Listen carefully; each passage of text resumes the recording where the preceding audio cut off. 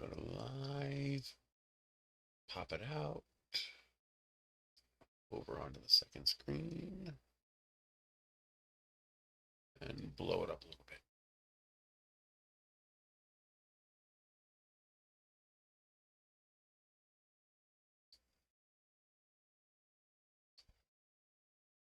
That's 150. Jerry is first, and Matt is second, and 3D Medic is third, and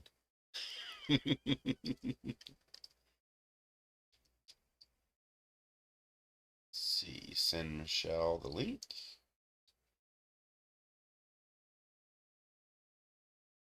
Okay, just do forward.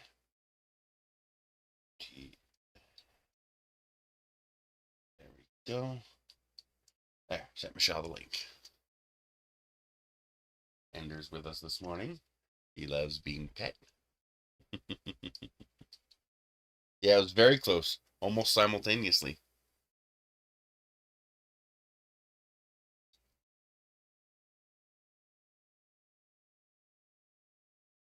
If you guys use Walmart, they have the Clear American 0-calorie soda flavors, and this new one, Rainbow Fusion. It's basically Skittles flavored soda. It's so good. Oh man, is it good.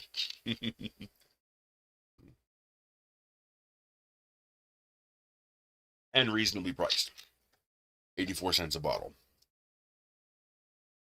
No colors or anything, they're all clear.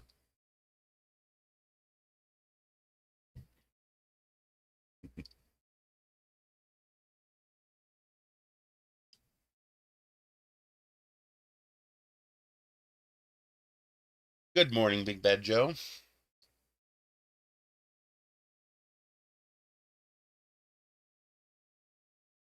Yeah, I prefer the longer hair. It's just more fun. That's what is on my head. Oh, that's just like hair that didn't get caught. What does F mean?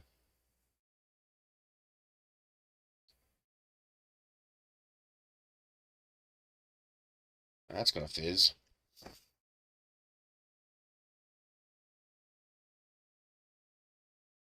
Hey, Michelle.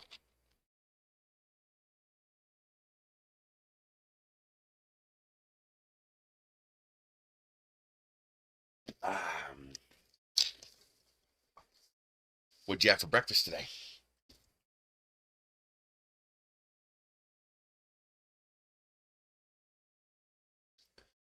Yeah, her feet are looking fantastic. They're healing up really well. So now it's just to get them on the ball with the physical therapy. My fear is that they got her on physical therapy, but they couldn't do the physical therapy. Physical therapy is something that has to be paid for, so it has to be approved by insurance, like a prescription. And my suspicion is they submitted for payment to the insurance company, took the money, but never gave her the physical therapy. And now that the physical therapy is expired, they want to be paid again. It's like, you've already been paid. Do the physical therapy. So I'm going to have a talk with them and see what they say about that. Because now that her feet are healed, I want to get the physical therapy going, get her on her feet, and get her the hell out of that place. Eggs and bacon, nice. There's just nothing like eggs and bacon. The only thing better than eggs and bacon is eggs and bacon with country gravy. 3DRCNZ.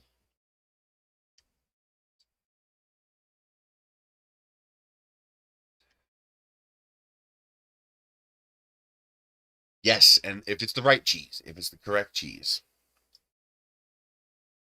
But yes, especially that finely shredded Fiesta cheese that you can get, in bags at Walmart. Oh, that's good. It's like 3 different kinds of cheese, but you got to get the finely shredded because it melts really nice when you drizzle it on the eggs. Although, something I've never tried? It's probably not going to be good, but I might try it. I've got some Cheese Whiz on eggs. I like Cheese Whiz.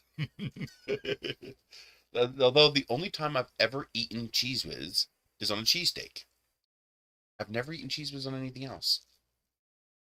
Probably because it's so expensive. Like, I would never use it on nachos, for example, just because it's so expensive. But I bet it would be pretty good on nachos. I got a hankering the other day, yesterday actually, for a soft pretzel. Um, I'm from the Philadelphia area, so soft pretzels are commonplace there, and they're also cheap. A dozen of them is like $5. And so I looked around here to see if anybody has soft pretzels here, and there is a place called Wetzel Pretzel, and they have soft pretzels that look, like big soft pretzels. $6.38 for one pretzel. I was like, you can keep your pretzels. I don't want it that bad. Not for that price. I was like, are you insane? That's ridiculous. I'm not paying $6 for a goddamn pretzel. That cost you like 15 cents. Damn, that's a lot of money. But I don't know where else I can get pretzels. I can get soft pretzel bites from Walmart. They have like a little carton, 12 ounces for $5. Which is still pretty expensive, but not as bad as I'll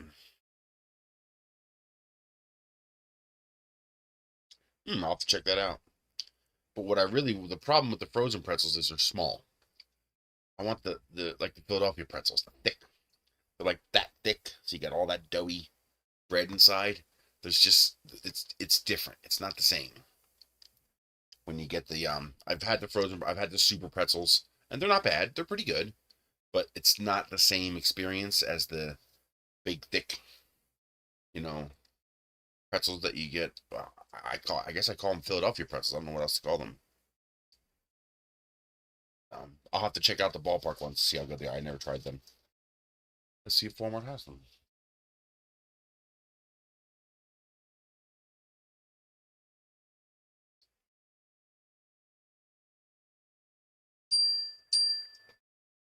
Yeah. Come on, go away. Ballpark frozen pretzels.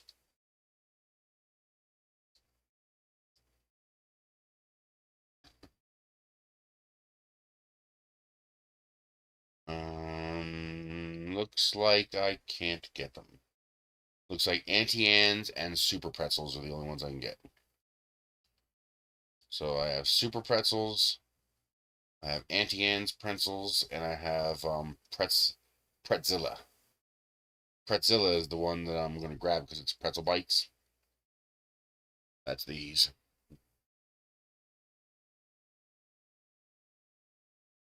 Now, what is this different kind? Now, this might be good. It might be closer to what I'm used to, pretzel sticks, because they're bigger. Well, if they're bigger, they could be skinny. It says 10 soft pretzels. I might have to try those.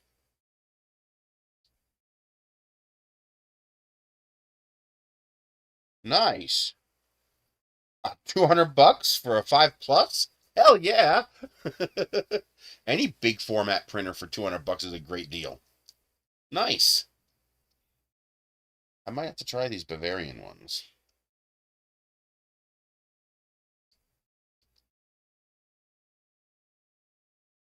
Yeah, that's all I can get around here. Because of where I live, we sometimes have limited selection. Oh, now that's actually a pretty good deal. Super Pretzel Soft Pretzel Bites, 21 ounces for $4. That's a better deal for bites.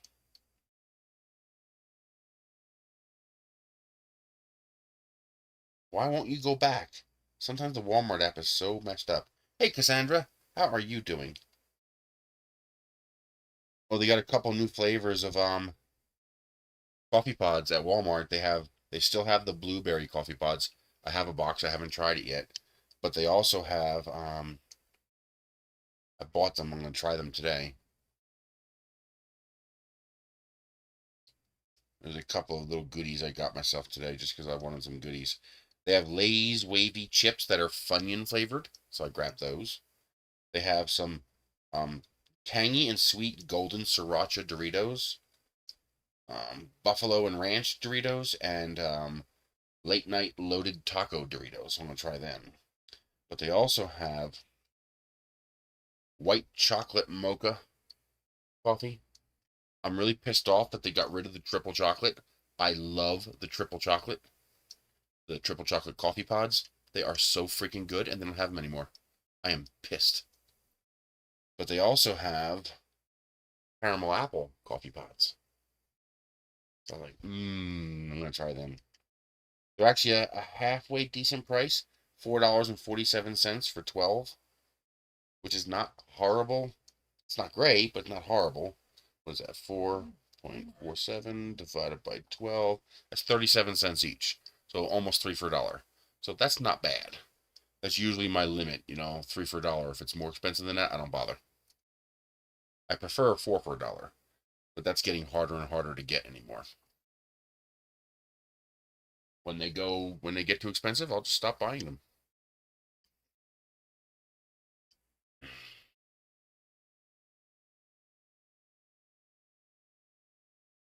How's the concrete holding up? They were finishing that up during that live stream. You mean the concrete pads that I had put in like 5 years ago? They're fantastic. I have zero issues, no complaints whatsoever. Yeah, both concrete pads look wonderful. Yeah, no spalding and no flaking, no major cracking, nothing. Yeah, he did a good job.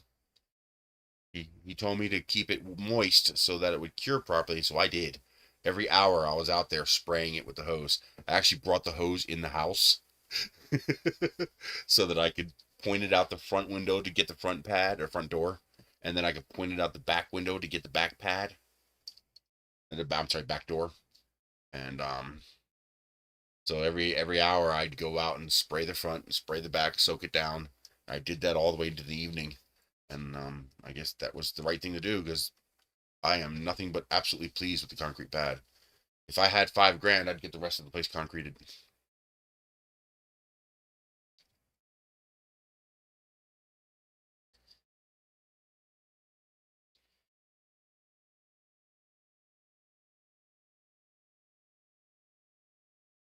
Yeah, that was a long time ago.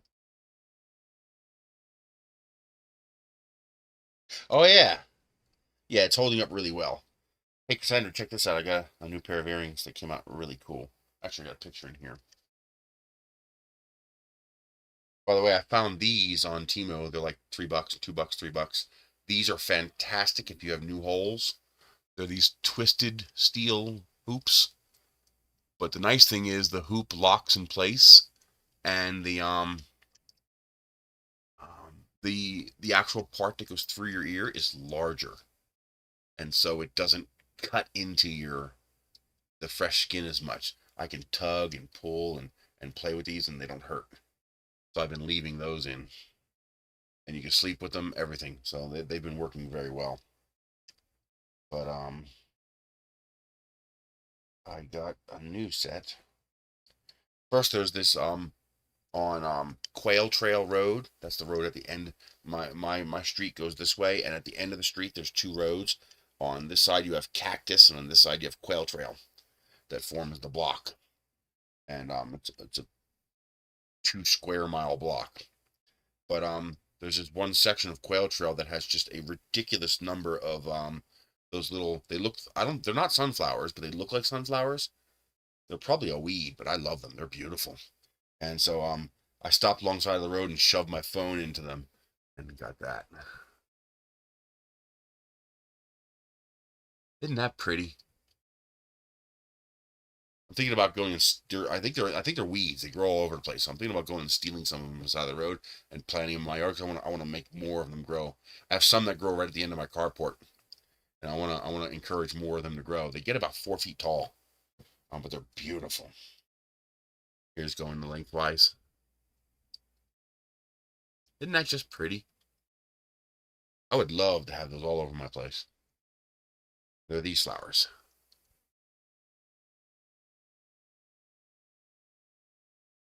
I love them. They're great. There were some beautiful clouds after the thunderstorm yesterday. A little hard to see, but it was really pretty. But I got these. They're asymmetrical. So one side has that little green blob covered in gold with a cat at the bottom. And the other side just has like a cat teasing toy kind of thing, just like a decorative thing. But they're really cute.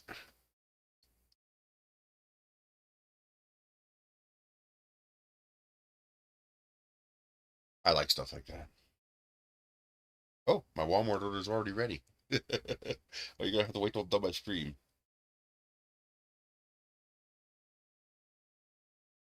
Ready for pick. To delete, delete, delete, delete. Okay, done with that. I also got new giblets installed on my phone case. I got my space stuff installed. I like this. This thing is wonderful, and it just barely fits. This is how big this phone is. It just fits in there. But it also gives it a little bit of shock protection too. And it does have a little room this way, thickness wise. So I'm going to put a piece of foam in the back just to protect that screen even more. This will stop me from bumping into stuff. Except I hate when it turns on in the case and stuff like that, because it drains the battery fast when it does that. But yeah, this is nice, and you get them in all different colors. They're like $12 on Temu. It comes with a nice neck strap, nice and thick, and it's adjustable. So you can have it hang in your chest, or you can have it hang low, just by adjusting the length of the strap. I keep it about, chest height, so I can just reach in and grab my phone and pull it out. So really nice. I like that. There's a couple of nice like leather ones. Some are real leather, some are faux leather. The problem is they're always too small. My phone's a little bit on the tall side. So for example, I got it here somewhere. I have a nice webbing one. It's like that canvas material, and the phone fits, but because the phone is so tall and thick, the strap doesn't go around far enough to latch. So the only way it would latch is if I move the Velcro up or something like that. I like that kind of case. It's nice. It's really rugged. But this is the first one I found that isn't oversized that fits my phone. So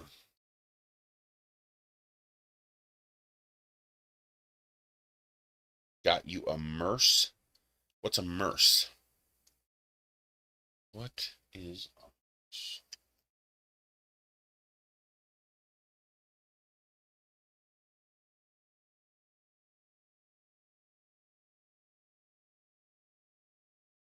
What is a Merce? Not mass, Merce.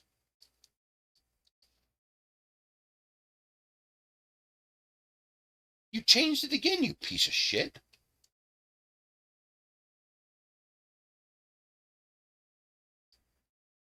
Portmanteau, or man and purse, refers to a man's purse or handbag. Oh, okay.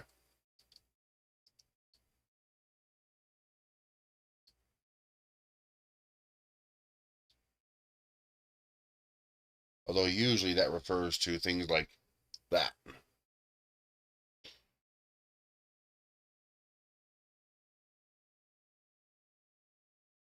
European carryall. Ah. Yeah, before I was fat, I was the kind of person who loved the what do you call it? The waist bag that you strap around your waist. That's considered faux pas now. Um what do you call those? Fanny pack. That's it. Fanny pack. I loved a fanny pack because you put so much crap in it. I hated putting stuff in my pockets because usually the pockets would end up with a hole in it, and then your shit would fall out of the hole and you'd lose it. If you were lucky, you'd feel it sliding down your leg and stop and get it. I lost a couple of Swiss Army knives to that. I really like my Swiss Army knives. There's one, I have one in particular that I really like. I don't know where it's at right now. It's a simpler assortment knife, but it's got a bigger blade. It's about that big. And it's got, you know, one knife and then a couple of little accessories, but not a whole lot. It's my favorite. In Boy Scouts, I made a leather um, sheath for it, you know, a snap sheath. I still have that somewhere. If I find it, I'll show you guys.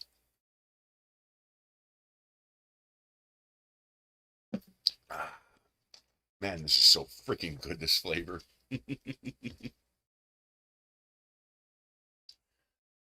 Well, the problem is, a lot of the clothes that I'm wearing lately either don't have pockets or the pockets are decidedly not adequate for holding something like a phone that weighs over 500 grams. I mean, this thing is heavy. It's a brick. Let me give you a perspective here. Oh, here's your standard 15-ounce can. Okay, the thing's a giant. It's got like a 6.8-inch screen and a 10,000 milliamp hour battery pack, so it's huge. I mean, the thing's absolutely massive, but it does everything. This is Rainbow Fusion, basically Skittles flavored. It's really good, and it's not overly sweet either. But you know, if you ever put like, you know, like one of each flavor Skittles in your mouth at the same time, it kind of tastes like that. um, so finding a case that's not just ridiculously huge is hard, and of course I don't want a case because the thing's already gigantic. It's a ruggedized phone, so it doesn't really need a case. That's right, I use whatever the hell I want. And I've gotten attached to these pants called leggings. I finally found some of my size. I can get them in all kinds of colors, and I am addicted to them because they are so freaking comfortable and they don't tear. No matter how much I squat or bend, they don't rip because they're stretchy. And of course they don't have pockets. And even when I wear more normal pants, and none of my pants are really normal, um, they typically don't have pockets, or they have very thin pockets that, you know, something like this would either tear through the pocket or it would pull my pants down because it's so heavy. So I need something I can hang around my neck and keep my phone, you know, handy. But these giblets are longer, so the phone tends to catch on the giblets when I slide it in. So I'm not to put like a backing on there or something. But I also like the fact that I can stick these things on there and decorate it. So you can, for like $2 or $3, you could buy a whole pack of space themed giblets. It comes with like 30 of them, 20 or 30 of them. But yeah, they're pretty cool. Got some Stitch ones too. I gotta find them. Hi, baby. Yeah, you're a good boy. He's a good boy. Leander boy. Yeah. Mhm. Um, we're gonna work today. Now I think we're pretty established now. How many people are in here? Yeah, close enough. More will come in later. Um, I I finished printing the 9 light lantern, the updated vials that I uploaded to printables last week. They print perfectly. No problem. Go ahead and print them. The one problem I have is I have to use 5 top layers because I keep having that problem with pillowing on the top layers with the PETG, even with high infill. And you can see it here. This one would have printed fine, but I was trying to smooth down the the little bits that were sticking out, and I accidentally caused the stepper motor to skip, so I just stopped it. There's no way I'm going to realign that. It's just, you're never going to realign it, so I just stopped it. So this is missing 4 top layers, but you can see what I'm talking about, where you get that pillowing on the top. Now, of course, you do 5 top layers, and it prints fine. You know, there's the top layers on that one. But it just seems crazy that it has such a problem with that. It's weird. This actually could use 6 top layers. I think one more top layer would have made that perfect, but it's close enough. It's good enough for me. Um, but this one, hey, where is it? There it is. I got the insert done, and the insert is perfect. So you just pop this out like this. So you just print that, and you can print this multicolor if you want. I'm gonna make a multicolor one, but this just pops in down here, and you bend it, and you pop it in up here, and there you go. You now have an insert, and I'm hoping that people will make more of these, like a Christmas one, an Easter one, a Thanksgiving one. Basically, what gave me the idea for that was this that I found on Temu. It's not expensive, but the problem with the ones on Temu is that they're too small. I want bigger. I want it to be this big. Okay, I want huge. I want massive because I like big. Let's see. Holiday welcome sign. Here we go. So you have ones like, let me find a good one. Here we go.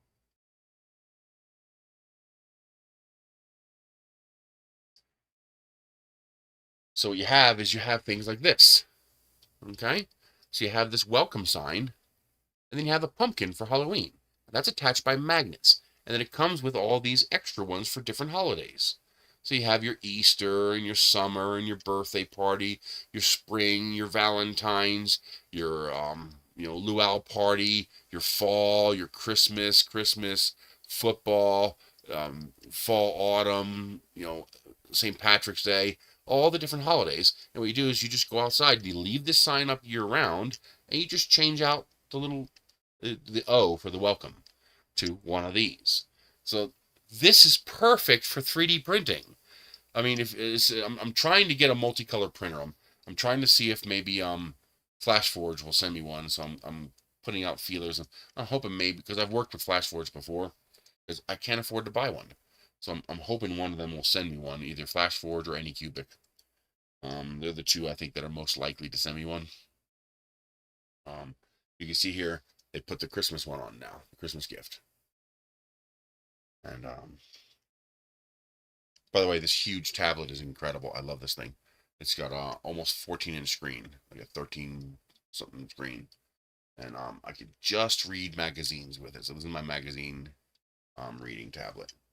But yes, they got a magnet on the back, and then you just attach it to that spot there where the O goes, and that's fantastic.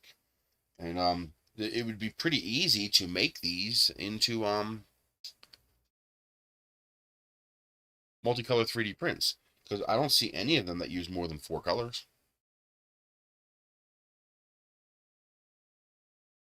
Yeah, so far.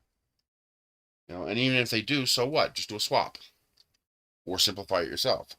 But the point is, this is very ideal for 3D printing.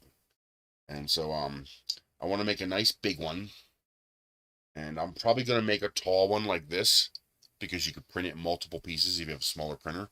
Even my printer, I'm going to have to print it in multiple pieces. Yeah, only 2 colors. IDEX printers. But that's not really useful. Well, okay, if you're doing single color changes, it's slightly useful. But after the first color swap, you have to stop it and change the colors. And it's cumbersome. Very, very cumbersome. Being able to auto swap 4 colors is ideal.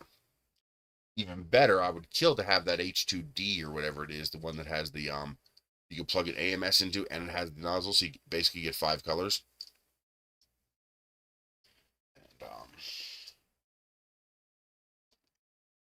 And that new I had to edit my video last week because I got a copyright notice for the fucking audio in the bamboo video that we played. Of course. But so I had to strip out the audio from those segments.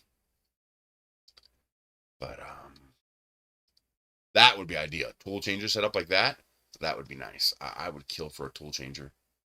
I would give for a tool changer. But they're so expensive. God, they're so expensive. But that'll get cheaper now. Now that Bamboo's making one, other people are going to make them. I mean, look what happened when Bamboo made the X1C and the P1S.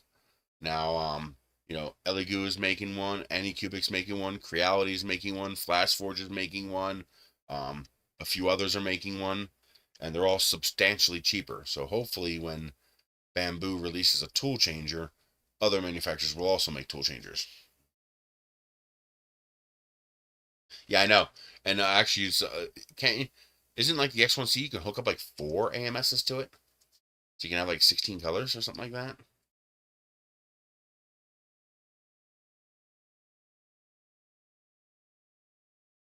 Exactly. That's what I do. And if you organize it right, like I've done, 8 and 9 color swaps, but it's if for a one-off, it's fine. But otherwise, it's a real pain in the ass. Like the way I'm going to justify the multicolor for if I ever get one to make the welcome sign is that I'm going to do a whole plate of one emblem. And that's why I'd prefer a bigger printer. Like that H2S would be nice. 320 by 340 by 340.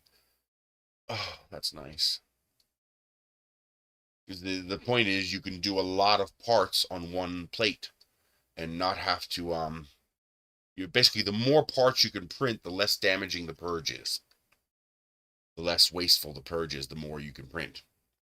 And so what I could do is I could maybe print 5 or 6 of those emblems at a time, and have one for my house, and then sell the other 4.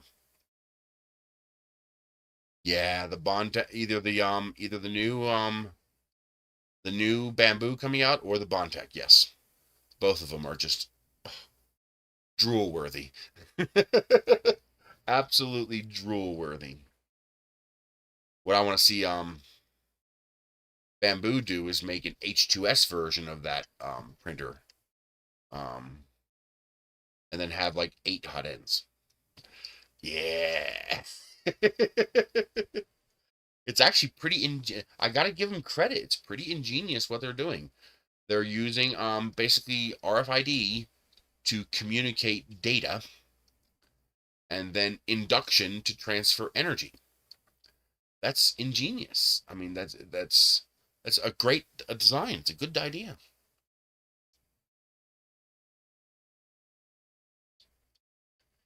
The Bondtech Index. Yep. The don't they have an Ender 5 Max now? Don't they have an even bigger one now? I thought they had a bigger one.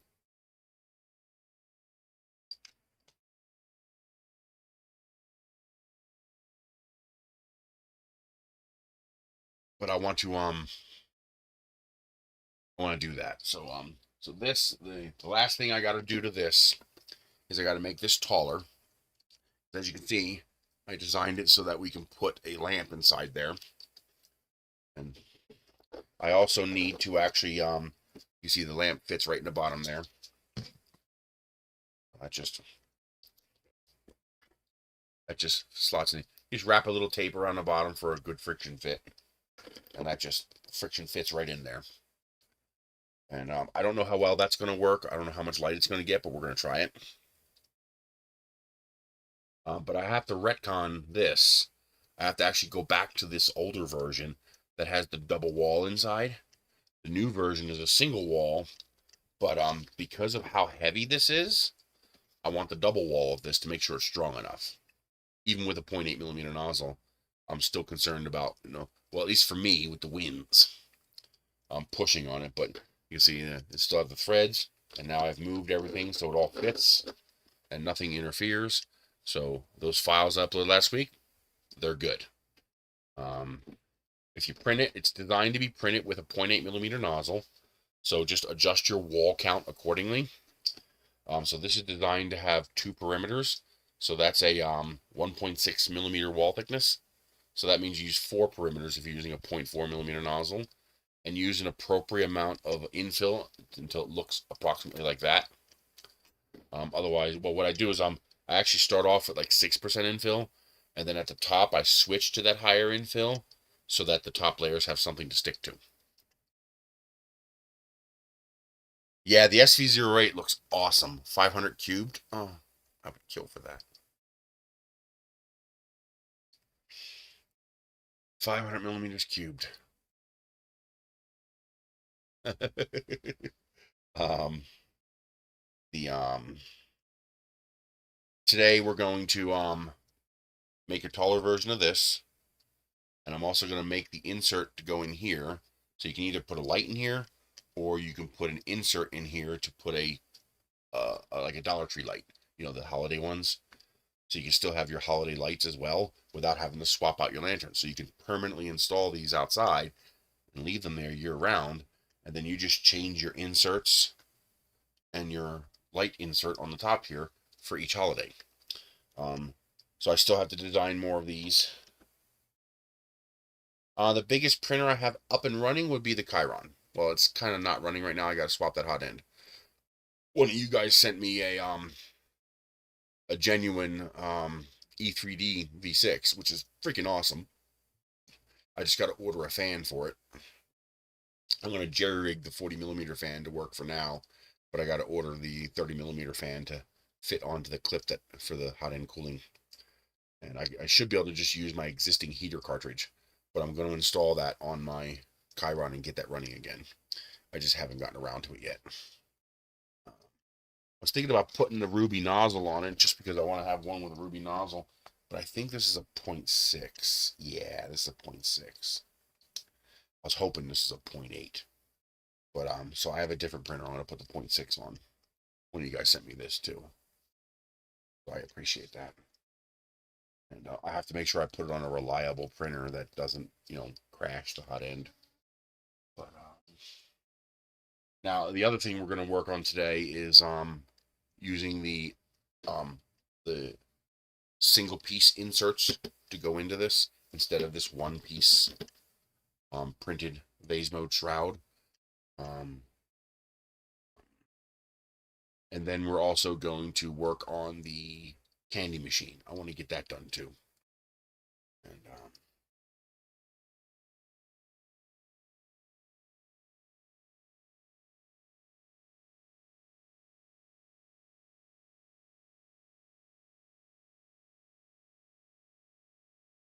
yeah, but I like the idea of making the hot end smaller. So I'm gonna put a 30mm fan on there.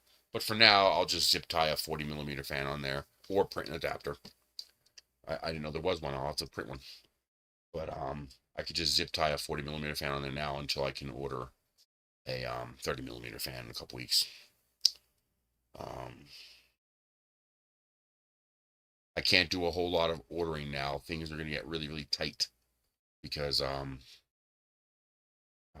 my electric bill is gonna go up soon for heating, and I'm hoping I can turn the HVAC off completely until like November, and to really bring that electric bill down a little bit. That's why I'm only making one print a week, because it takes several days to make each print, so I only make one print per week. Because otherwise, if I ran that printer 24/7, it would cost me $30 a month, and I just don't have that.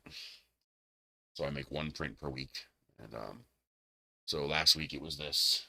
This week it's going to be the candy frame, and then next week it's going to be the round version of this. Because as much as I love this, I prefer the round one. So I'm going to see how many lights I can fit in my standard round one that has the insert frame and not this kind of frame. Because I really, really, really, really like the way this looks. This just looks so damn nice. I just love the way that looks. So I just got to see if I can rejigger this to fit as many of the Walmart lights as I can. By the way, if you haven't heard me say it already, if it's not too late, buy as many of these as you can right now. I guess because it's end of season, we're going into winter, these lights are down to 48 cents a piece. I bought 50 of them. So I could do a bunch of projects over the next few months. I want to make a 6-foot tall tree. I got to try to find a base model because I don't know how to model organics like that. But if anybody knows of a good modular like tree model that I can scale up and print like a 6-foot tall tree with branches all over it, and then I'm going to add sockets for those lights and put like 30 of these lights or 20 of these lights on like a tree, not a Christmas tree, like a regular tree, and just make myself a little artificial light tree. I just think that would be really freaking cool. So I definitely want to do that too. That's another project I want to do. Type in, oh, here, let me show you. So let's switch to desktop. We go to Walmart.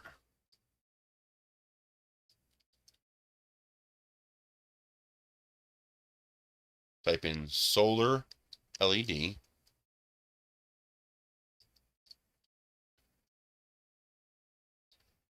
And then you're looking for the little stake light. There it is.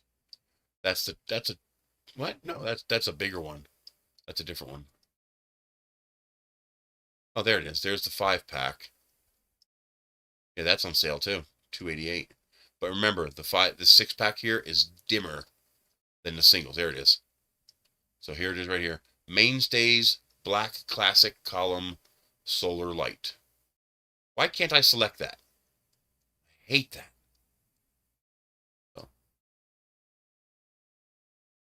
So here's your search term.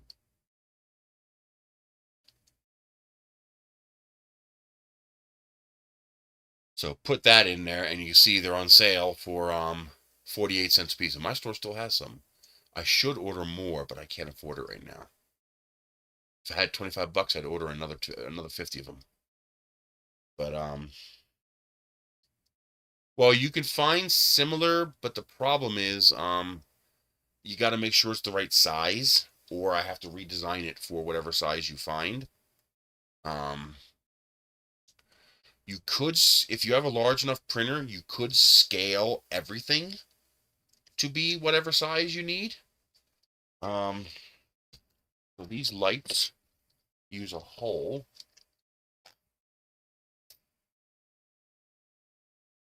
They're actually tapered, which is kind of annoying. So the hole that I made is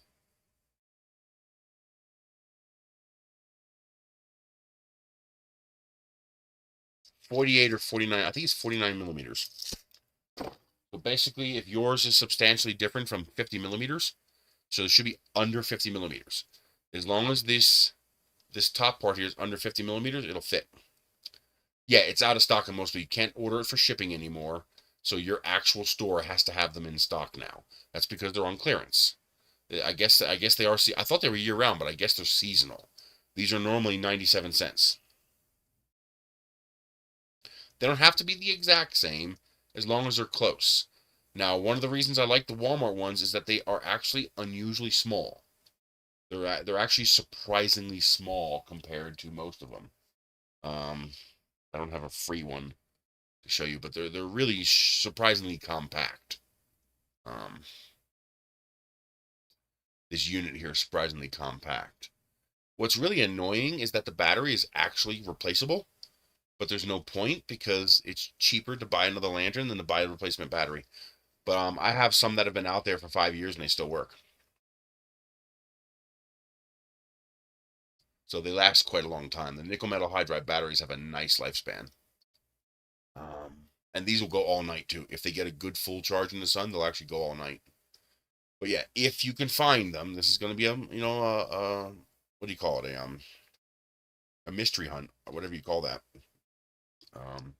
But if you can find them at your local Walmart, they're 48 cents a piece. That is unbeatable. You can't beat that with a 10-foot stick. Now you can get them on places like Temu, but let's see if Walmart has them.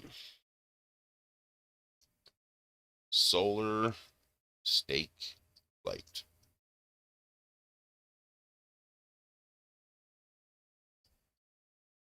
Those look pretty small. These look pretty small.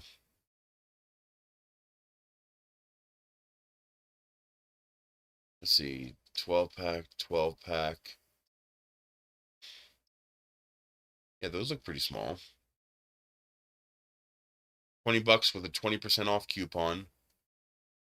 Oh, it looks like you have to order 2 items to get that. Oh, it's 20 bucks for 12-pack. And it's 40 bucks for a 20-pack.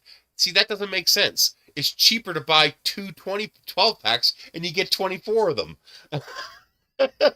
I see this all the time with Chinese sellers, where the multi-pack is actually more expensive than buying multiple of the smaller pack.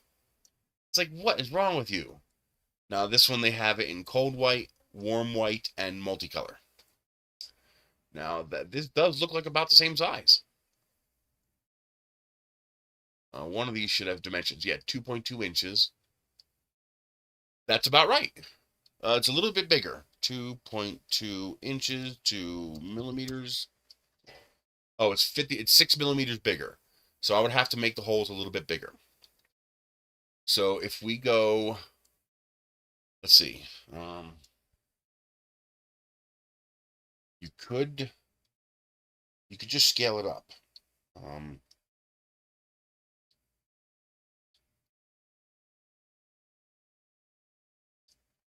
So 49 divided by 100, that is not what I want you to do. I don't understand why the calculator on this device doesn't have a fucking reset button. There's no reset. It's got this fucking, integrated stuff, invert, degrees, sine, cosine, but there's no reset. 49 divided by 100 is 0.49. So 56 divided by 0.49, 114%. So if you scale up all of my files 114%, you'll be able to fit these lights. But you might not want to do that because the well, you gotta be careful, because now you're also going to be scaling this, and this is designed to fit on a 4x4 post. So if you scale this 114%, it might not fit on a 4x4 post anymore. So be careful. But yes, if you scale this 114%, it'll fit those lights. I'll probably, those seem to, I'm going to look around and see if that 2.2 inches is a common size. Yes. Yep. I have the little slot on all 4 faces. I just had time to print one. But yes, you can put that on all 4 faces. I'm going to modify that a little bit. I'm going to round the bottom edges to make it a little bit easier and make it a shovel. So I'm going to modify that a little bit, but yes, that'll fit all 4. Okay, but I'm just saying, be aware of that. And the same thing applies to this. If you want to use this bracket, the long one or the short one, you'd also have to scale this 114%. But what I think is better is I'm going to find out what a common size is. If that 2.2 inches is a common size, then I'm just going to make a new version of that for 56 millimeter lights.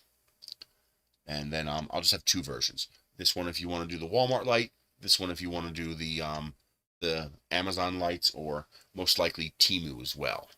Let's see what Temu has. That might actually be cheaper. So that is, let's see, that's 12 for, that's pretty expensive actually. That's actually, oh, by the way, whoever bought this chest, I hate you, because I want this. I'm actually glad I don't have the money to buy this. I got a $4 commission for whoever bought this. Thank you for that. But this is the kind of thing that pisses me off. $139, but the one I want, the orange one, is $200. It's like, really, you're gonna stick it to me by making the orange one more expensive. Yes, this will all fit on a bamboo printer. Let me verify that, but I'm pretty sure I did design this all to fit on a bamboo printer. Yes, the biggest part is 210 by 210. And the tallest part is 160. So this will fit on a bamboo, it'll fit on any i3 sized printer. Unless your printer really is limited to 200 by 200. There are a couple of them out there that are actually limited to 200 by 200, but most of them are 220 by 220. So yes, this will fit on a bamboo. And it'll fit on a Prusa, because that's one of the reasons I made it 210, because the Prusa has one dimension that's 210. So I tried to keep it compact enough. Not only does that save filament, but it reduces reducing waste and mass and cost, but it increases the number of printers it can fit. But I was limited by the fact that I really needed enough space to fit 9 of these, plus, oh, you bastard, plus the channel to hold this. I could make it smaller, though. There is room to shrink that a little bit, but I don't want to shrink it too much because it's going to make it harder to print. It's going to make this outside more delicate, and it'll make inserting these inserts more difficult. So I don't want to do that. I'm going to leave it like that. Go away. Yep, so this should be printable on just about anything. There are some of my prints where I just can't do that. it would just require making it too many pieces. But for most things, I try to keep it, 220 by 220 max, so that it'll print, or 210 by 210 max, so that it'll print on any 220 printer. Oh, wait a minute. This should be small enough as well. Okay, this is 222 wide. But you can print these individually if you need to. I adjusted this specifically to fit my 3.3 printer, but you can just rotate the angle a little bit. See, it's only 149 this way. So if you were to just rotate this a little bit in your slicer, just do this. There, now it's 212 by 187. You can rotate that a little more.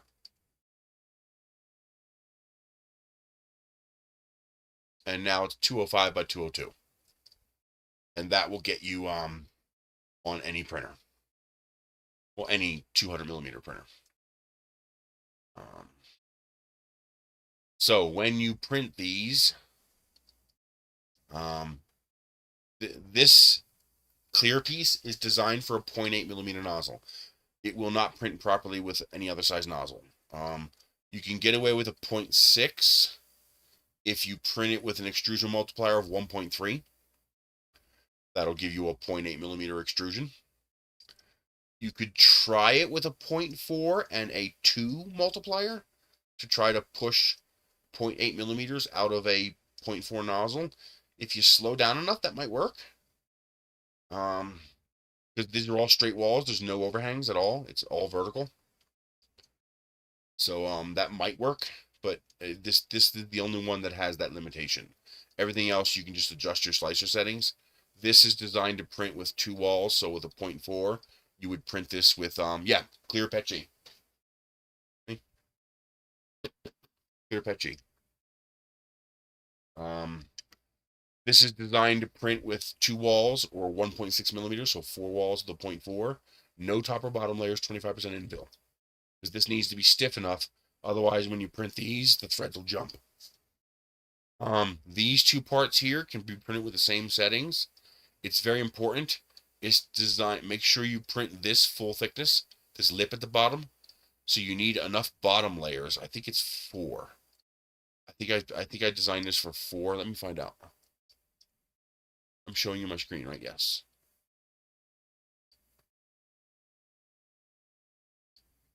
Nine light top factory.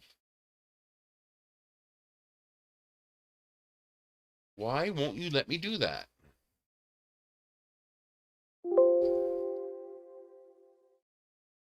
Let's see here. 4. Yes, this is designed to be printed with 4 bottom layers at 0.3 millimeters each. So you need to adjust your bottom layers so you end up with a 1.6 millimeter bottom, because that's critical in order to support the lights. Because when you push the lights in, they sit on top of this.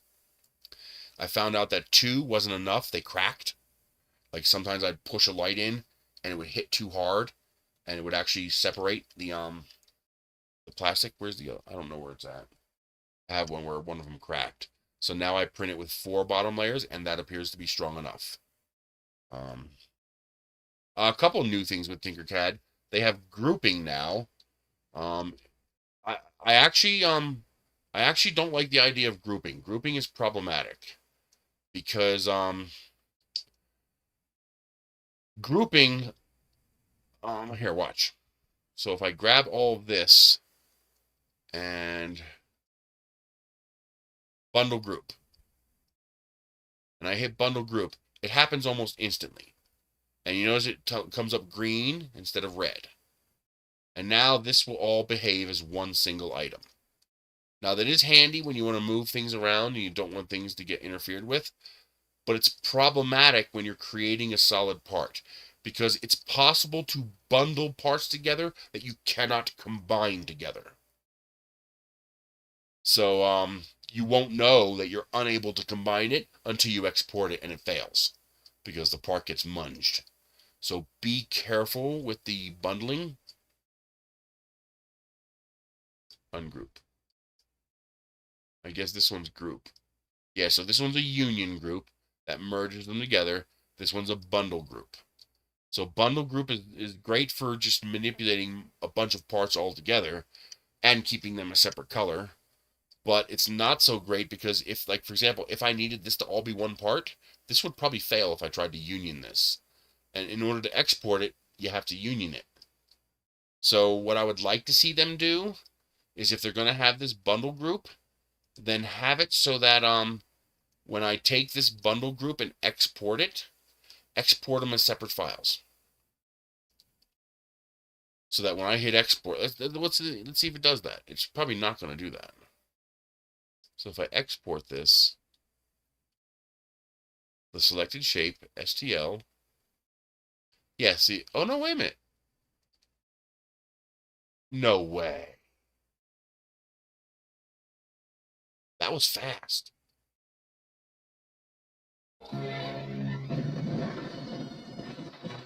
Really?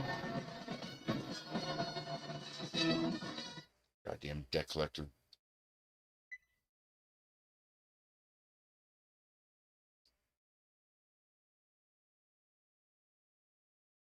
Yes, you said you might send me an extra 20 for water, but that's okay. I appreciate it.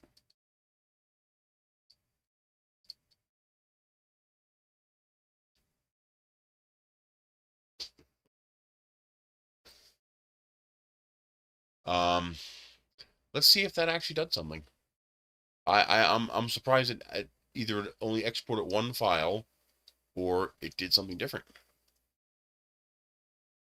It exported the whole thing.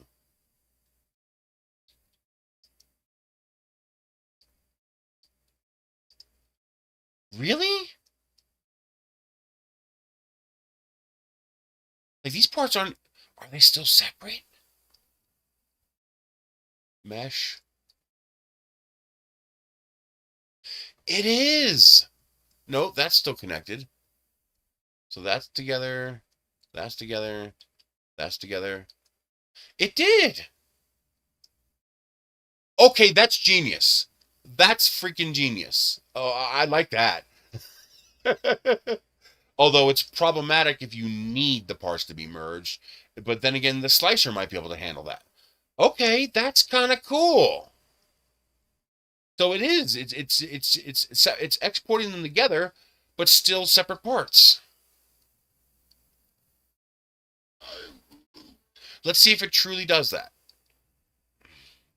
Because these parts technically are not overlapping. So let me ungroup them. Now let me do this.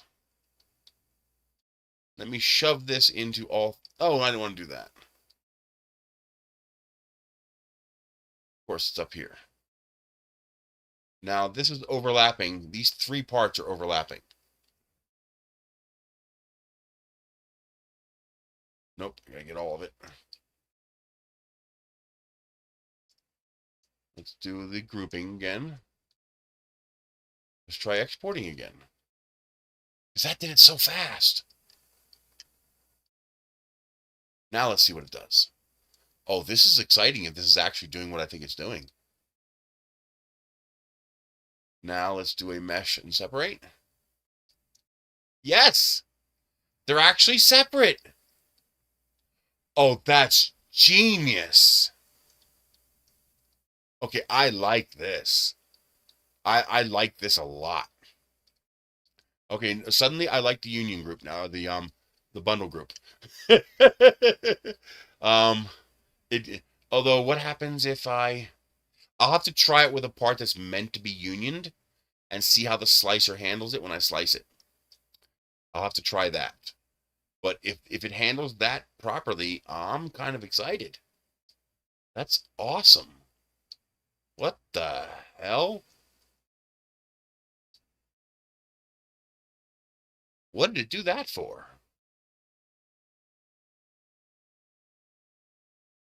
Do this. Oh, I hit back. I don't know what that did.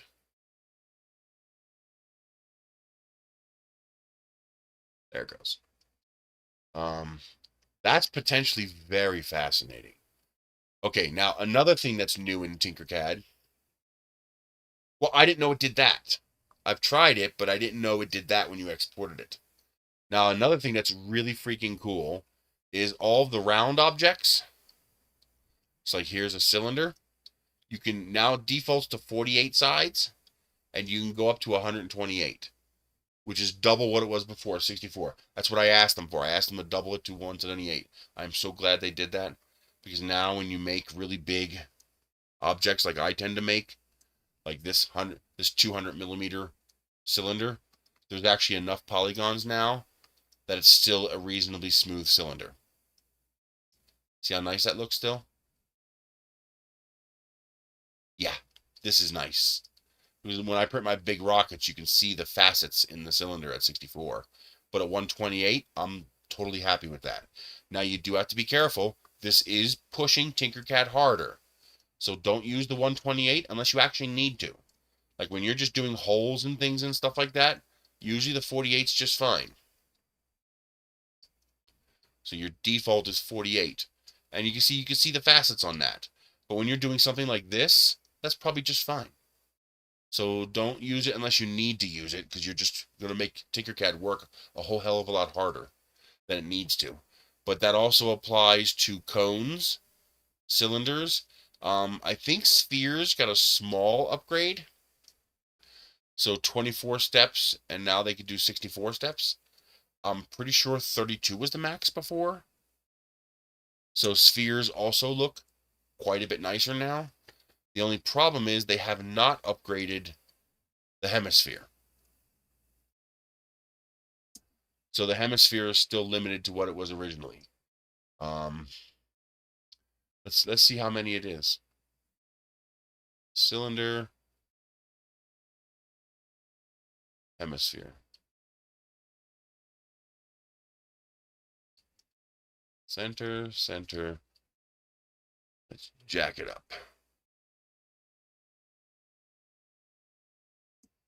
Okay, it's definitely less than 48. Let's try 32. It's less than 32. 30. That's no, actually it's higher.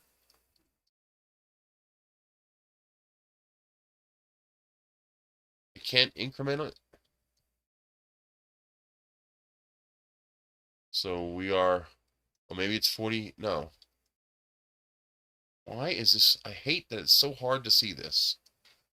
Oh, nope, that was worse. Sometimes it is so hard to see it. There, blue. That's a little bit easier. Okay, it looks like we're about double. Or we're just rotated off.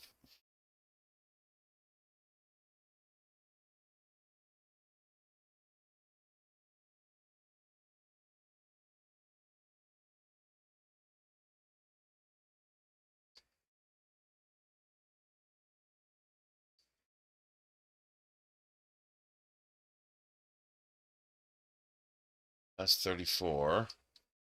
It's probably 32. Yeah, it's 32. And this is the problem they need to fix. No, it's more than 32. It's more than 33. Maybe it is 34. It's more than 34.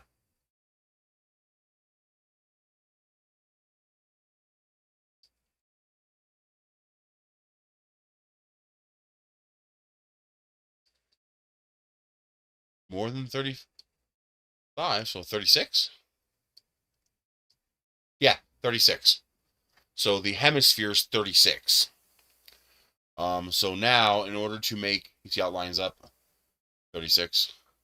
So that means the hemisphere is using 34 polygons, which is annoying because I use the hemisphere a lot. So this means if I want a higher resolution hemisphere, I'm going to have to take a sphere and cut it in half. It's an extra step, which is kind of annoying, but not a huge deal. I can always import it as a part. Yeah, I could do that. I could take this and take this, cut this in. This should be 20, right? Yeah. So you take this, you make it 10, make it a little bit bigger.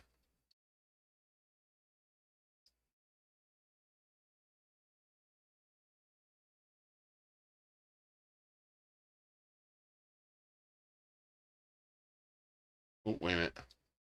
First, let's increase to 64.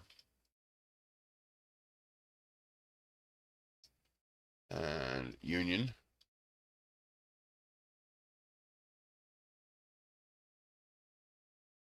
So there is a 64 hemisphere. And I can now, let's make this bigger. Let's go 50. That's a good starting point. I can now export this as an STL, and then I can delete it, import.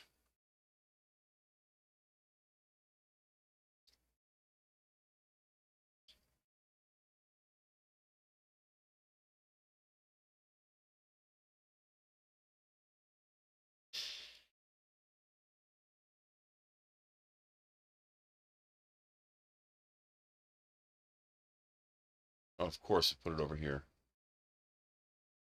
Really? Come here. Oh, it actually has a glitch. That little line is a glitch. Wonder why I did that. Not a huge deal. But now I can save this. I should be able to save this. Isn't there a way to save something as a basic shape? Or custom shape? Your creations. Create shape. This one.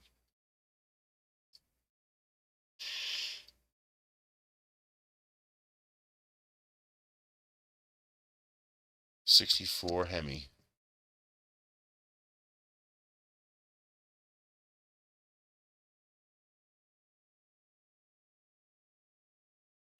Okay, so now I have my own shape for a 64 hemisphere. So now I can bring in a higher resolution without having to cut it in half.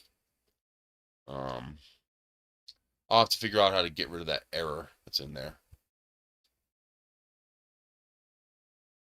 I wish I could add it to basic shapes. But yeah, that's what I know of so far. The cone and the cylinder can now go to 128, and the sphere can go to 64 from 36. So they've basically doubled all of them.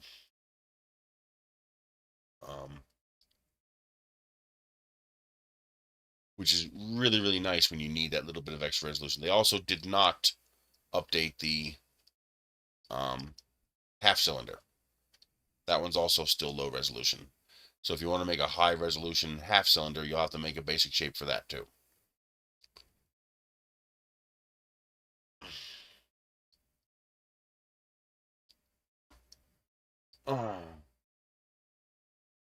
The one other thing I wish they would do is give us the ability to align a face with an axis. So I would like to be able to, when you're trying to manipulate polygons, like the default, when you create this polygon, you're fine with a hexagon because this face is on the x-axis or y-axis, all right? But what if you go this? Why won't you move? Well, see now, one of them still on it? Yes. Okay, so this one's still on it. What about 3? That one's still on it. That one's still on it. Okay, so here's one that's a problem. So here's an octagon, and none of these faces line up with any of the axes on the work plane, which is going to make it hard to precisely manipulate this. Now, because this is an octagon, there is a way to do that. And because this edge is on the correct face, I can just rotate this 1/2 of a facet. So that would be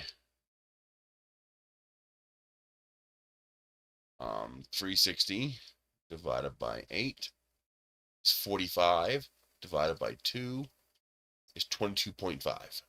So if I rotate this, of course it's off the screen. Come on. So if I rotate this 22.5, now these two faces line up with the planes. But that's going to get more difficult in the future, especially if you start manipulating shapes. So it would be nice if I can say, okay, align this face with the y-axis, for example. It'd be nice if I could do that.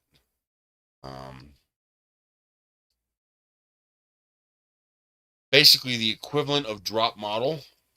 So if I lift this up and I hit D, it drops it to the work plane.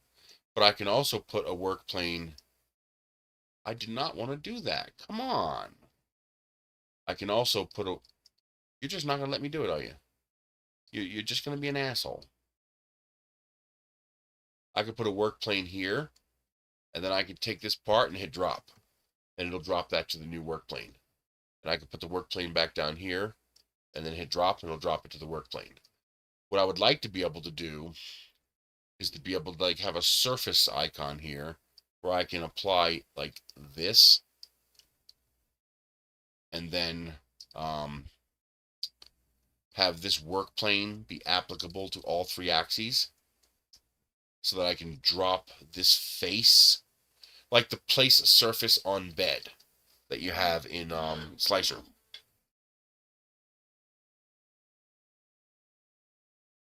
You know how in I know in Simplified 3D you can, and I assume you can in other slicers.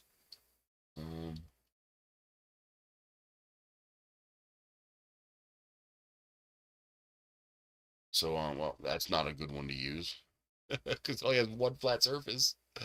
Let's go top. There we go. So I could, for example, say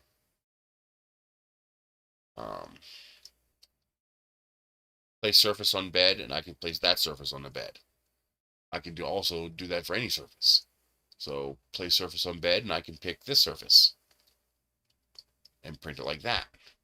I wish I could do that in Tinkercad, except for all axes. So just align this face with the axes like I just did there, because that'll make precise rotations easier. For radial alignment. It's a pretty niche thing. I guess if you're going to do something radial complex like I'm doing, you'll figure out how to do that. So I guess that's not a big deal. I'm just super ecstatic that, first of all, that I can export an object as a bundle, which is great. That's fantastic. We'll have to see what happens with combined unions. Because that might solve a lot of problems in Tinkercad. You know, when I get a model that just does not want to combine, just export it as a bundle. And that might work. We'll have to test that. In fact, let's test it real quick. Let's see. Gotta click on this.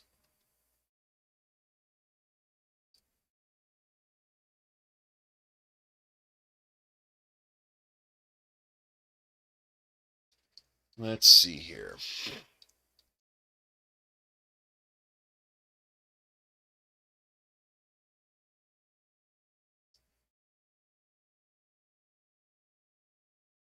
What is a good one to use? I need one where the flaws will be obvious if it doesn't work.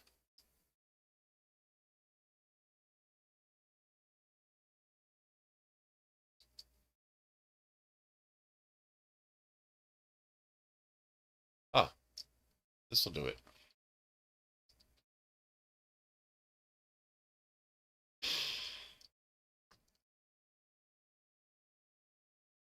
Yeah, this will work.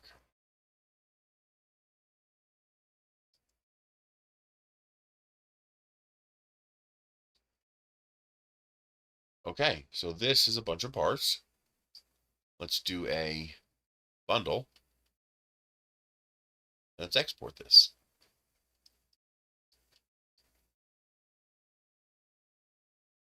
Now let's see how it slices.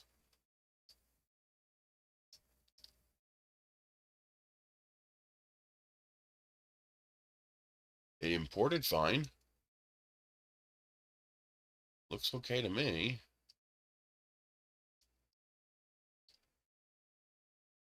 Okay. Add. 0.8, 0.8, 0.96. Let's try this and see what happens.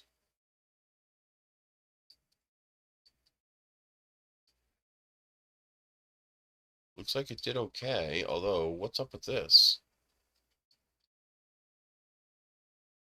Okay, so it did not union it properly. It's treating them as separate parts. So that's a problem. Okay. So it's treating these two things as separate parts, which creates thin layer problems here. Okay, so it isn't perfect. It is the I wonder if there's a way in the slicer to handle that. I can merge all boundaries.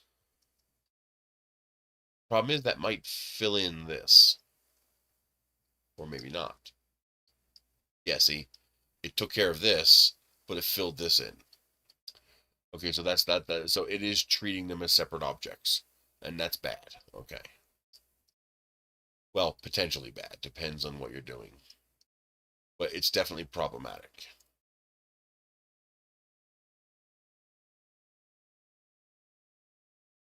Which means we still need to be able to union combine in the slicer.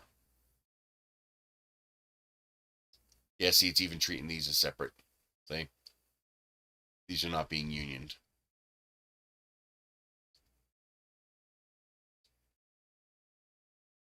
This here shouldn't be here. This should all be solid here. And this should be hollow.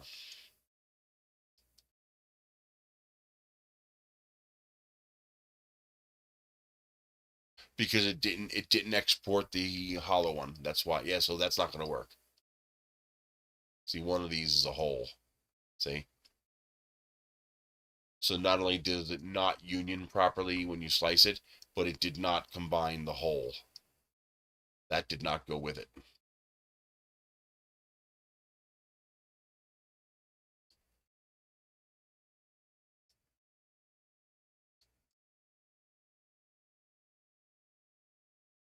That hole right there. Okay. All right, so that is a problem. You need to be careful with the bundle group if it's an object like this that you need to make into one solid object, because that means you still need to union group it before you export it, because the slicer is not going to handle that properly. Okay, so that's something that you need to be aware of. So while it makes it faster to work with things in the in Tinkercad, if you need to union those objects, you still need to be aware of that problem. And the problem with a union group is that you might get very far into the process before you figure out that this is not going to work, and you won't know how far back you have to go in order to get a safe union. So if you know your object in the end is going to have to be unioned, then don't use the bundle group at all. But where the bundle group does come in handy is when you want separate objects to be able to be manipulated as one. I can see uses for that. Like, for example, even with what I'm doing now, I can see uses for bundle group just to be able to I'm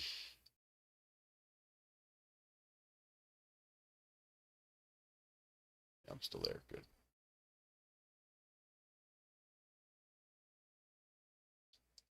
I need to fix that too. But I can see a benefit to the bundle groups when you're doing something like this. where I need to keep these parts all aligned together and be able to move this around as one piece, I can see uses for that.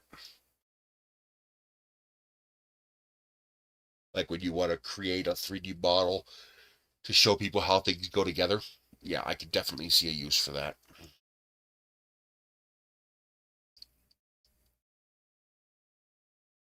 But if your object requires union, don't use it as a crutch, because you're gonna be you're gonna experience a hurt locker.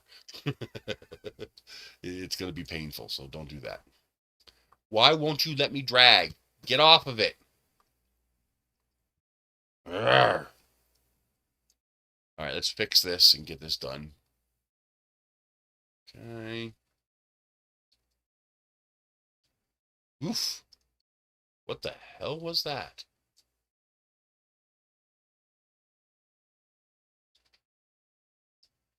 Oh yeah, I had a problem with this not merging properly for some reason. I think that's why I did that.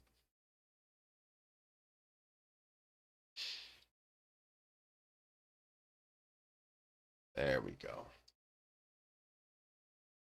So I need to get rid of those.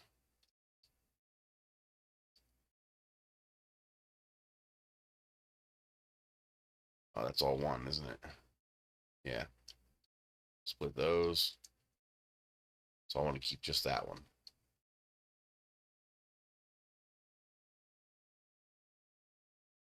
God damn you. Let's see. Ender's right here on the bed. Hang on a second. Nosey's probably at the front door.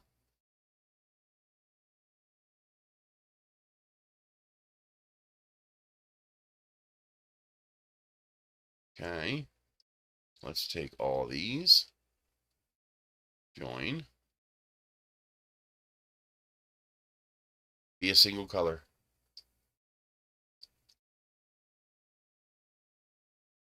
What is it doing? I hate that the red is not there anymore.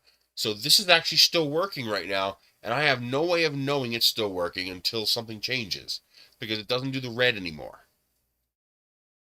That's really annoying.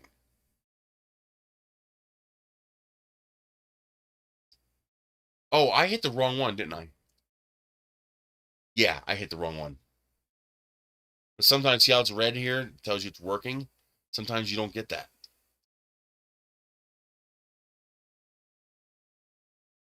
See how it's red? The outline red here? That tells you it's still processing this. It's still doing something.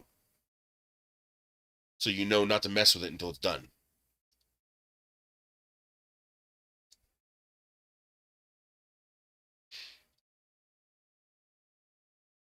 Why is this taking so long?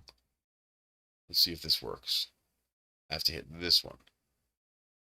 See how it's red? It's telling you it's still working.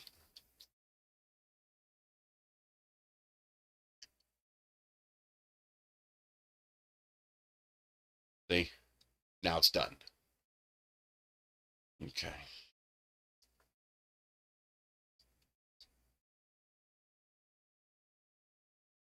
No, there's a few other things that got updated too. They've been updated for a few weeks. Now, cylinders and cones can go to 128 sides, which is freaking amazing. Don't abuse it, because it is going to make Tinkercad work harder. So only use it when you need that kind of resolution. But the fact that we can go to 128 is freaking amazing. Spheres also got an update. So spheres used to be a minimum max of 36. Now they can go to 64. So they've basically doubled the resolution of cylinders, spheres, and cones. The hemisphere and the half cylinder have not been updated. So if you want a higher resolution half sphere or cylinder, you're gonna have to make them from a full sphere and a full cylinder. The grouping, you can actually export a group. Now when you group something, oh, you can actually change between union and bundle. That's interesting. It'll keep the individual colors when you bundle group, and you can export a bundle group as one object, and it's fast. And those objects remain separate objects. So when you, if I export this as one big bundle group, why is it taking so long now? It was much faster last time. When you bring it into the slicer, it actually comes in as a bundle. Hang on, let me show you. Let's see. Oh, I deleted them. Okay.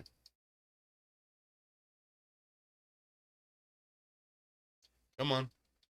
Let's try it again.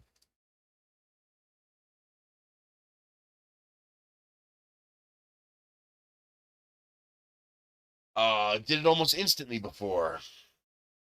It was so fast.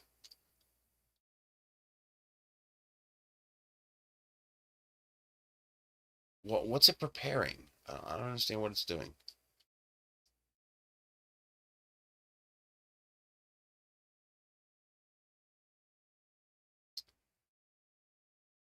Let's wait for that to finish. Let's see. We want to deunionize this. We're going to raise this up. Let's say 50. Yeah. And add 50 to this.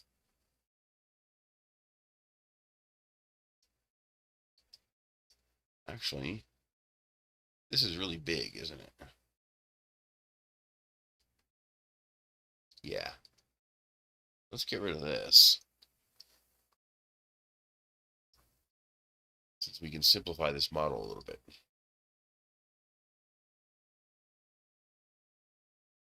There we go.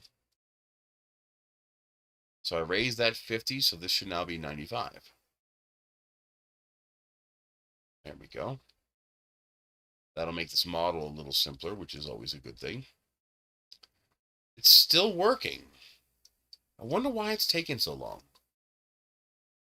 It really shouldn't be taking that long.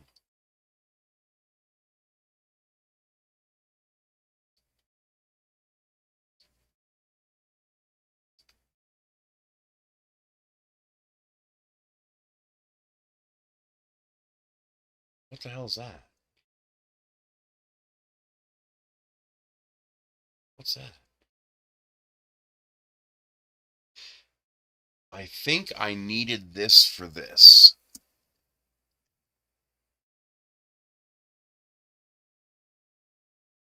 See how now it's not showing the red? Unless I have multiple of these. Oh no! Why wouldn't it export the file? It exported it instantly before.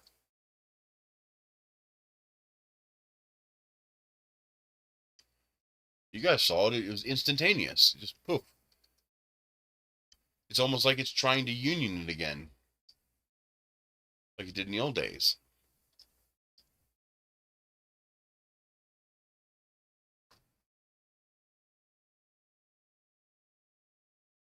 Okay.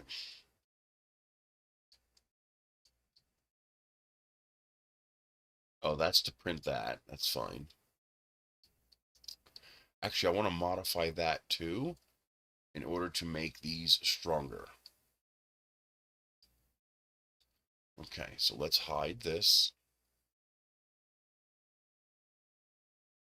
Hide you. This does not need to be a through cut all the way up. There it goes. I don't know why it took that long that time, but now when you import this, it imports it as one big object. However, when you separate it, so when you go to mesh, separate connected parts, now they're actually the separate individual parts.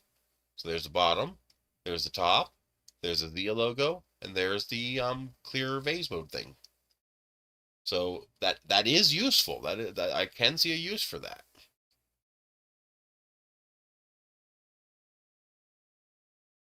But the big one for me is the doubling the facets for cylinders, cones, and spheres.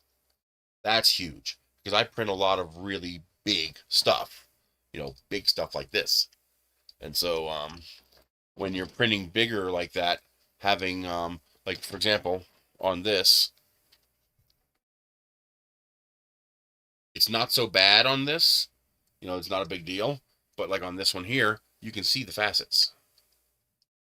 You can see the individual faces. So by being able to go, it's not, now on this one here, it's small enough that it's not horrible. But by being able to go to 128, that's really nice. That's something I've been wanting for a long time. Oh, Michelle, here's Andrew boy. Yeah, he's a good boy. He's a good boy. So that does have its uses.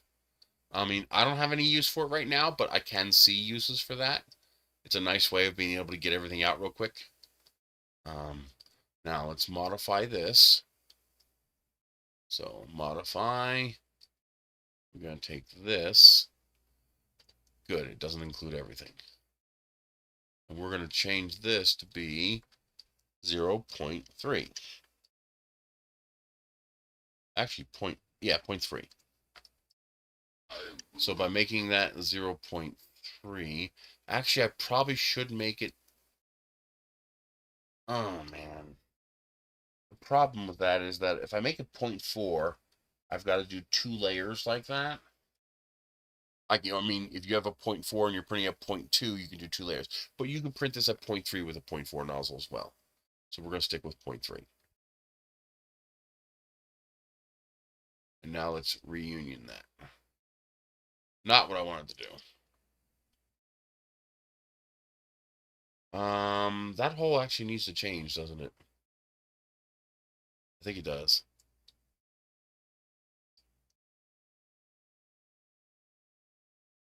Let's do this. Let's do this without this. And union. Oh, I keep doing that. I don't need that. That's going to go away. Goodbye.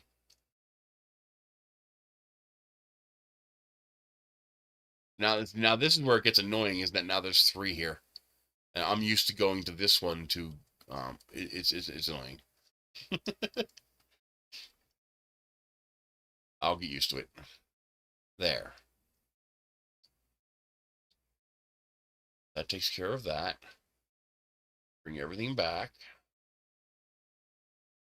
Okay, I think I want to make these taller. Ew. When did that happen?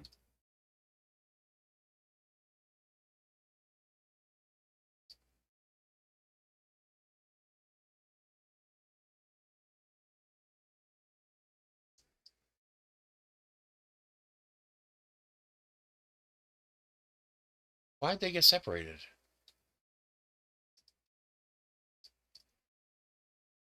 Let's group. Okay. I want to make these a bit taller. And I need these to fully insert into this. So let's do this. Do a negative 0.1. Make sure those are fully embedded in that part there. Then we come back to this. Now we put a cylinder here. Now this one doesn't need to be high resolution, so I'm going to leave this one as a low resolution. Now we align this with this. Align, fix you, move you. Okay. Now let's shorten this, and now let's hold down the shift key and scale it.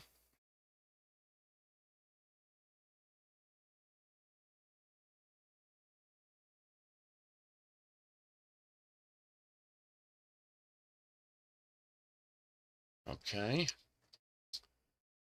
Let's see how big this is. Jesus, come on. This goddamn box always gets in my way. It's so annoying. Just makes me want to bite somebody.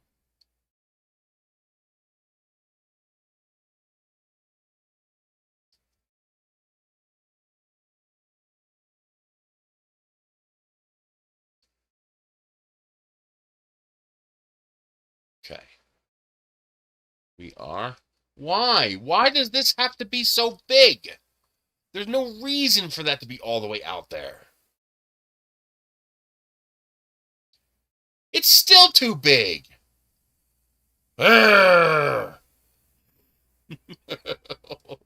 so annoying. It's not a problem. It's just annoying. So it's 1.25, which means I need to make this a little bit smaller.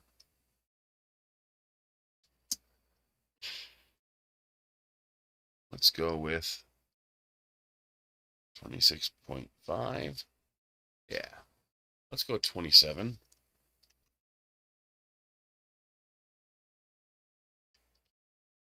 No, that's not right. Okay. Let's do this. Once again, it's off the goddamn screen. Really? Now you're going to go away on me? Another deck collector. Go screw yourself. They keep changing phone numbers. These deck collectors keep they're abusing. I mean, this at this point it's harassment. I have at least 1,000 numbers blocked.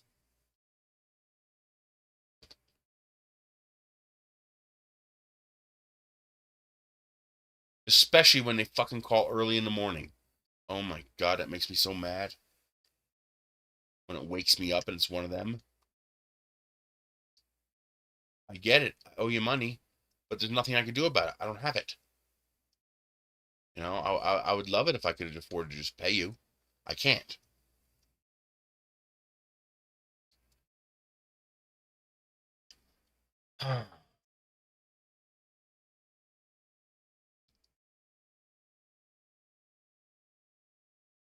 What am I doing? There's an easier way to do this.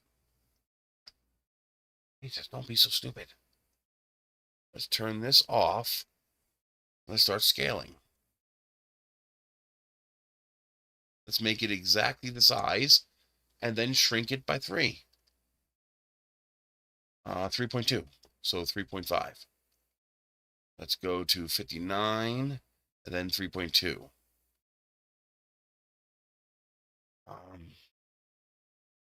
8, 7, 6, 5, 8. 55.8. There. And then I just recenter this. Did I do that right? Yes.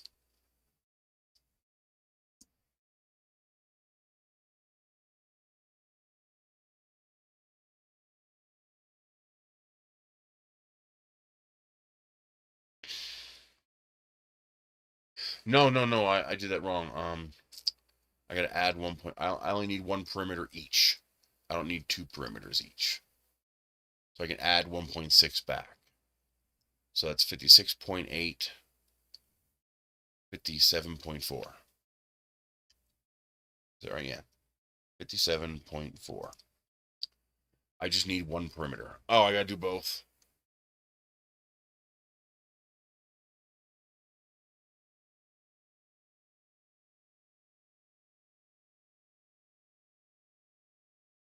Okay. I want to make sure that when it prints the top layer, there's at least 1 perimeter on both sides to fuse it together. So I need to make sure there's a little bit more than 1.6 there. I'll show you what I mean in the slicer. Otherwise, you enact thin wall behavior, and that causes a problem.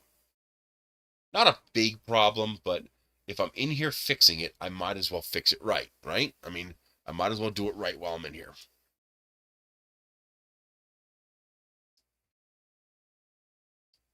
There. Now that's the minimum necessary to do what I need to do. Okay. Now what I need to do is to drag this cylinder through everything. Like that. So we have a nice solid wall on the inside. Really? You're going to do this to me? Come on. Oh, wait a minute. I almost forgot. I now have to fix this.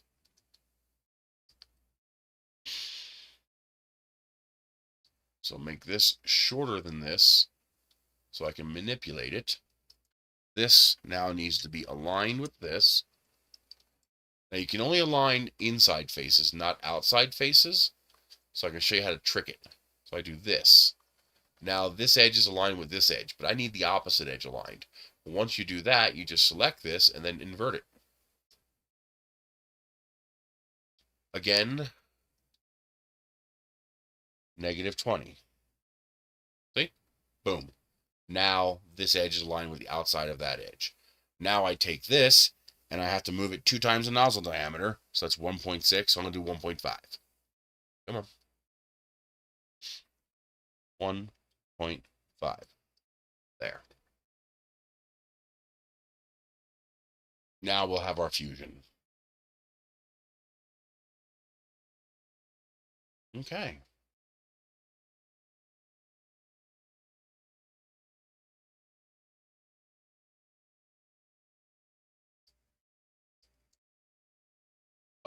Yes, this one's going to have to go all the way through, but I need one not going all the way through so that I can do my rotation. All right, so that's going to be 8, which means we're going to be doing 22.5. So we duplicate, and then we, oh, that's not going to work. Duh. I need a master ring.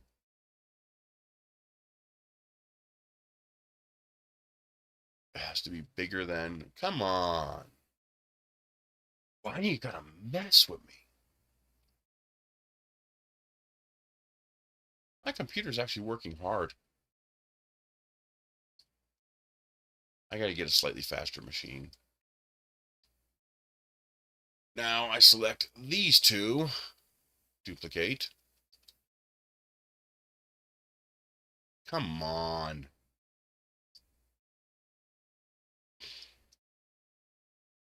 $45.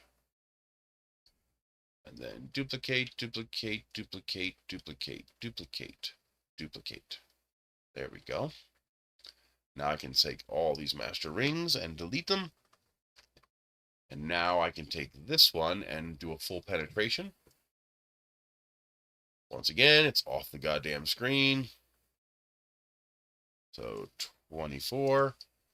Now that one fully penetrates inside. These are the proper distance. I think that's it. And I need to do one more cut on the bottom.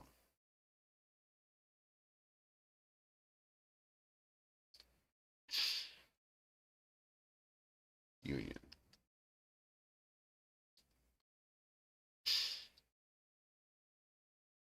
Not related to what you're doing right now. How do you make threads in Tinkercad? I don't. I find a thread I like, and then I bring it into Tinkercad as an STL, and then I screw with it. That's how I do it. I don't make threads. So I go to...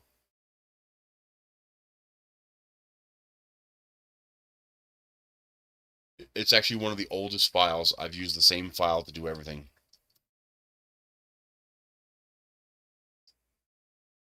This one here.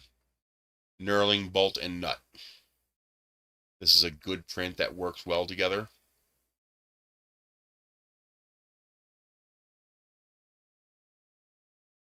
And this is what I use for everything.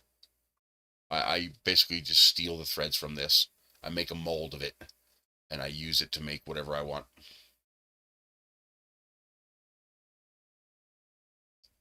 There's an older one I did. This isn't the original one I used. It looks like this, but the one I used was from single-digit 2000s. But there's another one like this, and that's what I use.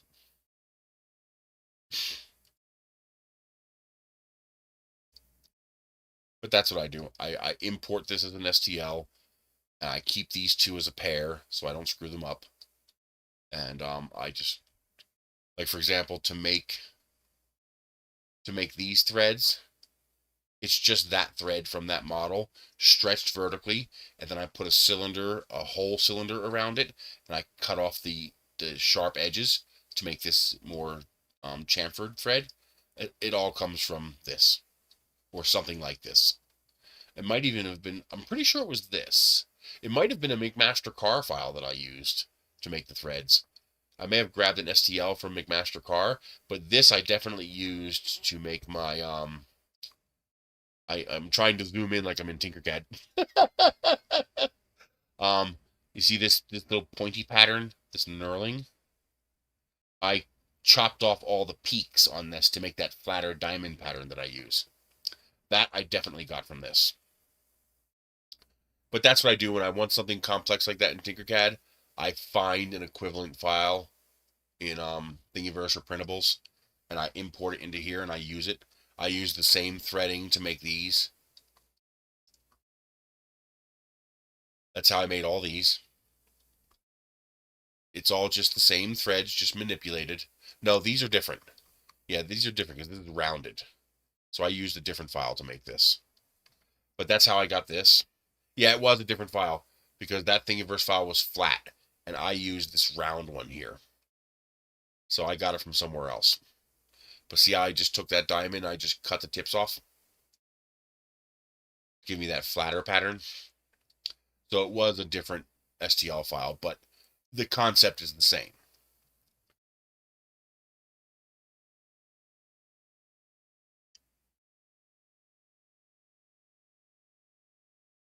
Okay. Do I need to do anything else to this? Yes, that is incorrect. That should not be there.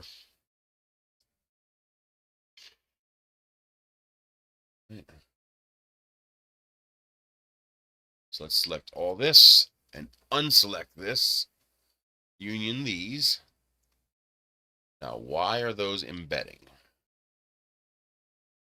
Oh, drop. What the hell did it do that for?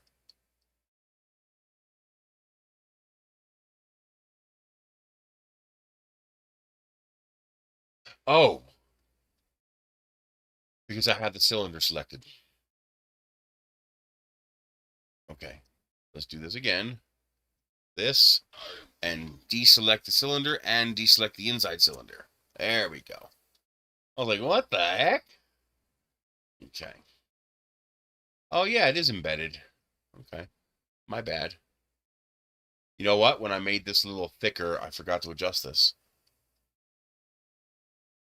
Well, maybe it's not. Because it's not moving.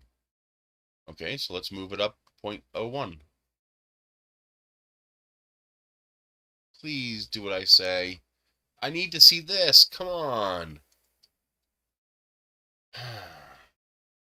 0.02.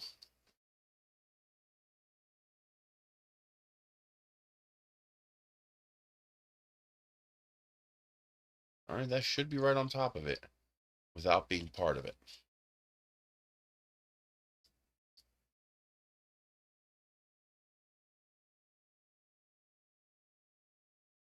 Those should not be merged, but that's a glitch in Tinkercad where it's just not quite precise enough.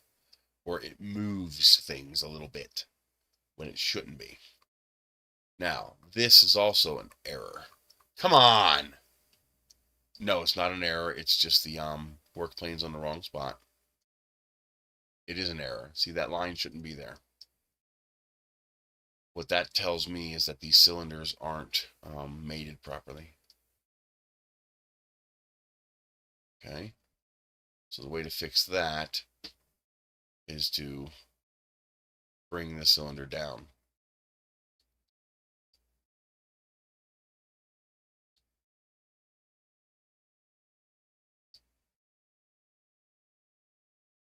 Okay.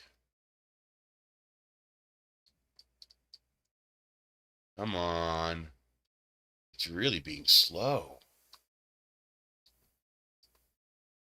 So if we drop that, that should bring us there. Now we need to redrop this to make sure it's actually touching. So we'll put you there and then drop.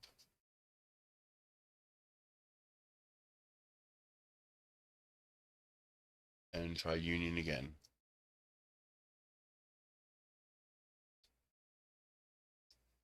This inside, there it goes. That inside should be smooth. Okay. Good. Now I need to do one more change. I need to connect this circle with that circle.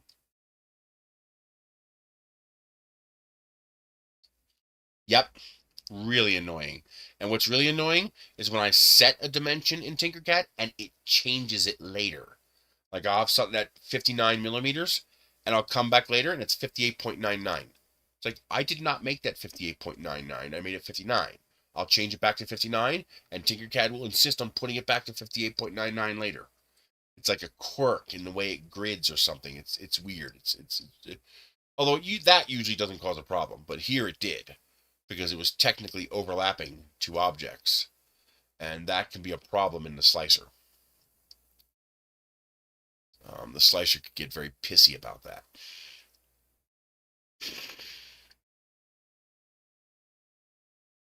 Where is my entry? It doesn't matter. I have entry everywhere. Okay. Oh, come on. Give me the fucking center. There. This needs to be 0.02. This needs to be 0.3. And then this needs to be centered.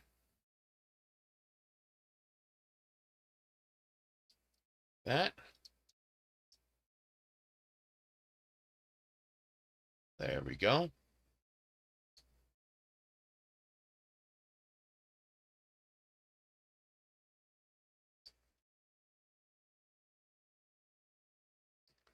There.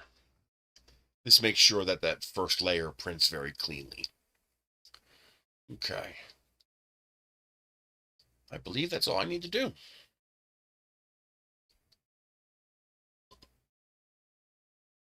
If I wanted this to be really clean, I would make these cutouts on the inside.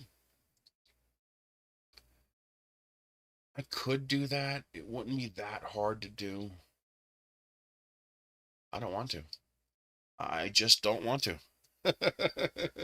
It's too much of a pain in the ass.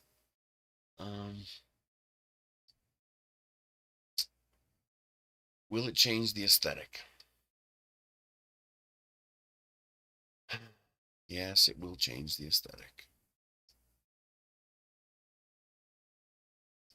It's not that hard to fix. Just fix it. Stop being lazy. Okay. It's me being lazy. Okay.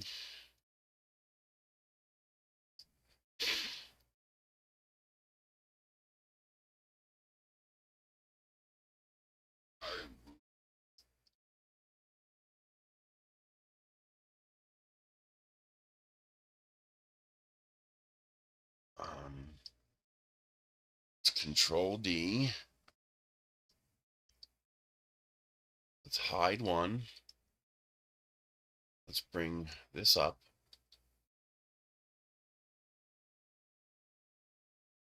Come on, put it down here. What the hell's your problem? There you go. Don't be a nudge. I'll bite you. I will bite.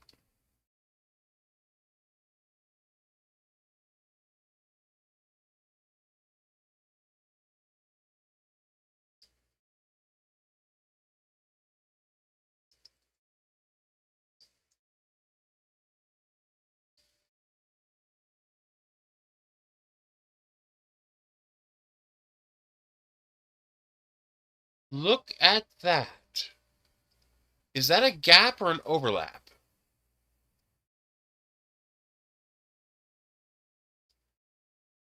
Or am I just seeing... Am I seeing things or is there a gap there? Oh, maybe that's just a flat face? Let me change the color.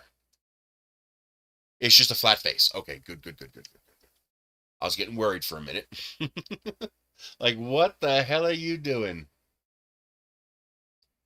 No, it's a cylinder. That little piece is a cylindrical. So it's fine. It's fine. So now what I need to do is take this and this align with this here. There.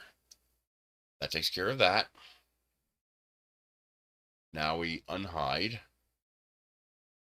Create a work plane here. Okay. Now this is 99.91, which means I need to make this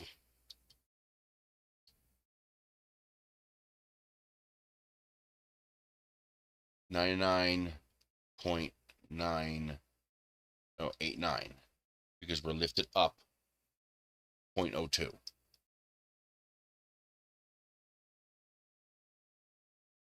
Why is that wrong? Because we have the height of this part, 5. Okay. So I have to subtract 5, 94.89. 0.89. There we go. Now, to make this not a problem, I could just merge these separately. But by going this little extra step, if I screw it up and merge them all together, they'll still work okay. Now, what we have to do is fix the bottom one to be an inverse. So we take this and we hide it. And we take this down here. Nope, that's not going to work. Actually, I don't need to move that one. That one's fine. Okay. Now, which one's the push? Which one's the push? 20. This one's the push. That's the push. Okay. So that one has to go all the way through. Which means we need to delete all of these.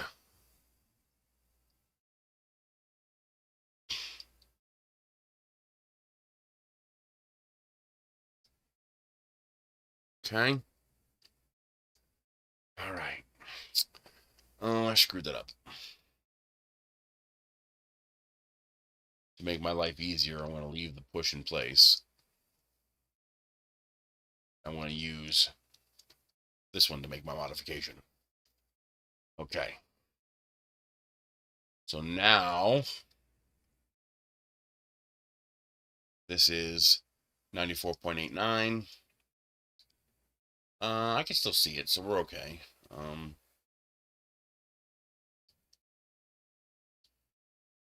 Okay, think. I need to raise this. I need to be able to touch it.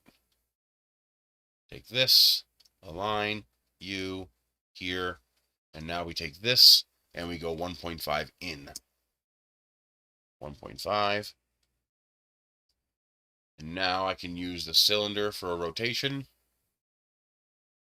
Duplicate. Rotate 45. And continue duplicating. Okay. Now we take one cylinder and we hide it. We grab all the cylinders. We delete it. We delete the extra one of these. Where's my push? There it is. So we delete this extra one here. Now we unhide everything. There. Nope, we still have to get rid of some stuff. We'll hide you. Hide you.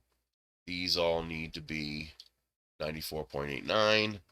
94.89. There we go. Now we expose everything, and we should be able to join everything together in one shot. Let's see what happens. See, to do the threaded ones on the inside, which would be the correct way to do it, I would have to individually cut each of these fins separately. By doing it on the outside, the cuts are all the same because it's a symmetrical cylinder. So this part, it's easy to do the fins internally, the ribs. This part, I can do the ribs internally. It just takes a whole lot of work.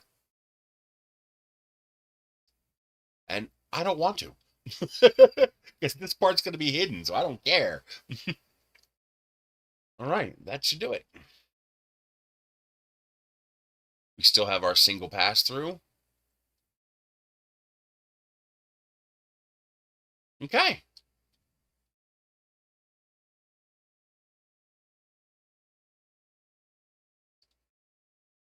It looks good.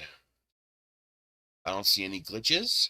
Sometimes you can do a T for transparent, and you can see if there's any kind of weirdness going on. Now, there is a slight glitch, but I think that's below slicer resolution. So these should be joined.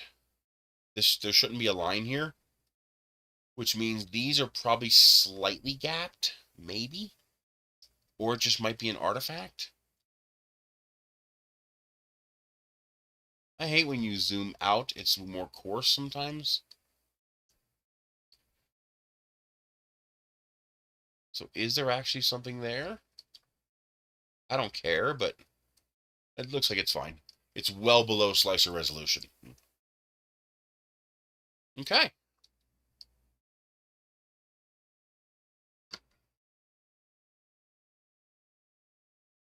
All right, 9-light mount, MNT.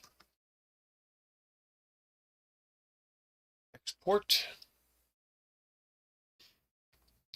There's the mount. Let's make sure it slices.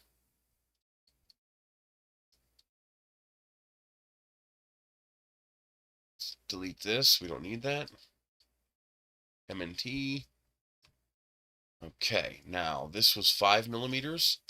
So tools, variable. We need a position at 5 millimeters. Add. Okay.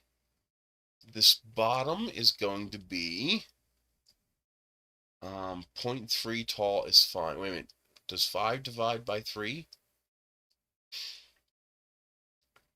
That's something else you need to be aware of. You want to try in your design by 0.3. See, this is wrong. See how it's wrong? This is 16.666. That we don't want that. That's bad. Your slicer will compensate, but it's bad. You want to try to avoid that. Now, I might be able to get around that by 5 divided by 0.4. 12.5. Nope. All right. So we're going to stick with 0.3. We're going to do 17. So 17 times 0.3. I need to make it 5.1 millimeters tall. Go away. So this is gonna change to 5.1.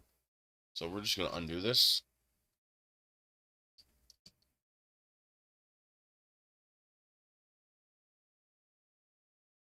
Okay. Just something to be aware of when you design it for printing at an oddball layer. 0.2, you're safe. Pretty much everything is compatible with 0.2. But when you're designing for bigger layer heights, it helps the slicer not throw a conniption fit where it does weird things at weird interchanges when you don't take care of this. This would probably print perfectly fine. So, what I need to do here is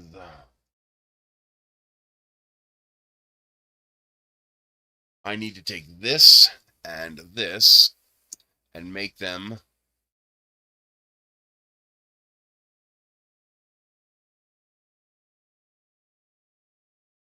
(100:01).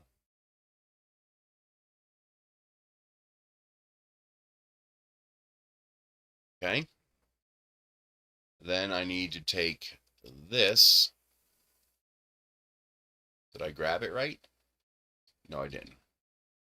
This has to come down 0.1. Use this one here. That's your relative.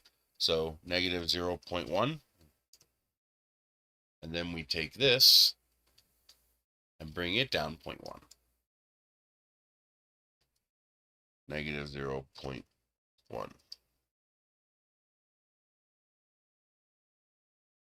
Okay. That should do me. And that keeps the alignment of these parts all correct. without putzing with any of this. So now we join, put our work plane back, wait till it's finished, redo drop, so it's sitting on the work plane, and now we export.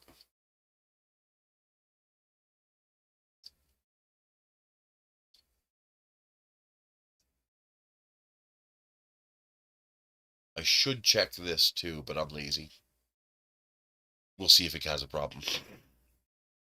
Because I'm going vase mode to vase mode, I'm not worried about it. It should merge. But this is going from regular printing to vase mode, so I want to make sure that actually works properly.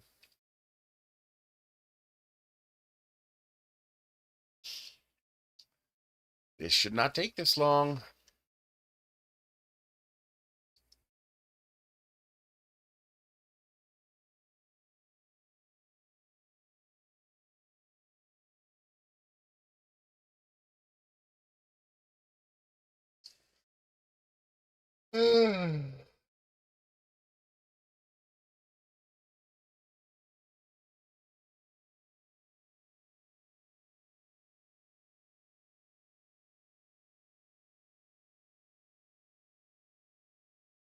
I wonder, can I set this to 0? No, I can't. It won't let me set it to 0. How about 1? It'll let me set it to 1. Okay, so I can effectively get rid of the work plane. It still has the words there, but I can hide that.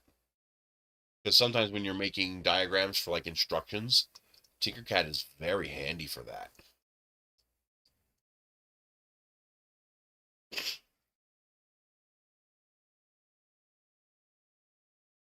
Why did you do that? It didn't select it. Make default. Okay.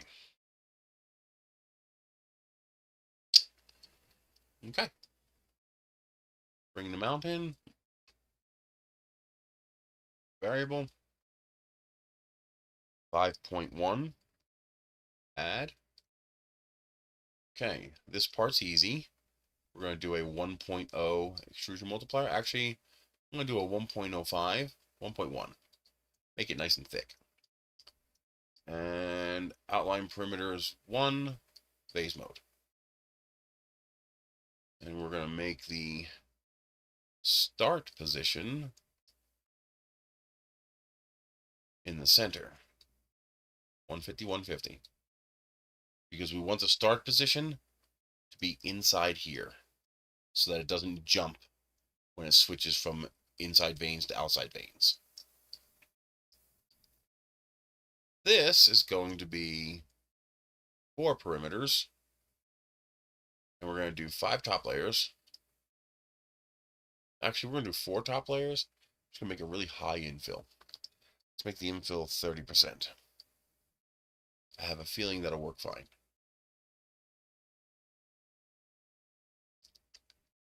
Although there is one trick you can use to make it really smooth. Let me show you that. So let's do tools, variable again. And we're going to do it at 5.1, 4.8. 4.8. This is a little neat trick if you want to make something really clean. Add. There. And we're going to change this to a single perimeter. Wait until you see what that does. You'll like this. Print. Print. So first thing we're going to do is make sure our vase mode is intact. We look for any red lines. There should be a red line at the beginning and a red line at the end. Those are travel moves. I don't see any travel moves. Then we're also going to look for blobs. Blobs will indicate retractions. See how that's a retraction right there? I see it at the end, right where it should be. Our top, because I did it correctly, our top is 2 complete perimeters. And because we're extruding at 1.1, those will merge. If I made this too thin, it would try to use thin line behavior, thin wall behavior. And we don't want that. Let's check our layers. Now, one of the ways you can tell that vase mode is working correctly is that once you have this marker here, this is your tool head, this should never move. If this jumps around to a different position, then you have a travel move. So that should stay all the way down. And yes, it does. Okay, that's bad. I do not want that. I don't want this. This is no bueno. That's bad. So the way you fix that is you have to make it multi-process or multi-part. So we take this and we drop another one. They overlap. We grab them both and we group them so that if I center, they don't go doing weird things to each other. And then we take this one, select this as model 1.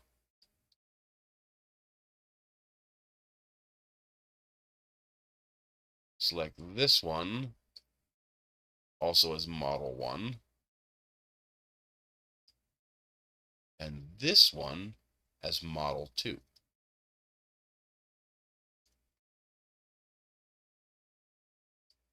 Now, sometimes you might need to do sequential, but I think we can still do continuous with this. Come on.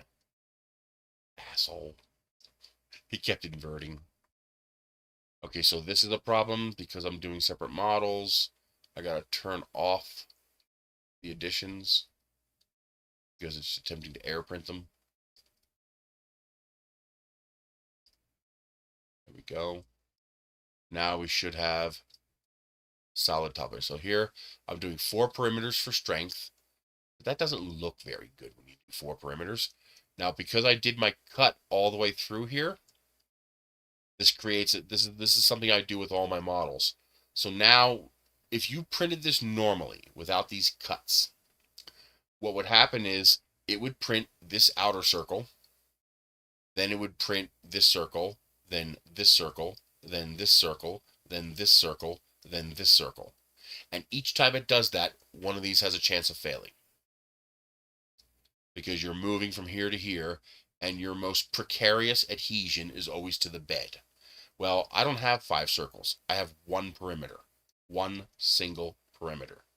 Because it's going to start here, and it's going to print this outside, and then it's going to come inside here and print this, and while it's on the outside, it's going to do each of these all in one. Basically, this one layer is vase mode. This is a trick to make it use vase mode or one single extrusion for each perimeter, which means you only have to watch it lay down the first couple of millimeters. As long as that first couple of millimeters lays down properly, you're golden. It's going to work every time. Because it's all one complete extrusion. It's not multiple extrude, extrude, extrude, extrude, extrude, extrude. It's one complete extrusion for each perimeter. And it's only for the first layer, because when I go up a layer, now it's doing it normally. Now it's printing all these separately for strength. But for that first layer, that just makes it, basically it makes it more error-proof for you guys. So when you guys go to print this, this is far less likely to fail. And now let's see if our top layers work. Now here's the problem. You're going to be able to see these perimeters are different from the fill. Not this fill, but the top layer fill. So to make the top really clean, see how it looks very, very different? And you'll be able to see this. Watch what happens when I get the last one. There you go. It's a single perimeter with fill. Which means, now this is irrelevant. This is a goddamn mount for a solar light. But I just wanted to show you guys this. This is something you can do in the slicer if your slicer lets you do this. Multi-process to where you now have one single perimeter with clean infill. And that is supported by this. This also integrates the structure more, because now that top fill layer is overlapping both the fill and the perimeters, which really locks them together. So that's just a trick I use. I have to use the separate models because I want to make sure when it does this, it's actually printing on top of something solid and not printing on top of infill, which is what it was trying to do before. Again, this makes it stronger. Now, one thing I could do to make this even stronger is I can give that bottom 2 bottom layers. Come on. 2.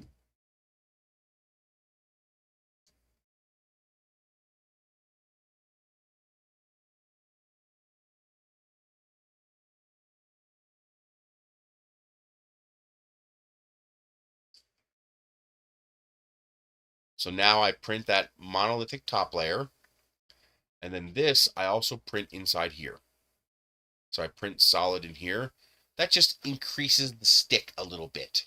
It gives this part on top a little more adhesion to that solid top layer, so it's less likely to break at that point. That's also why I have these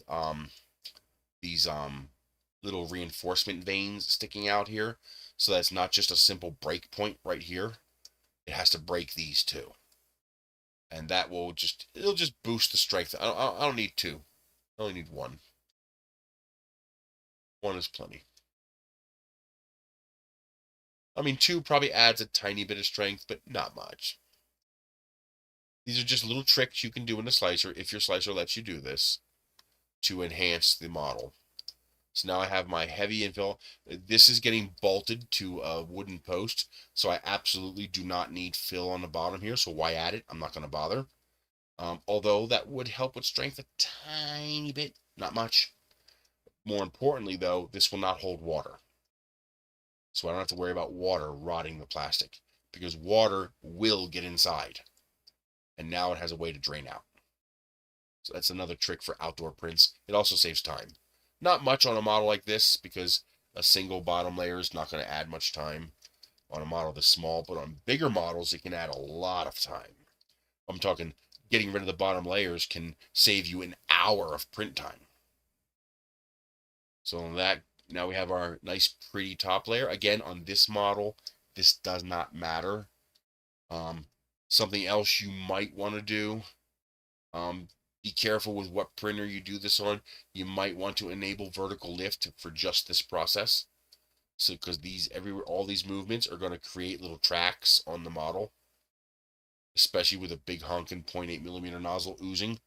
You're just not going to be able to get rid of those tracks, no matter how fine-tuned this is. It's something's going to drag. Not much though. But you can enable, if you know your printer handles vertical lift okay, you can enable vertical lift to take care of that for just that one layer. And then we print this on top of it. And now this should never move. As long as that does not move from that relative position, we know our vase mode's intact. There it is. Boom. All intact. Now the reason I did this is that I told you earlier, but just to reiterate, for the little lanterns like this,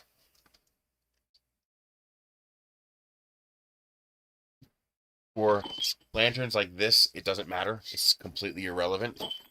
But for lanterns like this, this is actually quite heavy. This is around or over a kilogram. Actually, with the lights, this is well over a kilogram. So this is more than a kilogram of plastic. And my current version of the base for that, this piece doesn't have an inner wall. It's just a single wall vase mode.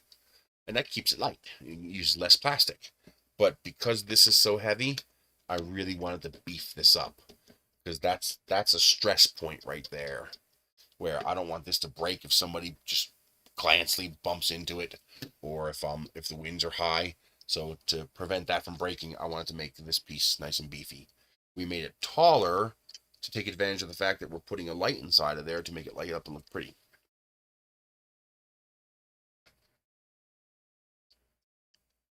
So that is good. So we're going to save the factory file. And we are in 9 light. We want to call this MNT. I did not ask you to do that. I hit M. 9 light mount factory.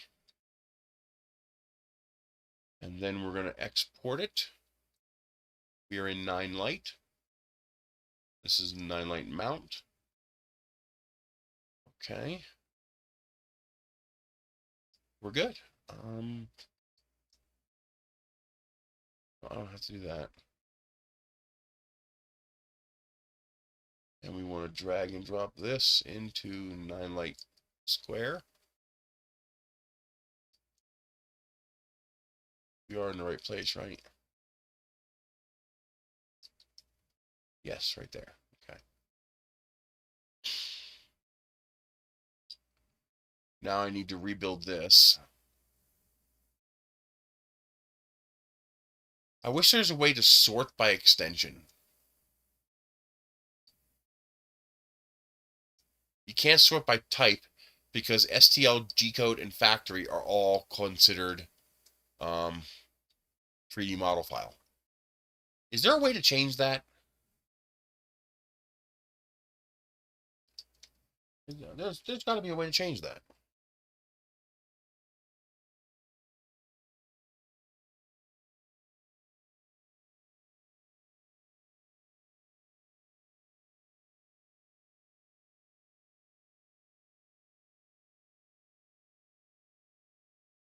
Ooh, survey. Survey. Did I visit any of these? Meyer. No.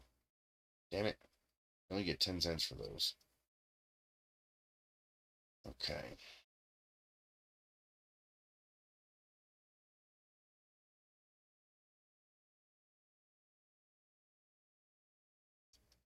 How to change file extension type in Windows 10.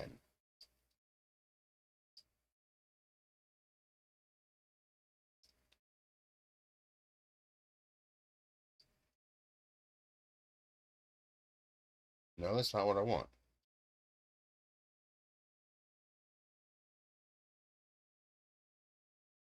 How to rename file type in Windows 10. I don't want to change a file extension. I want to rename it.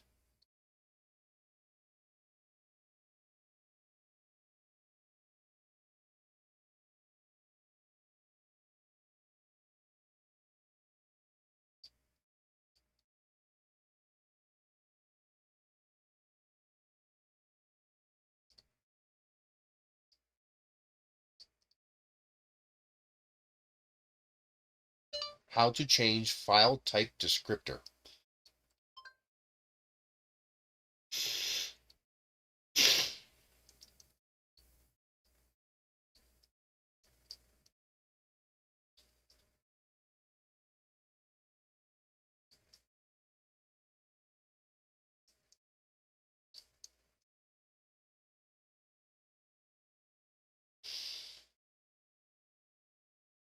How to change the Windows description for a file extension.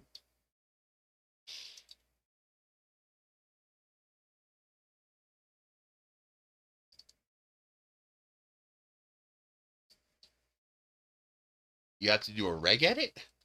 There's no place to edit this? REGEDIT. Yes, I want to do that. Don't bother me. I'm sure as hell never going to touch Windows 11.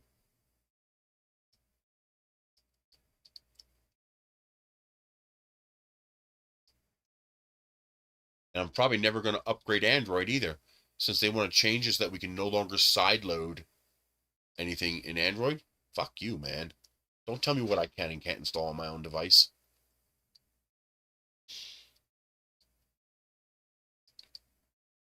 Okay, regular presenter. Classes root. I can't see the fucking screen.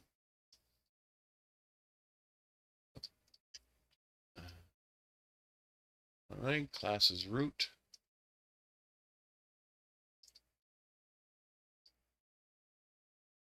Oh.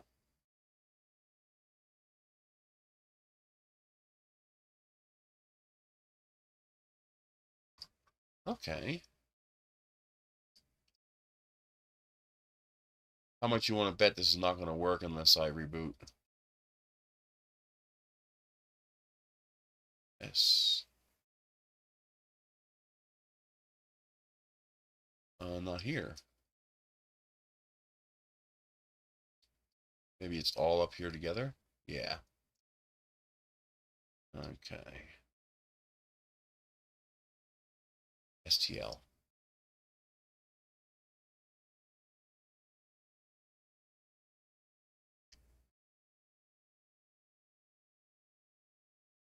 Locate the file extension you wish to modify.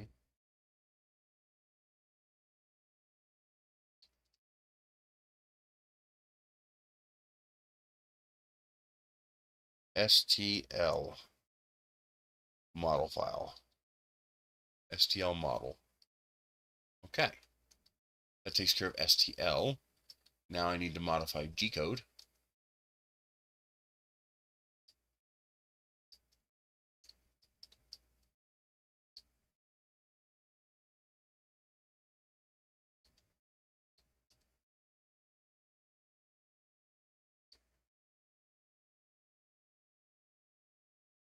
Okay, we're in the G's. G-code. Toolpath. Code. It's not spelled right. Toolpath code. Because that's what a G-code file is. And then the factory.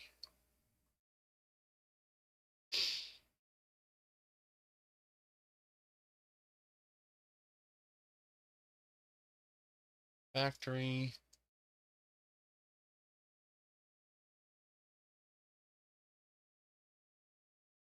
Work file. Simplify 3D work file. There we go. Now, is this going to go into effect right away, or do I have to reboot to do this?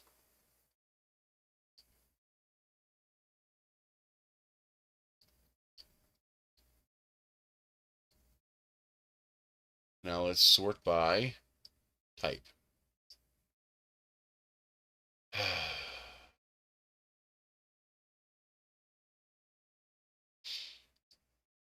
See, this is what I need to change. I need to change the type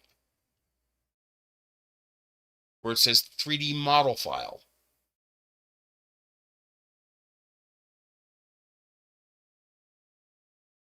Go away.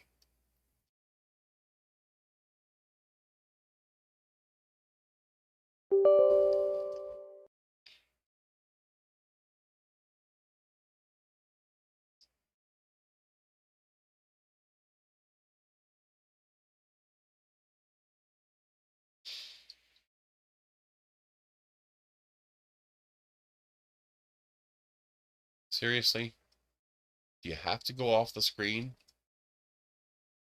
Okay, there is no extension for this. So that just doesn't work. So where is type stored?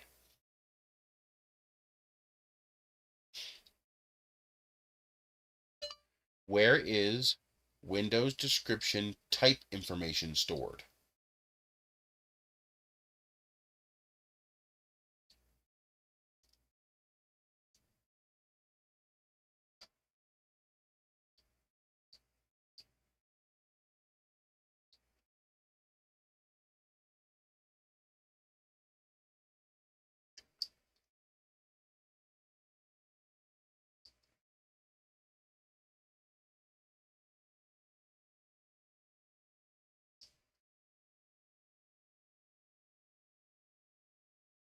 Local machine.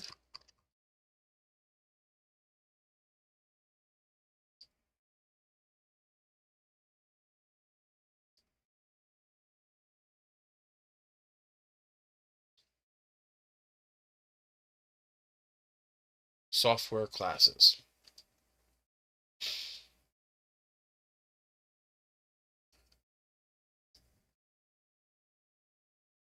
This is not what I want.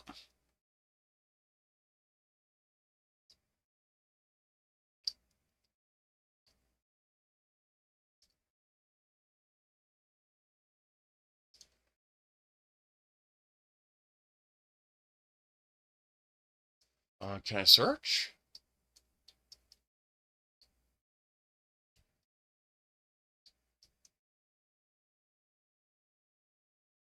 Are you telling me there's no way to search the registry? Find.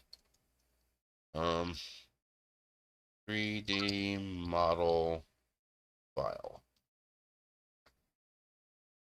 That's a weird place to put that.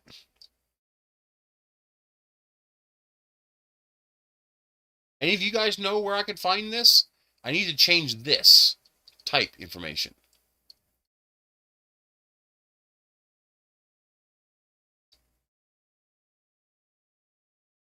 That's the one I changed.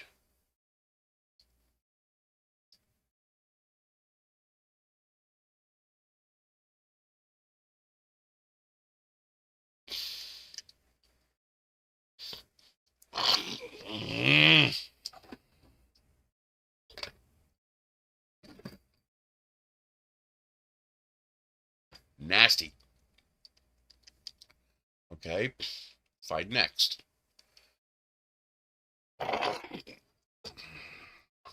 It has to exist somewhere. Something is generating that.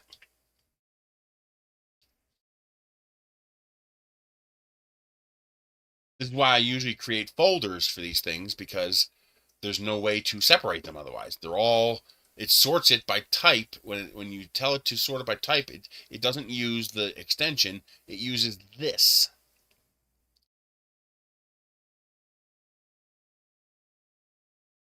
And because they're all called 3D model file, they all get grouped alphabetically.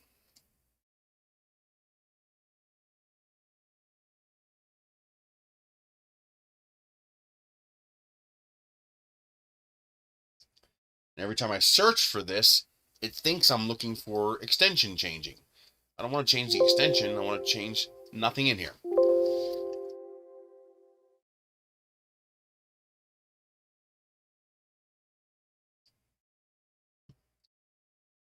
It has to be somewhere. Windows has to be getting this from somewhere.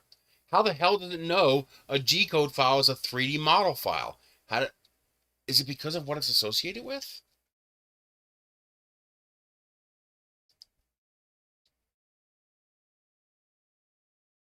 Is it because these are associated with Simplified 3D? Could that be it?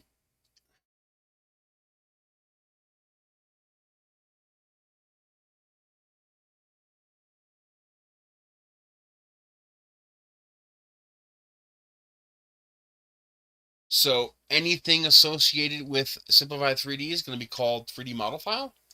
But where is that?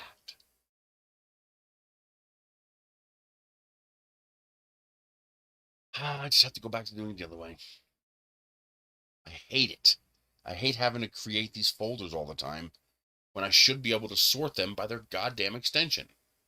Wait a minute.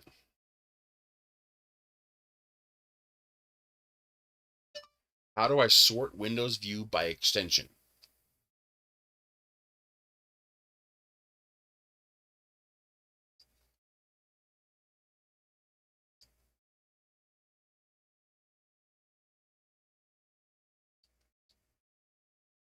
Really? Right-click empty area. Sort by more. Oh! And I can now do by extension.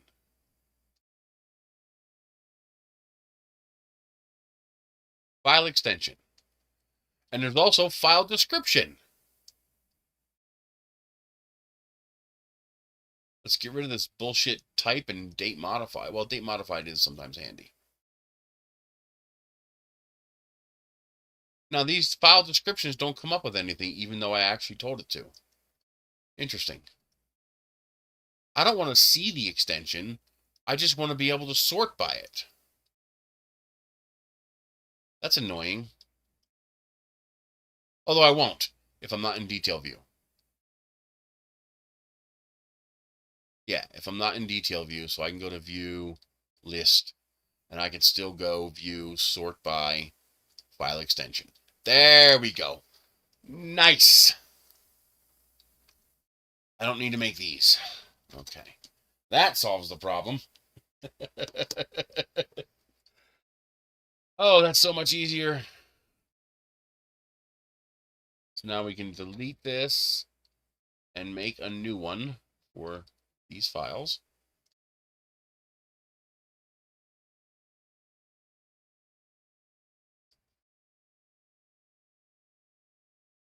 Oh, wait a minute. I gotta make one more modification. I forgot. We need to modify the Zia.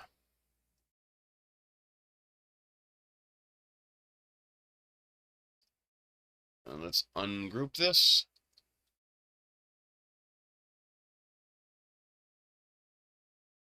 Control D.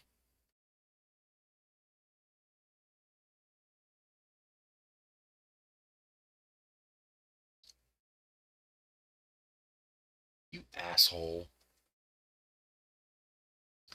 Drop. Okay. Now, we take this and we ungroup it. So here we have our two pegs.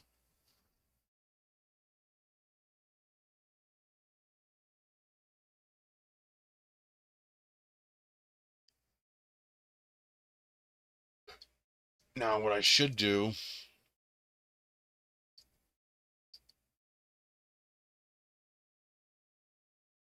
oh, these should be joinable. Oh.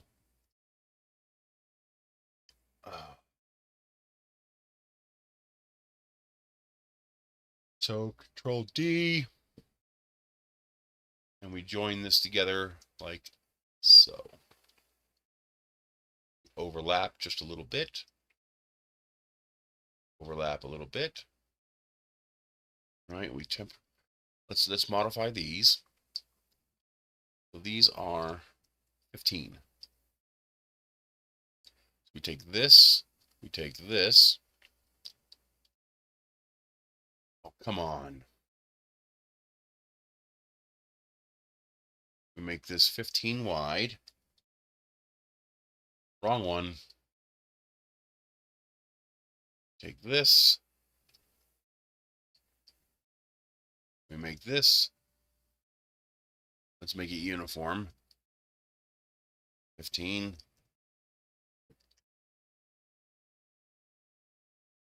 20 tall. I think that is an acceptable curve. This is going to be a hole. We're going to align these. There and there. What the hell? I made that. Oh. It's below the work plane. There we go. And then we merge, combine these. Turn this into a hole. And this gets aligned with this. Approximately there. Okay. Center and combine. That'll make it a little bit easier to insert. And now we're going to come here. This is 1.2. So that's 4 steps. So we're going to put 1 here.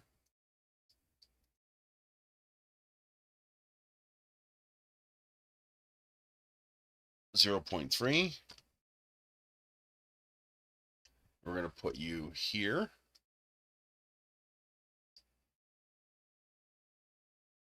Control D. Lift you up another 0.3. 0.3.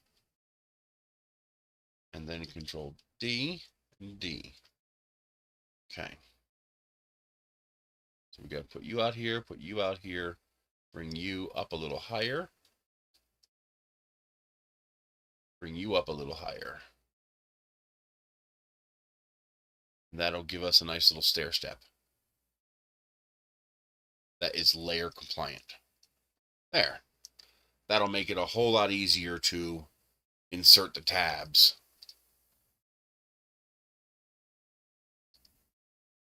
Okay. Control D. Rotate you around this way. Stop it! I didn't grab that. Your dumb face grabbed that. Wanker. Stupid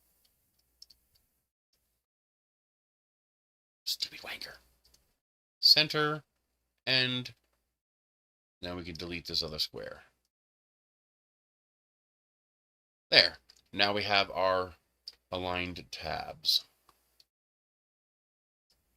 Now we take these two, we join them, then we take all of this and we center like that. Alrighty.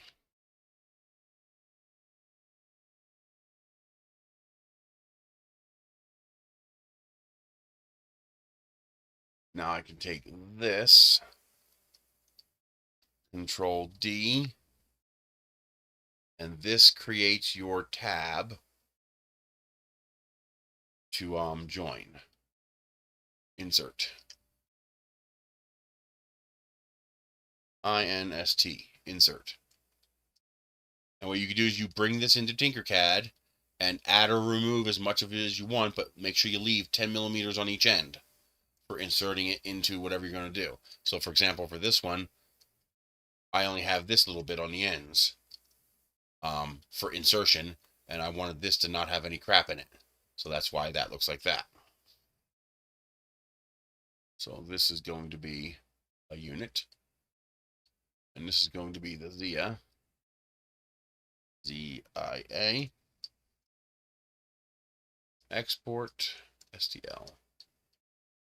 Okay, we did the, and we didn't do the insert.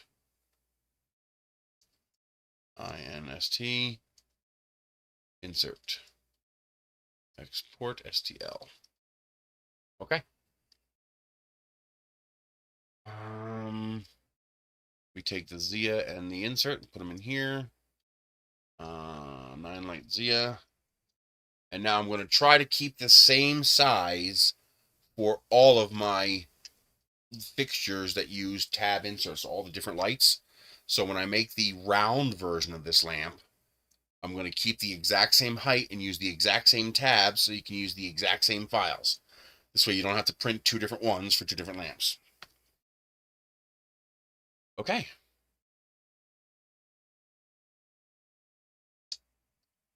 I don't need a ZF factory. There's no reason to have that.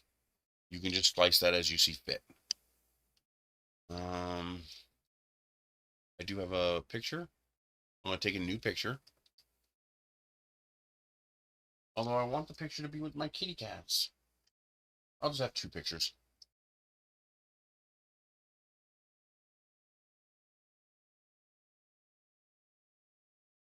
I'll take this one with energy.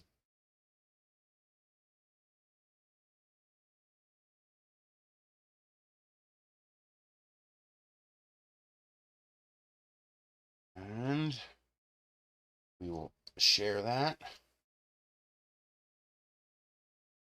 Drive. Temp. Save. Okay, that's being uploaded to Google Drive. Exactly. I want them to be compatible. Now, the only difference is, for the round one, I plan to do something a little interesting.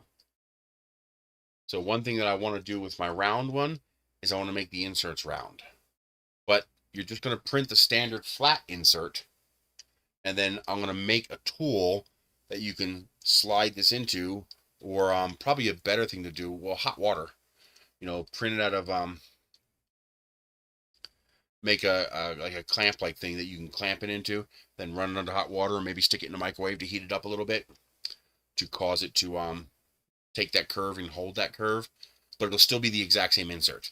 But having it curved to match the curve of this, I think would look really nice. It would add that really nice touch of professional finish, I think, to because I love the way these came out. That just came out. I just really like the way it came out. And I figured out how to make all of my Korean and Chinese things, which we're going to do next. I figured out how to make them curve correctly too.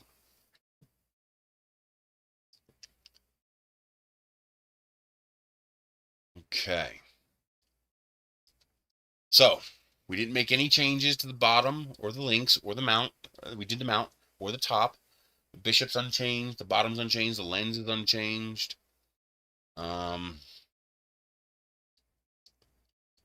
links are unchanged.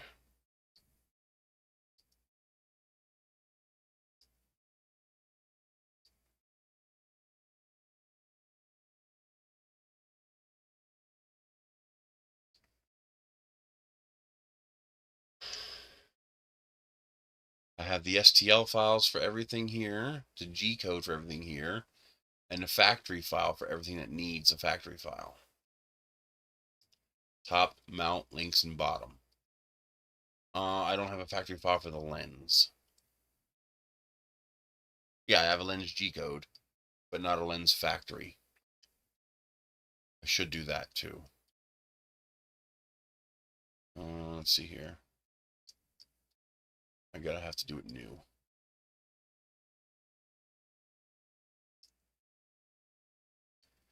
Delete all of you. Add you. We are going to do a 1.0 extrusion, 0.3, no bottoms, 1 perimeter, phase mode, starting in the center. Okay. And we want the lens. Slice.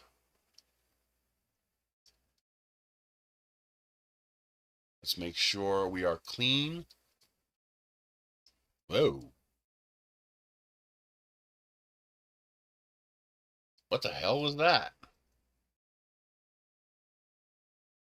The TV just rebooted. What the hell did it do that for?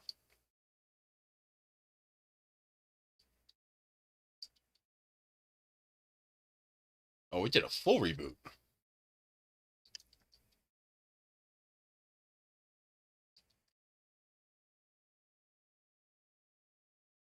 I have no idea why I did that. Something did something. This belongs over here. I wonder why the hell it did that. It shifted everything around, too. Weird. Okay. So there's our tool head. It should stay in place. Yes. So that's nice and clean. Yeah, that came out really nice, that lens. Okay. Now, the lens you might also want to do with a brim.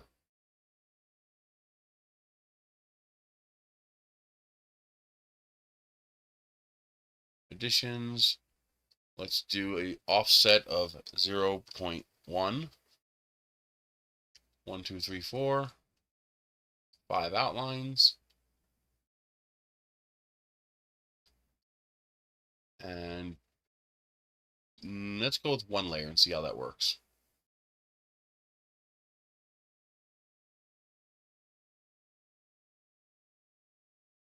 Okay, export. Lens G-code. File save factory file as lens factory file. Okay.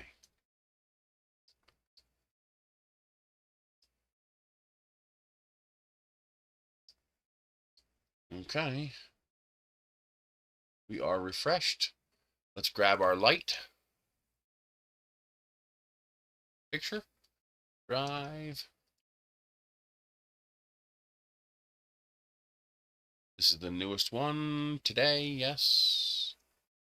Come on. Download. I need a faster computer. Am I blocking the heat vents? A little bit.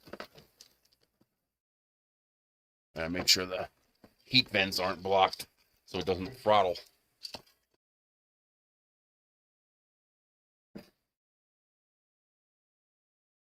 What is that? It's a necklace. Okay. Show in folder. There we go. Let's just crop this. I want to show my cat because I like my cat. Image. Resize. Let's do 1200. File. Save as. We want 80% is good. 9 light is good. Let's go 9 light 2.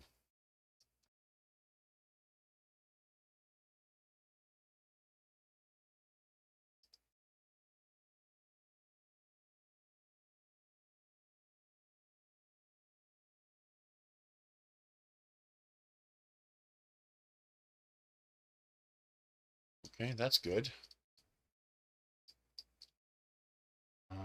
I think we're good. So we take the G code and factory files and we zip them up. 9lightsquare.zip.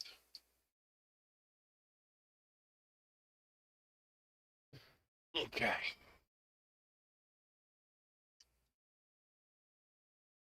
And I'm hoping you guys will make some inserts too. Just remember to keep them thin. You know, no more than 3 or 4 layers. Although, if you're doing for the square, you can make them thicker. Yeah, I guess you can make it as thick as you want. If you want it to be see-through, if you want the light to shine through it, keep the layers thin. I might even go so far as to go 2 layers. Okay, now what do I need to do? I need to go to printables.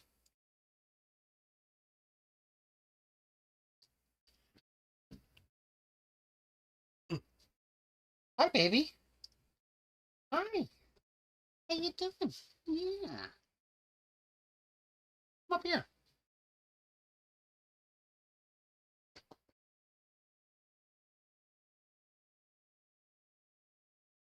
Hi, baby.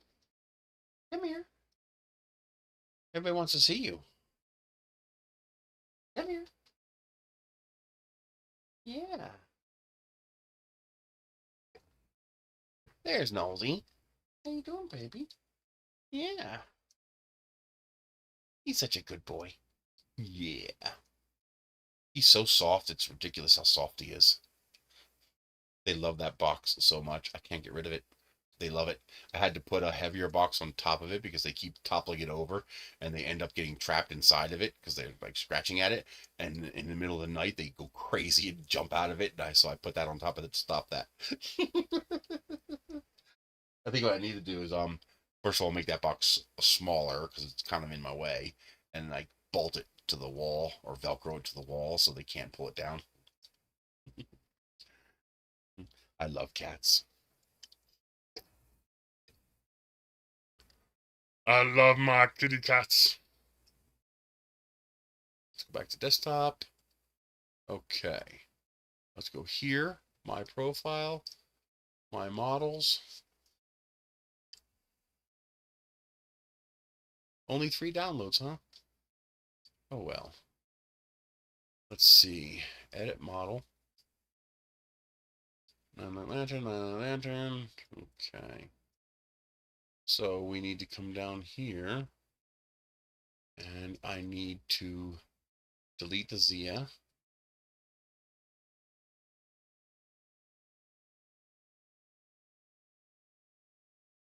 Yeah, the Zia is the only one that I modified. And delete the zip. Okay. Now we need to add back the Zia and the mount and the insert, the second picture, and the new zip file.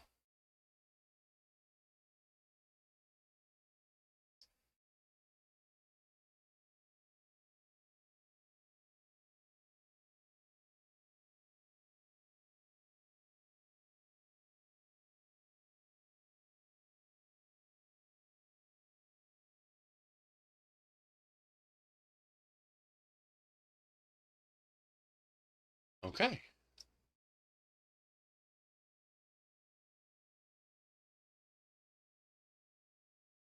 Let's leave the cats on. Okay. So we have the lens, the bottom, the bishop, the rods, the top, the knobs, the insert for the Zia symbol, the mount, and the generic insert for you making your own, as well as the updated zip file. We have this as attribution non-commercial share alike.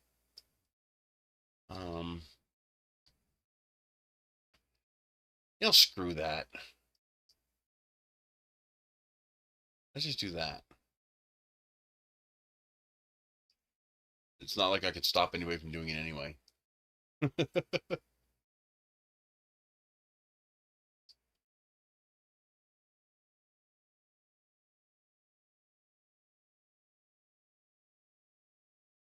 Okay. Publish.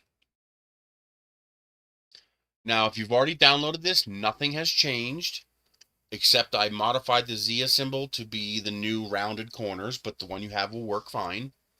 And I added the mount, this piece here for the bottom that's longer. That's now part of it as well. And if you have a 334 or larger printer with a 0.8 nozzle, you can use my included G-code. Otherwise, just slice accordingly. Now, the way I have this sliced is at 0.3 layer height, which you can do with a 0.4 nozzle, because there's very few overhangs anywhere on here, with 2 walls. So if you're using a 0.4, use double, 4 walls. If you stick with 0.3, everything else works out fine.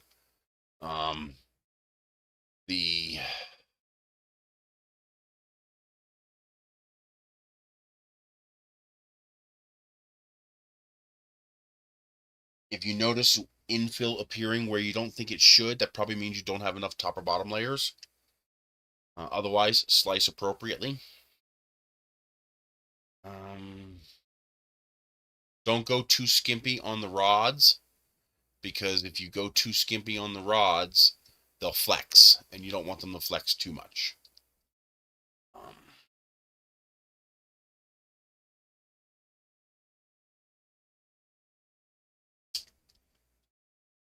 Let's see. I mean, this mount, you don't have to print it in vase mode, but it's designed for vase mode, but it'll also print in regular mode as well. It'll come out nice and clean in vase mode, but otherwise you can print it however you want. Just make sure you make this base nice and beefy and with a nice set of top layers, and try to make sure that you have an actual solid layer before it begins printing this part. Otherwise, this will easily break off.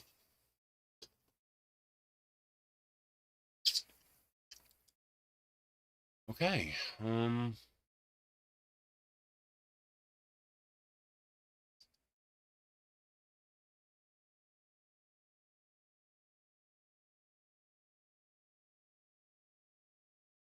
I think that's basically it for that. Is there any other change I need to make to this? Can you guys think of any changes I need to make to this?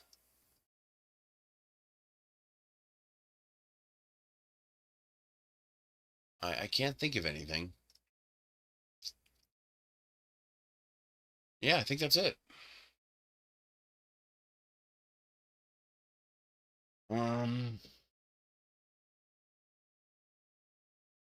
You know, I want to work on that welcome sign a little bit. I really want to make one of those. Really, really badly. But let's check out more solar lights to find other solar lights. Because I do want to make a version of that for the most common size. Solar path light.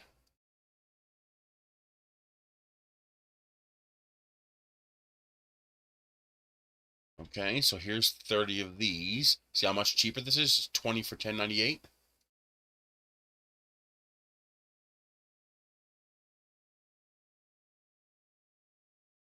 Yeah, 20 of them for 11 bucks. Much cheaper. And you can get these in warm white, cold white, or multicolor. It says $7.68 because I have credit. I want this shirt. I don't know if it's going to fit me, but I think I'm going to try anyway because it just looks so awesome. It's an orange shirt. It has a witch that's smacked into a wall. And it says, well, shit. I just love it. I want that. Let's see. How big are these? These should have dimensions somewhere. Usually there are measurements. See? 1.8 inches. So this one will fit. So this one will fit my existing model because 1.8 inches. 1.8 inches, 2 millimeters. Yep, 45 millimeters. So these are actually small. So if your lights are actually smaller, just wrap the bottom of the light with tape. Oh no! Not when you buy. When you buy locally, they never have measurements. But when you go to Temu or AliExpress, they almost always have measurements. That's because they got called out for lying when they make things look bigger than they really are. And so they include measurements so they could say, "See, we gave you the measurements."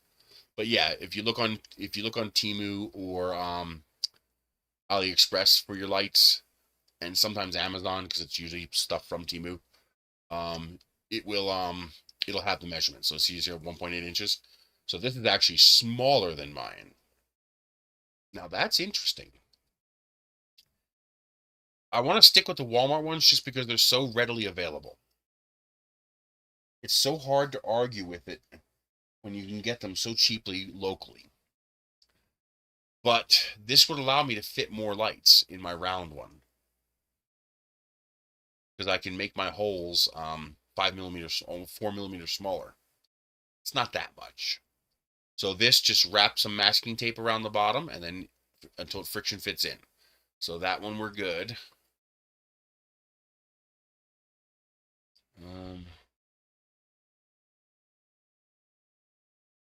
Let me give you a link to that one, because that's actually a good price. And this is local warehouse, so there will be a $3 shipping charge, but still $13 or $14 for 20.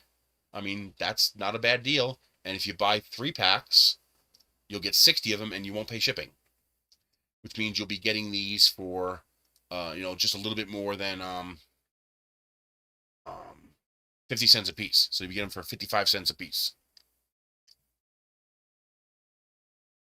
Let's see, link, copy, put that over here, paste. So there's the ones on Temu. Let's see what else we got here.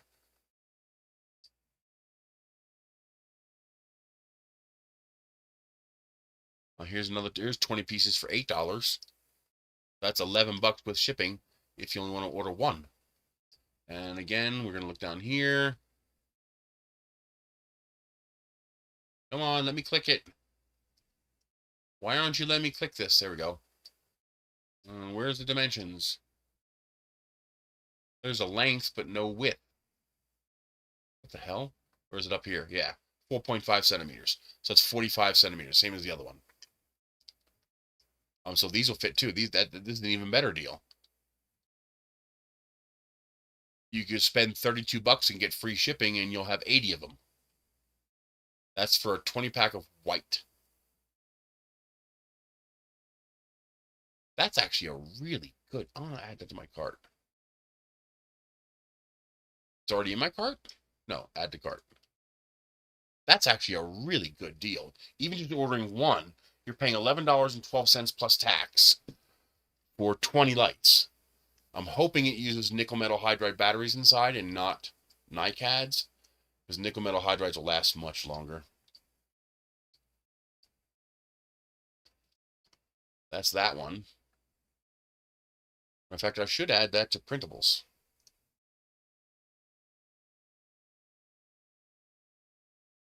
In fact, once I get some of those lights in, I'll make an insert you can print and stick inside of this if you want. But you could just wrap it with tape. My profile, 3D models.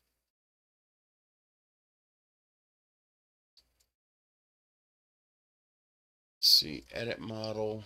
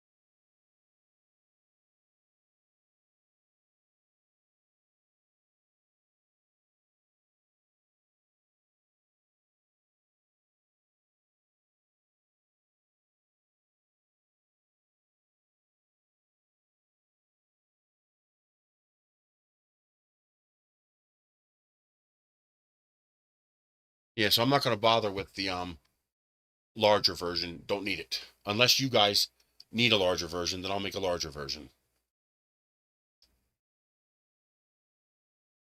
If one of you guys who watch me, if the only lights available to you locally are a little bit larger, let me know, and I'll make a version of this with larger holes for you.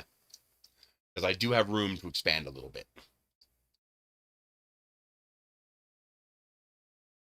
All right, so that's a good deal. Let's see one more. Let's see here.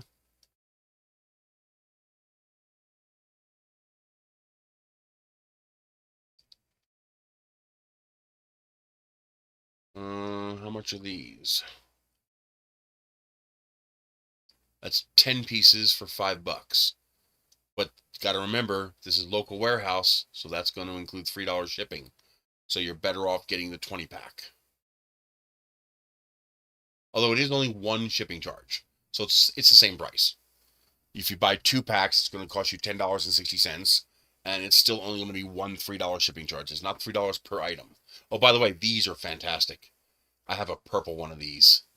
I have this purple one, and it is spectacular. I love this solar light. I wish it was bigger, but it's pretty cool still. I want to get these other 3, but you know they're pretty expensive, so I can't afford to just buy more. But yeah, this is fantastic.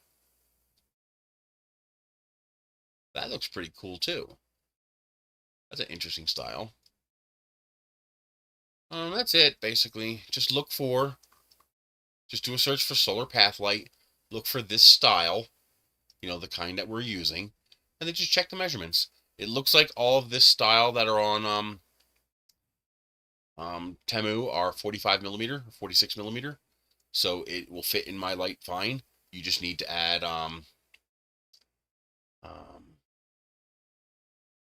one added. Yeah, I already added them.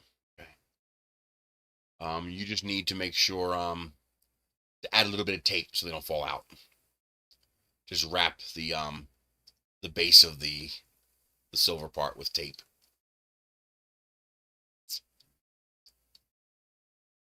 You know, I would love to find a taller version of this with this kind of bulb in it, but they're just too expensive.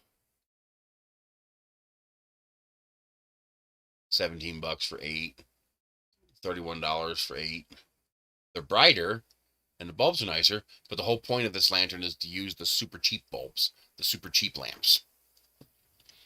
And so that's what we're going to do. Okay, that's fine.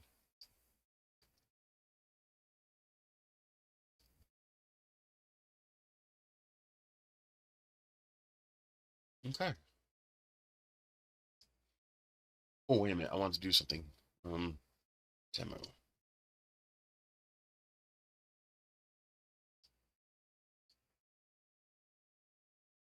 Holiday. Welcome sign. I want to steal all those graphics. This one.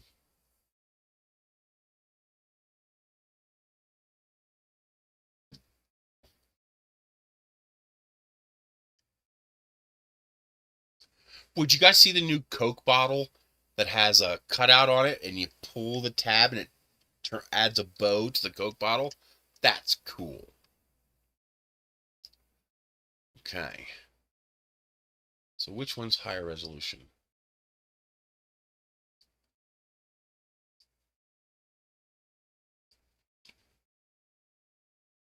That's 24 different holiday things. That's pretty cool.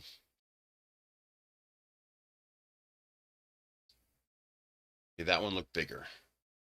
This is the biggest one. So, open image in new tab. Yep, bigger. Save image as. I'm going to save that because now I can steal all these graphics.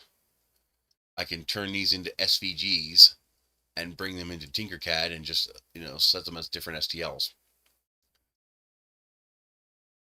Although, does Bamboo Studio allow you to paint? Like you can paint them? I don't know. Either way, I want to be able to steal these.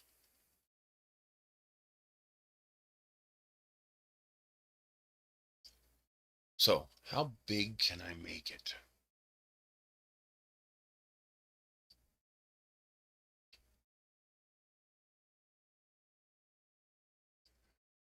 Because you could just,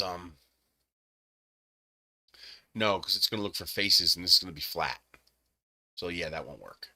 I still have to make them separate pieces in order for you to be able to paint it. So it'll take quite a bit of work, but basically I'll start with simple ones like a simple snowflake, a simple jack-o'-lantern, pumpkin, football, these 2-color, 1-color ones. I'll start with those. Then as time goes on, I'll get more advanced with more complex ones. And hopefully other people will make similar ones. So you'll be able to, like, say you have, 10 lanterns, you'll print 10 of each. And then you'll just go out and change it whenever you want to change the decoration.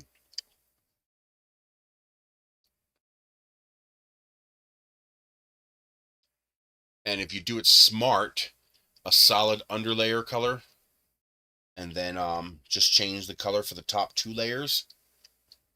And is there any way to do sequential in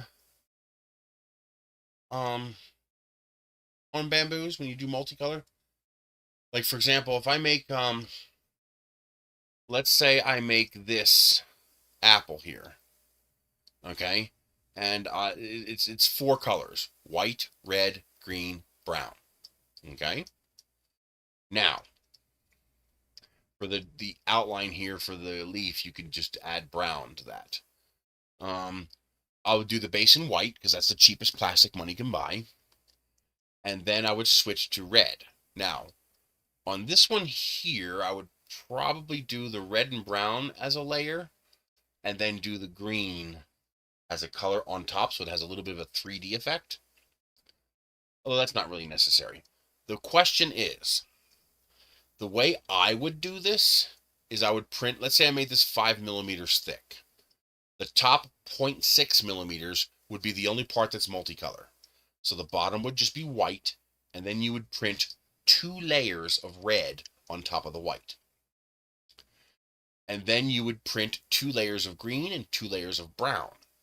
Now, if I understand correctly, the way the multicolor is going to work is it's going to go white, white, white, white, white, red, green, brown, red, green, brown. I don't want it to do that. I wanted to do a sequential print. I wanted to do white, white, white, white, white, red, red, green, green, brown, brown. This way it only has to do 1 purge and poop per color change. So is there a way to do that? Is there a way to tell it, okay, print both of these red layers now while you're on red, then switch to green and print, go back down and print both the green layers at once, then go back down? Well, I don't want it to change by layer height. That's the thing.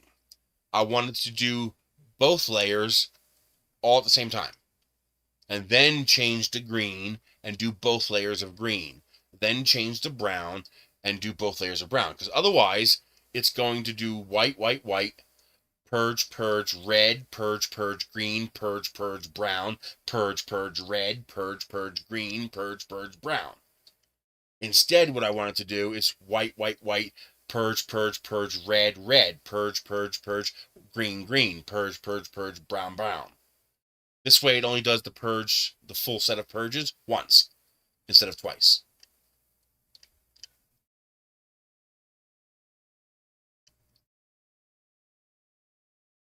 Can it do that? Basically treating these top 3 pieces as separate files and printing them sequentially instead of consecutively. That would cut the purges in half if you're doing 2 layers. It would cut the purges to 1/3 if you're doing 3 layers.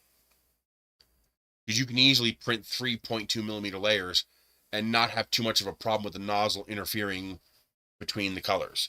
That's really not a problem.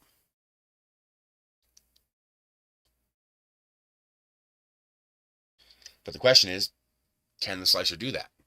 If it can, that would save a lot of plastic, especially if you're going to print, 10 of each of these because you have 10 lanterns outside.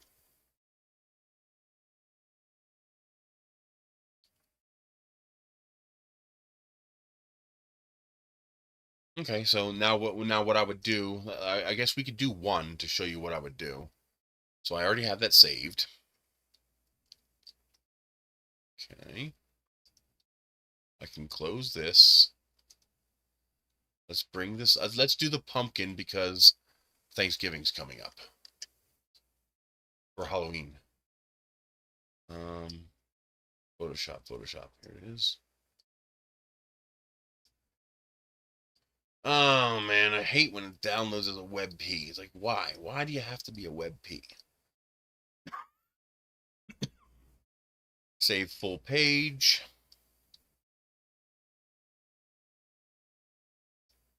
There we go. At least it's a PNG now.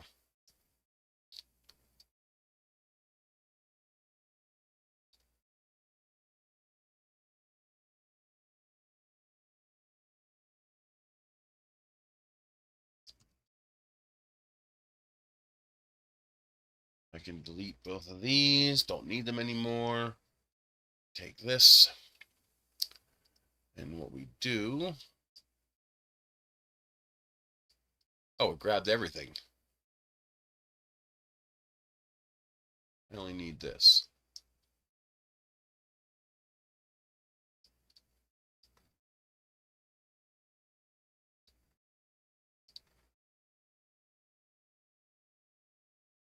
And I could do fit with.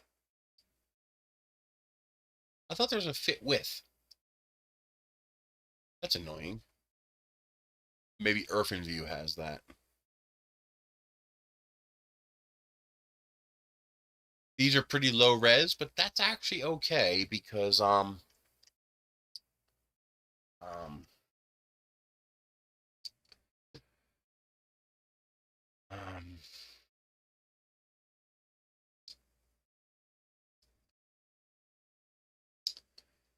I convert it to an SVG, it'll smooth it out. Okay, let's try this one. I want that one, but this one's going to be easier, I think. Let's do this one. Image size. Okay, these are too small. But at least I have an idea of what I want. Okay, so I want to do... What the hell? I want to do a maple leaf. So we're not going to be able to do those directly, but we can use them as a guide for what we want.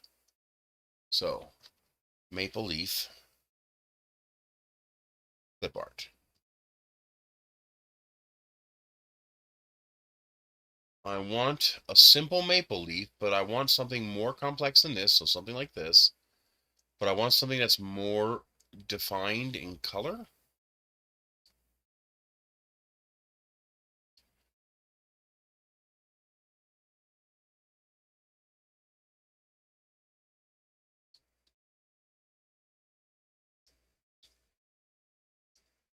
Probably this one. Yeah, that looks pretty good. Open link in new tab.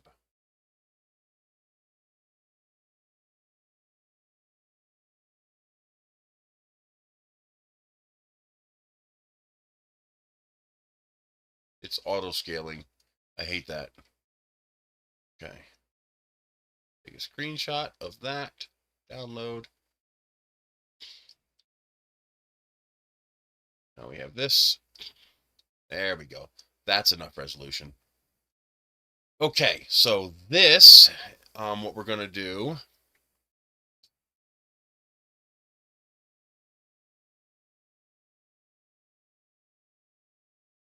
Okay, so we need a base layer.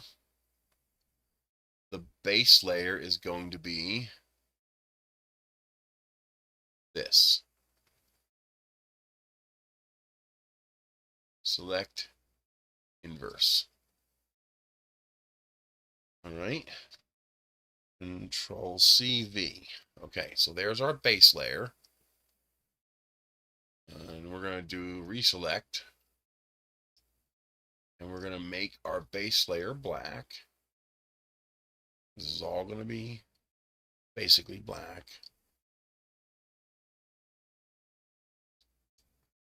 Okay.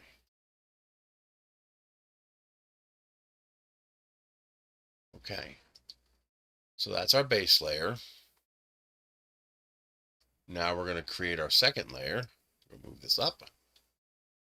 Okay. Now we're going to do the select tool again, and we're going to select this. No, we got to do the alt. Minus this. Ah, I think I got it. And this. And this.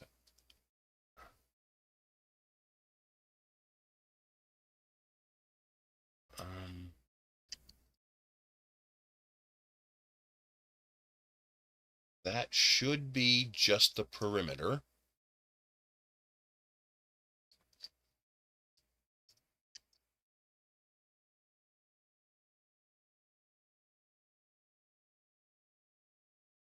We do not need to select this. We could just make that the base color.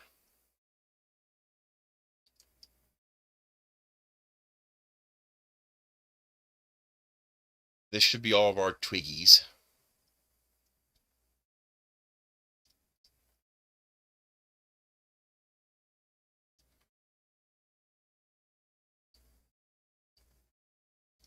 Okay. I think that's correct. Control CV. Now if we hide this and this, yes, that's our outline. Okay. Now we go back to this and we select this and this. Okay, our resolution is too high. 44. There we go. That, that, that, and that, and this, and this. Am I missing anything else?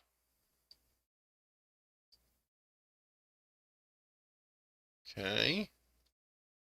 I have it all. Control C, V. Okay. And now we lower the resolution more because we want just this color.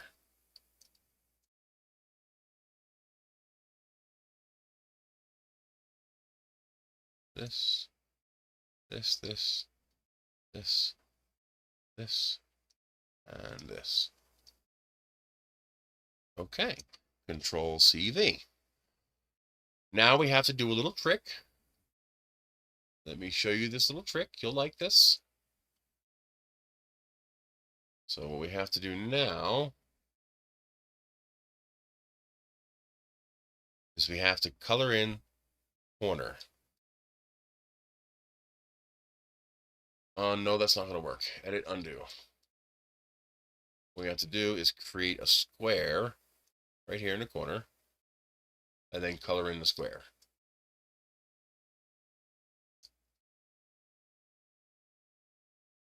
Okay. Now we go to this layer.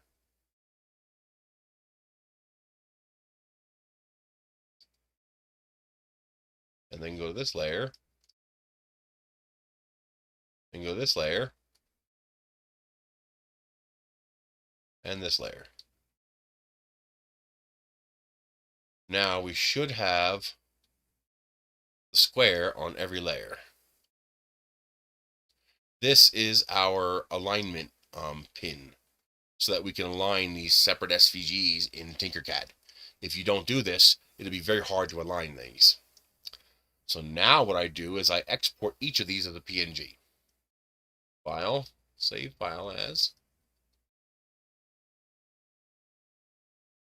We're going to save this as a PNG.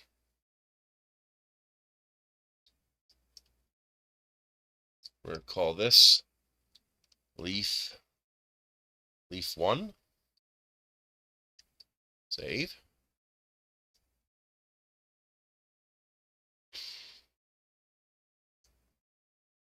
Oh, we got to change this. I think it's going to be okay as long as it's all one color.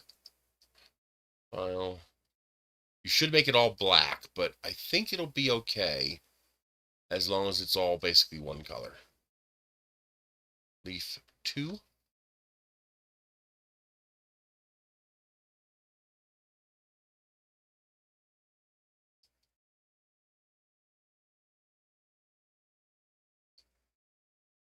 Save as. It's annoying that I have to keep doing this over and over again. leaf 3,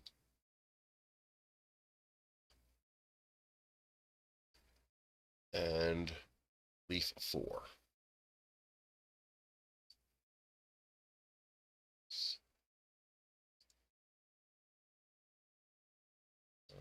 PNG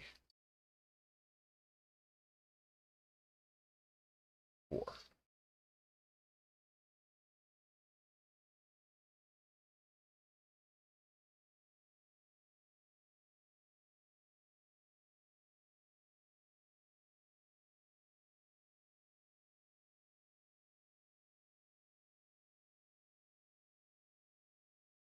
Okay. Oh no, I want to save this. So anybody else can mess with this. File, save as. We'll save this as a Photoshop file. Leaf origin. So if you guys want to play around with this, you can. Actually, this needs to go away. Yes. And then,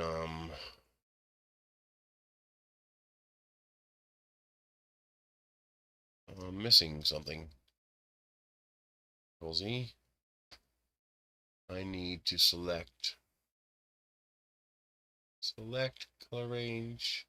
Nope. Where's my dropper? This one. Right there. There we go. We come into here. And we save this.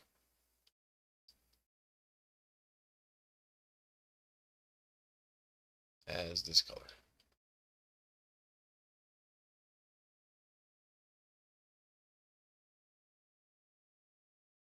Okay.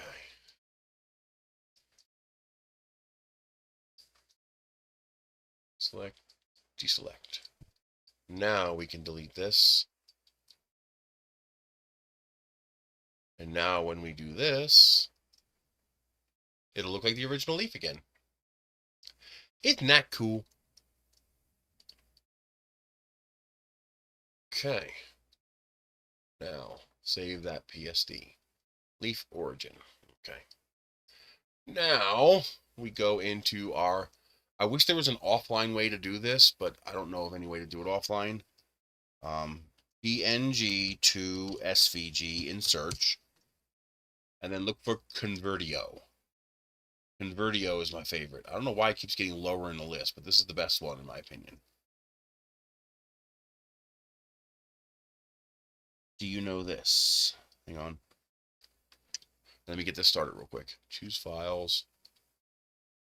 Downloads. Leaf 1, 2, 3, 4. Open. Convert. So while it's doing that, I can look at your link.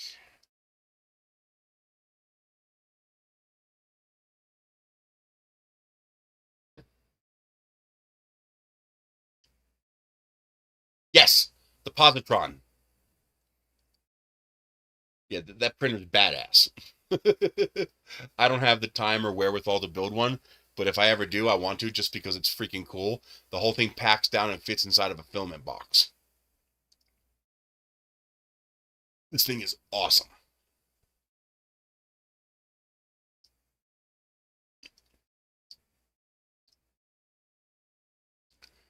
Alrighty. Uh-oh. Oh, it's still converting. Oh, 2 concurrent conversions. Okay. So I did leaf 1 and leaf 2.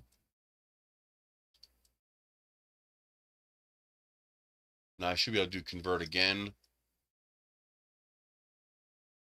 It's a very cool printer. If you've ever seen it in person, it's very cool. Download number 3, download number 4. Now we come into Tinkercad. We are going to select this and copy it because we're going to do this in a new workspace.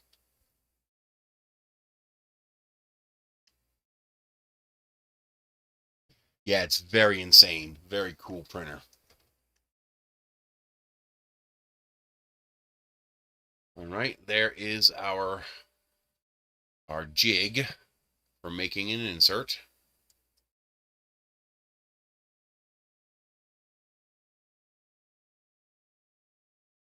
What's the purpose of climbing Mount Everest? Because we can. That's it. That's the purpose. And actually, it would also help with overhangs, because now the gravity is going to pull the other way. But no, it's just because he can. That's it. No other reason.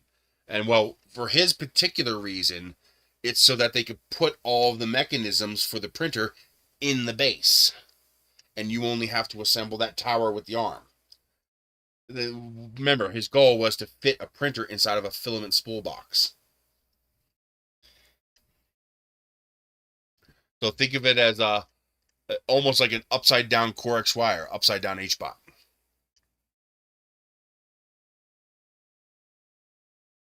An upside down Core XY requires a cube, while an upside down Core XY only requires a tower.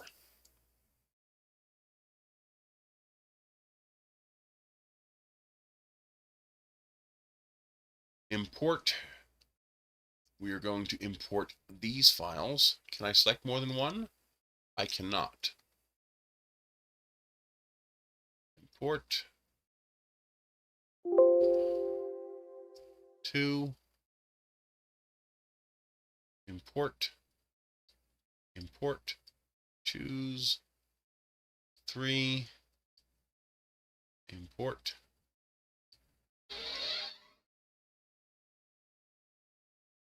Import.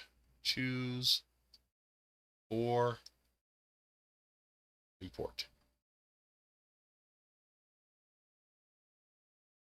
Okay. So there, and they're all aligned. This is definitely where the grouping comes in handy. So we can do this bundle group. And now I can scale this whole thing. But that's why we have this little square on the corner here.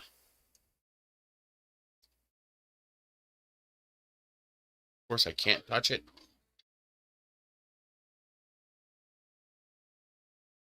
So this, I want to try to make the, I don't need to. That doesn't need to be the same.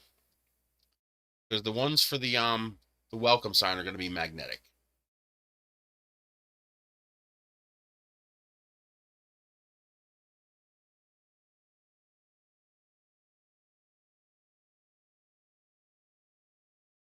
Yeah, I think 3mm is okay.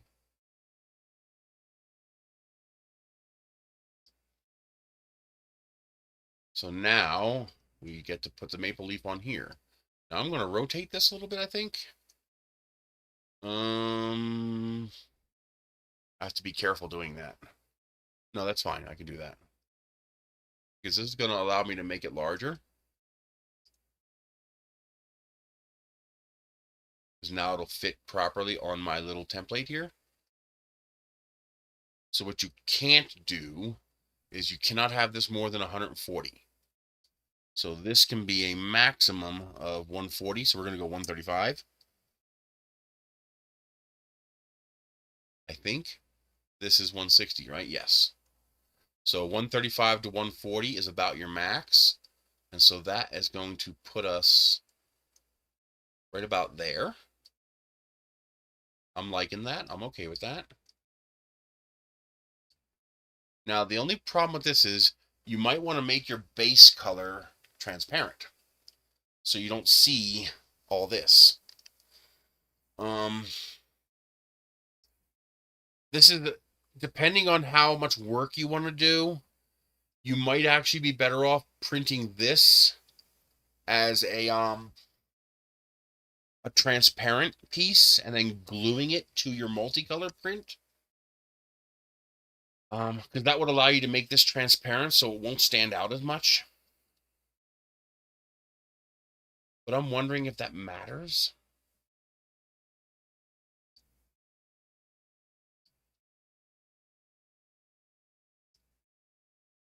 I'm starting to think it doesn't matter. And I'm starting to think I want to make this shorter. 2mm. No, no, no. just this. 2 millimeters? Yeah. Okay. Alrighty, so now we're going to want the base layer to be shorter. Let's assume we need 2. So let's make this 1.4.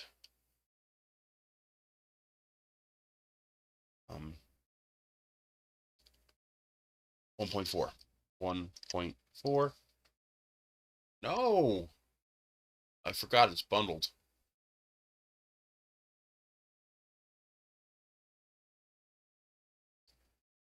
.4. There we go. So we're going to make that base layer a light orange. It's going to be more like this color. Then we're going to make this a slightly darker orange. Then this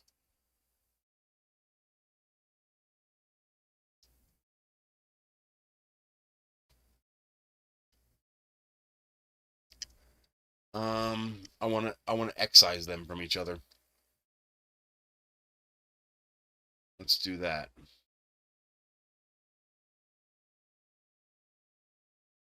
Okay, Control D, lift you up, turn you into a hole.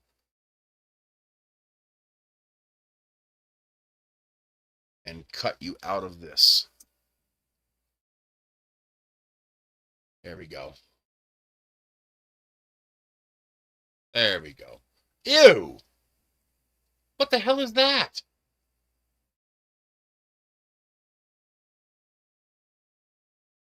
Okay, Tinkercad did not like that. Wait a minute. Why does this look like that? Why is that so effed up?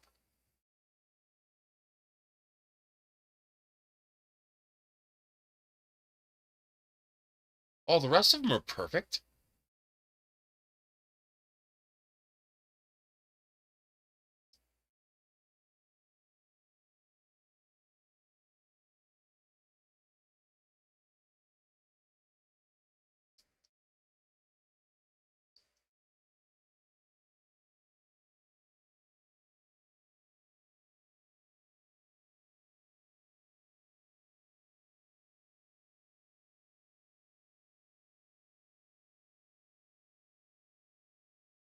Why does that look so screwed up?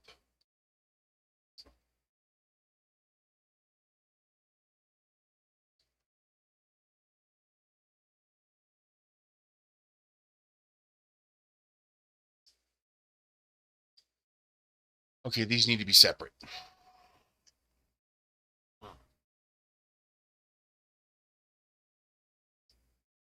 Oh, I see. I have those mixed.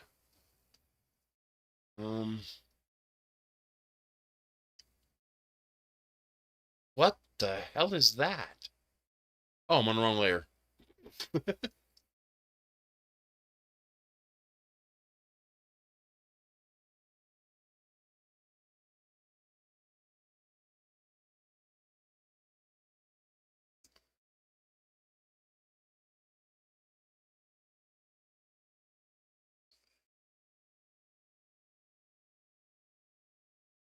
It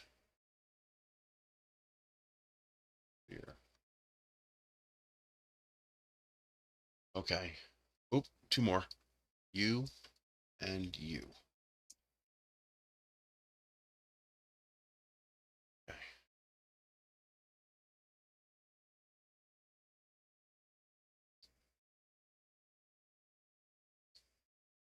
Is that like a rugged edge? That should get smoothed out by the program.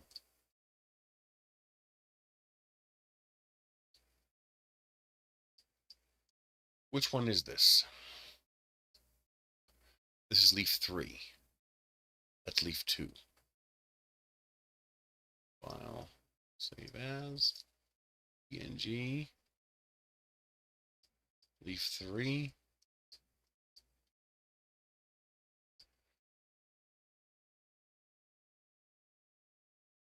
Okay. Convert more files. Choose. Leaf 3. No.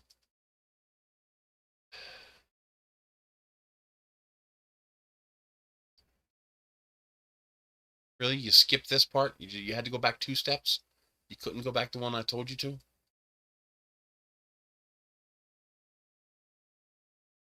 Convert. Leaf 3? Where are you? Where the fuck is 3? Are you fucking kidding me? Leaf 3 PNG. Where the hell is SVG? There it is. SVG. Are you going to do it, or do I have to click it again? Why do I have to do this again?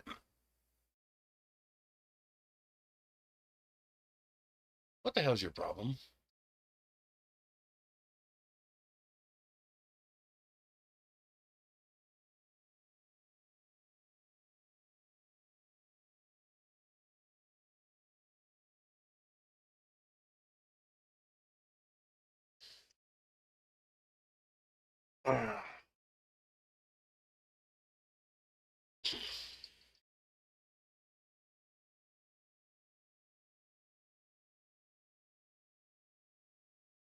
What are we doing today?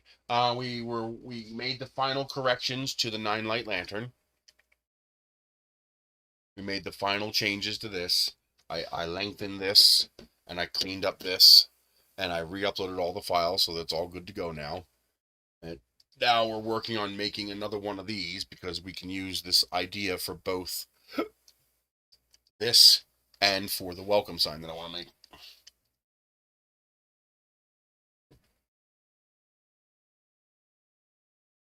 All right, so now to do this, we're going to step back.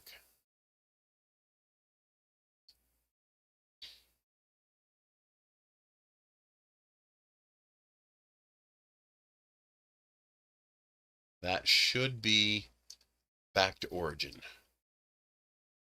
Okay, so I should delete this one. Oh, these are still grouped. Okay. So I should delete that one and import 3 again. And I should drop it in the center and self-aligned. This is why I have that block on the side, so they all line up together. Okay.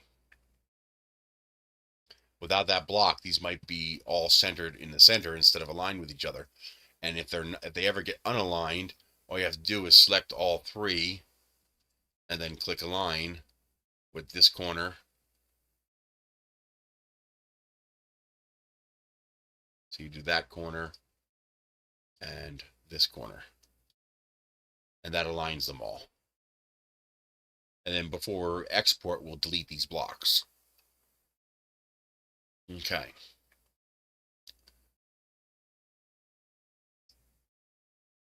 Flip? Flip what? Oh, am I on the wrong screen still? Oh, yeah. Sorry. Okay. So that's why I have this registration block, so that these parts will all align each other. Now, I should be able to now, let's set the colors. So this pink one is going to be a darker orange. It's going to be this orange. This one's going to be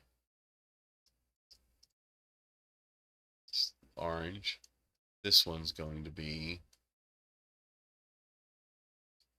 this orange. And then this outside one is going to be a brown. That was the wrong one.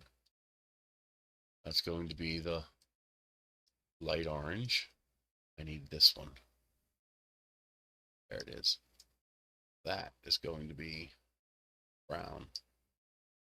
We're going to change it to that brown temporarily so that we can select it. This one's going to go back to that color. And this one is going to go back to brown. There we go.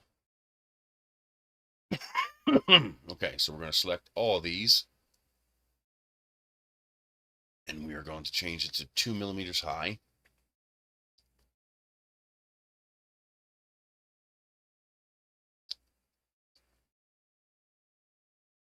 Yeah, why is that all fucked up?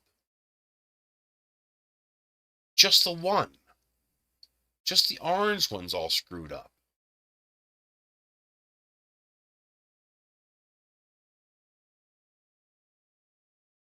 Yeah, why isn't that clean?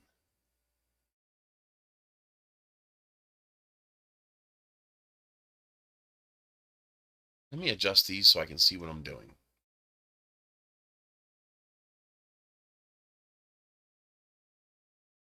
Let's make you 1. There. Now I can see what I'm doing. So why is the orange all screwed? It has to be in Photoshop. The original file must have enough softness to it. You fit on screen.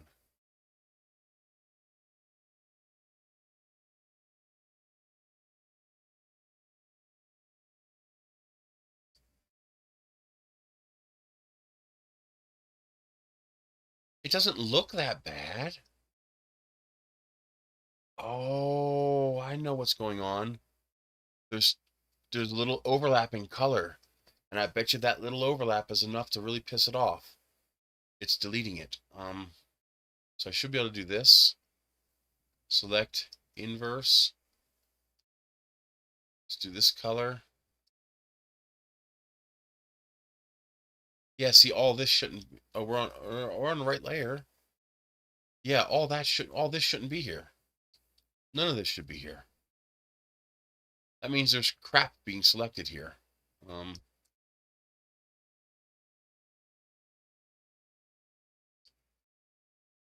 So why isn't it selecting all this? There we go. No, it got it all. Yeah, see, there's a shadow here. That's the problem. There's crap left over from other stuff.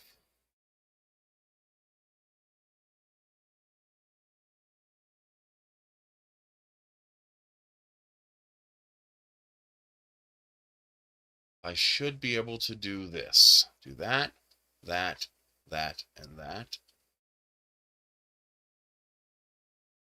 This and this. Why is it selecting so much? It's selecting a bunch of extra stuff here. You and you.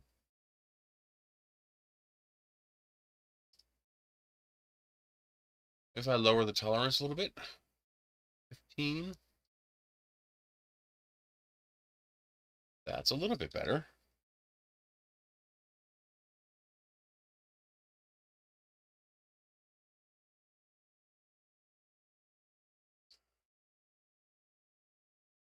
Okay, so first things first, let's clean this. So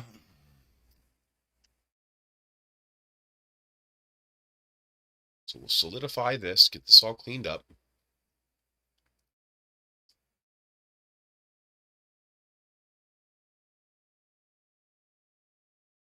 Can I add this? Yes. Okay.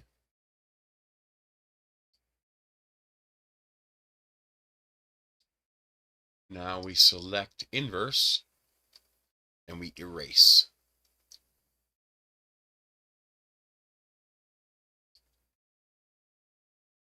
This will get rid of all the shadow work.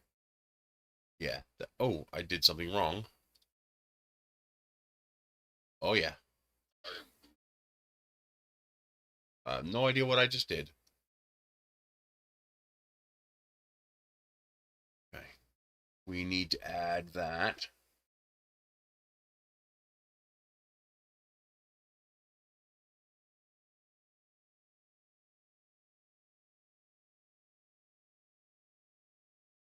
I haven't tried yet. Because of financial issues. I only do one 3D print a week, and this week I did this.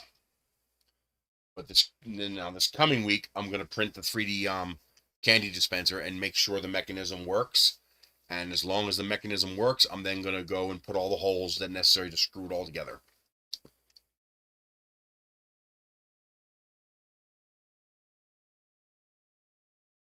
I know a little bit about alphas, but not enough for me to dick with that right now. But I do know what you're talking about, and that is the right way to do it. But this is easy enough to do with single color. So let's solidify that. And then let's go select inverse, eraser tool. Why does the eraser tool keep making it tiny again? And then I just erase everything. So it gets rid of all the shadow work. There we go. Okay. Now let's go to these channels and check them too. Uncheck you.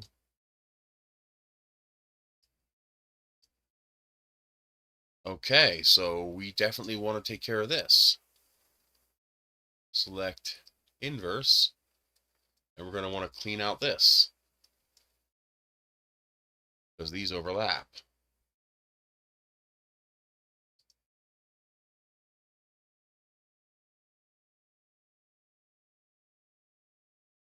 Okay.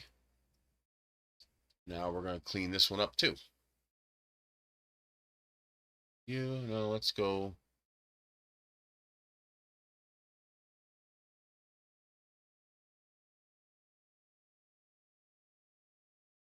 Too much.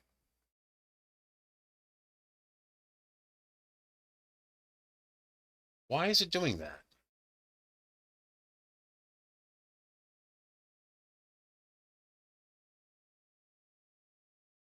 I know another way I can do this too.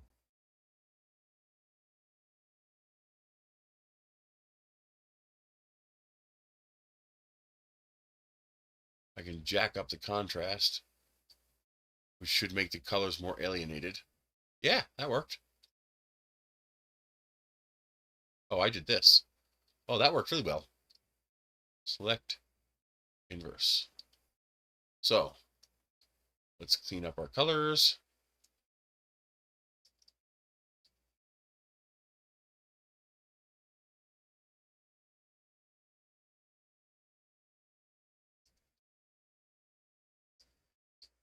Okay.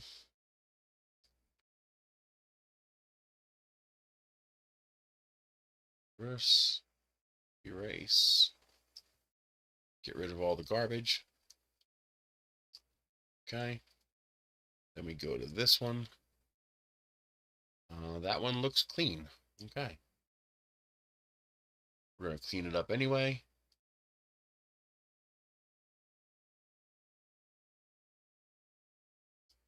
Okay.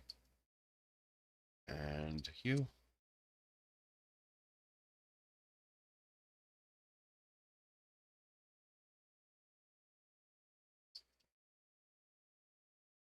We got everything? Yep. Erase. Oh yeah, all kinds of shadows.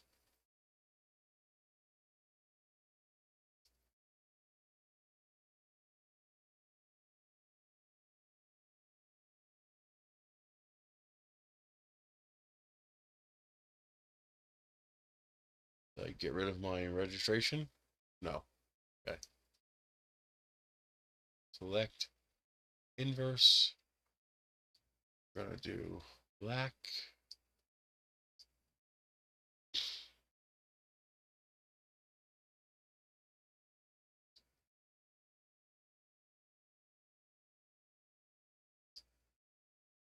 Basically, there was fuzz in the model, and the SVG conversion was keeping the fuzz. So we have to clean up the models to make them as smooth as possible. I thought their algorithm would be a little smarter than that. Although I can't argue it does a pretty good job. Nothing wrong with having to do a little bit of work. Okay.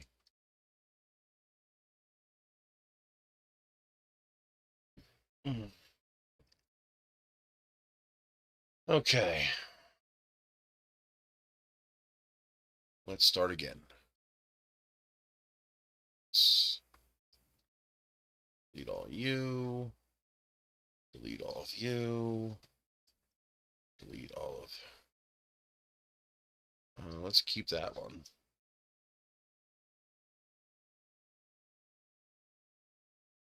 Okay.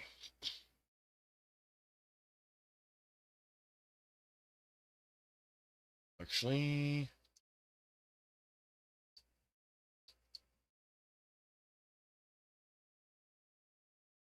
there. That gets rid of all the history. When you have time, check this out.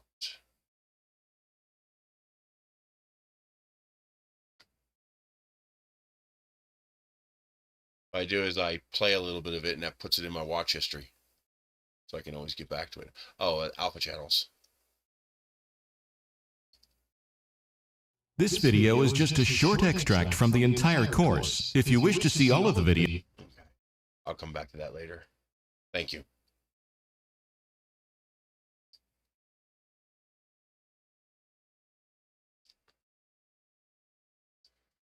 Okay, we got to go back here. View, get on screen. And now if we make all of our channels visible, there we go. All right, that should be a lot cleaner.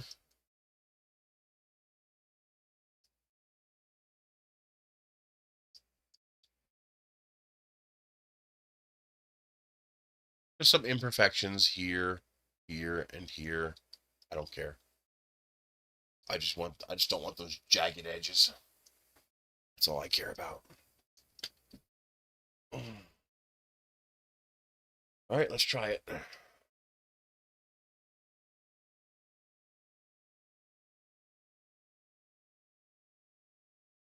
Well,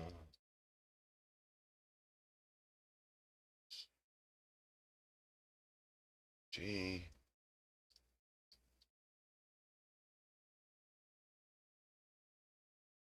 Leaf 1. Then I want this one to be leaf 2.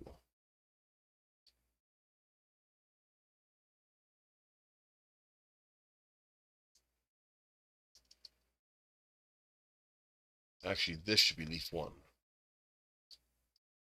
No, it's fine. Save as. Yeah, this should be leaf 1. NG, but it doesn't matter. Because it doesn't remember that name in Tinkercad. 2.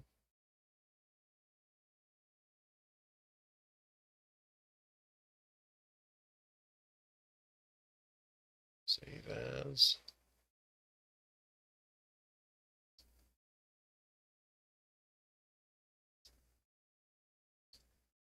Come on. 3. And leaf 4.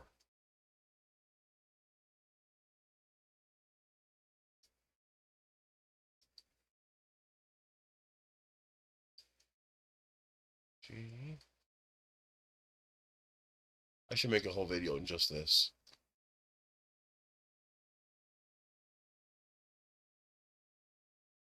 Okay.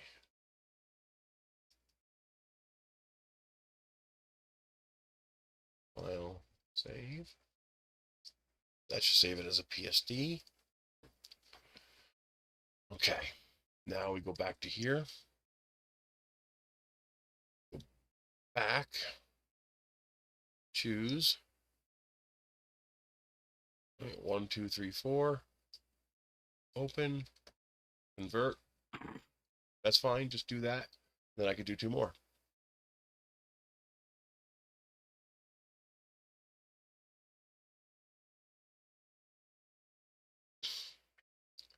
Convert to get the next 2.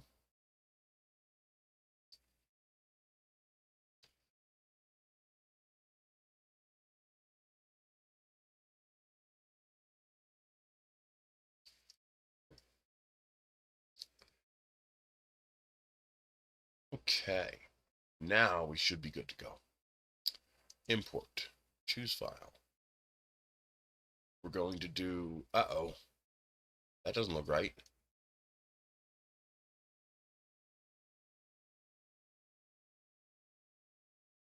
That's missing.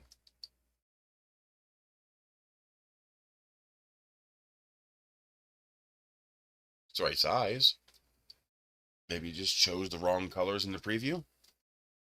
Yep, that didn't work. Okay, so something is wrong with... What the fuck?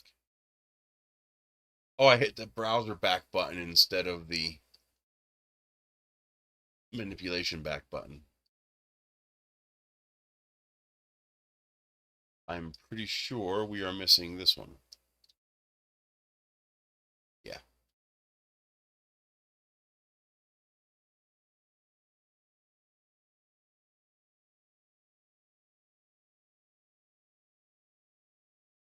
PNG. Pretty sure that was leaf 2.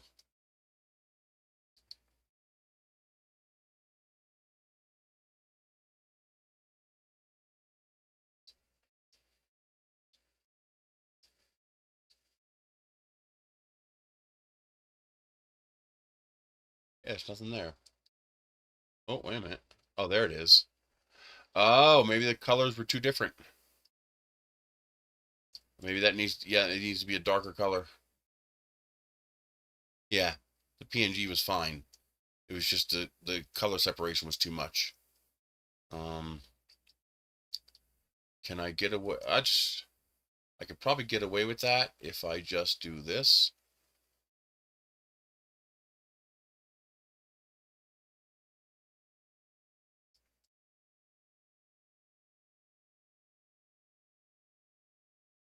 That would probably be enough to get away with that.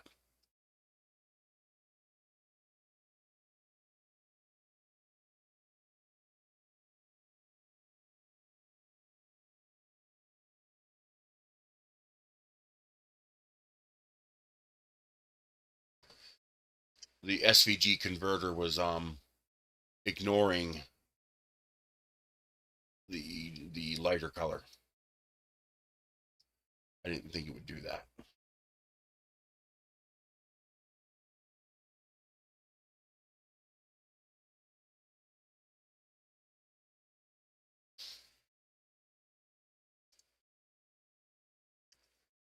Yeah.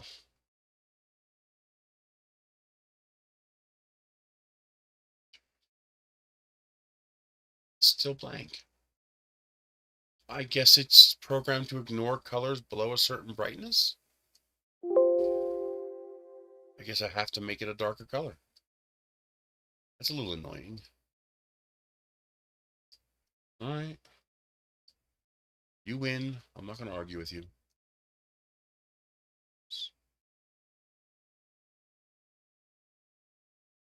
I could probably make it a pretty dark orange. Yeah, like a brown.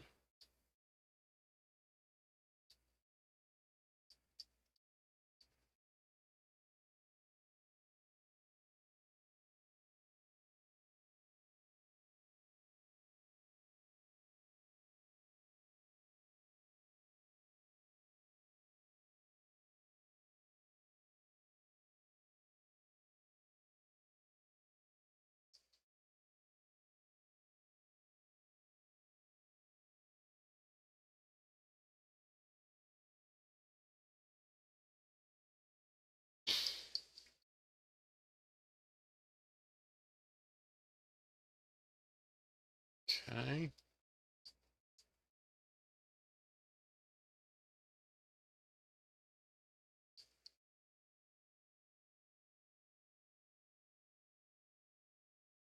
There it is.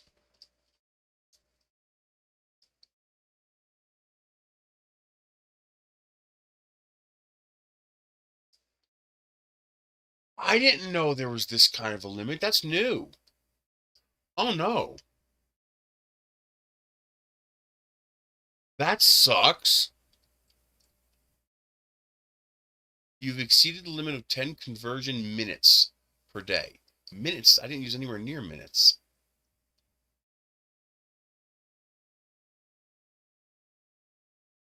Damn, that's expensive.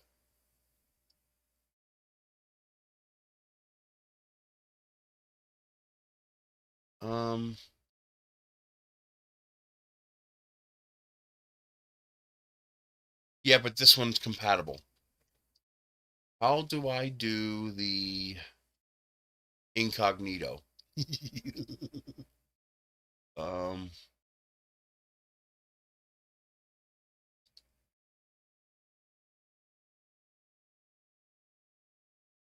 isn't there a way to do an incognito tab?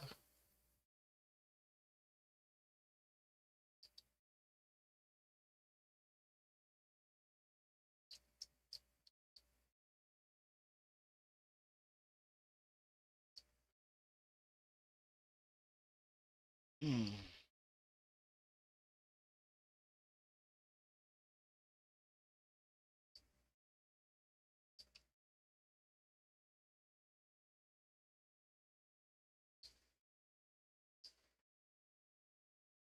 Try a different browser.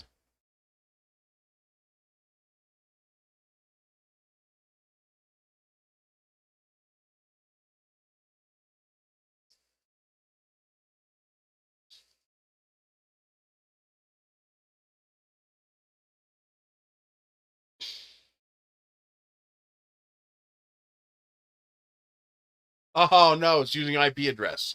So I need to use a VPN.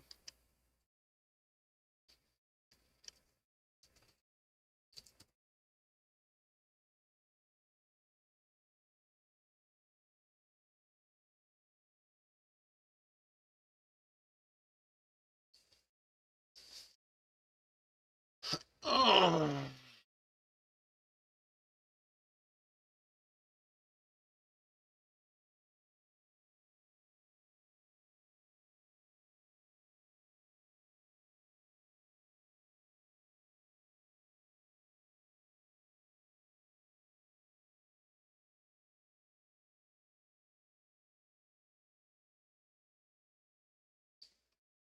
Where is it?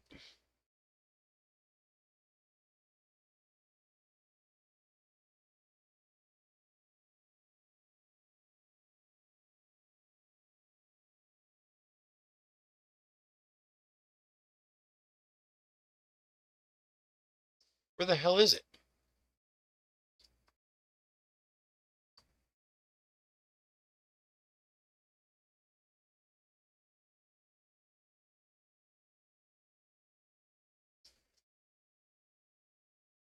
No, I don't want Chrome as my default.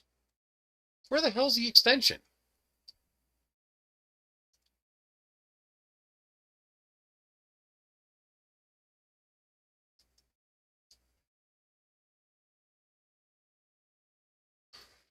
Yeah.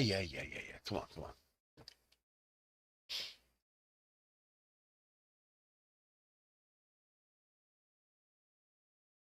Guess I have to do that.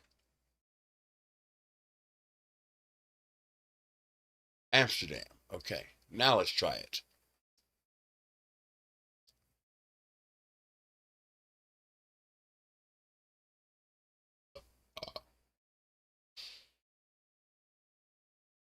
I have no idea what that is.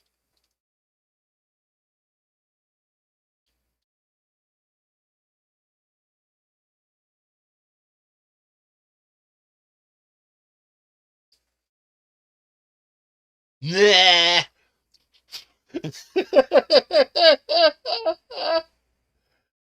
No, I went to a different browser, which means it was checking IP addresses.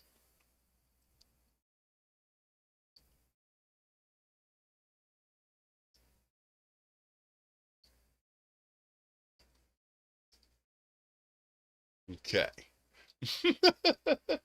There it goes. Lick my balls. I would pay for that service. If you told me it was unlimited use for $20 a year, I'd pay for that. But $10 a month? No. It's not worth $120 a year to me. Or it's not worth, more correctly, it's not worth $2,000 to me. I'm sorry, your software is not worth $2,000. This is why I hate subscription services. This is why I hate subscription software. Because how much is this? $9.99 a month? No. This is $2,000. This is not worth $2,000. I mean, $2,000, you're talking, SolidWorks kind of pricing now. Yeah. But I mean, this is not worth $2,000. How do I get $2,000? Well, it's very simple because that's how much it actually costs. Assuming I'm going to continue doing this for, the rest of my time, I have a foreseeable 20 years life expectancy. If I'm really, really lucky, probably closer to 15 years. But let's say I'm going to live another 20 years. Let's be generous. Okay. So that's $10 times 12 times 20. That's $2,400. This is not worth $2,400. This is why I fucking hate online stuff like this. Unless it's completely free, like Tinkercad. Because this is not worth $2,000. It's just not. To make this equitable, I would say a program like this is probably worth $50. If I were to buy this program in a software in a store, $50 or $60. So they would have to charge what? 12 times 12 is 144. They'd have to charge 25 cents a month. Okay? This is why they do this. It's a scam. It's not even a scam. It's a ripoff. It's a ripoff because Convertio, your software is wonderful. I really love your software. It's not worth $2,400. It's just that simple.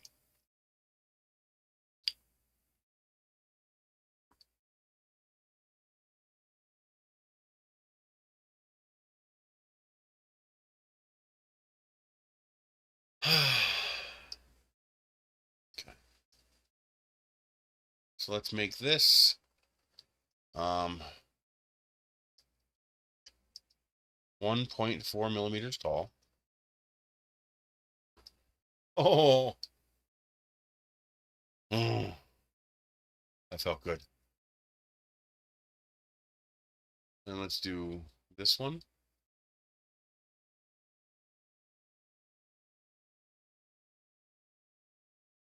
Okay. We're going to make you 0.6. Not what I want you to do.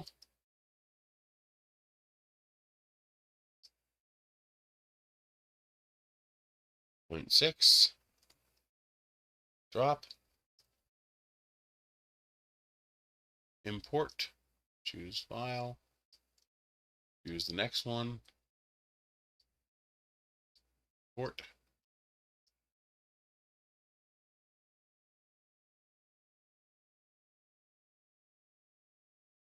This looks much cleaner, although I still see some edges I don't like. Drop. All right. That one file, for some reason, it's just making freaky edges. I don't know why.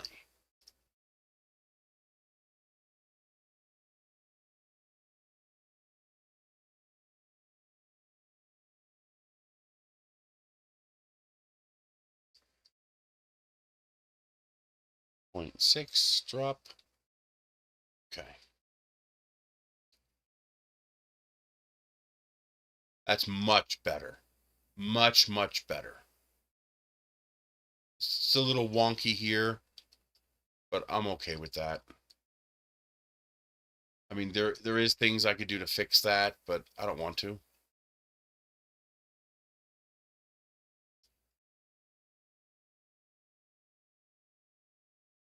I think at the scale that I'm going to print this, that'll disappear as slicer noise. All right, let's set the colors. So let's see what it looks like.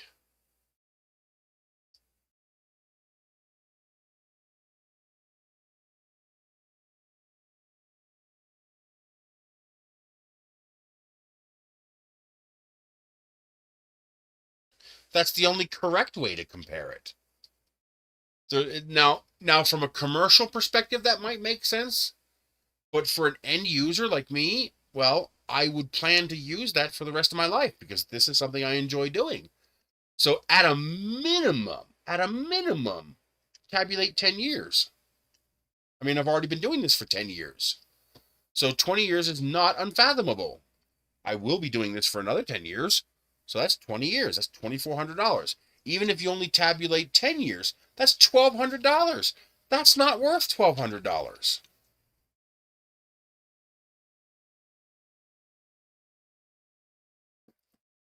I mean,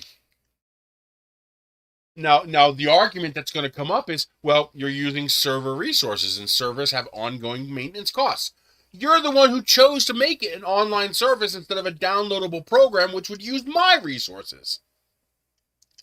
That's not my problem. Tinkercad was bought to funnel people into Fusion. That's what Tinkercad is there for.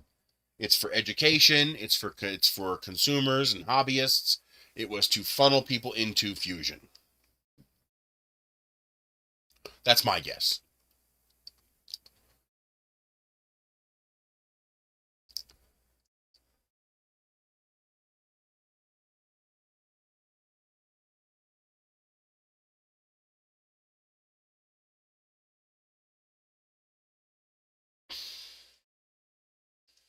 There.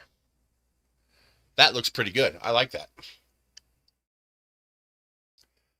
I think this is wrong.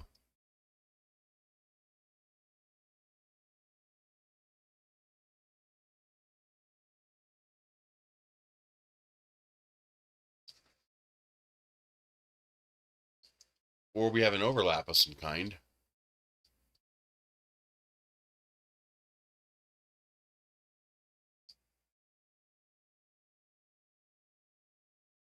Yeah, we have an overlap.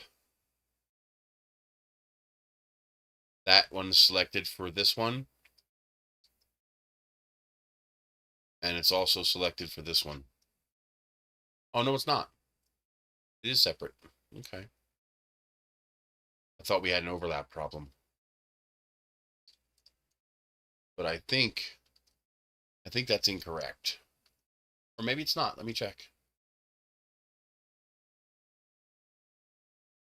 Oh, no, it's supposed to be like that. Yeah, it's supposed to be like that. Okay, that's fine. It just looks a little weird because of the way these don't quite line up right.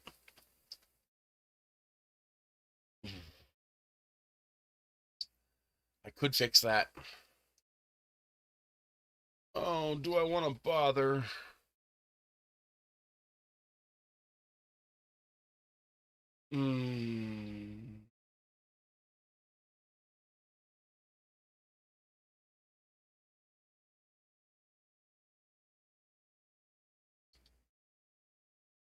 Yeah, let's fix that. No. These all have little bits of spacing. See, this should be like this. It should be tight like this one is right here. But this is because of my imperfect masking when I masked out these layers.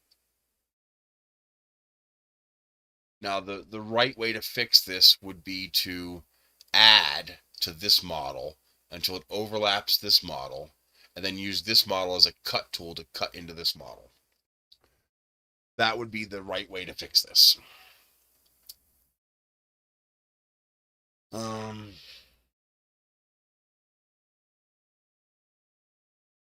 You know, it really wouldn't would it be that hard?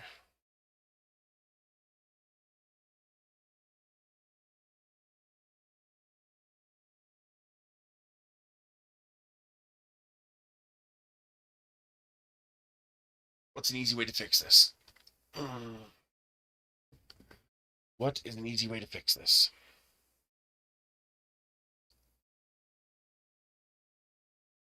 I don't really need to. I think it'll look fine when it prints, especially since we're going to shrink it down. But there are a few areas I could fix, like this mess, this hot mess right here.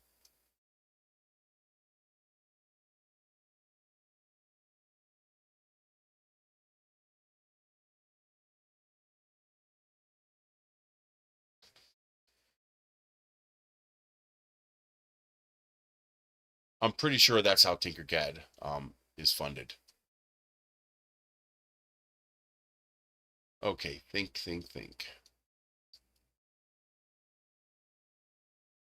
I think I'm going to fix these jaggies and then just ignore the rest.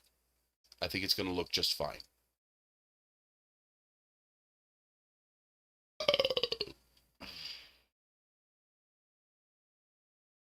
Yeah, I think that's what I'm going to do.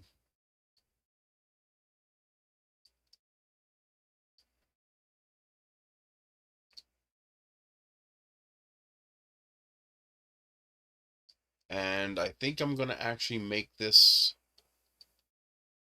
multi-layer. Because I'm wondering, if I make this thin enough, will the light shine through it?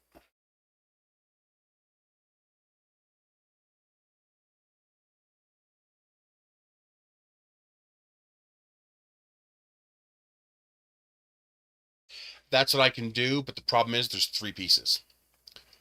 Like, for example, this part here would be pretty easy to do. What I would do is I would bring in a cylinder, put it here. I would make the cylinder 0.6. And then I would just start dragging the cylinder, overlapping the model like this. So now, unselect, reselect, Control D, and I would do this.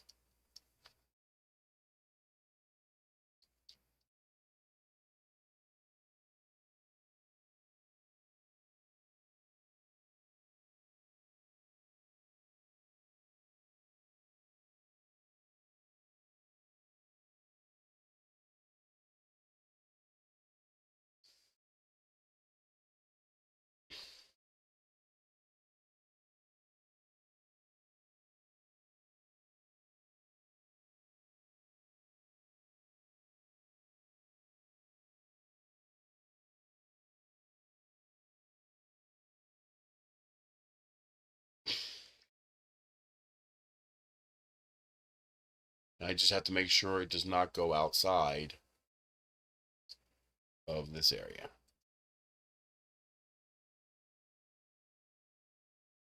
Like that. And then squish this like this and bring it over here. Now, let's see here. Now what I need to do is to hide this and hide this. Hide this. Take all this. Join it. Unhide. Duplicate this. Control D. Turn it into a hole. Join it with this. And there. Now they are perfectly aligned. Theoretically, I could do that all around. Actually, there is a relatively easy way you might be able to do this. There's actually a really easy way you might be able to do this.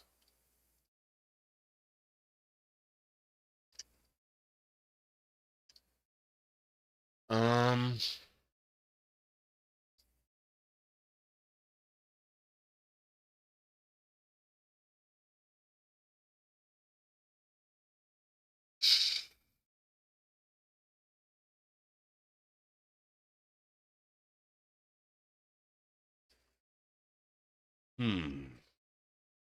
I might be able to use this tool here.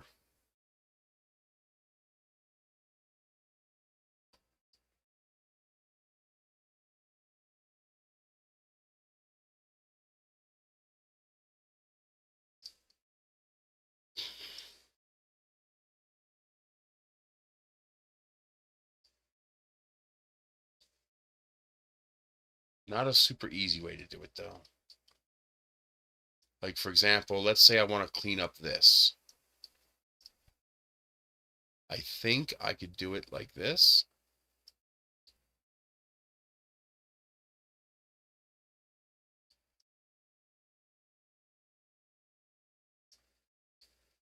How do I move? Oh, no.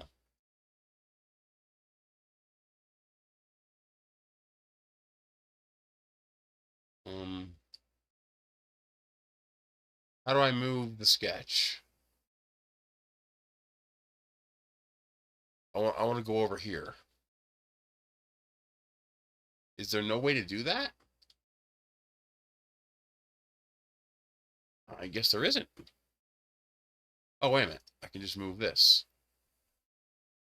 Let's do that. There we go. Now, which one's which?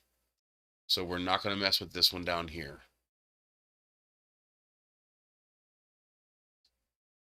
So what I think I can do is draw a line. So for example, start, how do I turn off the grid snap? Is there no way to turn off grid snap?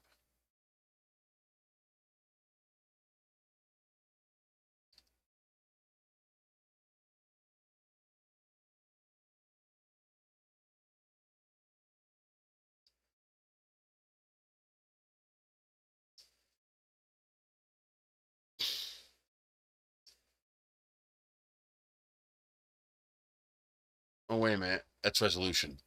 It's 1 millimeter. I know what it is. This. There we go. Now it's not snapping. So I think I can just do...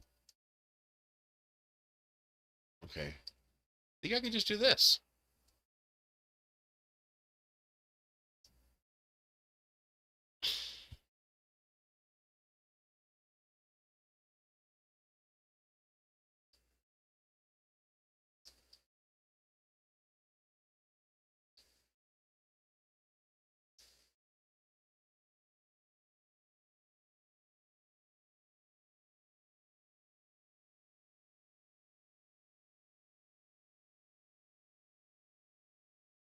Okay.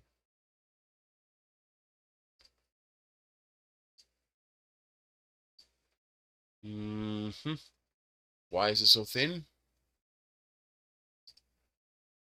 Oh, that did it.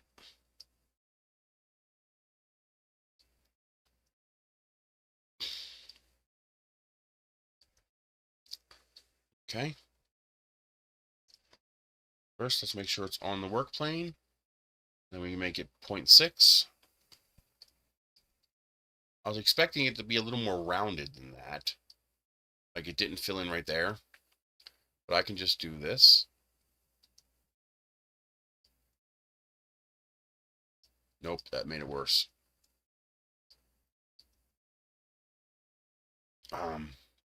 Now what I can do is take this and join them. I don't want you to be that color. Why would you be that? It's the color you first pick. Yeah, it's the first choice. Okay. We join them. And then we take this and make it into a hole again after we duplicate it. Hole, join, and join. And there. I just cleaned up the connection between those two.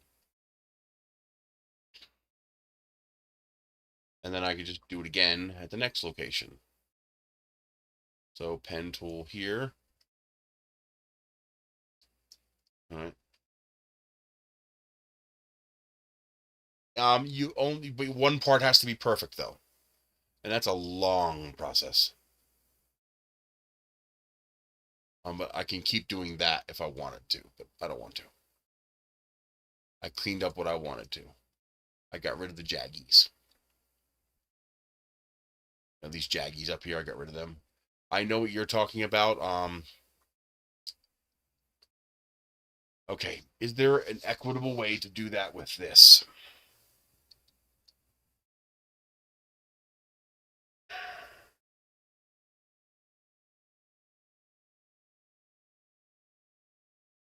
No, there isn't. I'd have to create multi-merge parts. If it was just 2, then yes, you could just create a rectangle. But I have 4 pieces here, and they need to be separate. So, for example, to fill in this here, I need to put something here that covers all of this, but does not intrude into the orange part, the red part here. You see what I mean? Well, I could do a multi-cut. I could do a multiple cut. That would work, I think.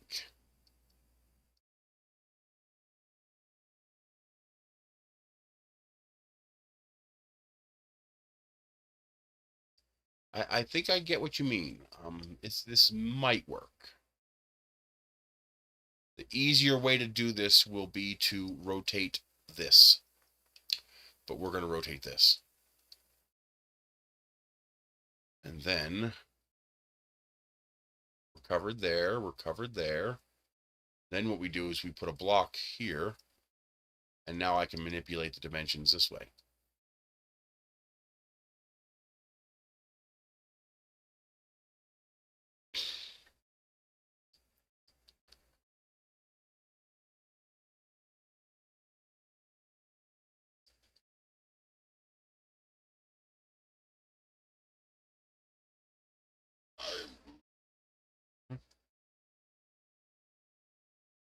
So for example, that would let me do this.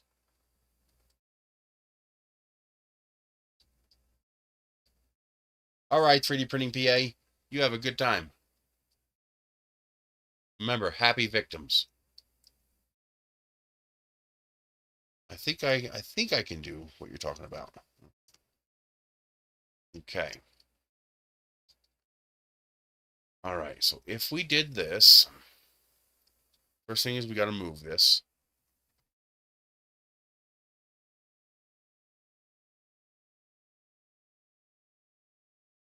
Okay, now let me make sure I do this right. So the first thing I would have to do is duplicate this piece. Control D, hole, and I would have to hole this. Join. Okay. Then the next thing I would have to do is join the red piece with the orange piece.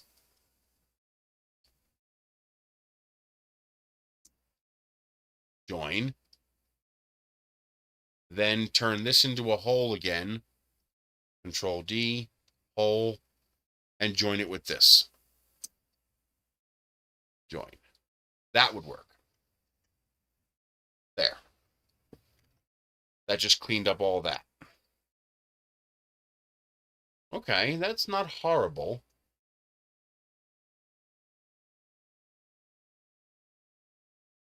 I mean, I can work with that. This one won't be too bad to fix. This one would be better going back to the circles.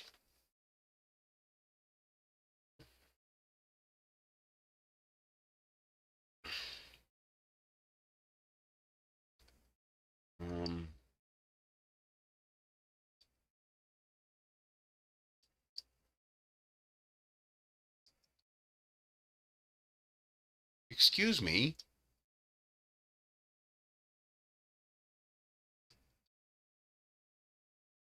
Don't argue with me. I will bite you. I don't care about those. Those actually look organic. This one looks fugly. So we're going to get rid of this one. We're going to do that by doing this.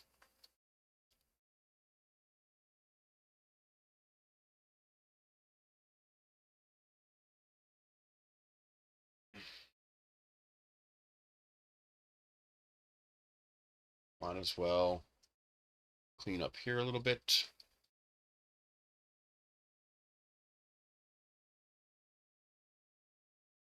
I might as well clean this all up.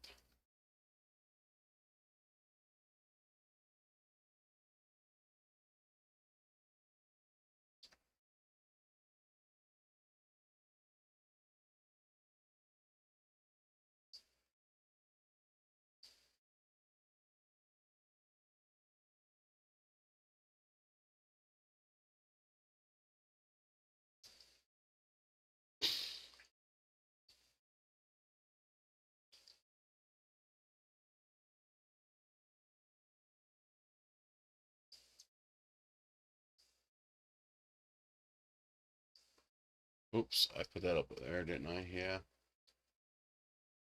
Come on.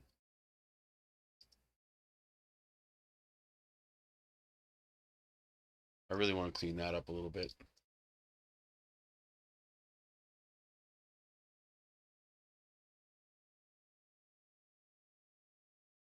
I just hate that being so stinking. I think I need to do this.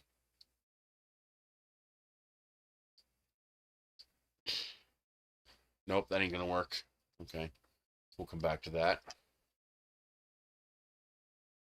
Take this, hide it, take all this, join it, bring it back. Now we can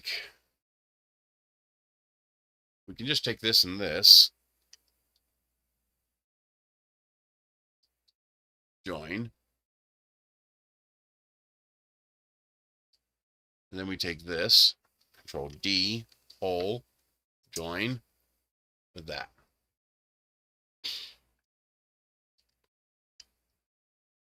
There. That cleans up that nicely. And now I'm annoyed because I've made this look reasonably nice, and now I want to make the rest of it look nice. Oh. Damn it. Oh, yeah, I might as well do it.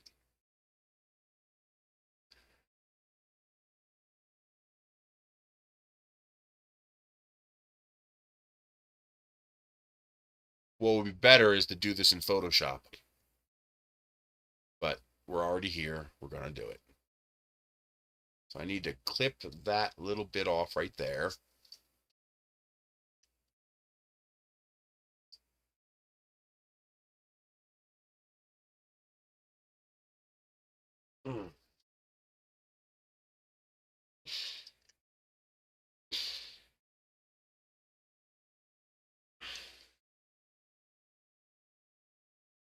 Then I could just do this. 0.6.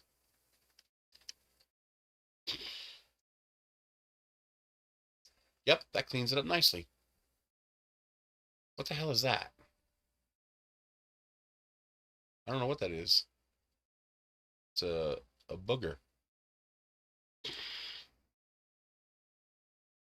Okay. Okay, that looks good to me. So now we need to make a hole from this. Control D, H, H. What the hell is your problem? H. No. It didn't Control D. What the hell? Control D, H. That's better. Join with this to trim off the parts that aren't needed from that. And then we join this with this.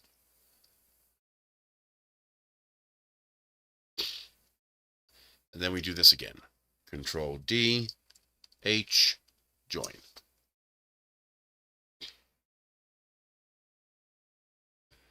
Okay. That takes care of that.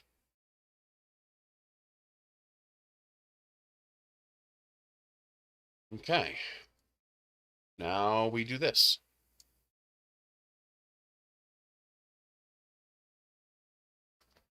Point 0.6. Control D. Control D, D, D, D, D, D, D, D, D, D, D.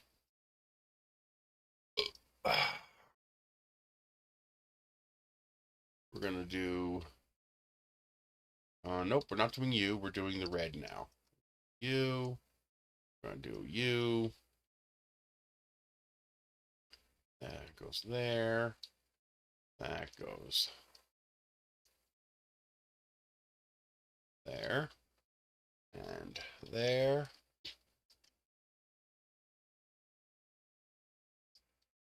And then we're going to go down here.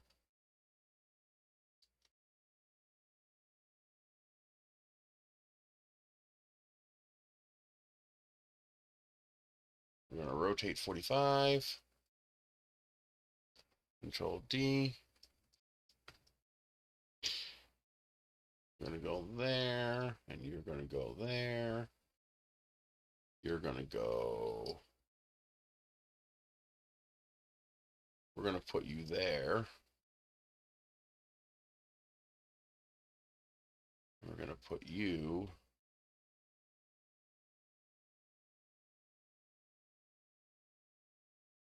You gave me the red box. Why aren't you doing what I told you to do? Do I have to bite you? I will bite you.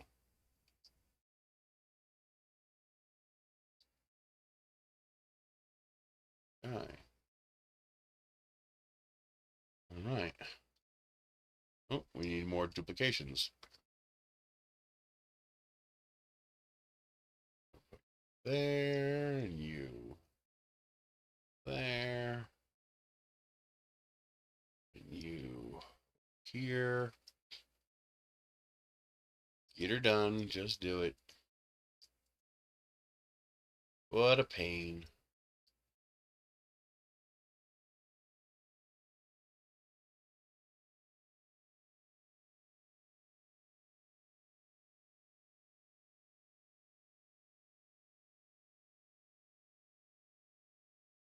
We can do you there. Bring you over here. Rotate you a little bit.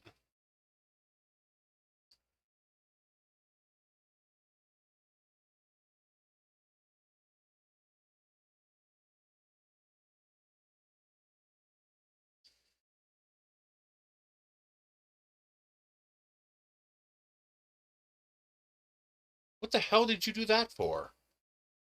Goddamn grab handle was in the way. Grr. Okay. Control D, D, D.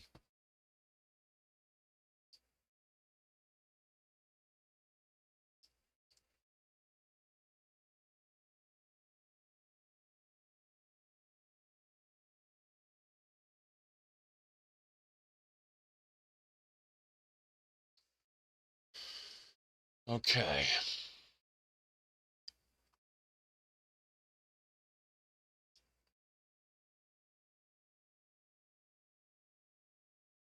Okay.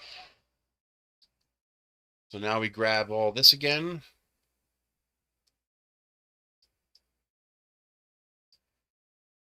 Hide it. Grab all this. Join it.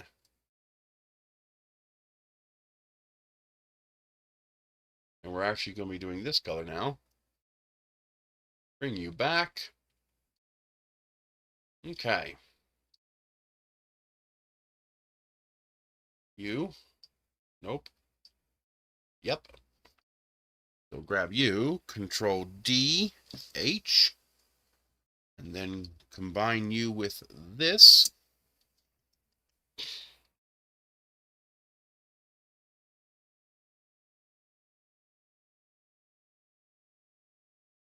Okay. And now we combine you with this.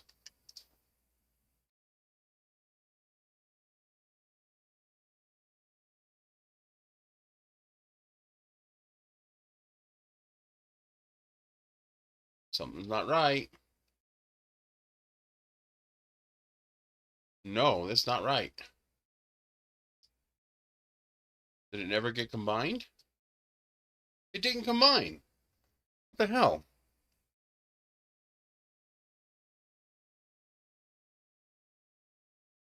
Don't argue with me. I will bite you. Let me take this. Control D, H. Why do you keep ignoring me?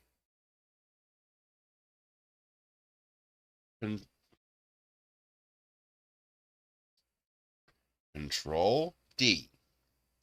Then H. Maybe I'm hitting H too quick and it's treating it like a cancel. Then we take this and merge.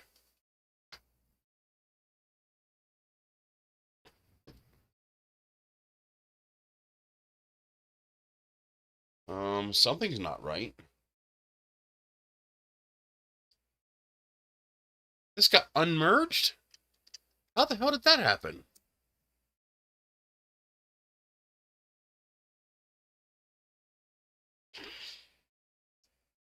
There we go. All right, that's all cleaned up.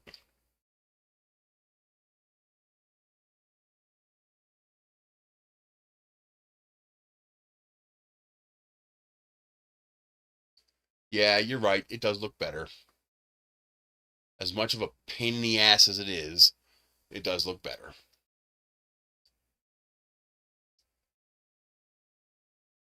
Okay. So that means I'm going to want to clean this up. Put you there. I hate when it puts this on top of where I'm working. It just pisses me off. I know why it's doing it. It doesn't make it more fun. I still want to get angry at it.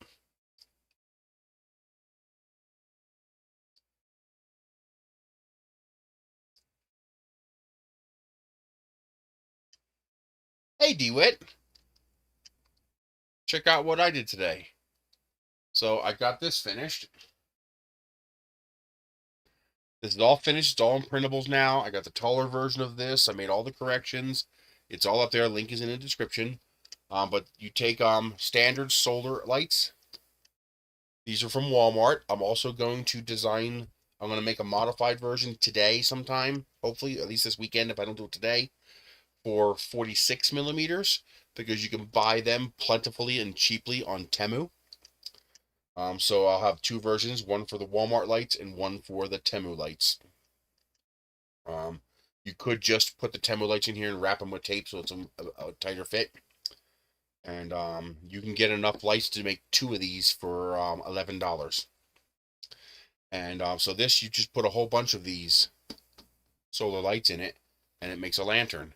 And then you also have these inserts that you can print out. So this, I made one for Azia.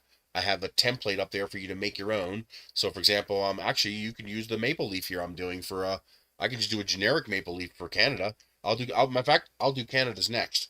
Because that's one color. That's easy. So there's slots on all four sides. And then so instead of changing the whole lantern, which is what I was doing before, which is a pain in the ass, all you do is print these. You keep permanent set of lanterns up in a set of colors that matches your house. Then you print these for different holidays, and I'm hoping you guys will make some too. You can even do your logos and stuff like that. And this just pops right in here like this, and then just flexes, and there you go. Now you have a Zia logo for New Mexico. You can put your state emblem on here, Texas or whatever, or Canada or Italy or whatever you want. You can do whatever symbol you want, or different holidays. So like year round, for example, I'll keep this in here. But then for holidays, I'll take this out and put like a Christmas tree in, or Easter egg, or whatever. And I'm gonna make a version of that for the round lamp as well, which will have three since there's three panels. And I'm also gonna make a tool for you to curve the panels, but I'm gonna make sure I stay with the exact same dimensions so that you can use the Oh, wait a minute. Yeah, it is the same. Okay. I'm going to keep the dimensions the same so you can use the same inserts for all the different lanterns. So it turned out pretty cool. Now I also want to make one of those welcome signs, which looks like this. Let's see. So it's one of these here. And then you can replace this pumpkin with these different decorations. Well, this is ideal for 3D printing, especially if you have a multicolor printer, which I don't. But I can still design the parts. And then you can print out these inserts. Then now these will be different than those inserts because this doesn't need tabs. Although, if I made it big enough so that this was 140 millimeters, I could put a tab here and here and completely eliminate the need for a magnet. We're doing that. We are doing that. So the welcome sign and everything else will all use the same decorations. Yep, we're doing that. Normally these are magnets. You have a magnet here and a magnet here, and you just snick it on. But that means you have to buy magnets. So if I can eliminate the need to buy magnets and keep it strictly to a 3D print, and then you can make your bottom color the same color as your sign, so it'll basically just disappear. Yes, we're doing that. We are doing that. So when I print these letters, they're going to have a slot in them to allow them to use these same decorative inserts. This way we can design one universal set of inserts for everything. Yeah, definitely. Absolutely, definitely doing that.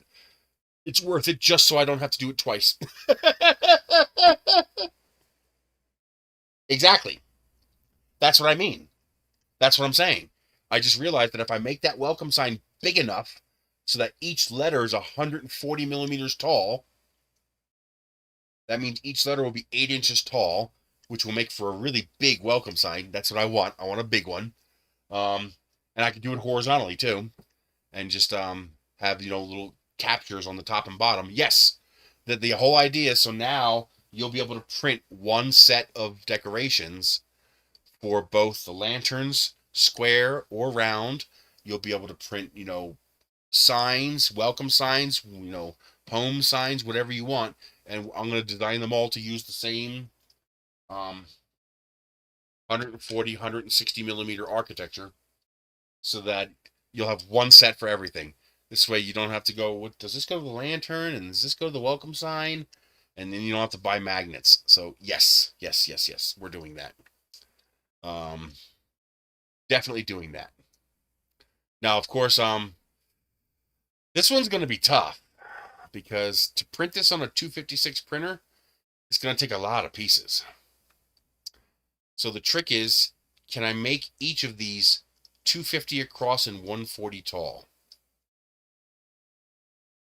If I can make each of these a segment that's 250 across and 140 tall, then or 250 by 250. Yeah, if I can make this into 250 by 250 segments, how big would that be?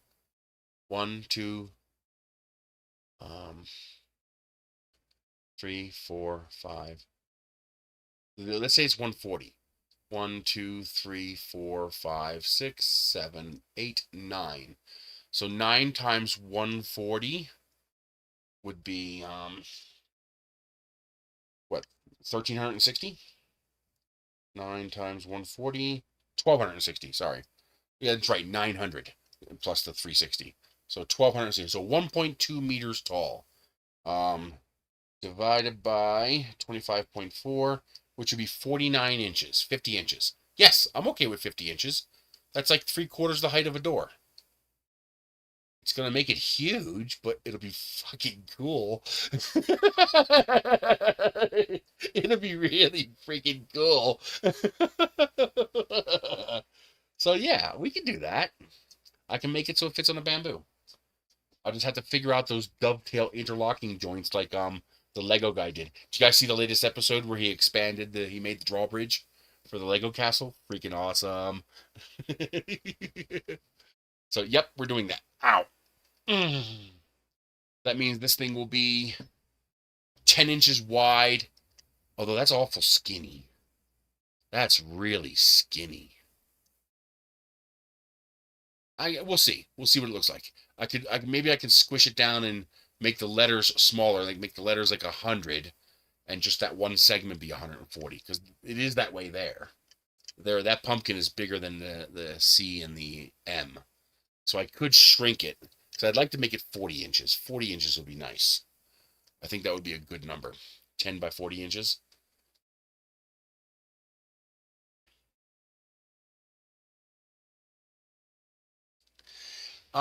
Well, the reason you can't really scale this up because it's designed to fit the lights. So if you scale it up, the lights won't fit. Now, none of this uses vase mode. The only part of this that uses vase mode is this. And I can easily modify that if you want to do a larger one. So you could print this all at any scale you want, and you just tell me how big you want to print this one, and I can make that any scale you want. But there are other inserts we're going to be making for this. The inserts that you'll print flat, and they'll just slot in like the round one does, so you don't have to print this lens once I get them done. The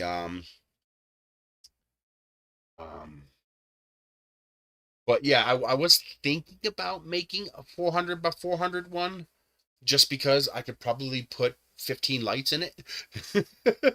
But I think I would actually rather make a round one, 400 millimeters, because the round one, although the square would look good too, it would look good as a single light on top of a post. I think that would look pretty slick. That would be interesting to try. I mean, I do want, and I also could make a 500 by 500 millimeter one, because I do have my, I got to make sure I have all the parts, but I do have an S5. So theoretically, I could do a 500 millimeter one. And also, if you're going that big, you can make it much bigger. For example, I can make a 600 by 600 one, and you can use a regular 334 printer and just print 4 pieces and put them together. So I could literally do 4 of those together, and that would give you 36 lights in one fixture. That would be a pretty damn bright light. It is. It's not bad. Well, put it this way: you've already seen at night my 5 lights, the one with 5 lights on it, and those look great. This has 9. You lose a little bit by being in the enclosure, but yeah, it looks pretty nice.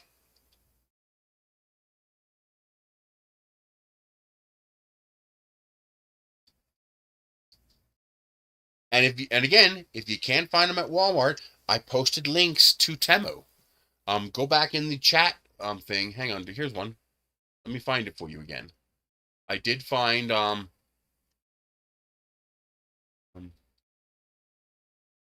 on.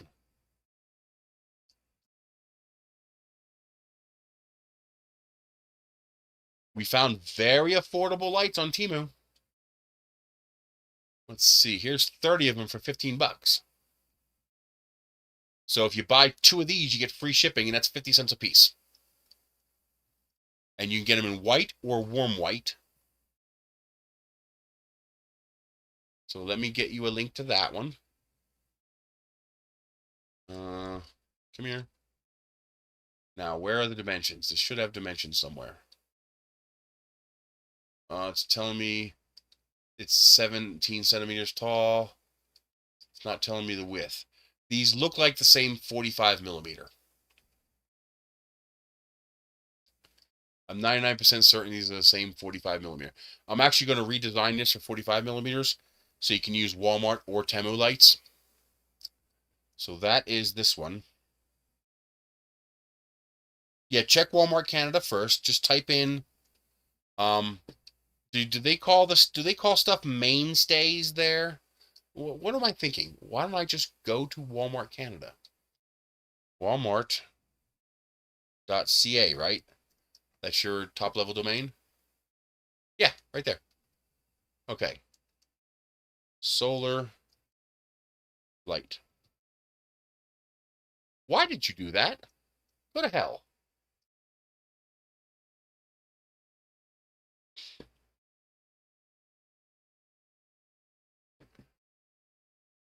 Oh, this is not going to work.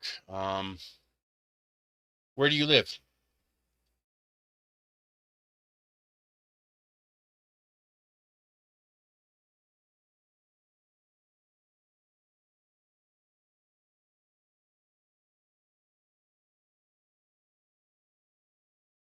Calgary. Alberta. It's Ontario. Alberta, Calgary. Here we go. Which one? Deerfoot, Marlborough, or Westbrook? Or another one? North Deerfoot, Northland. Which one? Doesn't matter. Well, how far away is it to you? Some of these are pretty far away. What's your zip? Do you have a zip code? Okay, they're all close. All right, let's do this one.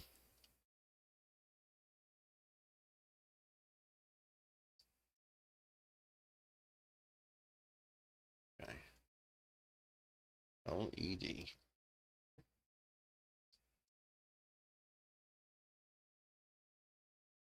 We're gonna pick in store.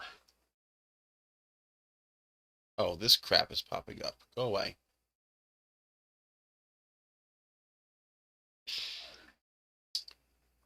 Oh, they have nothing.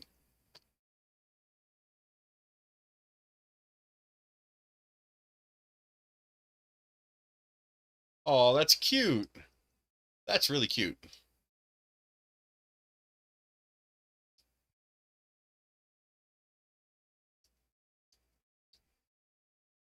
Okay, they have that kind, that kind.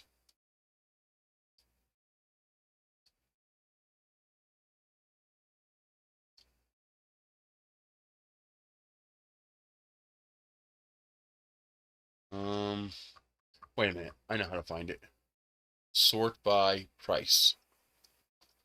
Because they're dirt cheap. Oh, that's cool! No fair! I want one of those. That's neat. Oh, and you can get these at your Walmart? That ain't fair. That's cool. Why don't we get this cool shit at Walmart? Oh, look at that one.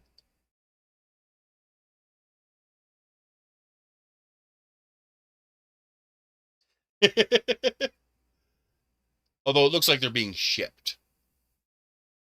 And there's another one. I would love to have all of those. Those are adorable.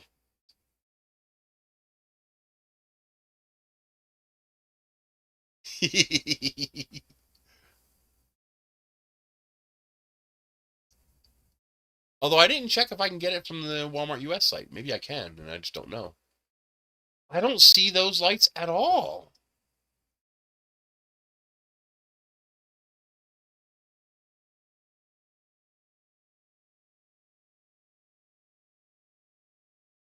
Yeah, there you go. Here we go. That's a clearance price? Ouch.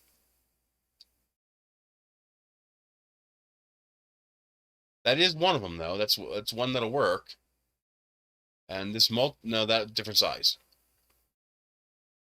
Those are square. That won't work.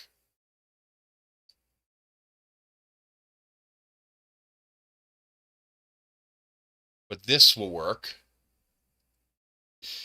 Oh no, see they're charging a $9 delivery fee. That's bullshit. For one? They're charging $10.55 for one? Even in Canadian dollars, that's a ripoff. No. Okay, go to Temu. Just order from Temu. Tim. You're Tim, right? Yeah, Tim. Just look at this. I mean, it's 1553. This says local warehouse, so you'll have to see what this is Canadian. What it is from Canada.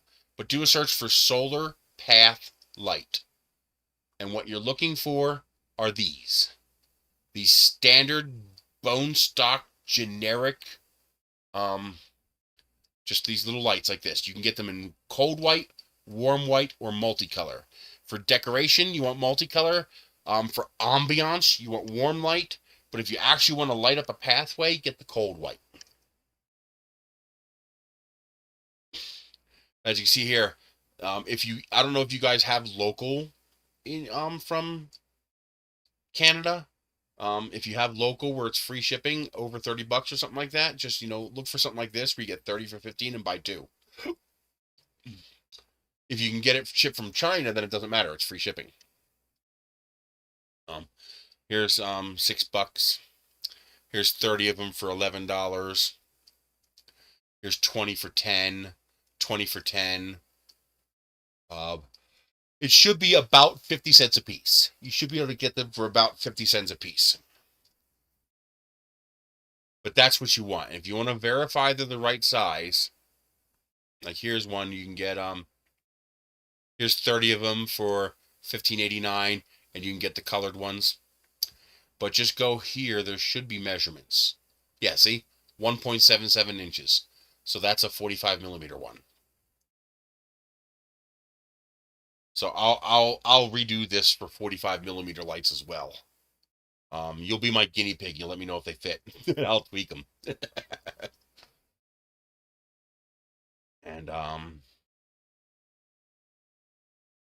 I'll make a slug too for people to test fit. I'll make a slug. I should have done that. Make a simple printable slug that you could take to the dollar store or Walmart with you and test fit the lights and see which size they are. But yeah, they're absolutely dirt cheap. Click on my Temu link down below if you ordered. I'm still trying to get a commission from Temu. I've never gotten a commission. I don't know if it works or not. Maybe they don't do affiliate links. Maybe they only do new app signups. I don't know. But also, before you order anything from Temu, get yourself a coupon. Okay? Even if you're not going to play the stupid game, type in farmland and bring up farmland. Go to the coupon section. Hell, if you really want to get a good deal, go to support and say, hey, I tried to order something yesterday and now it's a different price today. Someone told me I can come here and get a 20% coupon. Can I get that?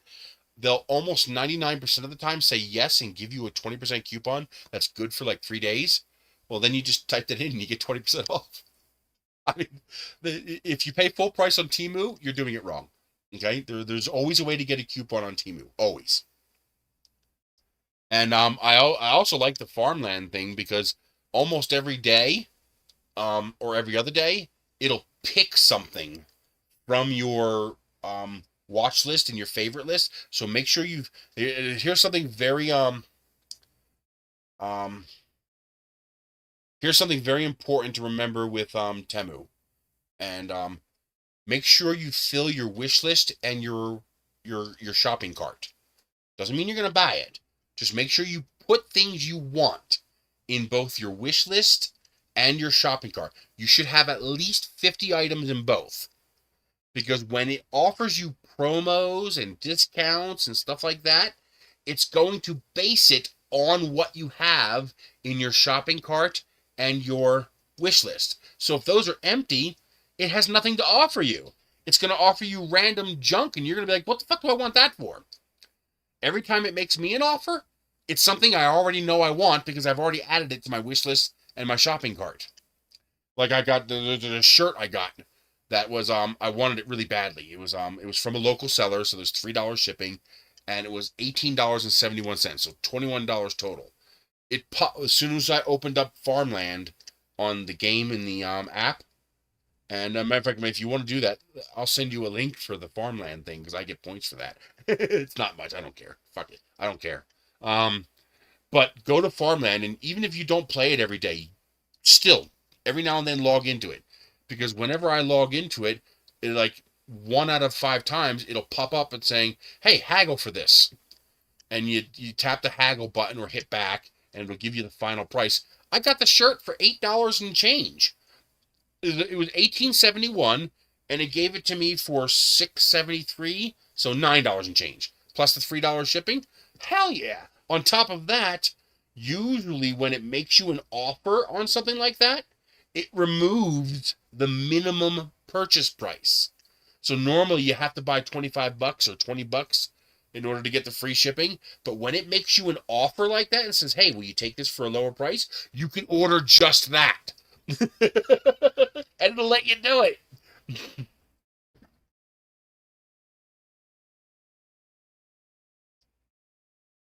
I don't know. I have no idea. I doubt they thought of that. But yeah, now Temu is one of the best places in the world to shop because you're getting it direct from the Chinese manufacturer. Basically, you think of it as what is that? 6 connections to Kevin Bacon or something like that. 6 hops to Kevin Bacon. It's kind of like that. You're getting closer to the actual manufacturer. Now, if you want to get to the actual manufacturer, you go to Alibaba. And you've seen some people do that, where they'll go to Alibaba and order, 500 or 1,000 of something. But that's only if you're ordering a big quantity. Although big ticket items, smaller quantity. But Temu and AliExpress are basically giving you one step away from the manufacturer access. And now I want you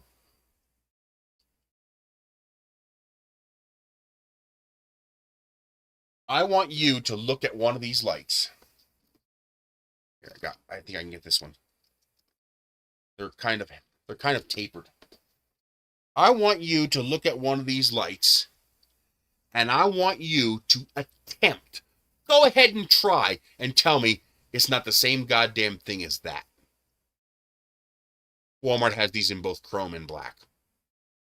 Go ahead and try. You just try and tell me it's not the same thing.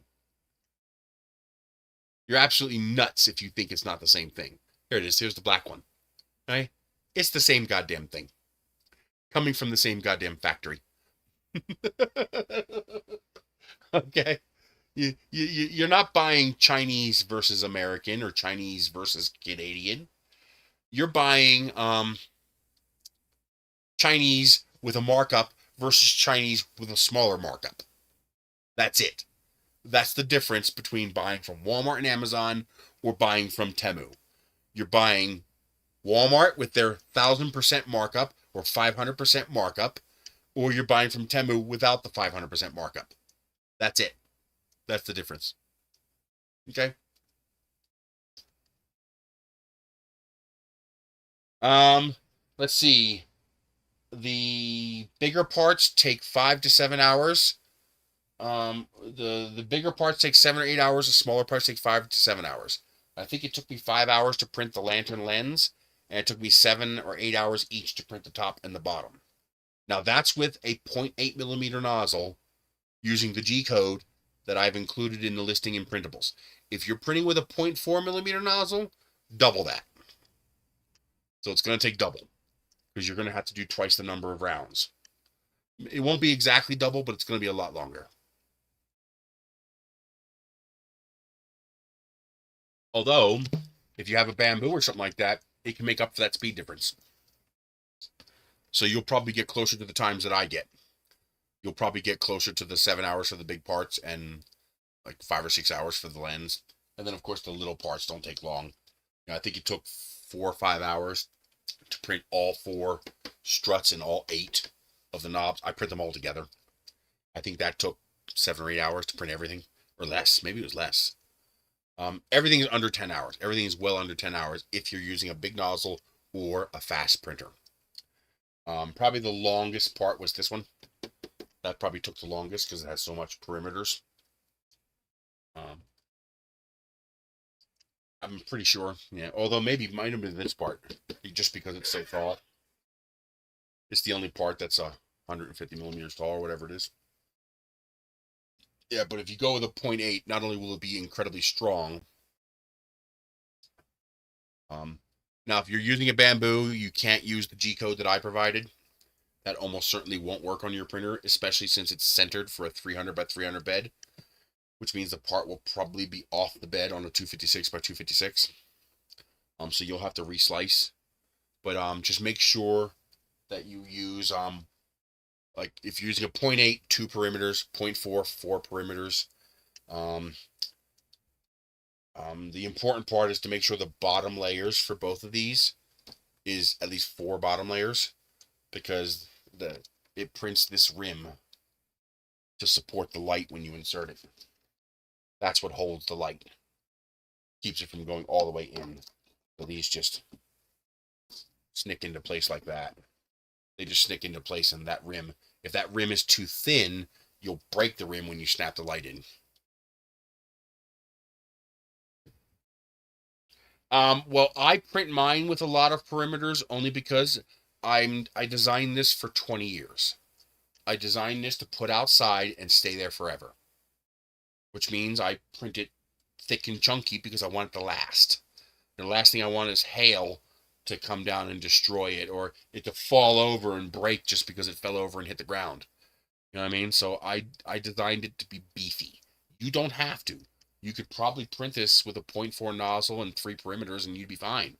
I mean, that would probably work just fine. Now, this is only designed to be printed with a 0.8 nozzle. I'm gonna upload a version of this. I guess I should upload a version of this for a 0.4 nozzle. Yeah, I'll do that. I'm not sure if it'll work, but I'll do it. I'll make one of these that's designed for a 0.4 millimeter nozzle, and you can try it and see if it works. It might be a little tricky because printing tall, thin, vertical and getting it to stay straight is difficult. That's why I have that wavy pattern on the inside that fuses so that you can print this in vase mode without it warping. When your structure has shapes, bends, and stuff that give it structure, it prints fine. But when you print something just flat like this, it tends to have trouble staying straight. But technically, no, you could print this with a 0.4 nozzle and 3 perimeters, normal 3.325 print settings, and that should work. It just might not be as durable, but that's up to you. I mean, if you know it's not going to get knocked around, then no, you don't have to print it as beefy as I printed this.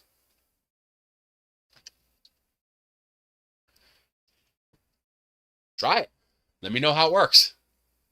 But yeah, 3.320, 3.3.320, 3 top, 3 bottom, 3 walls, and 20% infill with probably even rectilinear you can get away with. Probably get away with 15% rectilinear. And that should work fine. The model will print fine. How durable it will be long term is the question. I'm erring on the side of using excess plastic just because I want it to last. But yes, you can. The only part that's mandatory vase mode is this part, and I'll make a version of this for a 0.4 nozzle. This part uses vase mode, but it'll print just fine without using vase mode. Now, that's one thing I would do, though, is I would make sure this part here is beefy as hell. Very high infill for this bottom part. And if you're not printing this with a 0.8 millimeter nozzle in vase mode, I would use at least 4 or 5 walls with a 0.4 nozzle. Just because this is a kilogram of plastic and electronics, all being held up by that one threaded connection, and it is plastic. Okay? So I would print that beefy. This part here needs to be beefy. The rest, whatever settings you want.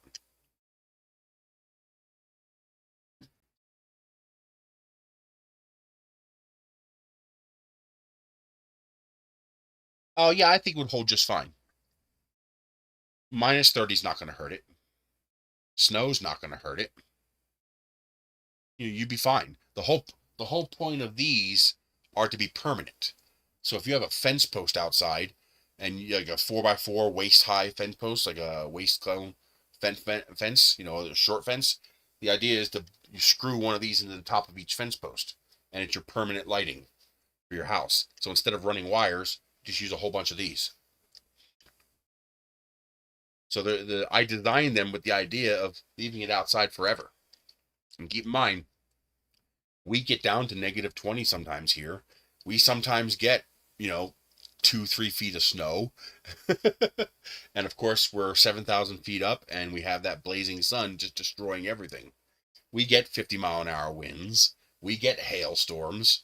So if it survive here, it'll survive where you are. If you get down to -30, you either live in the Midwest in the US or you live at high latitudes. And if you live at high latitudes, your biggest problem is enough sunlight to make it light up. With PLA, yes. But again, if you use a 0.8 millimeter nozzle and you print fat layers, that's why I do 0.3 millimeter layers. That's why I use a 0.8 millimeter nozzle. It's far, far less brittle.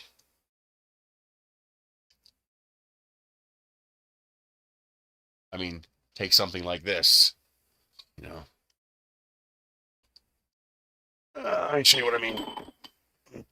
If you take something like this and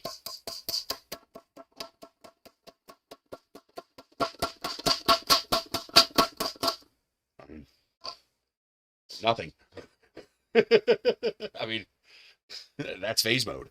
That's a 0.8 millimeter nozzle with vase mode. Actually, I think that was I think this is a 1 millimeter nozzle. I think I did these when I was still doing a 1mm nozzle.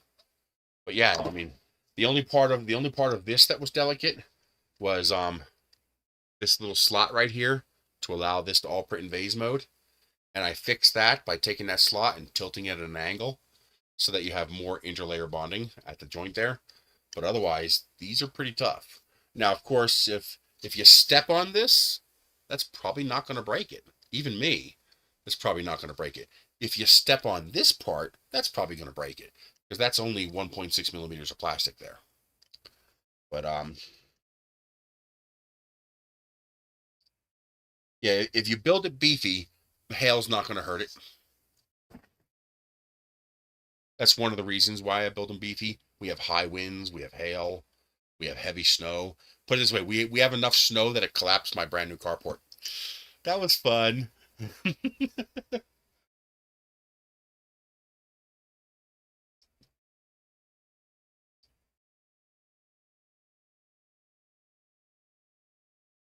Well, it'll work during the winter, it just won't work as long.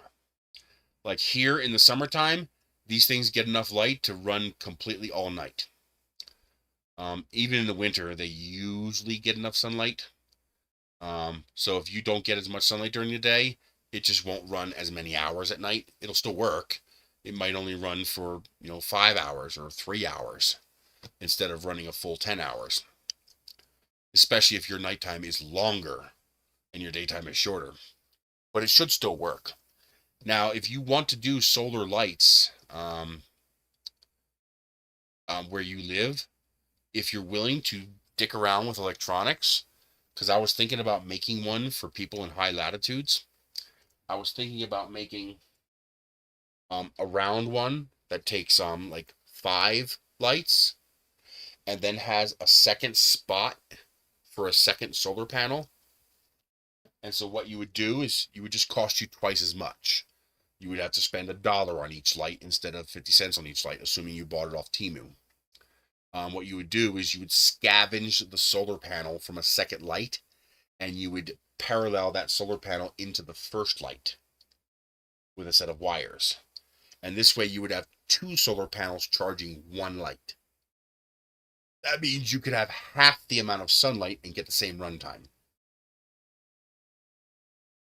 That's a problem. You would need 4 panels per light. Ouch. Yeah. But if you did the double solar panel with 3 hours of sunlight, you might still get 2 or 3 hours of illumination each night. And another thing you might want to consider doing, watch channels like BigClive.com.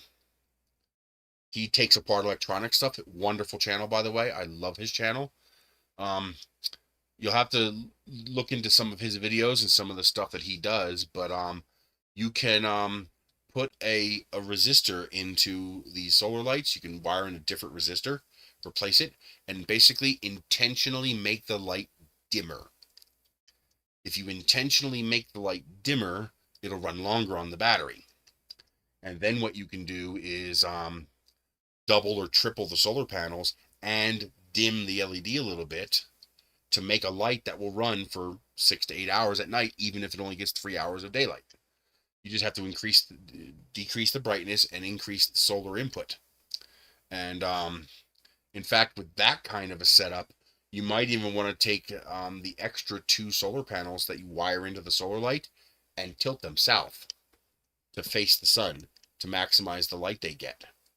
And then you just have to do that a bunch of times. Like you might need to make one of these with 12 lights in it to get a usable amount of light from 12 dimmed down solar LED lights. Either way, there is ways to do it.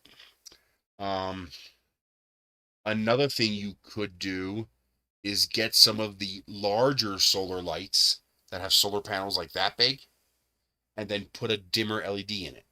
Dim down the LED so that you have the larger panel collecting more energy. But now the reason they have a larger panel is because they have a larger battery, because they have a brighter LED. Well, if you take the bigger battery and a bigger solar panel and connect it to one of these LEDs, well, now 3 hours of sunlight might be enough to run it all night. It'll be expensive, because you're going to have to buy a whole bunch of these, but you could do it. You could theoretically do that. A better idea might be for you to get one of look at something like this. Here, let me show you.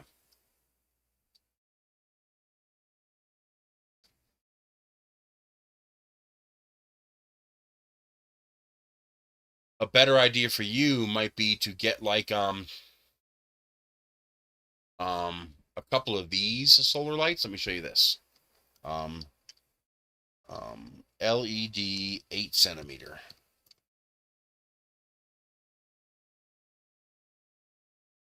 Really? You're gonna? Oh, you got to go to AliExpress. I'm sorry. AL.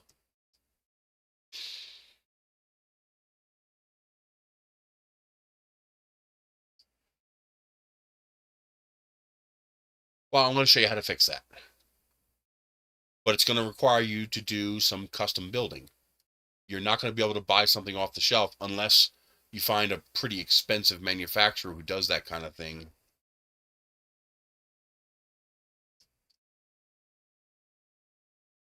I cannot get auto login to work properly. It's so annoying.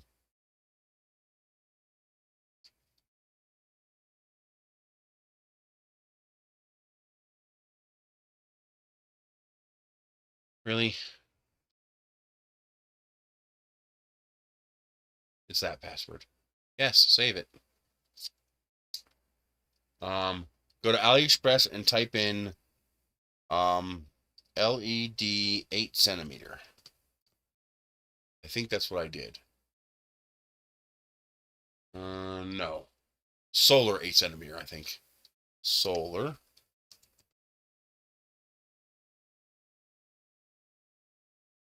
Okay. Where is it? Here it is. So these here, they're about $4 a piece. Hey, Sun Turtle. Now, there's always two versions. You have this version, which is just a LED diode on the bottom. But you wanted this version here, and it looks like this. And you'll need to get decent brightness. You'll need about 3 of them. Okay, so you get 3 of these. I actually have a version of my lantern, of this round lantern, designed to accept 3 of these. So that's what's in here now. I forgot to switch screens. I'll show you. But that's what's in here now. One of these. Okay. I broke that one. But I have one designed to take 3 of them. And 3 of them will give you pretty decent brightness. Now, you get 3 of these. You put them in one of my 3D printed lanterns. And then what you do is you open these up. These can all be taken apart. They can all be unscrewed. Okay. It's going to be using a. I'm pretty. Matter of fact, let's take one apart. This one's broken, so I might as well take it apart.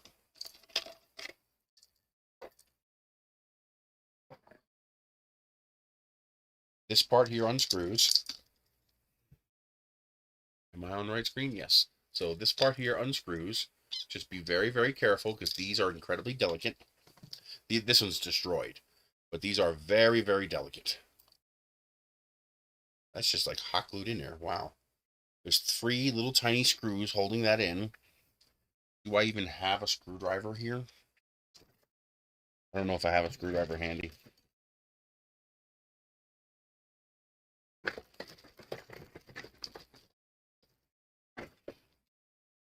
I don't think I do.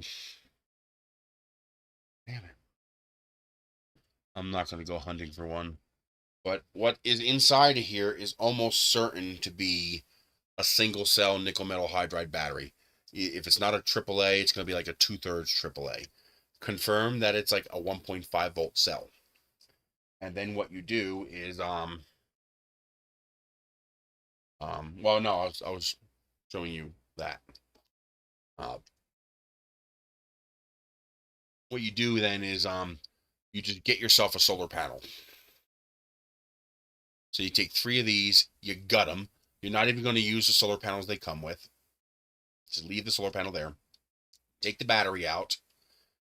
Hook 2 wires to the battery connection inside. and run those batteries outside of the enclosure. I would run them to a JST connection. And you can buy pigtails for that, so you don't even have to mess with connections. And do that to all three of these. Join them together into a single pigtail connection. And then what you do is you're going to get yourself like a nickel metal hydride D cell battery. And you're going to connect the nickel metal. You're going to need 2 wires coming out of each of these. 1 wire for the battery and 1 wire for the solar panel. And so 1 pigtail will be power, solar panel, and 1 pigtail will be battery power. Put a D cell battery holder inside the lantern. Maybe I'll even design one for this. If you want, I'll design one for this. I'll have a spot on the bottom where you can put a D cell battery, and you just buy a D cell battery mount, stick it in there, put a nickel metal hydride D cell in there, because nickel metal hydride handles cold a lot better. It loses a lot of capacity, but it doesn't. I don't think it damages them. Let me make sure of that before I tell you that. NIM cold weather.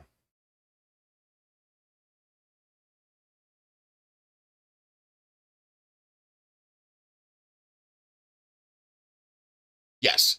So they can still be used when they're cold. What the hell are you doing, you asshole? Why would you try to chew on that? That'll hurt you, cat. God, if you manage to swallow that, it'd probably perforate your stomach. You don't want to do that, baby. Yeah. Don't mess with that, okay? Damn cat will eat anything. So you'll lose a lot of capacity, but it won't damage the battery. So you need to use as large a battery as you can in order to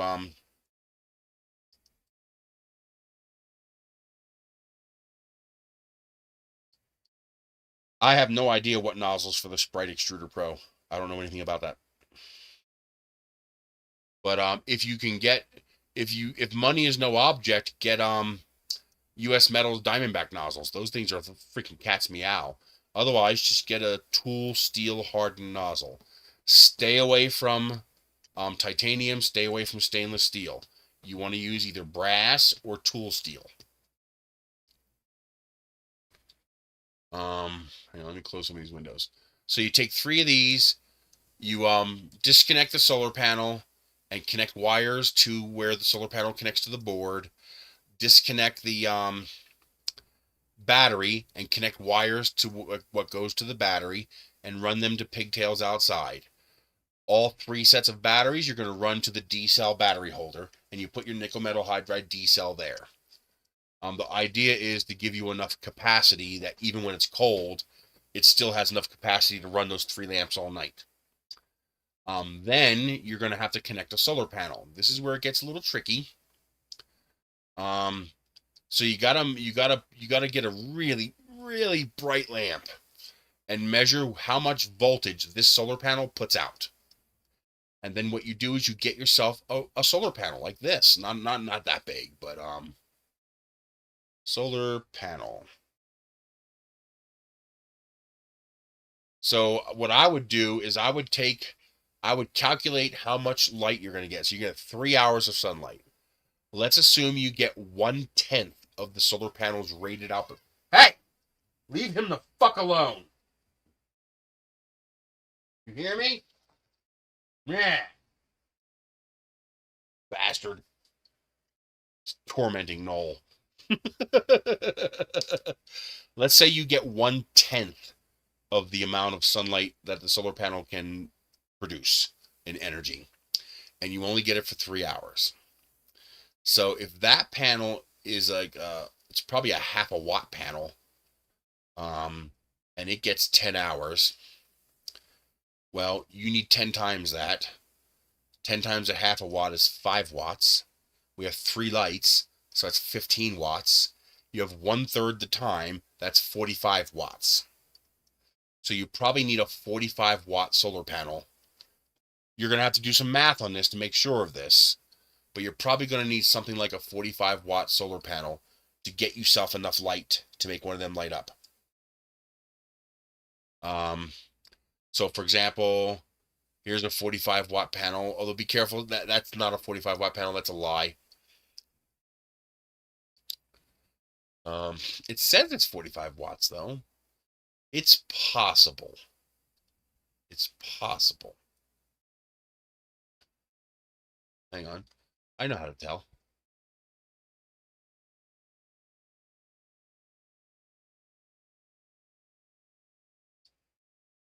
(16.5), 1.82. That's its actual output.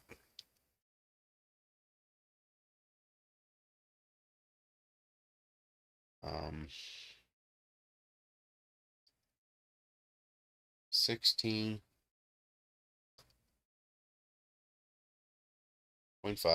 times 1.8. So that's a 30-watt panel. Okay, it's not a 45-watt panel. It's a 30-watt panel, but that might work. So you'd get a panel like this. Although in reality, what you really want, because of how cold and how and the snow you get, you're probably going to want a more like a hard panel like this. So look for a 50-watt panel. Like check your local Craig. Go to Facebook. This might even be available in your area. Some people in your area may have tried solar panels and realized, oh, this doesn't work here. Exactly. That's why I'm saying get a normal panel. Really, just go away.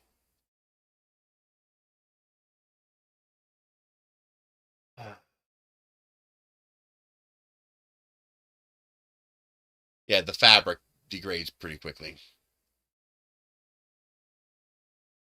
All right, so we go to you go to marketplace.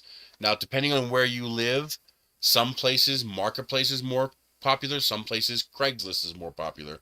In Canada, you might even have $50 water totes. In Moriarty, yes, save that. I don't need the totes, I just need the cages. Maybe he'll give me a better deal if I get just the cages. Ooh, I need some more of these cages. You go to Marketplace, Craigslist, or whatever site you use in Canada or Alaska. You might be in Alaska. If you're that far north, you're probably in Alaska. Or you're in Europe.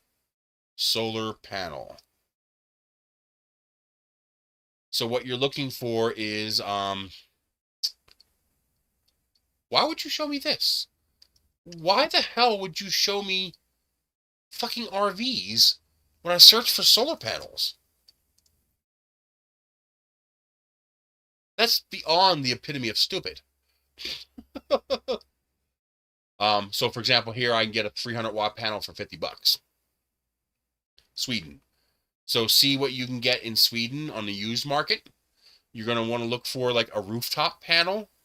You know, the kind of panels that you put on your roof that have an aluminum frame and a glass panel. You can usually get 100-watt panels. That's enough to run 2 of these lights. If you get like a 300-watt panel, it's $50. You know, it's dirt cheap. It's $50. That's only twice what that little tiny solar panel folding one costs. But 305 watts, we need 50 watts per light. That's enough to run 6 lights. So you could build 6 of these triple light fixtures and have the panel run to each of them. Now, what I would do at that point is here comes the tricky part. Your trick is going to be figuring out how to connect the 30 or the 36 volts that this puts out and bring that down to something that you can use to charge your batteries. Probably the simplest would be a 12-volt charger. So 12-volt NIM charger. Actually, 24-volt would be even better.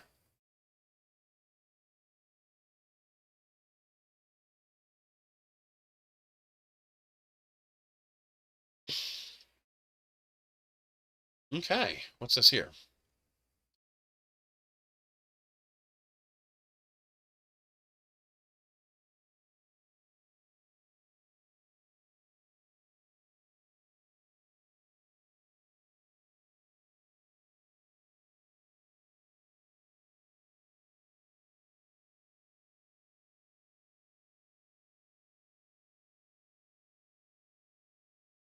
I'm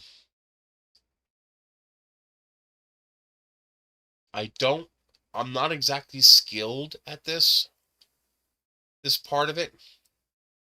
So input 6 to 32 volts, output current 50, 100, 200, 300.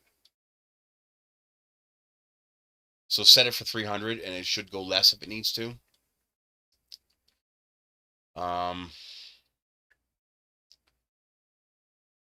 300 milliamp hours, that's actually pretty low. That'll only give you 1 amp in your 3-hour window. You might need a higher power charger than this. You're going to need something that's better than 300 milliamps. You're going to need at least a 1 amp charger. But this is what you're looking for. You're looking for a little circuit like this, a charging circuit that is designed to take, like, you know, that 32 volts in and output 1 amp for a single cell nickel metal hydride pack. So these usually have dip switches for you to program. Yeah, see here? This is 300 milliamps. You can use these, set your dips for that. I don't know how to set it for single cell, but you need a single cell charging circuit that runs on 12 to 24 volts. And then what you do is you hook a charge controller up to the solar panel, and then you hook all of these little charging circuits up to that charge controller. For solar panels, definitely get used. This is a dual battery charger. We don't want that. We want single battery. But yeah, you want to you need to get the right circuit that's going to be able to fully charge a single D-cell nickel metal hydride battery or a C-cell nickel metal hydride battery. Hang on a second. Hey, I'm still on my stream. What's up? Nope. I'm probably about an hour. Okay, you got it. All right, bye.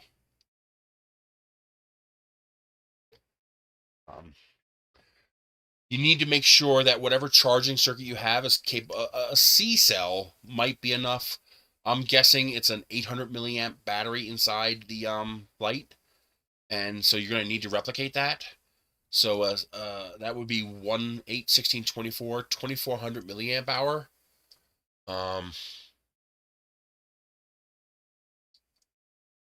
CNIM.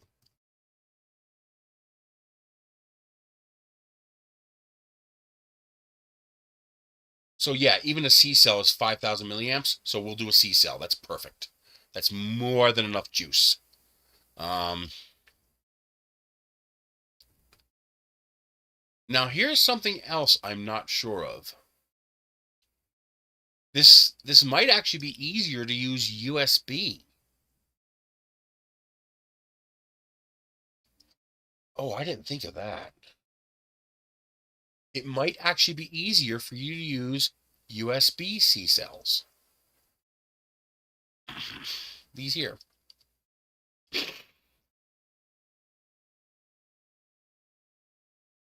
So these are 4,100 milliwatt hours. What the fuck is 4,100 milliwatt hours? Oh, these are lithium. You can't do that. No. Okay, so they don't have any NIM USB. Okay. And you can't use lithium because it won't handle the cold. So you have to use but I bet you there's we can still use USB. Okay. So you buy these CNIM cells. They're not expensive. There's 4 of them for $12 with 10% off. So in Sweden, you'll probably get them for around $15 US because you got VAT and stuff like that. So they're not that expensive. And C-cell is going to provide you with twice the energy you need, which is good because you might only get half the energy out of the battery at -30 because you're going to get degraded performance when it's really cold. If a C cell isn't enough, use a D cell. A D cell NIM gets you 10,000 milliamps, full 10 amps. It has twice the power. So if a C-cell NIM isn't enough, use a D-cell NIM to get twice the power. Like say you lose 75% of your power, then you need a D-cell. If you only lose half your power, you need a C-cell. Now what we need is NIM USB charger.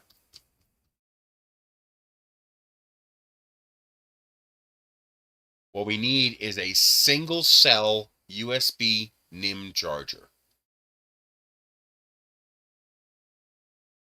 This is for 2P. We don't want 2P. No, that's not 2P. That's 2S. 4.8. What the hell? This is wrong. They're using the wrong. That's 2S. We're getting close. Here's a 2-cell. Let me look for a single.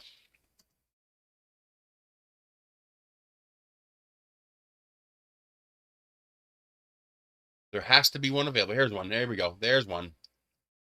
Okay. So you could take something like this. This is capable of charging nickel metal hydride and NiCad batteries. And it looks like it will also do C and D cells. Okay, this does C batteries.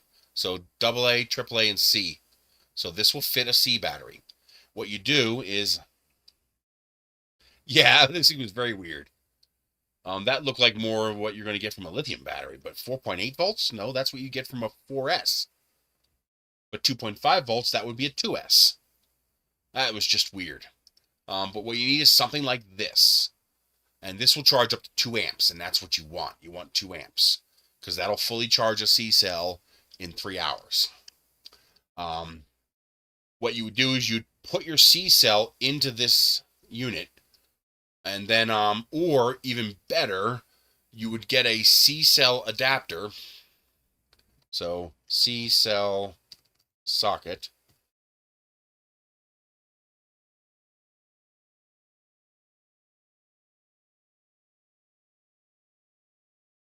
What? It's giving me USB. C battery. Holder, not socket.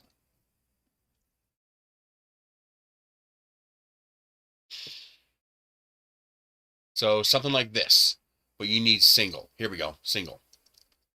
So you see, these are dirt cheap. You're gonna have to build something on your own. Because you're not gonna be able to buy something off the shelf. It's just not gonna work. Not if you want cheap and you want solar powered. And this won't be expensive. So one of these, it's gonna cost you $2 because you're paying $7. You're probably gonna pay $9 or $10, and you'll get 4 of them. You can get all of this on Temu and AliExpress. So you want a single C-cell battery holder. And what you're going to do is you're going to get like a terminal block, like some Wagyo type connectors to make this real easy. And you're going to connect a wire from, you're going to get like a 2-out Wagyo connector. More than that, actually. A 5-to-1 would do it. Yeah, 3 lights plus the charger.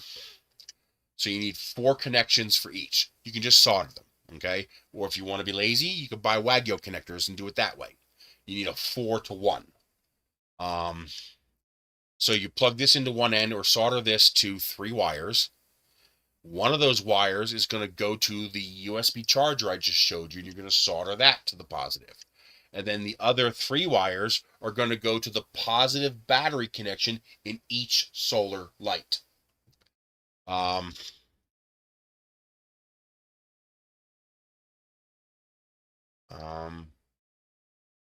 Ooh, no, that's not gonna work.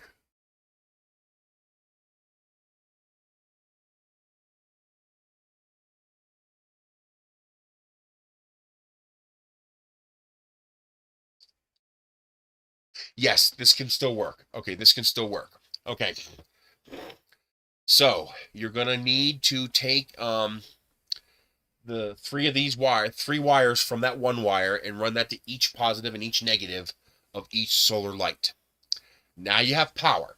Okay, you have the C cell powering all 3 lights, and you have the solar panel going to a charge controller And then you get a 12 volt to USB 2 amp adapter. So 12 volt, 2 amp USB.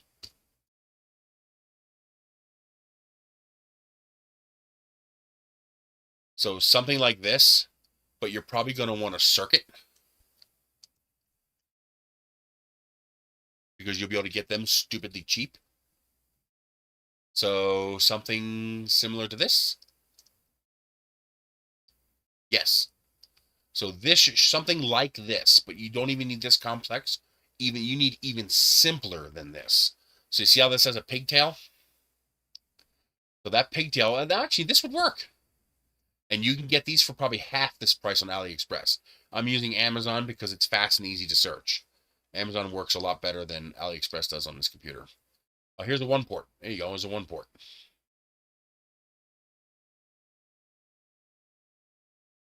There we go. That's what we want. All right. So you take the 24 volt coming out of your charge controller from your solar panel, and you run a 24 volt bus to all, like if let's say you get a 300 watt panel. I'm showing you the screen, right? Yes, I am. Okay. So let's say you get a 300 watt panel. If you get a 100 watt panel, you're going to do 2 lights.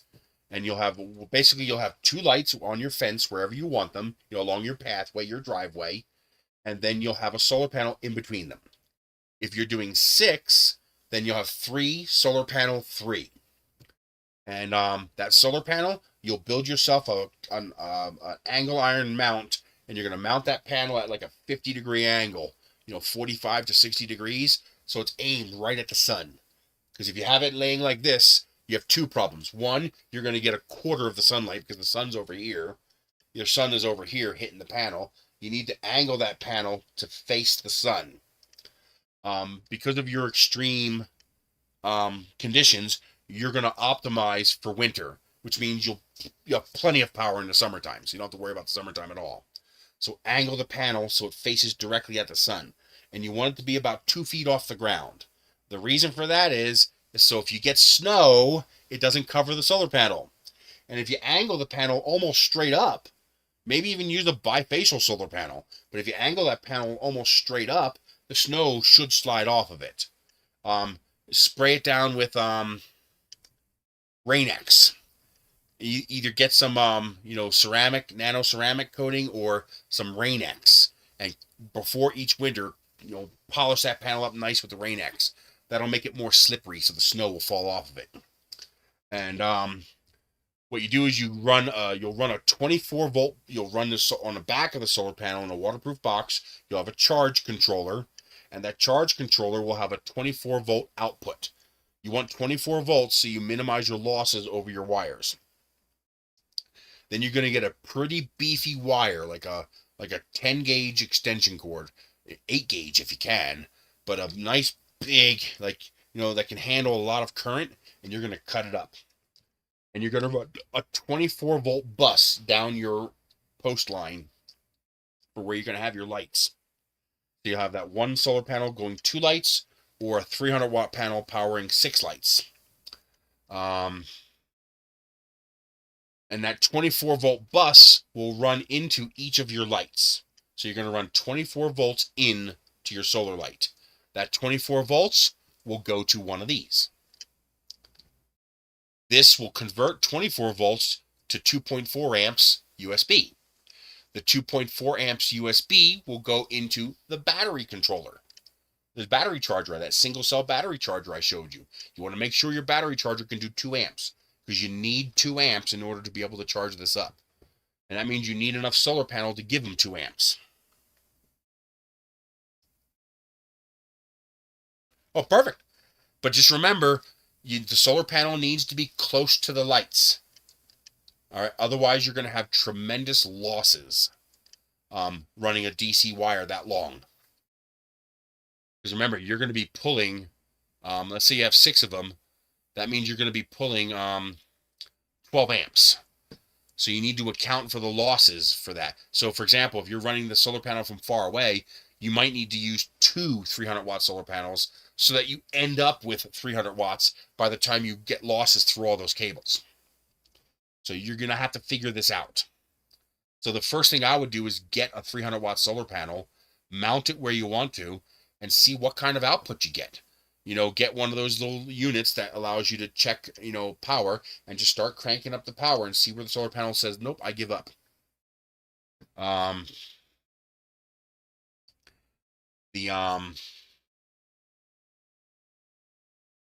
you'll need a bunch of these boards. So here you can see it's 5 of them for $10. These are cheap. They are so freaking cheap. You're going to want to seal them, of course, inside something. So, if I design a light for this, I'll design it so that it's not going to be a problem. Here, 5-volt, 3 amp. Perfect. That's what we want. 5 volts, 3 amps. That means this will not be the bottleneck. As long as you feed this enough power, this will be able to run that charger. Now you're going to need a second circuit. You're going to need a circuit that turns off the solar light. So the way I would do that is I would connect, let's see, 24-volt variac.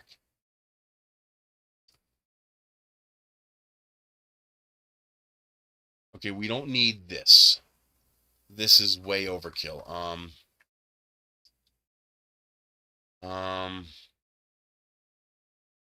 Voltage. Circuit.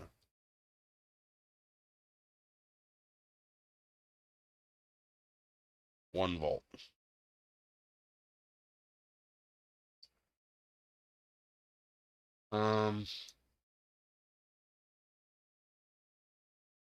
Adjustable voltage.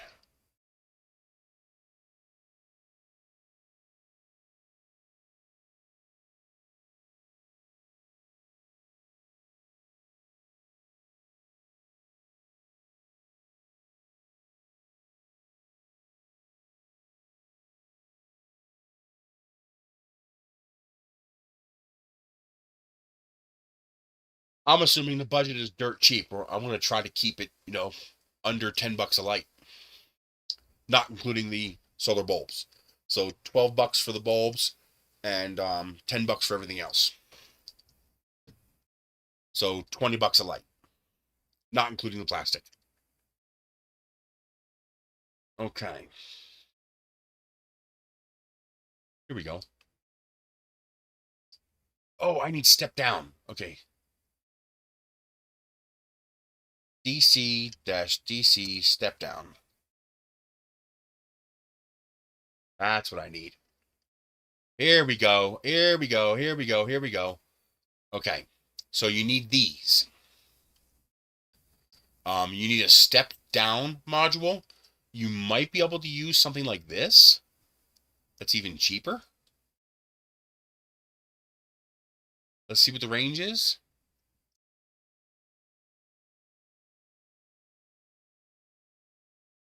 Yes.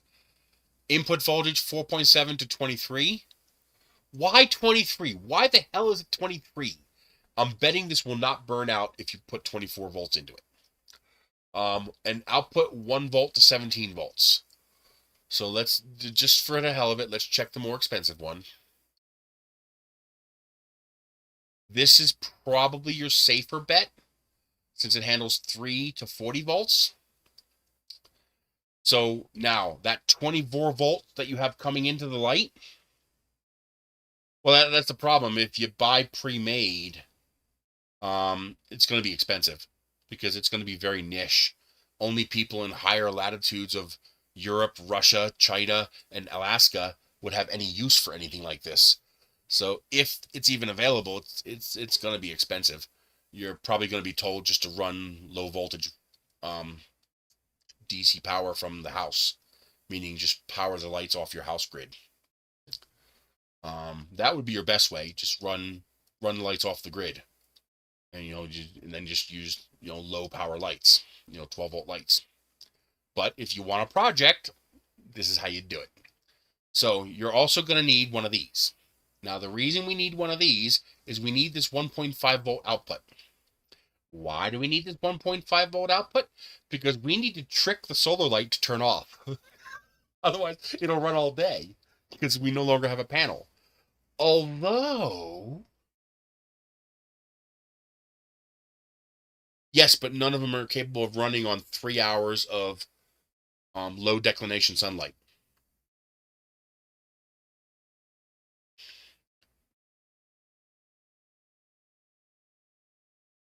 Um,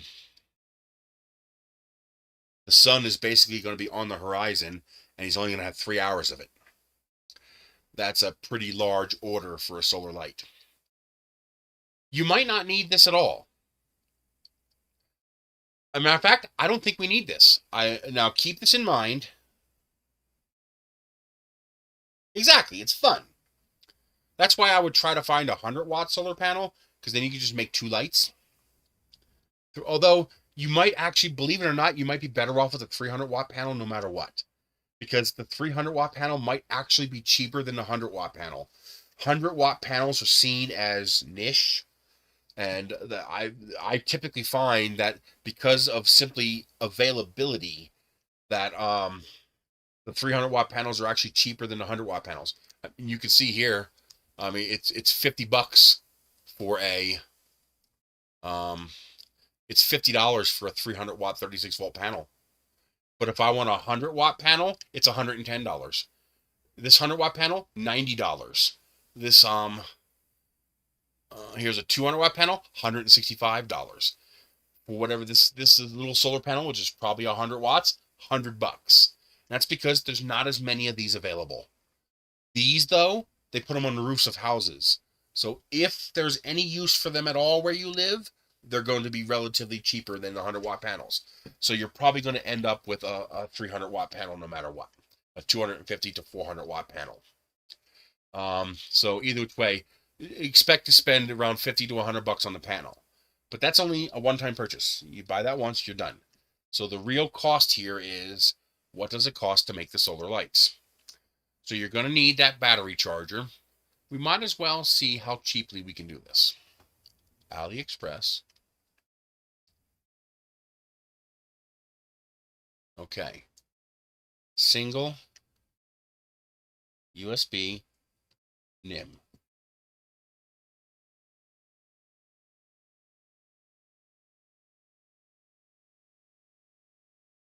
Charger.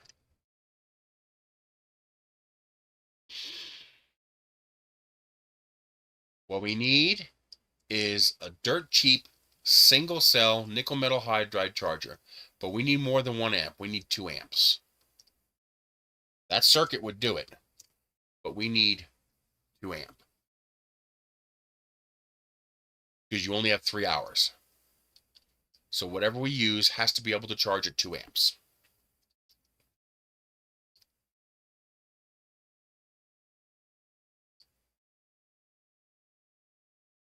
Here's a single.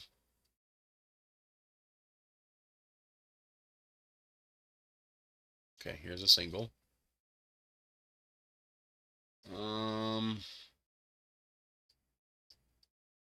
Type-C interface.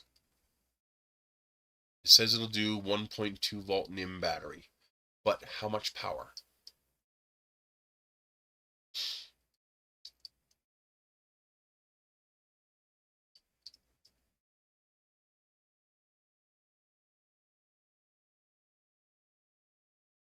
It doesn't tell me how much power. Then we have to assume it's a trickle charge and it's no good. Okay, we'll keep looking. A 2-slot could work, but you'd be wasting 1 slot and paying more money for nothing.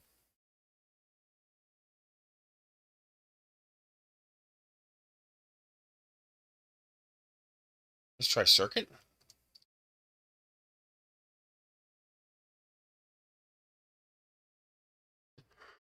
That's a 2S charger.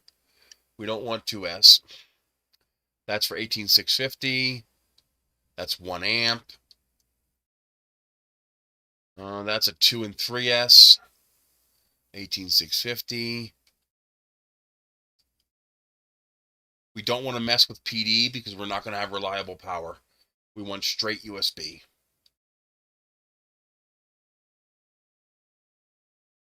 That's for lithium.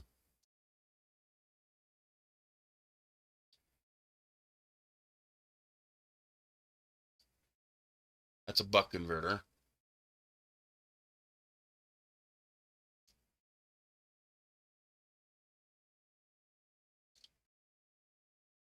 3 amp polymer temporary lithium battery. That's for lithium. Oh, I need nickel metal hydride.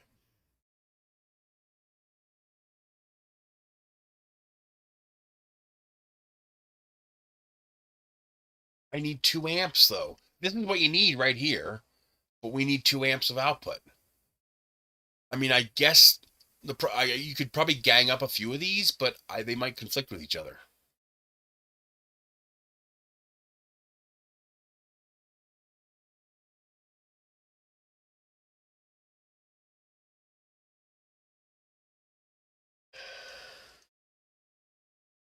One slot, that's for 18,650. Here we go. This is, I think, the same one that was on Amazon.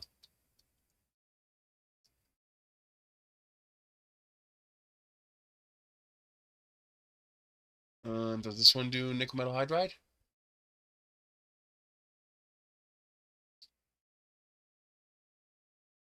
Yeah, AA, AAA.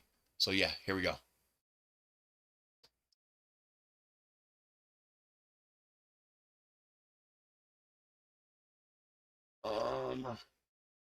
Lithium-ion NIM battery automatically. Good.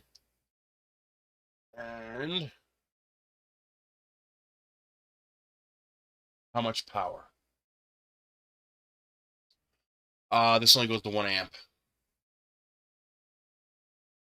There's a pretty good chance 1 amp, if you're only getting 3 hours of sunlight, 1 amp is not going to do it.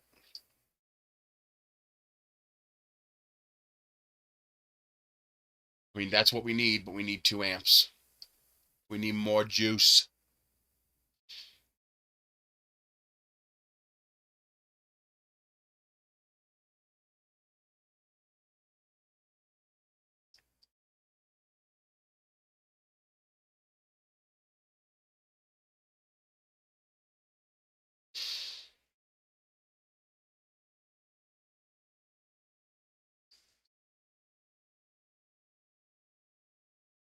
How about NIM charging module?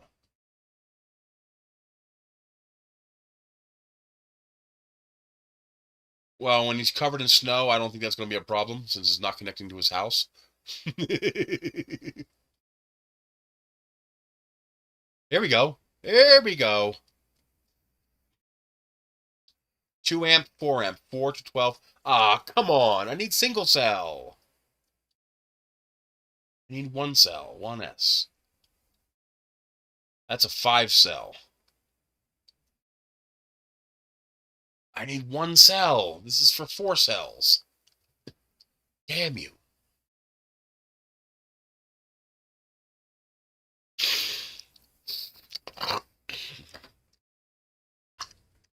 This is probably me using the wrong search terms.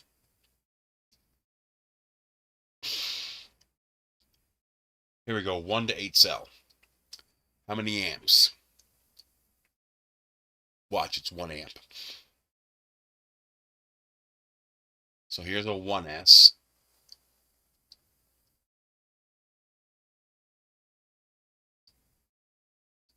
$240 milliamps. That's a trickle charger. Ow. I need a 2 amp single cell.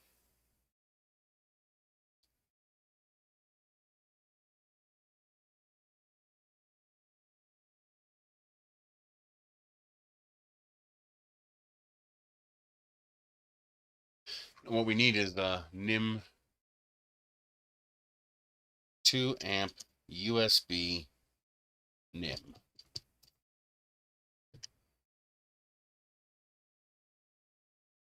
Why does this keep coming up?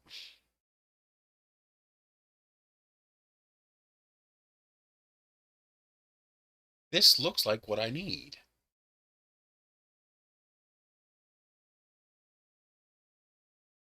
What's the difference here? 100B. Here we go. Here it is. 3.7 volt, 1.2 volt NIM, NiCad, 2 amp, USB smart charger, $4. Perfect. That's what we need. Okay. Okay, so what we need is this. So let's add that to the cart. Unavailable. Yes, delete it. Okay, so I got the charging circuit. Now we need DC-DC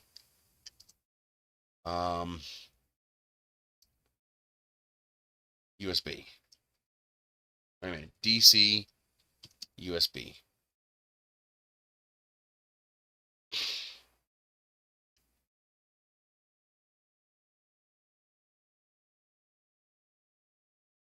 I guess I need circuit.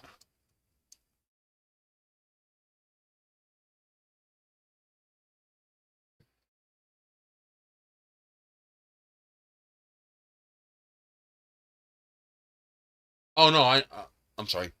24 volt USB. That's what I need. We don't want a ready-made unit. We want a circuit board. So let's do circuit.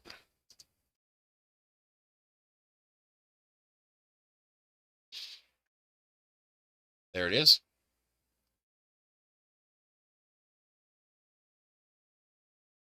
Okay, there we go. 6 to 32 volts. USB DC-DC buck converter. How much power can it handle?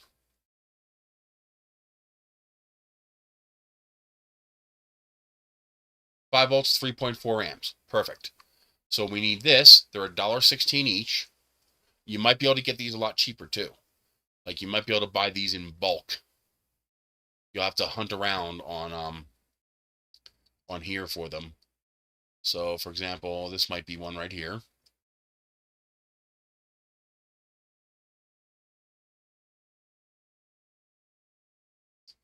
Oh, that's okay. These are multi-channel. That's $1.06. I'm pretty sure that's exactly the same thing. Yes, 5 volt, 3.4 amps. Okay. Let's add that one to the cart. And why is it in a different listing? Oh, this one's not choice. I gotta be careful. You want to make sure it's choice, because otherwise you pay $4.71 shipping. See, this one's choice. So that means as long as you place a $10 order, it's free shipping. So we don't want the $1.06 one. But we can usually get these cheaper.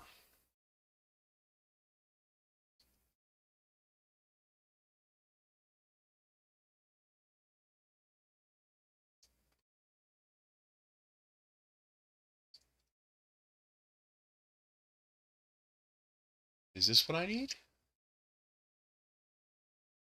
12 24 volt to QC23. 10 pieces is 746. And what's the power output? Output power 24 watts, which means we're getting 3 amps.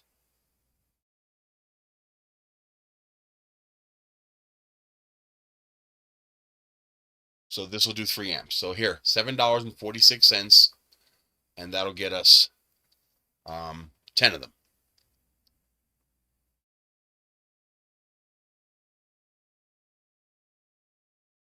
Okay, so now we have our 24 volt to USB, and we have our USB charger. There's probably a cheaper way to do the USB charging instead of paying $4 for that unit, but that makes it stupidly easy. So we're going to stick with that. Now, the other thing we need is a way to make sure the LED light does not run during the day. However, it already has the means for that built in, and we might as well extract power from it. Leave the solar panel that's built into it intact.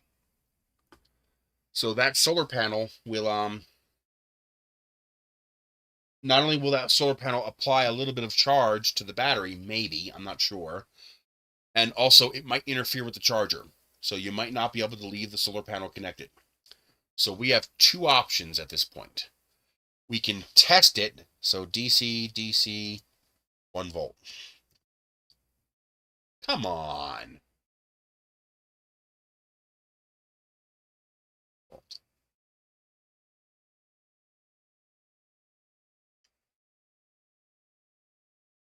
We need a 40 volt.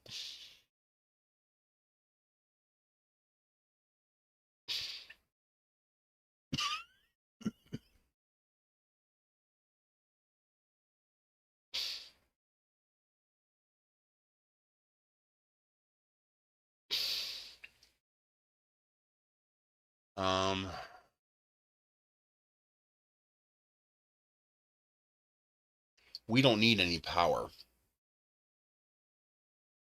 So this would work. That's way overkill. We need, I want something that's like 10 cents each, 20 cents each, you know, buy 10 of them for, well, it won't be that cheap, but 10 of them for like $5 or $10. Let's do this. DC, 24 volt, 10 pieces.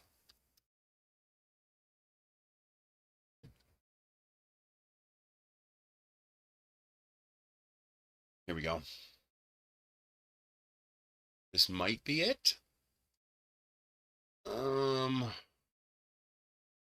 No. What is that? Oh, that's a, oh, we need step, oh, that's right. We need step down. Step down.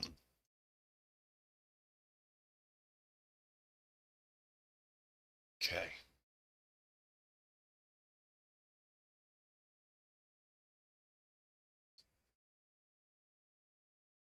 That's to 5 volts. Okay, this should work.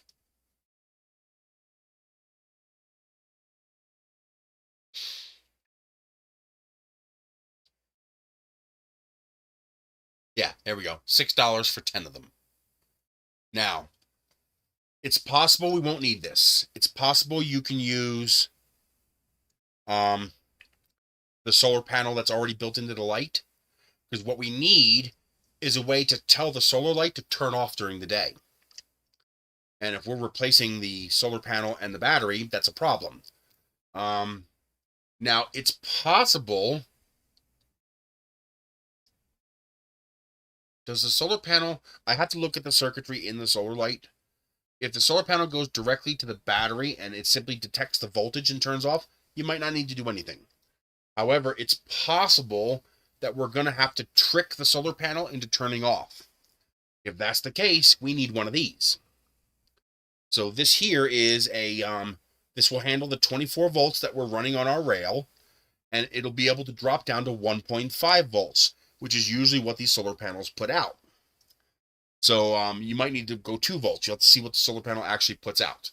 But we need to go down to at least 1.5. And we hook that power into the solar input leads. This way, when your solar panel energizes your 24 volt rail in the morning, this circuit will send a signal to the solar panel circuit on the solar light here. Where the hell is that solar light? How did I lose it already?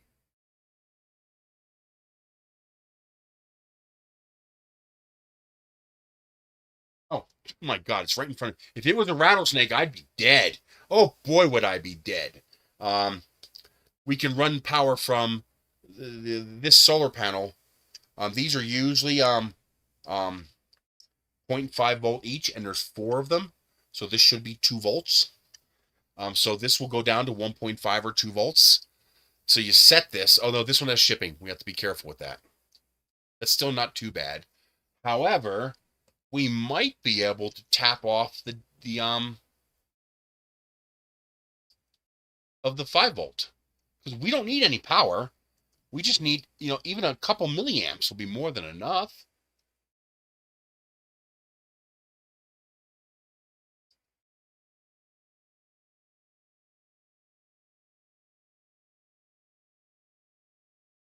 Okay, none of this is going to work. We need less than 3 volts.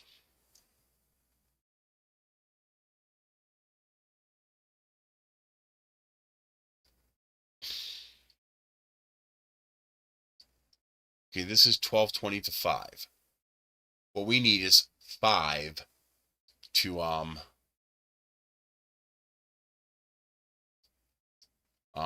volt. Input positive, negative, output 5 volts. This is a step. What?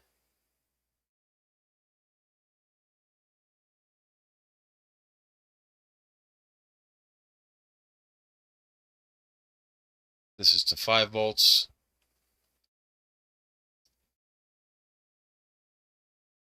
5 volts. Oh, here we go. That's more expensive than I want to pay, though. This will do the this will do either USB or 24 volt, and it'll go down to 1.5. This is definitely the one we're going to want to use because it's choice. And looks like this is 10. Yeah, $7 for 10, and that would be free shipping. Okay, add to cart.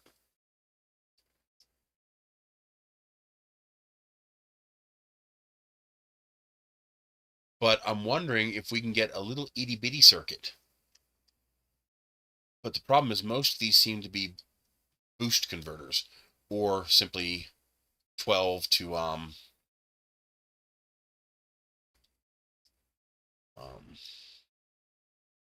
none of these seem to go down to 1 volt. There's a few that go to 3.3 volts. I guess this is not a common voltage requirement.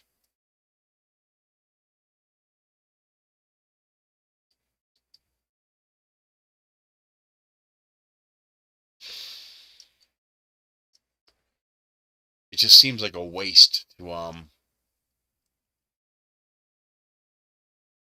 spend $1 on something that doesn't need that much power. I'll keep looking, but this will work in the meantime. We can use one of these. They're less than $1, so they're really not expensive. It's just overkill, like really overkill.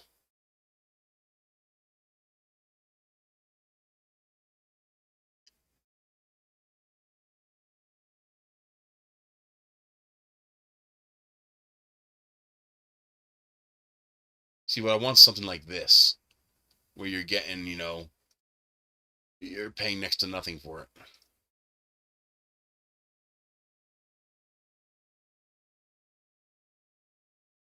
You probably do. These are pretty common. But anyway, the way this would work is we would have a D cell or a C cell battery holder, and you would solder that to the charger contacts. You would also solder that to the battery input on the solar light, to all 3 of them. And then you would have the 24 volt rail coming from the charge controller for the solar panel going to each light. That would go into the 24 volt to 5 volt USB 3 amp adapter module. That gives us the USB that we need for the charger. The whole reason for using the expensive charger is because it's automatic. You don't have to design a circuit. You don't have to worry about overcharging. It will just turn on when you give it power and then stop charging when the battery is full. We might need the step-down converter to trick the solar light into turning off during the day. However, the solar panel built into the light might be enough to do that job. So we might be able to just tap into the battery socket and not have to mess with the rest of the solar light. That would be really nice if we can do that. I'm going to try that. Anything else? That's it. That's all you need. So you would you would open up these lights, and you could also do that with these kind of lights. You would just need a lot of them. So if you wanted to do my little 9 light setup, you could do that too. Or 3 of these would be pretty darn bright. Whatever you have cheaper access to. But the problem is doing the little lights, you have to do a lot more soldering. Because you're going to have to solder, like if you do a 9 light setup like this, you're going to have to solder 18 connections in here. And have those 18 wires running to a single battery holder. That's a lot. 3 of these means you only have to solder 6 connections on the light side. And plus these look cool. In fact, I might even design a light just for you, just for high altitude. Like leave these totally exposed, like have no enclosure around them. Just have like a little trellis that comes out, and these three lights just dangle from it, and you have a post in the middle, and then in the bottom you have all your electronic guts. I might do that. That might be fun. These actually just look cool, just like that. They look nice. Um, um, so let me know if that's something you want to do. I'll fab something up to give you an idea of what it would look like. That would also work with something like this. Now, keep in mind the ones that I use now, these are shorter. I have them shorter because they're sitting on top of a post. This is for more ground mounting where you want it to be up at knee level.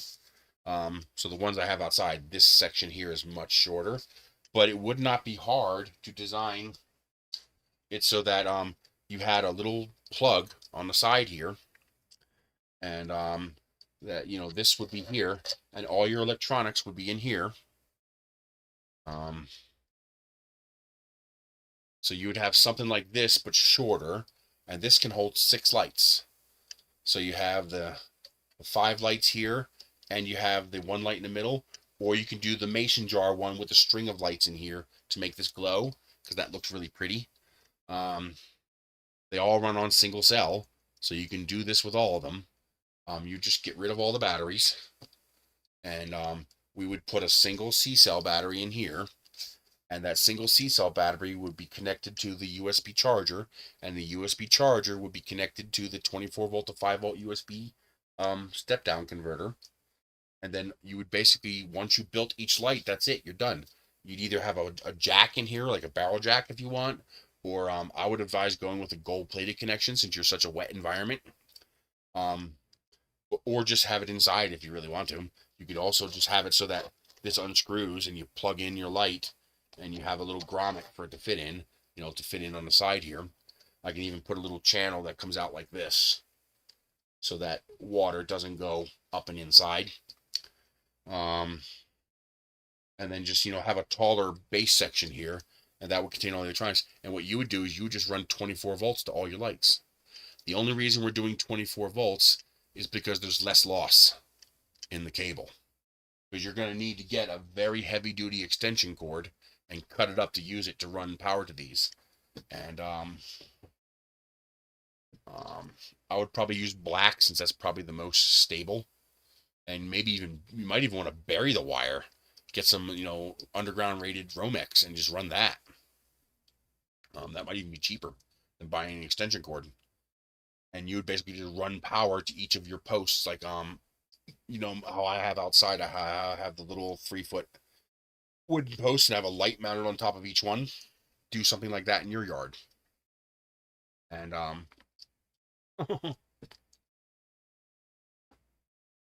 can you guys hear that?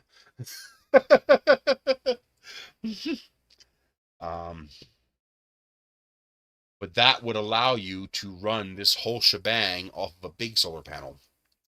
I'll probably try it with a 100-watt solar panel, since a 100-watt solar panel would be like you having a 600-watt solar panel for me, because I get tons of light here. I get so much light that I don't need an external solar panel. I could just use the built-in solar panels. But maybe I'll try that, just to make a prototype, because I do have a 100-watt panel I can play with. It's a 12-volt panel, but these all handle 12 volts just fine. So yeah, I might try that. That might be fun.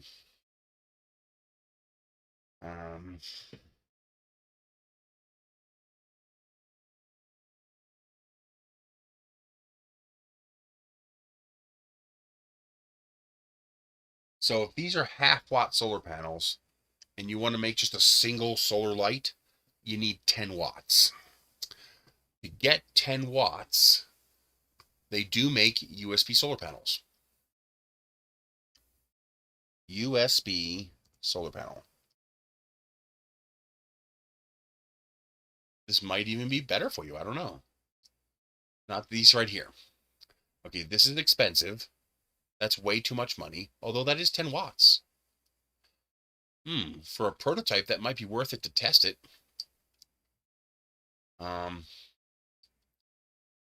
So what we have is something like this.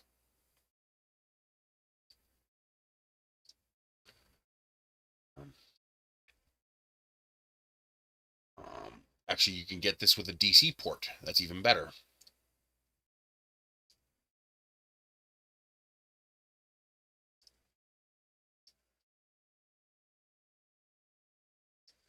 So this is, theoretically, this is a 10-watt panel at 5 volts. The question is that enough to drive a charger? 2 of these would probably be enough. But one of them would be a little dicier. So to use this, how would I do this? What we really need is a NIM charging circuit.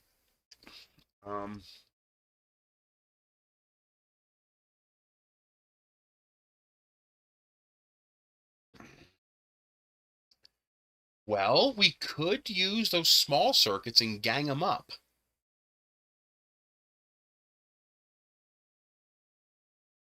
I wonder if that would work. 5-volt NIM charger.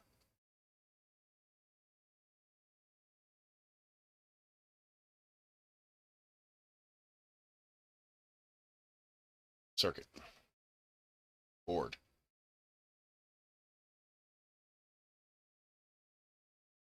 1 to 8S, 1.2 volt.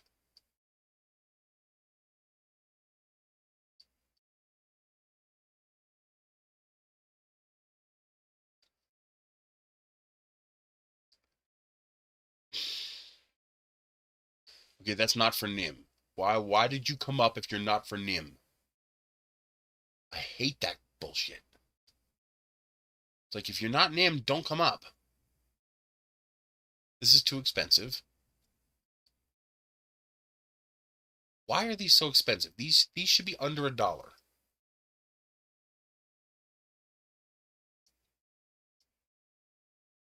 Yeah, you can do that too. You could absolutely do that. You could run, well, I would run DC unless you know what you're doing. Burying 110, 220 volt line is probably a bad idea. So I would run 12 volt low voltage. And then you can just buy standard, I'll even design one for you. It'd be very easy to modify any of these designs you like for it, because you only need a single bulb at that point. I still want to do this though, but you could get one of these panels and connect one of these panels to 3 of these boards that only put out like 300 milliamps, so that you'll get 1 amp into the battery. Although this one is 500 milliamps. That's not too bad.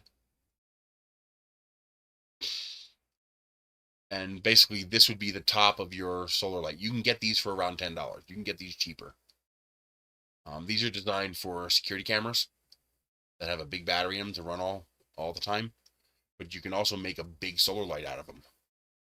You could also, actually, do you know what your cheapest option is? Here's your cheapest option. If you want absolutely dirt cheap solar light option, then let's say you decide 9 of these is sufficient for what your needs are. Oh, I'd never switched it, I know. Let's say you decide 9 of these is enough, or 8 or 9 of these. Buy double that. Buy triple that. Ooh, that's getting expensive. Never mind, that's getting expensive quick, because you need 10 to 1. So if you wanted 6 lights, you'd have to buy 60 lights. Yeah, it's cheaper to do it this way. It's cheaper to do it this way. But what I can do is design. So here's, what kind of light bulb do you use where you live? It doesn't matter. E27 socket. So what you do is you buy these. Okay? You can get these cheaper. I'm just showing you this for now, but you can definitely buy these cheaper. This is an E27 light bulb socket. Okay? So you have an E27 light bulb socket. Here you go, 10 pieces for $8. So here's enough to do 10 lanterns for $7.80, okay? So you buy a pack of 10 of these, and then you type in E27 12-volt LED. Oh, I'm sorry. And here you go.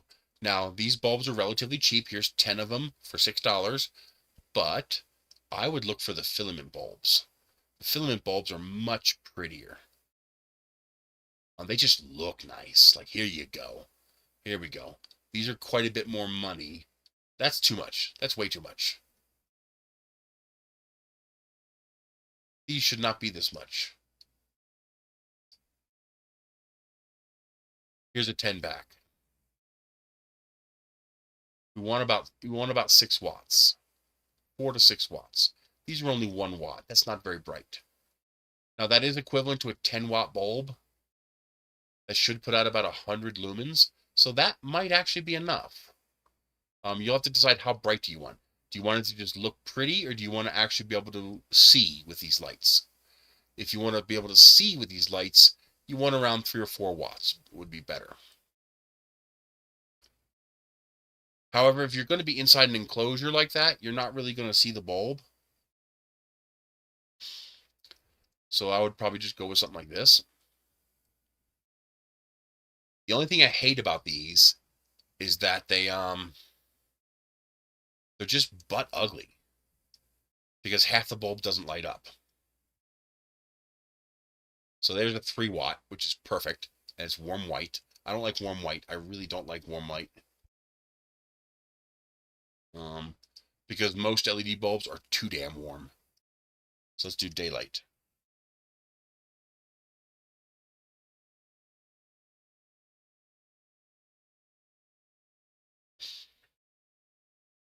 Okay, here we go. If those are $15 a piece, they can go fuck themselves.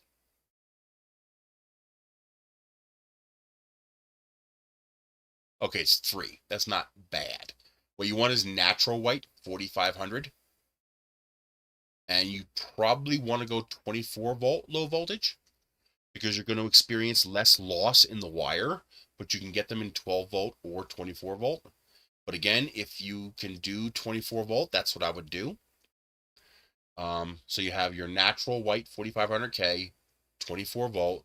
They're $5 a piece, free shipping, and they're 6 watts. That's going to put out a butt ton of light. 6 watts is like a 60-watt bulb. But if you hunt around, I'm betting, like, here's a 5-pack for 25. That's about the same price. You should be able to get them cheaper. Here we go.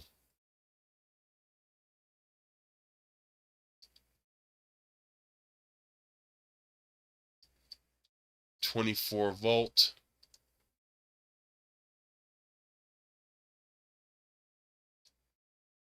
Here's 27. Here's 4500K. How many? How many's a lot? How many do you get? Are you kidding me? You're not going to say how many you get?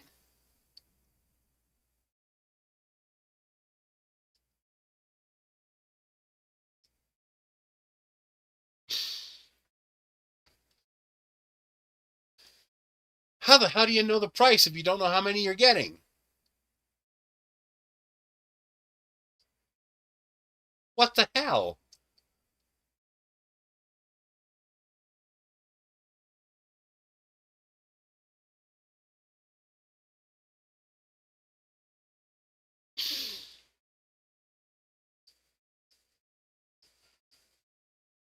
I'm pretty sure it's a 10-pack. Let's check these. That says 10-pack right there. Of course it didn't work. What else is new? Oh, 10 pieces right there. 10 pieces. Okay. Why does it say it nowhere else? That's so weird. Yeah, this is 10 pieces. Well, you saw that, didn't you? I saw that. I saw 10 pieces. Where'd it go? Here it is. 10 pieces. So there you go. 10 of them for $40, free shipping. That's $3.92 each. So $3, less than $4 a piece, not bad. And that's for a nice 6-watt bulb with 6 chips, so good heat dissipation. And you can get it in 4500 or 2700. So if you really like that yellow warm light, you can get 2700. If you want a more natural sunlight, you get 4500 Kelvin. You get it in 12 volt or 24 volt.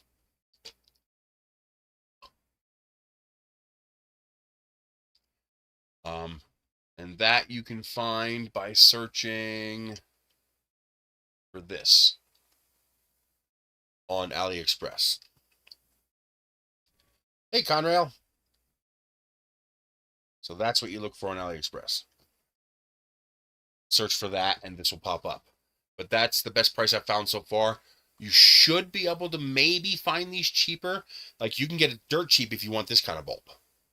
But this kind of bulb is freaking ugly, man. All the light goes down instead of out. And this half of the bulb doesn't light up. So half the lantern's going to look dark and half of it's going to look bright. While these, the whole lantern's going to light up gorgeously. So I would go with these if I were you, especially since it's only $4. It's not that much money. Yeah, that's it. You get, now if you don't want a lot of light, you can get these dirt cheap. You can get these for around $1 a piece, but they're only 1 watt. But if you want to have smaller lanterns and more of them, you could do that. But what I would do is, and I want to make a new lid for this. This bulb in that mount screwed into the top of this light.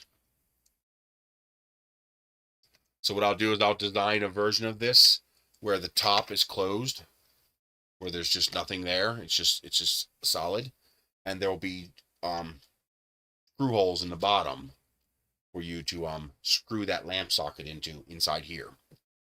And then you just have run your DC lights up through here. And that would look fantastic. That would look spectacular.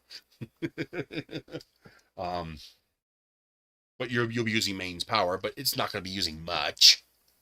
You could also put it on a dusk to dawn sensor with a timer. They make dusk to dawn sensors now with timers. So you can say, okay, when the sun goes down, turn on and turn off. Get one of the digital ones, because instead of at a certain number of hours, since your time of nightfall is going to vary tremendously, instead have them go off at a certain time. So for example, when the sun goes down, turn on. At midnight, turn off. And that's a cheap circuit you can get. You can just buy one of those. It's not even worth going to Temu or something like that. Go to Amazon or whatever major retailer you have near you. Do you guys decorate for Christmas? Is that something you guys do there? If it is, these will be for sale all over the place in your big box equivalent stores. Dusk timer.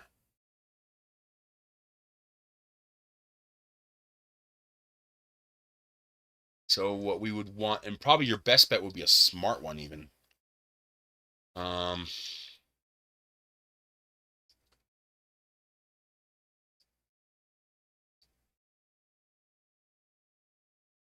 Something like this.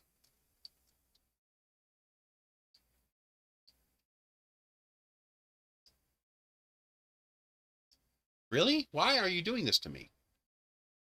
Okay, so this is not the one you want. This is number of hours. So you can tell it, okay, turn on when it gets dark and turn off either 2, 4, 6, or 8 hours later. So it doesn't run all night.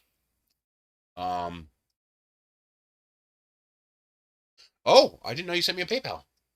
Let me log into PayPal. That would be awesome, 3D CNC.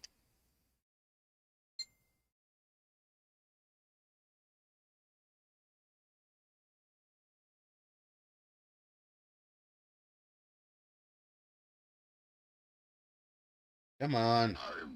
Jesus. PayPal. Huh? Oh, I'm not showing my screen again? Dag nabbit, I hate when I do that. I need to get my multi-monitor set up again.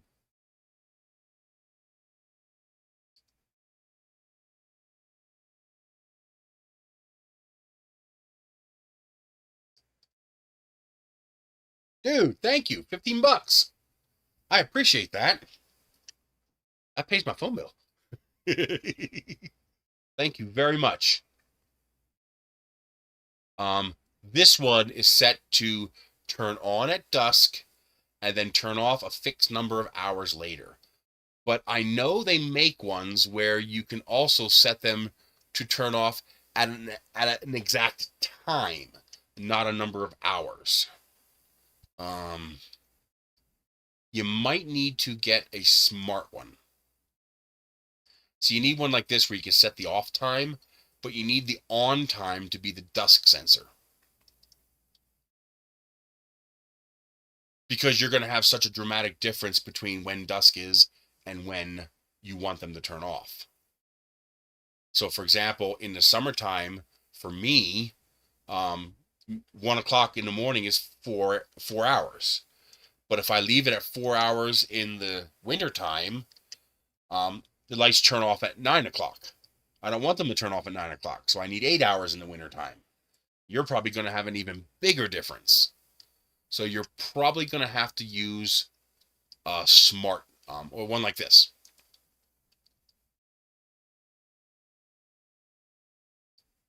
Yes, dusk to dawn, countdown timer. Oh man. So if I remember correctly, something like this, it'll have a screen on it or a twist dial. This is one where you'll be able to set on to use the dusk sensor, but off to use the clock. So you can say on at dusk, off at midnight, or on at dusk, off at 2 a.m. You know, whatever the last time somebody gets home. And this is what you're going to want. Or it might be better just to use a smart sensor. Dusk, dawn, smart switch. Dusk, dawn. Really? Really? That's what you're going to play me with? You're not going to register I pressed M? Outlet.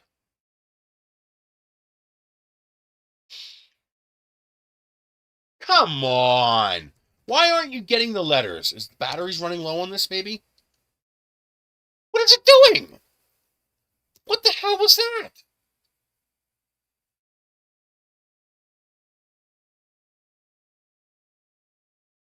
I bought this because it's a Logitech. It's not supposed to be funky like the freaking things. Yeah, we got screen. We're good on the screen. Let's see. Here we go. Smart plug. But we need a smart plug. Here we go. Dusk to dawn sensor. Nope. Is this a smart one?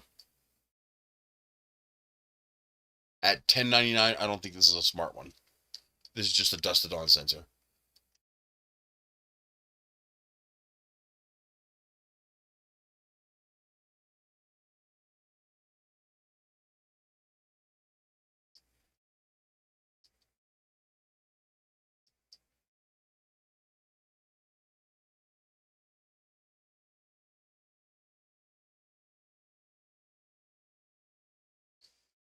Maybe they don't make one? I find it hard to believe that they don't make one.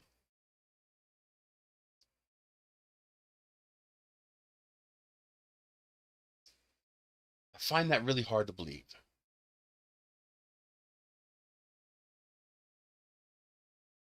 See, I don't think this has a dawn sensor because it doesn't mention it at all. Now, maybe these are smart enough to adjust. Maybe you can tell them dawn and they'll know. But I wouldn't trust that if it didn't have a dusk dawn sensor, a photoelectric eye. Maybe they don't have it. So then you'd be looking at the one I showed you with the screen. Because you're definitely not going to want to be a fixed number of hours. Because you're probably going to get dark enough where even 8 hours won't be enough. Huh. Dusk, dawn, smart outlet. It doesn't show up at all. Let me try just dusk.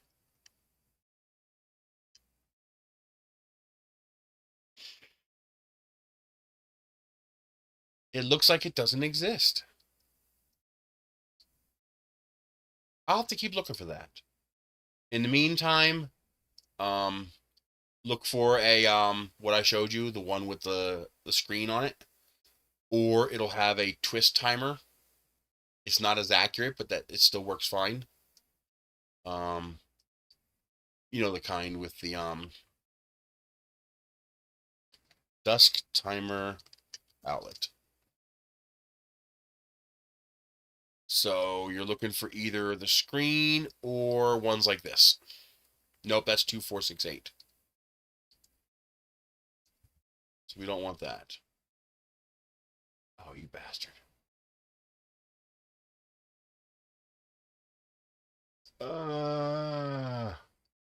So slow. So either this kind here that has the screen so that you can program the off time to be a time instead of a number of hours. Another, oh, here's another one. That's a 2-pack. Nice.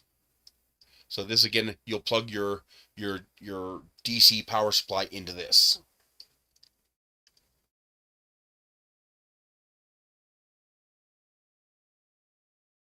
But then you also have this kind.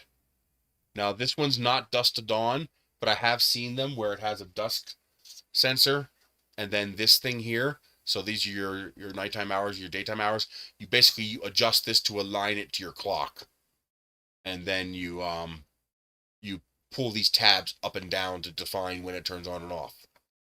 But I'm pretty sure they do make one of these where it uses the photocell to turn on and this to turn off. But they might not. Like this one here is strictly programmed, which you also don't want. What you need is, I keep doing that over and over again. Really? Why are you trying to chew onto my light?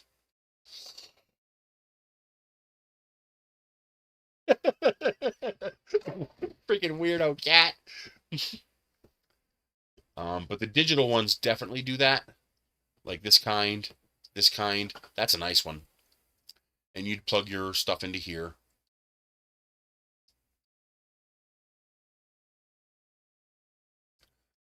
Here's another one, 15 bucks. $16. This one has a remote too. That's nice. So you can manually turn it on and off. That's actually nice. To have a remote is nice. This one might be a dust on. No, that's just a programmable. That's not a dust on. Yeah, you want dust on and timer. It's very important that you have both. And you want to make sure that you can set a time, not a number of hours.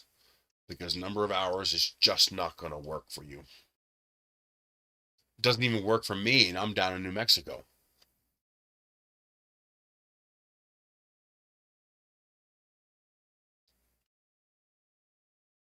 Yeah, thank you, 3D Printing PA, for that PayPal. I really appreciate that.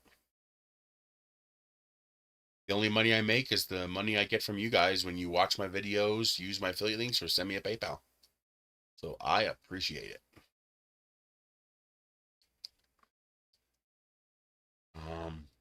Yeah, that would be your simplest bet. Then you just run your low voltage wire, you bury it underground. By the way, if you want a really cheap way to bury low voltage underground wire, you're gonna love this. Go to Facebook Marketplace. Actually, nowadays you don't even need to, but this one's the best way to do it. Type in electric chainsaw. And what you're looking for, ouch, these are expensive.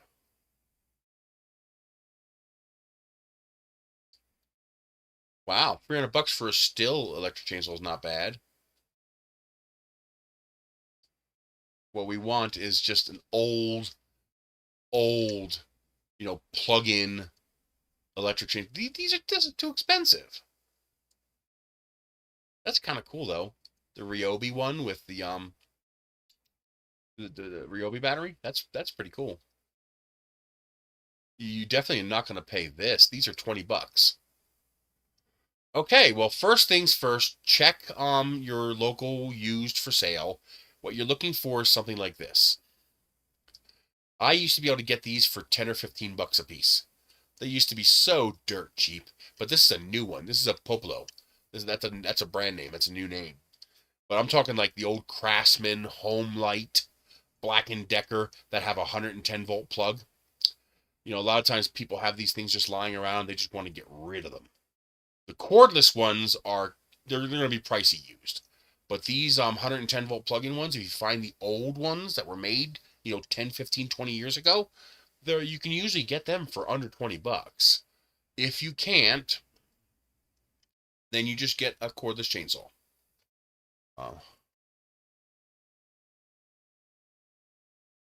You should be able to do under 40 bucks on Amazon.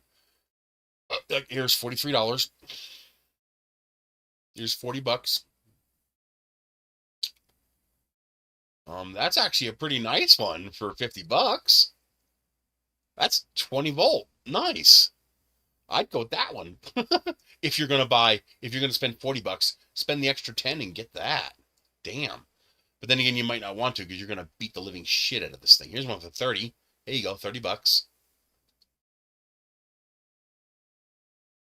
Wait a minute. Sort price low to high.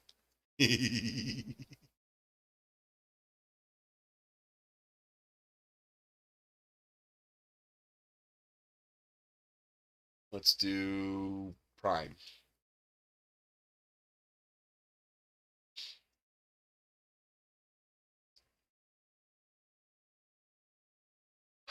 Attached to your electric drill. You could do that, but I wouldn't bother. Oh my God. Oh. Here we go. 20 bucks. What kind of battery though? Is it DeWalt? Is this DeWalt? I'll pay 20 bucks for a chainsaw that takes DeWalt batteries. No battery. What battery? DCB, that's DeWalt, baby. Oh, I'm going to save that. I've been looking to replace my little mini throwaway chainsaw just because I already have a whole bunch of DeWalt batteries. But here it looks like the same thing with a battery for 20 bucks. Oh, that's actually really light. Yeah, they're horrible. These are horrible too, but it's okay. Well, here's a cheap option. It's actually a replaceable battery. Who makes this? What kind of battery? Is that a Milwaukee battery or a Popolo battery? 25 bucks gets you 2 batteries. But I would go with something like this that you can put a DeWalt battery on. But either which way, get one of these little $20 chainsaws and then destroy it. You're going to destroy it. The reason you're going to destroy it is because these little chainsaws are the freaking cat's meow for trenching low voltage wire. Uh-huh. You shove that bitch into the ground and just go, and you chew up the dirt.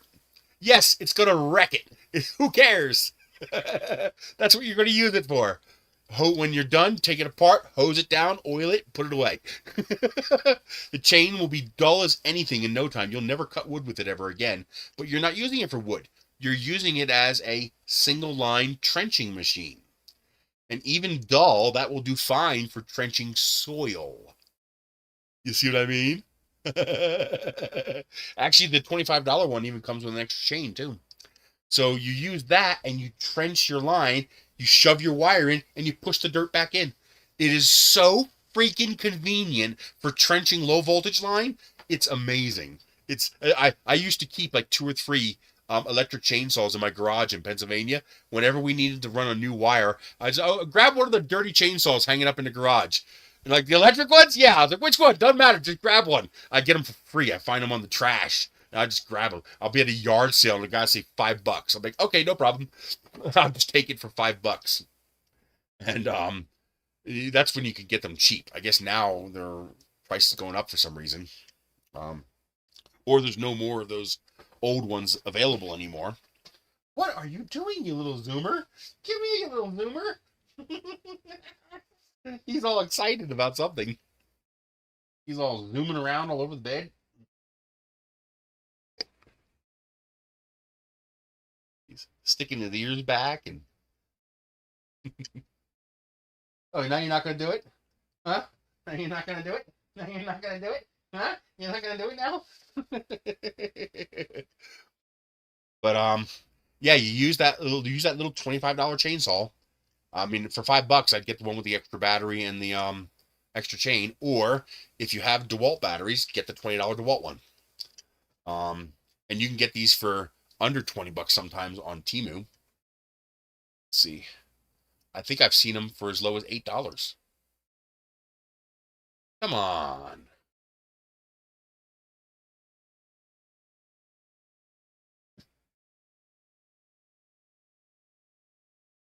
I'm pretty sure I've seen them that cheap. These are big chainsaws.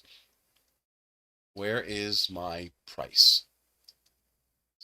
Why the hell can't I sort by price? Sort by. Here we go. Price low to high. Ah! Okay. Nah, that's a lie. This has got to be a lie. What are they offering for $5? Electric saw accessories. Yeah. So 1 battery, 1 chain storage box, $18. Okay. Let's find a less scammy one.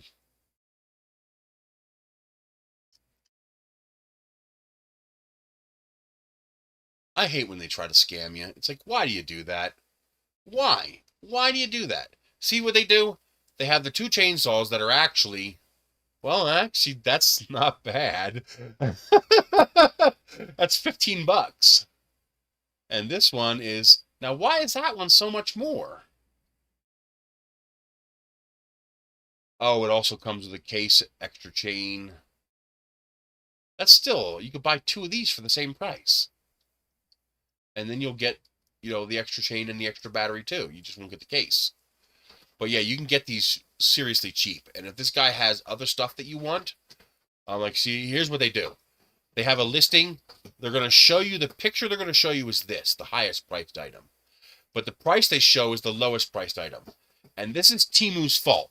Because they do this on purpose. Amazon does this. Temu does this. And they need to stop it. They need to either require them to show the picture of the price they want listed, or show the price for the picture listed.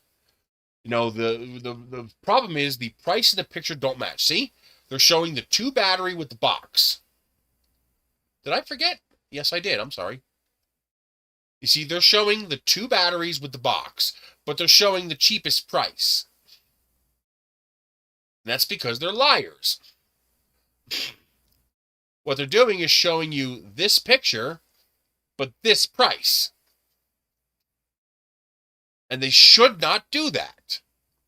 I hate when they do that. God, that makes me so mad when they do that.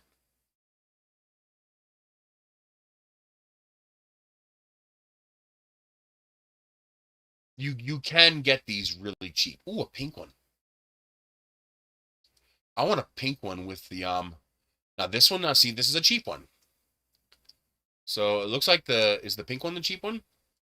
No. The pink one's 27, 21.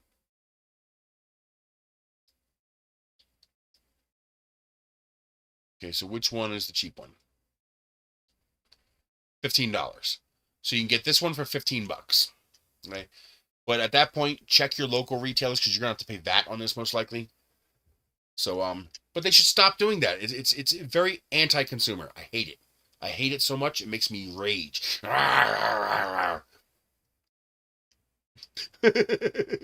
But anyway, for $15 to $25, you get yourself a little mini chainsaw.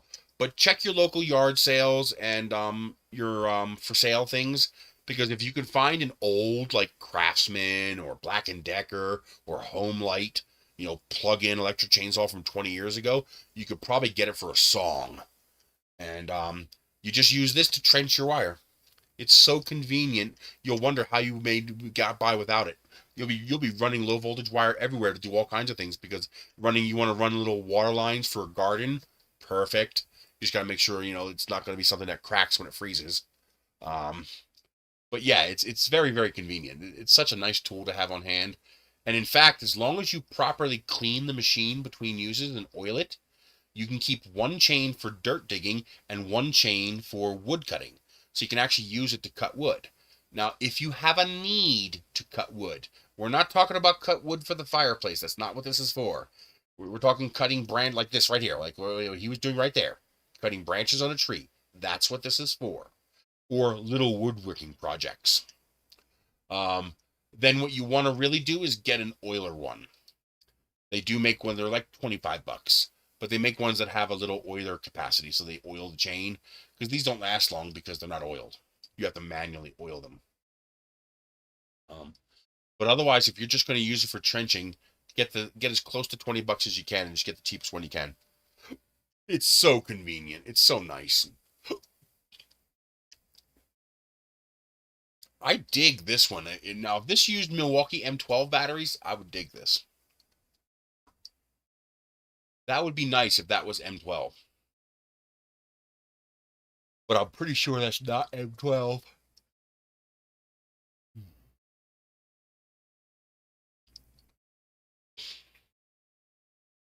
Let me see what M12 looks like.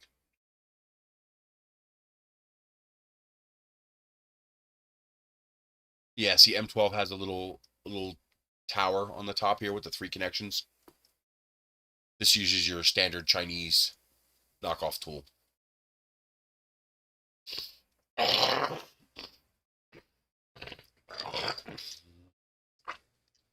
the minimum, I wish they would all use the same battery so that they were cross-compatible. These are 16.8 volts, so they're 4-cell. That's why. Okay. But that's a nice unit. It's so compact. I'd never seen someone use the little 16-volt battery that goes in the handle. That makes that unit so compact. I'm going to save that. Because if I ever find one of these batteries that could be USB charged, I would like that for my small tool.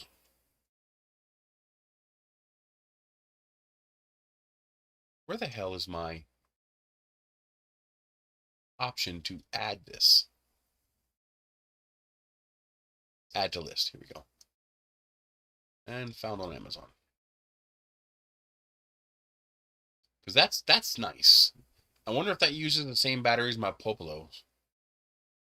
Because that would be, I would be okay with that. I'm trying to get everything that uses either, I'm trying to get everything down to 2 battery types. To stick type battery and battery pack, regular DeWalt battery. But for a little tiny chainsaw, that's nice. I bet you I could find more like that. Cordless chainsaw, 16.8 volt. Because 16.8 volt is those little batteries. Yeah, see? That one uses it, that one uses it, they all use it. Okay. That's a regular battery.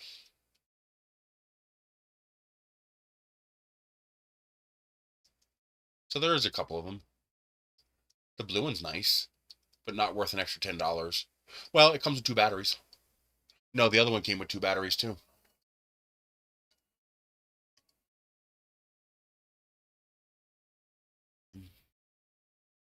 Okay. I wish they would just do M12 so that I could, because I like the M12 batteries.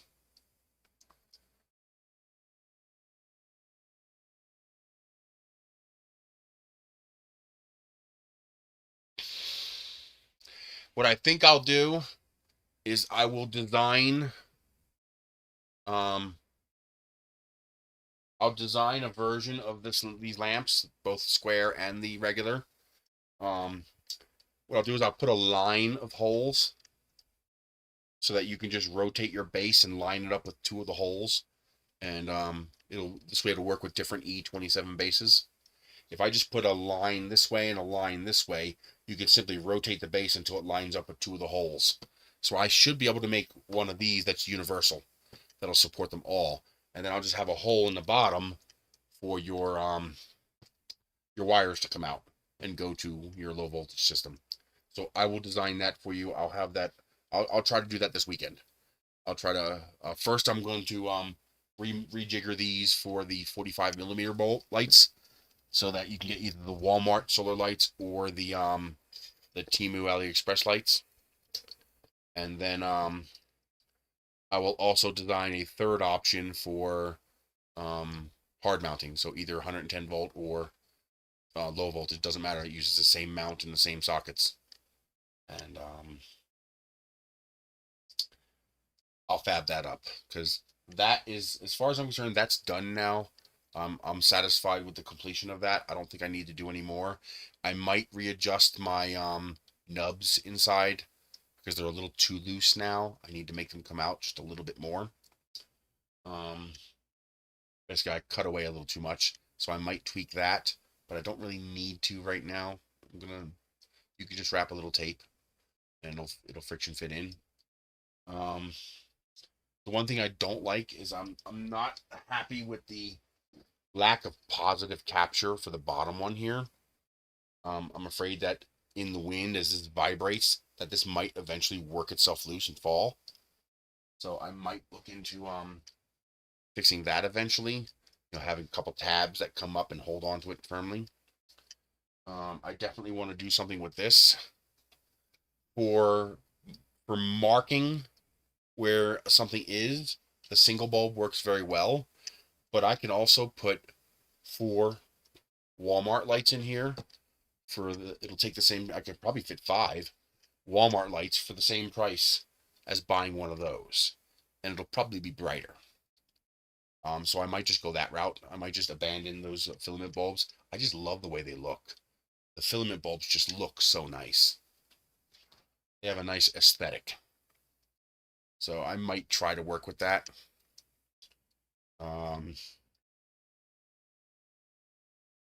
What else? The other interesting thing I could do for people who don't mind spending a little more money, I could design something like this to use 3 or 4 of those filament bulbs, and then just put a 10-watt solar panel on top. You know, just have this whole top, instead of having these pass all the way through, have threads in this, so that you thread the shafts into the top part first, and then just slide it into the bottom part. This way the top can be flat, and I can fit one of those 10-watt panels right on top here. And that 10-watt panel should be more than enough to power 4 of those filament bulbs, or 3 of those filament bulbs. That would cost a bit more, because now you're spending $30 instead of spending you know, $9. But it'll look nicer and be brighter. So it's options. It's just to have more options. But I think right now what I want to work on is I want to finish getting this compatible with my inserts, so I can use those printable inserts. I want to finish this maple leaf so I can see how multicolor works. And I want to get the candy dispenser printed. I want to get at least a prototype of the mechanism printed, so I can see if that's even going to work, because I really like the idea of that. And so that's my primary project right now. Now, while working on the inserts for this, I'm also going to work on the welcome sign. That'll actually be pretty easy. The inserts is all the work. The welcome sign itself is easy. It's just a beveled square with letters on it. And then it's going to have 9 pieces to make it big enough.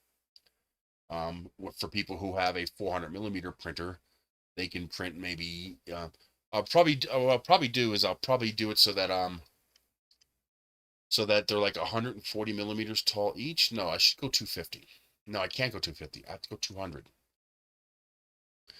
200 will be compatible with everybody. So I really need this to be 200 by 200 and then multiple 200 pieces. Problem is 8 inches is not very wide. 8 inches is, let's do 200.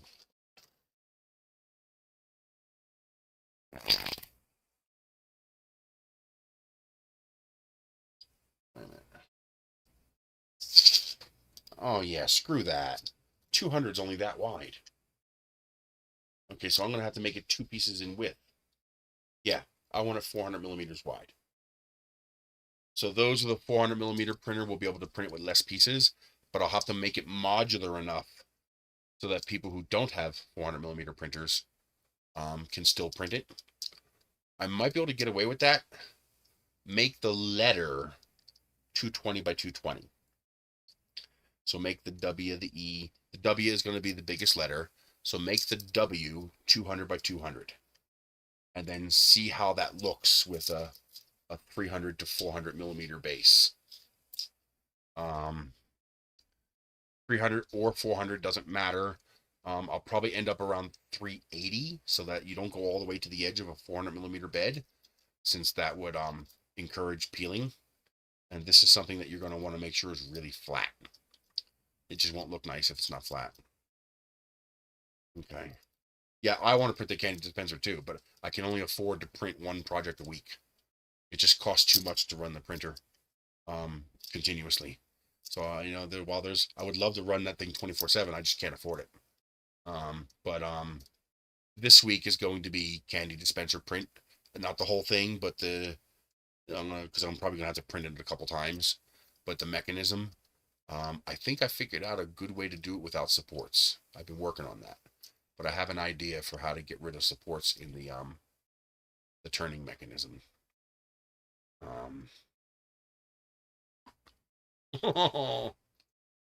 But I think I figured out how to do that. I think I know how to do it where I don't need supports. And because I really want that candy dispenser to work. Although I'm probably going to end up making a multi-part version, because I don't want it to be this big. I want it to be this big. If I want a little tiny one, I could just buy the one off Temu. I want a big one. Maybe have one big enough that it dispenses Cadbury eggs. And maybe I will do that. Make a mega-sized one. A really big one that maybe even I'll even go so far as to use those little those bubble things. These things here. Let me find them.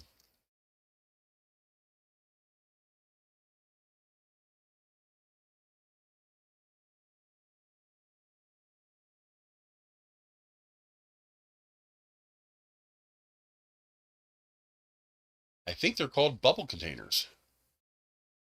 Nope. When you go to a grocery store and they have those little trinket vending machines that have the little bubble packages. It's a dome with a bottom that snaps on, and inside will be a temporary tattoo, or one of those sticky hands, or a sticker, or a pin, or some kind of other trinket. Where do you find those? What are they called? How about vending? Vending container? No. Okay, well, these could work. They're balls. Yeah, that works. So they have, here we go. Am I showing you my screen? No, I'm not. So these are 1.26 inch, and they are $9. You get 200 of them. So they're stupidly cheap. What are these called? Round capsules. Okay.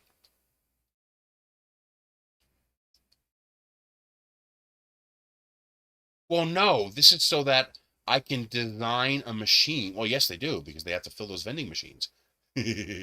Remember, when you look at stuff on Temu, you're basically almost buying direct from Chinese manufacturers. So they sell everything. Your problem, and this is your problem, is figuring out how to find it. You got to figure out the correct words to invoke what you're looking for.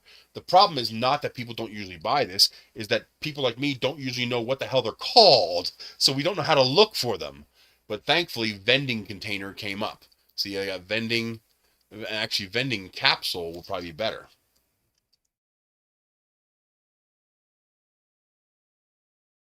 See, see this kind here where this is what I was usually thinking of. This is what you usually see in the vending machines here in America. And probably because they're easier to open. Acorn capsule, yeah.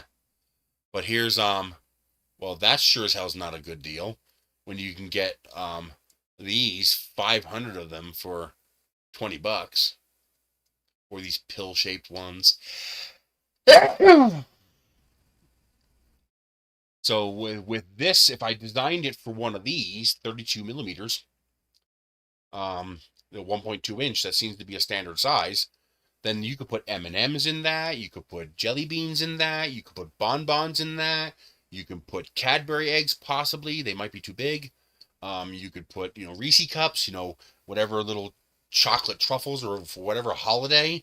So you could do more than just M&Ms and jelly beans. Mine's going to be filled with jelly beans. Well, jelly beans might be a bad idea. I might have to get those candy-coated jelly beans so they don't get sticky inside the vending machine. But yeah, you have round ones and you have the acorn-shaped ones. And oh wow, these are cute. Look how tiny they are. So I might make one that's bigger so that you can use these capsules in it. That will make it a lot easier to delineate, make sure one goes in. The hard part is going to be to make sure that two don't come together and jam. That's going to be the hard part. Yep. No Roadrunner this week, so I got at this there's two Roadrunner pantries I go to. Every other Wednesday, here in Edgewood they have one. Exactly. So it drives me nuts sometimes. I'm doing great, Richard. How are you doing? I'm here every Wednesday, almost every Wednesday. Like 2 weeks ago, I was sick and I missed a Wednesday. But I'm here every Wednesday. These capsule ones will be nicer for bigger stuff. So the really hard part is going to be making sure that they don't jam. So I'm probably going to have a narrow neck where you can see it and give it a tap in case they jam. Because if two come together, they won't go in. Mm-hmm. I would never bother 3D printing little toys.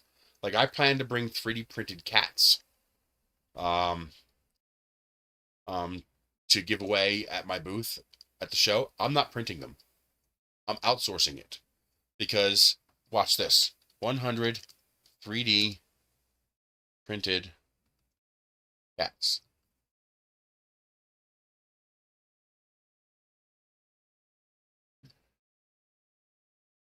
Okay, why the hell would I print my own cats when I can buy them for $5.24?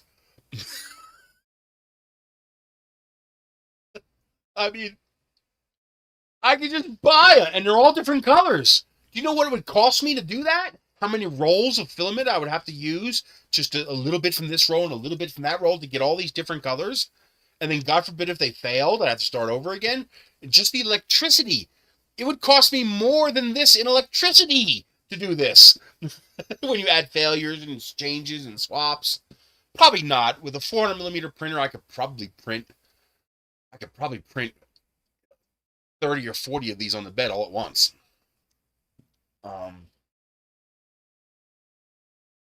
Maybe not that many. 10 by 10.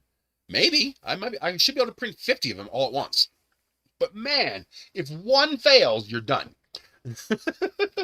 Why would I even bother when I could just pay $5.24 or pay $20 and bring 400 of them with me? I'm wondering if this might be worth doing a vending machine type deal. Because that's so cheap. I mean, what is that? That's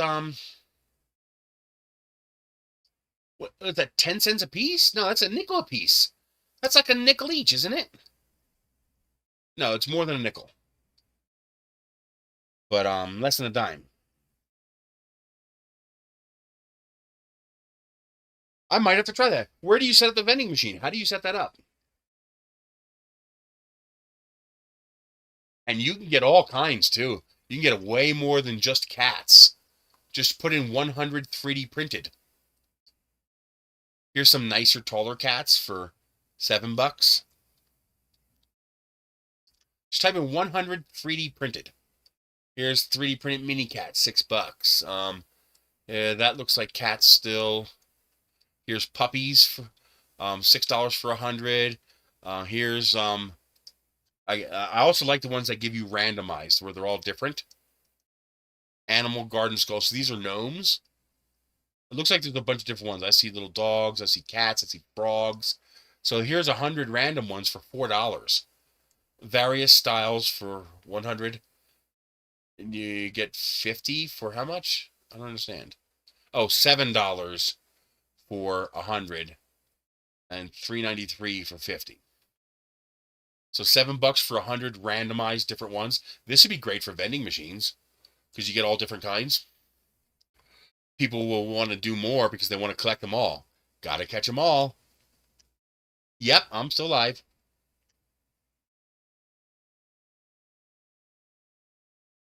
They're so stupidly cheap. It's just ridiculous. There's little dinosaurs. What's this one here? Is that where you get yours from? You buy them from Temu like this? No problem, 3D.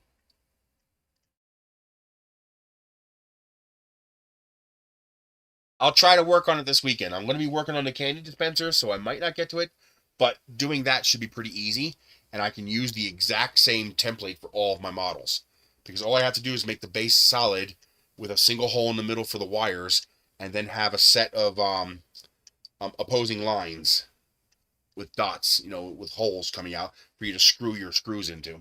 That should be really easy to make a universal setup for that. Yeah, here's $5.25 for... Oh, this is the varied set? Or is it just cats? It says small animal, it says assorted varieties. But it looks like all the same one. Doesn't matter. It's $5 for 100 of them. It's so cheap, it's ridiculous. Oh, these are cute. Oh, it's cute little spiders! Jumping spiders are really popular right now, too. I wonder if you can get more. Can I order 500?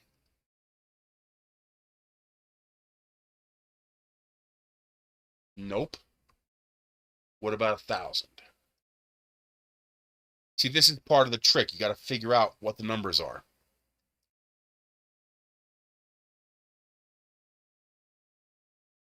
Okay, no 1,000. That's... Oh, wait a minute. There's something. What are you doing? Why are you doing that? Here we go. That's 50. Why would you come up? Why would you annoy me? You annoy me by existing. Grr. Looks like 100 is the max. Let's try 200.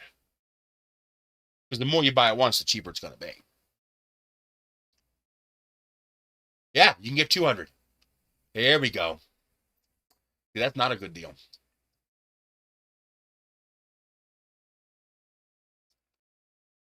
See, some of these are not a good deal. I could buy 200 packs for less money. But then I can also sort by price high to low to high, which doesn't really work because they cheat. All right, how much is 200?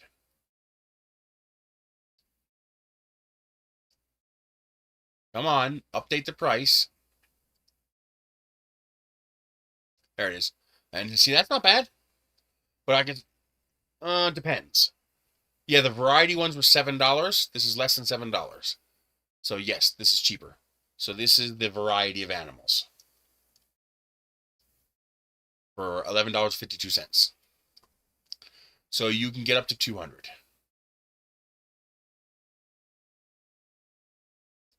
Can I get 200? No. Okay, so some of them do 300. Okay, so some of them do 300. So let's do a search for 300.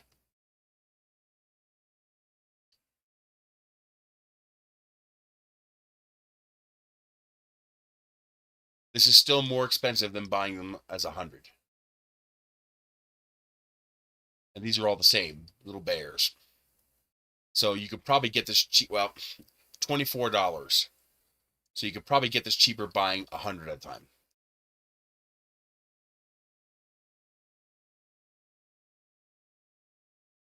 So the sweet spot looks like it's 100. But yeah, that's just amazing how cheaply you can get that for handing out to people, just giving people little trinkets so they can have a little something 3D printed. I mean, it's pretty hard to beat that. Remember, these prices are including my discount because I have credit. So you don't want to, these prices aren't valid. Like that is the price right there, $9.94.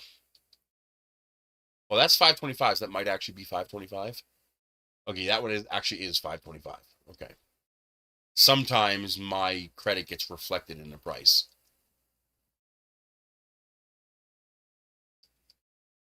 That is just so cheap. Here's wolf dogs, mini cats, gnomes.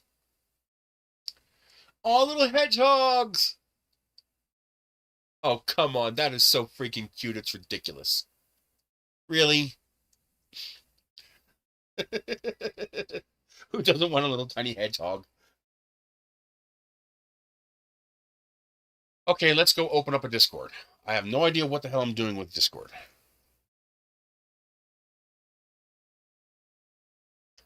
Let's see. Log in. I do have a Discord account because I've gone to some other people's Discords. It's just not a place where I've ever spent any time. This is one of those things where if you started on Facebook, you're on Facebook. If you started on, Instagram, you're on Instagram. And there's very little crossover because it just takes so much of your time to go to all these different things. What the hell are you talking about? Oh, wait a minute. I think I updated my password at some point.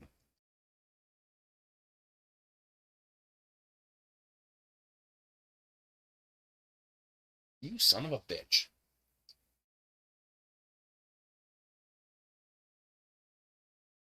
That didn't work either.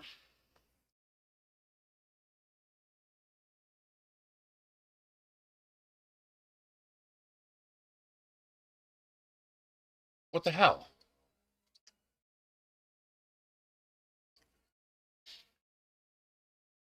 So you're just not going to accept my password?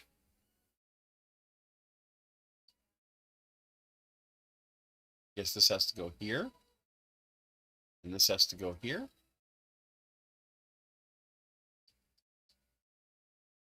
I think this goes here.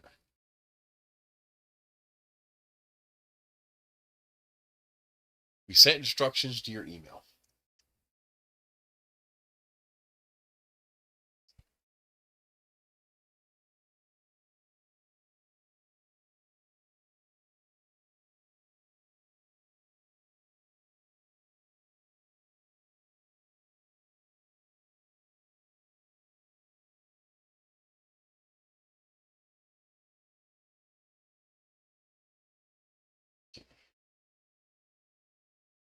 All right, nothing got yet. Spam folder. Discord. This is not spam. Not spam. Not spam.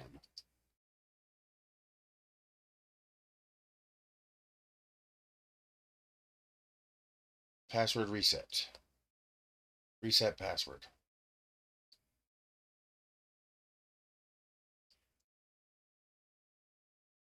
New password.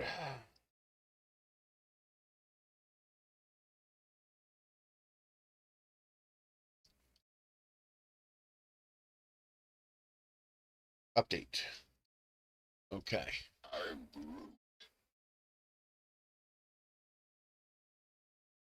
Discord. Yes, I'm human. I just updated this.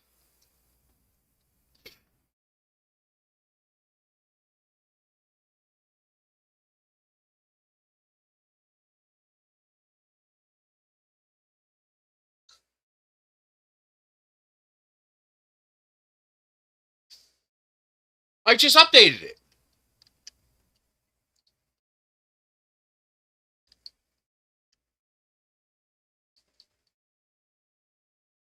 Login.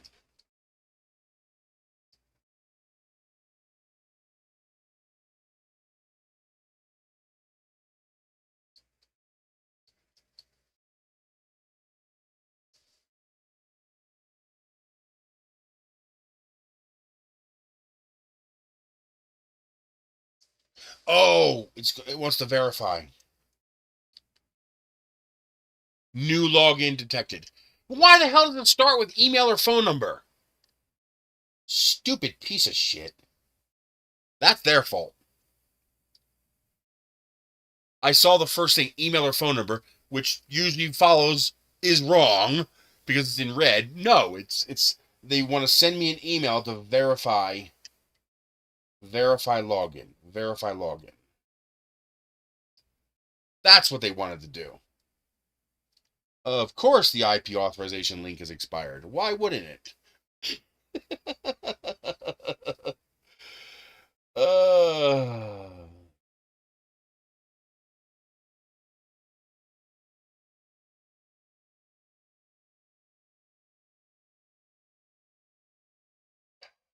Come on.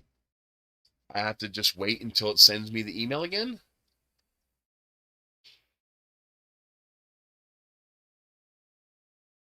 New login detected, location detected. Please check your email.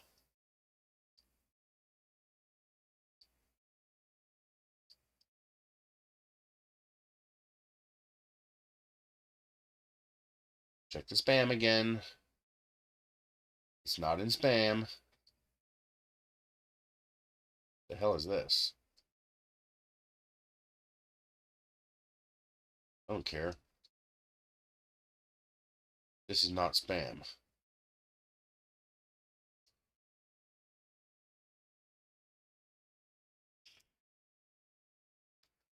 I'm just not going to get the email.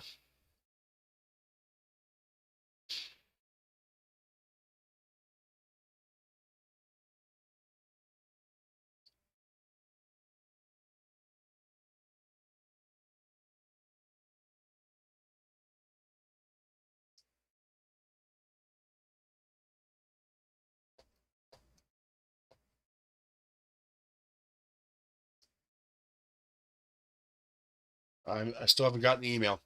So maybe they only send it after a certain number of minutes. I'll probably have to wait till later. I'll try to get a Discord created. I'll try to figure out how that works. But it won't let me log in. It says it sent an email, but I don't have the email. Let's give it a few minutes. I want to order some of these so bad. I want the little gnomes too. I definitely want the little jumping spiders, and I definitely want these hedgehogs, and I definitely want the cats.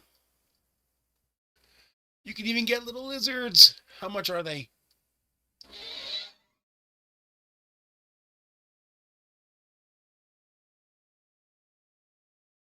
$24? That's not bad for an articulated lizard. Wow. That's not bad. That's still only 25 cents each. Jeez.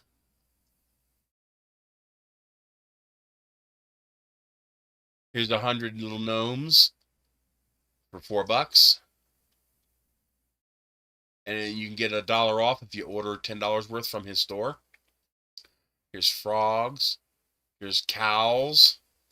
Cows might be popular around here.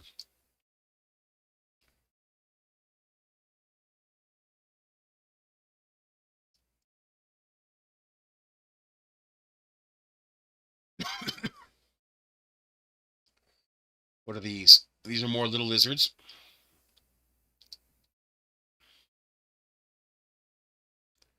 And these are $15. $15 for 100 little articulated lizards. I'm sorry, that's a ridiculously good deal.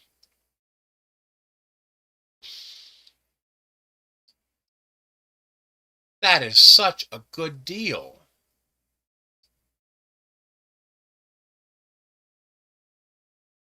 I'm gonna add that to the cart. The next time I get paid, I'm gonna maybe grab some of those and just see how good they are. Well, how much for 30? I might do the 30. That's almost as good a price. 4 is a bad price, but 5 is not a bad price because that's only slightly more than. Oh, that's a lot more than that. How much is that? That costs the same amount as the 100. It costs more than, oh no, 15. I'm sorry, 11 is not the price. So 30 pieces for 5 is not bad. So I think I'm going to order a 30 pack of those just to see how good they are. That is so cute. I think these articulated ones are going to be the ones that people are going to like. Here's a bunch of different ones. Little caterpillars.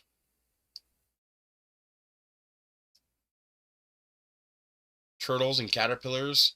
Axolotls. Okay, so that looks like a little dinosaur. That's a little fish. It's another fish. How much is 100 random? $12 for 100 random? That is so hard to beat.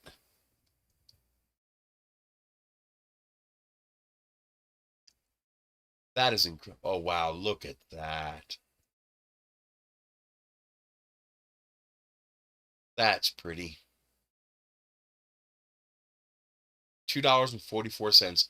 This is why you can't have a 3D printing business. There's just no way to compete with this. There's just no way to compete with that. Oh, I got the email. No. I thought that was it. It wasn't. Spam. Still not in spam.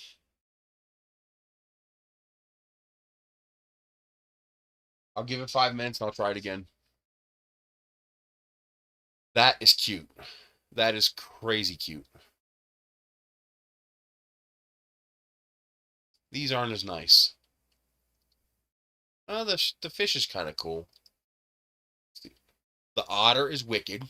I love the otter, and I love the sloth.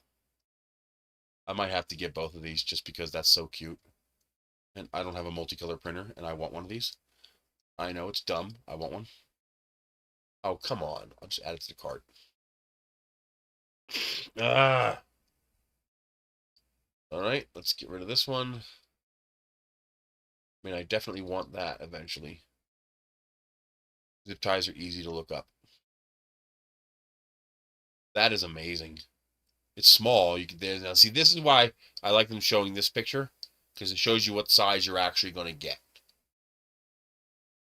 Because that other picture, that looks a hell of a lot bigger than that. You know, that there looks like big enough for your hand. Are you guys seeing this? Yes. Here's some more lizards. Yeah, the lizards and the cows and stuff like that for around here would be great. Here's axolotls. Multicolor axolotls?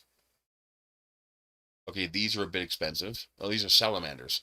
No, they're not. That's an axolotl. It's got the little ear things.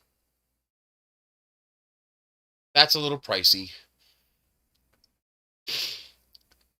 That is 11/11's 22. That's like 40 cents a piece. So if you sold these for $1 each, that wouldn't be so bad. It might be worth getting just to sell them for $1, because you'd make a pretty decent profit at $1, especially since you don't have to do any work. That's the real big deal, is no work. You know, with no labor involved. What's that? 11.56 divided by 26. Yeah, it's 45 cents each. 44.16. So call it 45. Call it 50 cents. Because there's going to be, you're going to get somewhere they're going to be broken. But a multicolor flexi print for 45 cents, and I sell it for $1, I'm doubling my money. I think that might be worth it. Maybe if I could find some place to set up some vending machines, have two, a 50-cent one for simple animals and a $1 one for the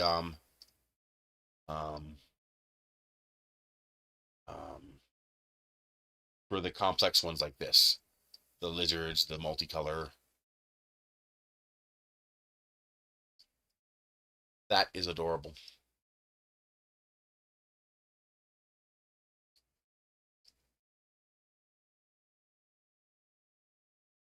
What is that? Christmas trees. Oh, that's cute.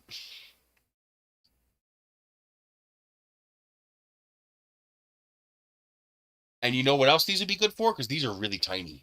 Look how small they are. Do you know what else these would be good for? Another way to market these? Monopoly markers.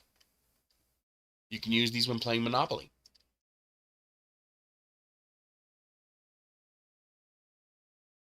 Okay, that's cool. How about this? Holiday. Because if I can get it from different holidays, then I can change them out every now and then for different holidays.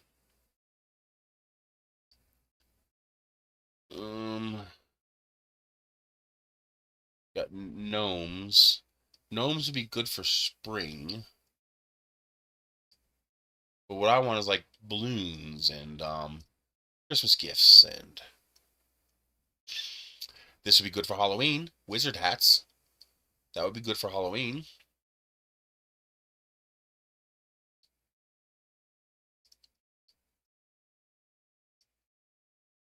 I wonder if there's...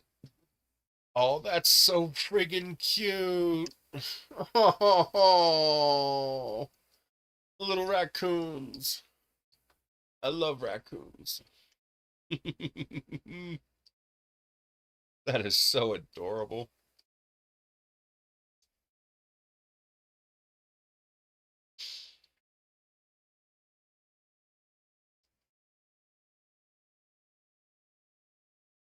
Oh, sugar gliders. That's adorable. A little pricey, but adorable. Oh, look at this little snake in an egg. Is that articulated? Oh my God, it is.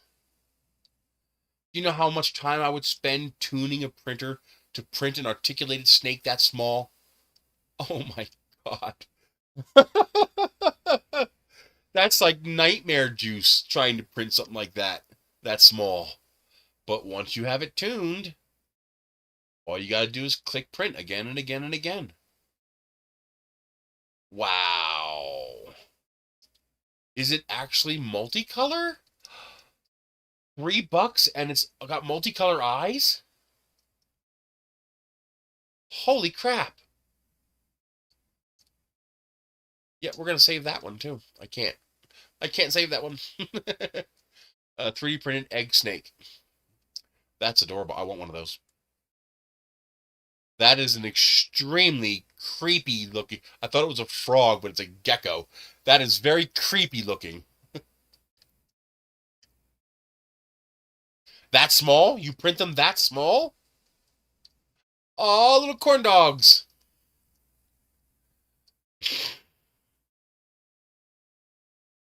Here's rabbits. That'd be good for Easter.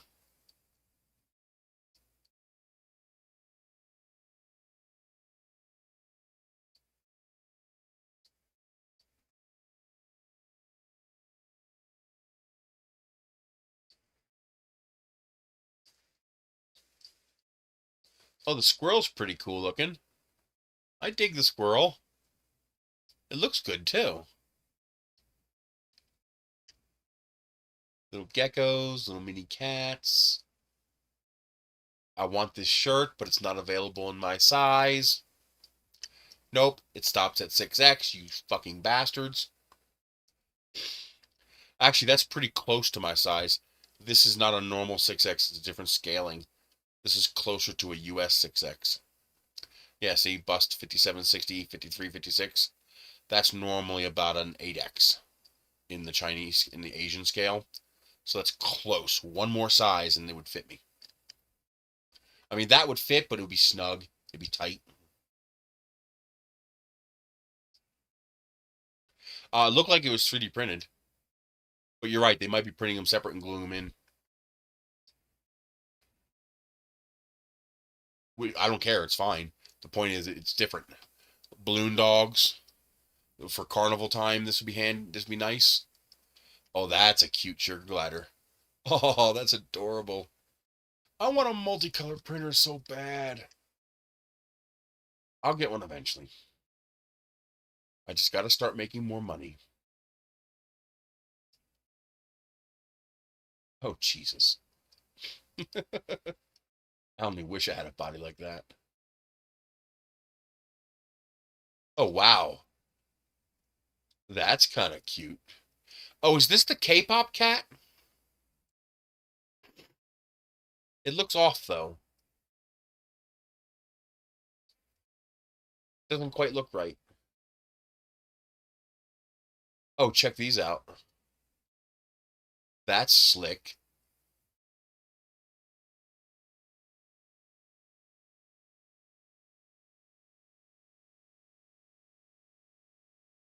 Of course, it's not that big. It's that big.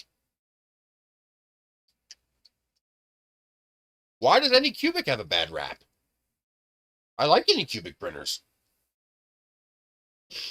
My Anycubic Chiron's one of my favorite printers. So is my Anycubic Viper. Yeah, I have a couple dual extruder printers, but I'm talking about multicolor, like AMS, 4 colors. Like, I'm probably going to end up getting, even though it's a tiny build volume, I'm probably going to end up getting the FlashForge AD5X, because that one you can sometimes get it for $300, and it does the 4 colors. I think the Anycubic is a bit more. Let's see if this has come in and try it again.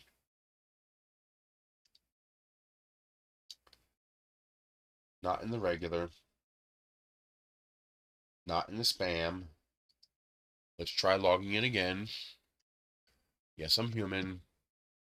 You're going to send me an email, which you're not, though. There it is. Yay! IP address authorized.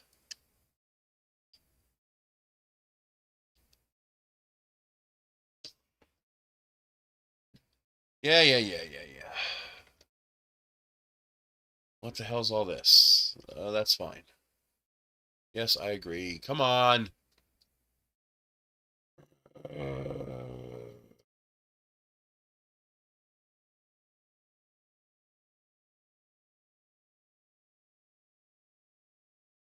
I don't know what this is doing.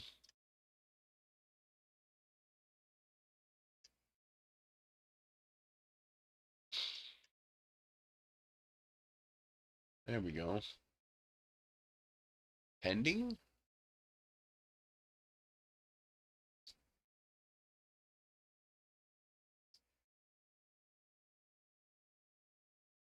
Who are you?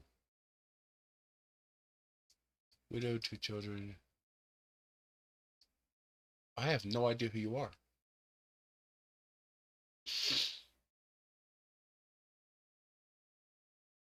Well, I'm not accepting that until I know who you are. I don't see 3D printing in here, and I don't see rocketry in here.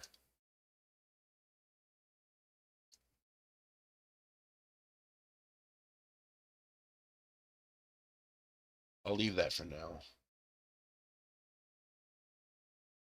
Wow, nice. Well, one of the things I like about Anycubic is they have a 4-color printer that's big.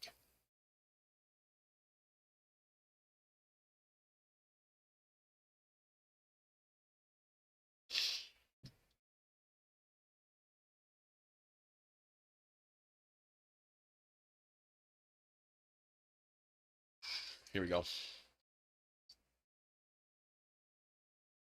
So this one's 600, and it has a 420 by 420 by 500 build volume. That is, catch me out. This is what I want. Okay. Problem is, I can't afford this. I ain't got $600, and if I had $600, I couldn't afford to spend it on this.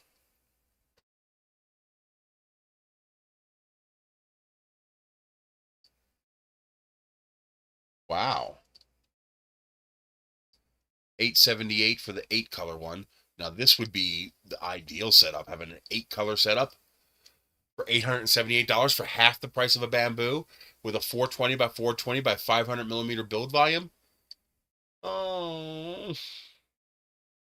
I want it.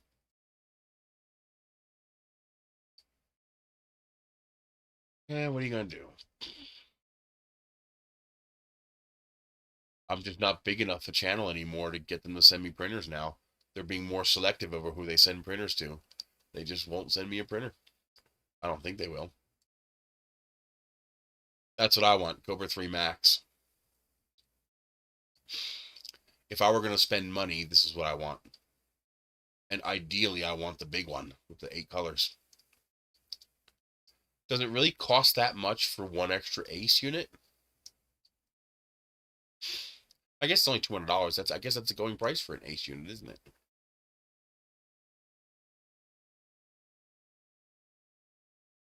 Now, here's my question, though. How far does this have to retract to color change? Like, I hope it doesn't have to retract all the way to here. I hope the multiplexer is closer, or you're going to spend a long time in between color changes waiting for that retraction to occur.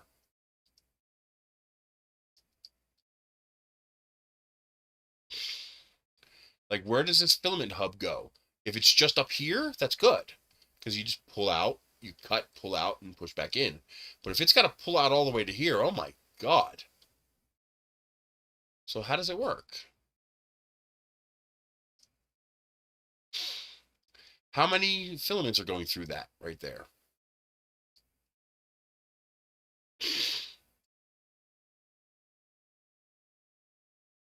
But that's the one I want. The 420 by 420 by 500. Wow. That's nice.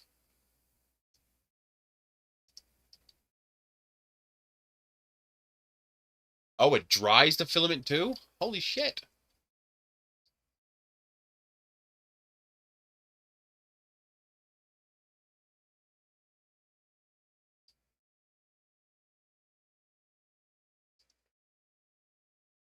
Two-minute heat up for a 420 by 420 bed? That's not bad. Ain't bad at all. And a 300-degree hot end. And a quick release hot end. Yes, please.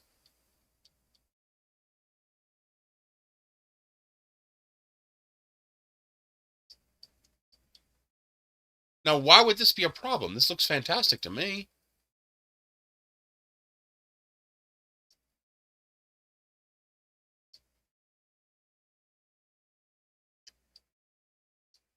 It's on the extruder, so it doesn't have to retract all the way back to the box. Good.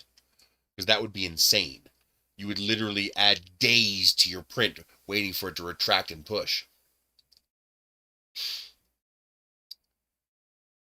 Oh, man, if only I can get them to send me one of these. I mean, I would take the regular Max. I mean, as much as I would prefer the Ace Pro for the 8 colors, I would take the 4 color. Anything at this point. I mean, because later on I could buy the hub and the extra unit. Oh, man.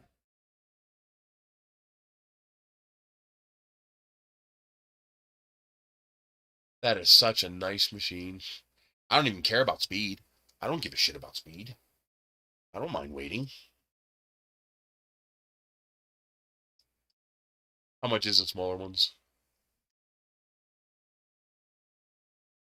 Cobra 3 V2. $359. And what is the build volume?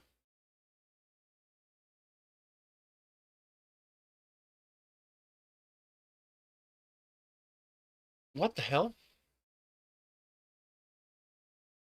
Okay, why does this cost $300 more for the second unit when the price difference between the printer and a printer with a unit is $359? You might actually be better off working with somebody else who doesn't want a multicolor printer, and they give you $259 for the printer, and you buy the 2 of these because I'm sorry, 2 of these, because that's only $100 difference, not a $289 difference.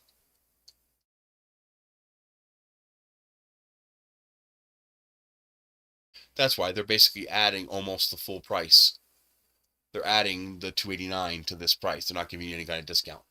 You're getting a discount when you buy it with the printer, but you're not getting a discount when you buy it with this. And the problem is buying one of these just to get an extra printer and use the 2 units on one, although that would be your cheaper bet. Your best bet would be to buy 2 of these, and then you can have one machine with 8 colors or 2 machines with 4 colors. So you could double, if you only need 4 colors, you could double your workload for about the same price, for only $60 more than this, $80 more than this. Huh. What's the build volume on this one?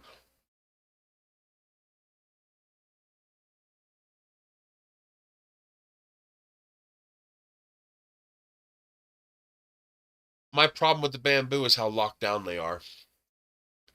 I really have a problem with that.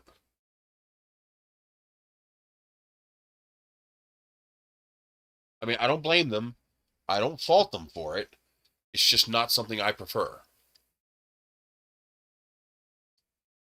Where the hell is the goddamn build volume? Here it is. 255, 255, 260. So it's at least bamboo volume. So whatever is designed for the bamboo will work on this. Anybody who makes a multicolor printer that does not have at least the bamboo's build volume is a fucking moron. You're going to build a bamboo alternative and then not let them print all the stuff out there made for the bamboo printer? You're stupid. So you need to have at least this build volume. In fact, this should be 260 by 260 by 260. Because isn't the bamboo 258 cubed? Or 256 cubed? So this is actually 1 millimeter smaller than the bamboo, and that could be a problem if someone really maxes it out, but you're unlikely to encounter that. But this should be the minimum. Anybody who makes a bamboo competitor and it's not bamboo sized, there's something wrong with their brain. But the problem is, I don't want this. I mean, it's too small for $359, when for just a little bit more, it's only $250 more, I can get a nearly 5 cube build volume. Because this is $359. This is only $599. So for $240, yeah, for $240, for less than the price of this Ace unit here, I can get the max. That hurts. Oh man, I want this so bad. This is literally 4 times the build volume too. 8 times the build volume. Yeah, this is 8 times the build volume. Well, not quite, but it's close. It's like 7 times the build volume. Oh man. Well, I can keep hoping.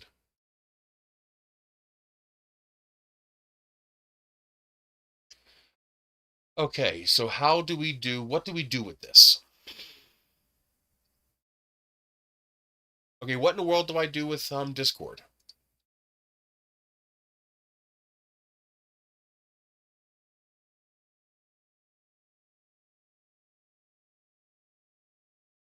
I can download the Discord app.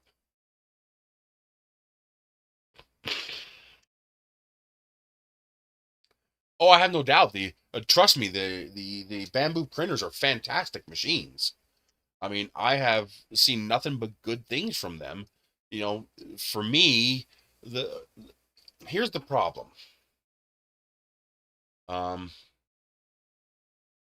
hate closed source systems, but it's hard to make a profit on open source systems. I mean, think about it this way. What if I designed this in order to make a serious profit selling these? And what if it took me a year of R&D and $10,000 of my own money in prototyping to make one of these? And then all you had to do is do exactly what you've seen me do many times on this channel, like the candy dispenser, where I look at that and go, I can model that. And I 3D print it and release it to everybody for free. Now, if you're a Chinese person making this in a Chinese factory and it costs you $5 to make this thing you're selling for 15, you don't care. Okay, because I'm not going to be a competitor for you. Hang on, just ask me to log in again. SCORD at and I heard that key stick. What the hell?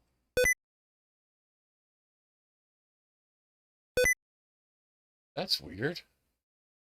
No.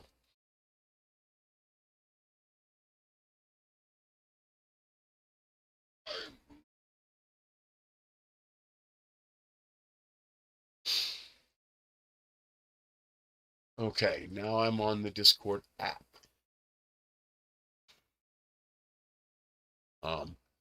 If I spent that kind of money in China, it's no big deal because I'm not really competition. A person will decide, okay, I want the printed version, or I'm going to pay the $15 because I don't feel like printing it. But if you were to make that in the US, that would have to be sold for at least $60 or $70. At least minimum $60 or $70. I mean, just the molds alone would cost you hundreds of thousands of dollars to make the molds. You know, each mold is going to be about 10 grand. Why do you think they make them? Why do you think no American company makes injection molds anymore? They outsource the molds to China. They do the injection molding here, but the actual mold making, they outsource to China. Almost nobody does mold making in the US because there's no way to compete with that. So imagine you put all that R&D into this, and then some asshole named Chris Taylor on YouTube comes along and says, I can show you how to 3D print that for about $5.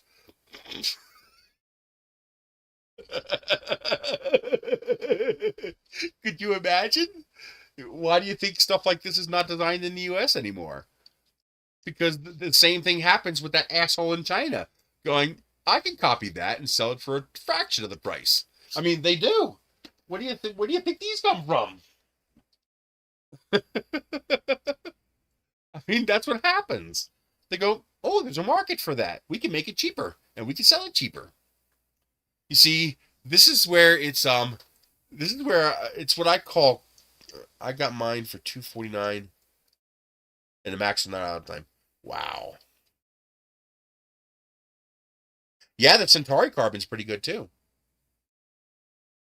Oh, that's without the AMS. Okay, that's a bit pricey then, since you can get the Anycubic for $359 with the AMS or ACE. The exact same thing that I do to the Chinese people when I copy their stuff and show you how to 3D print it, the Chinese people do to the American companies. Well, that's actually, now here's the really fucky part. This is why a lot of people don't understand this economic crap. The Chinese people didn't do this. We did this. Our American CEOs threw America under the bus and said, and went over to China and started making everything there. All the Chinese did was go, we can just sell this stuff on Temu.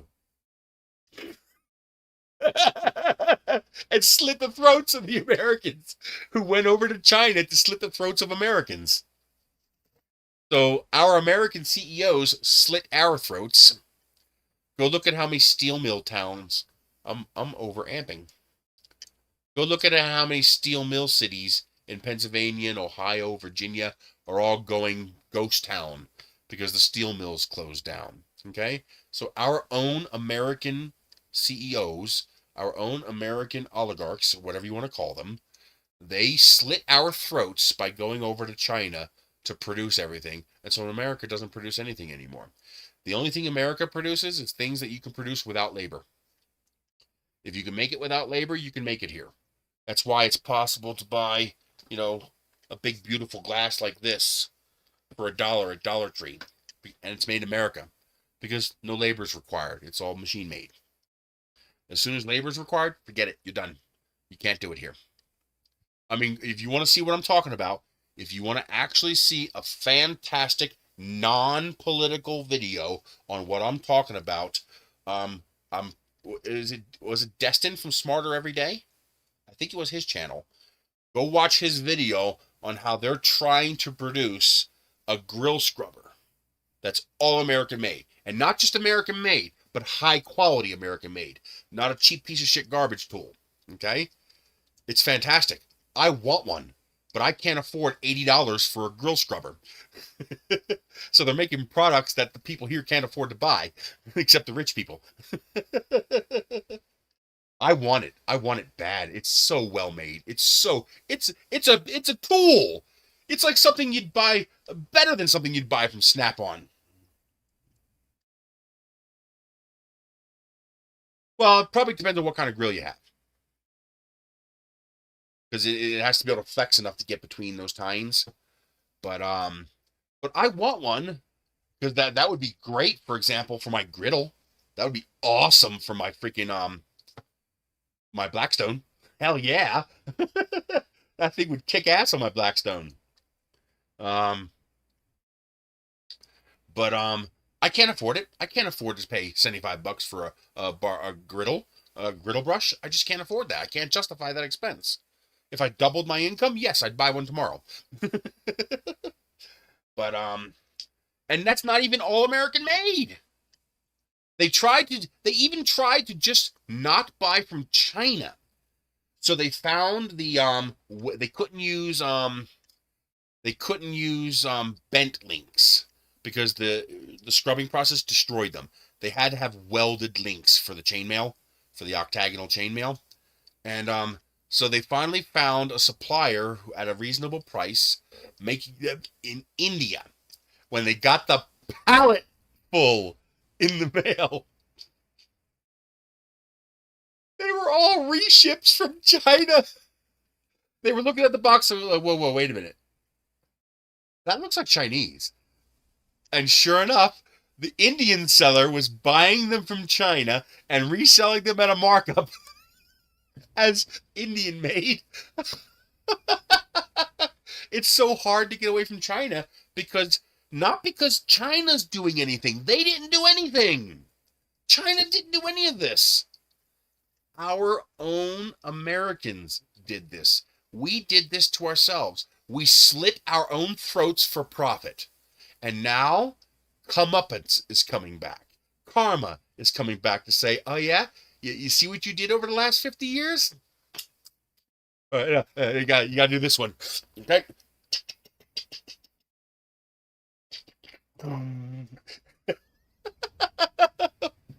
Because China is capitalism central. We're not capitalist. There's no capitalism in the U.S. Very, very little. What you have in the U.S. is feudal.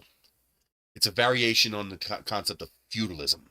It's an exact match for feudalism if you just replace the medieval terms with modern equivalents. The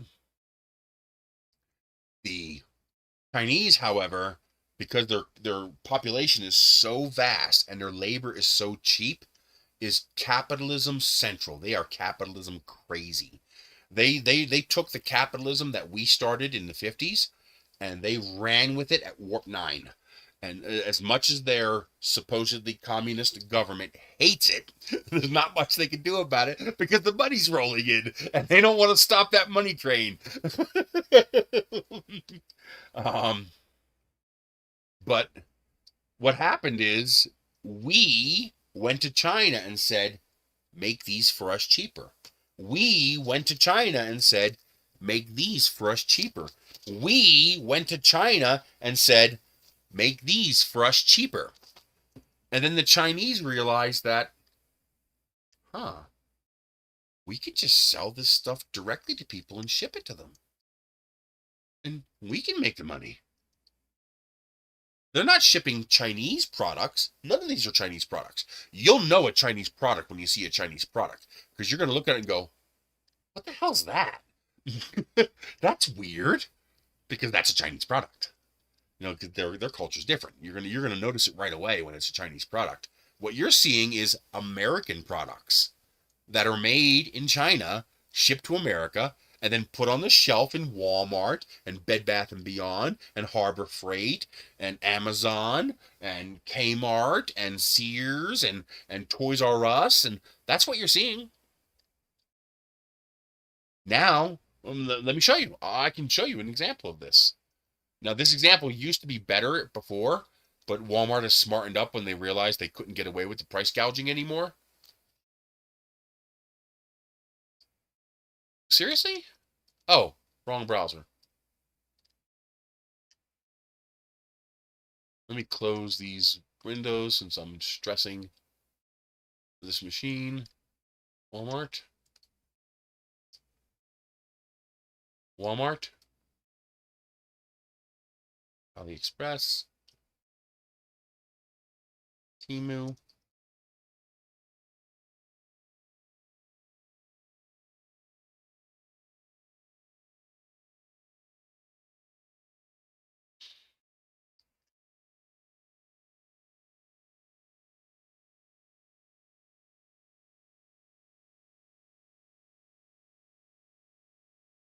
Now, this is not as big a deal now because Walmart has lowered the price dramatically from a year ago.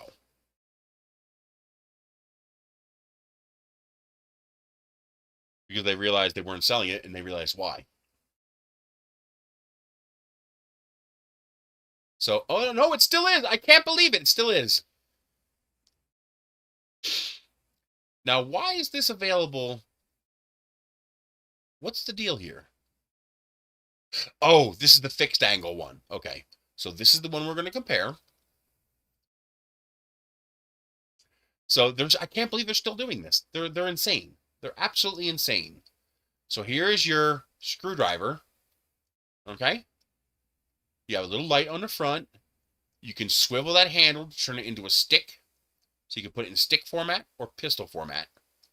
It's got a USB-C cable, and it comes with 2 little bits. Okay. $19 at Walmart. I can't believe they're still doing this.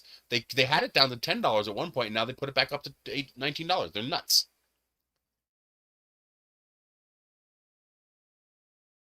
Hang on.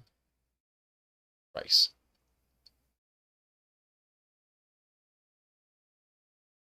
That's wrong. What the hell?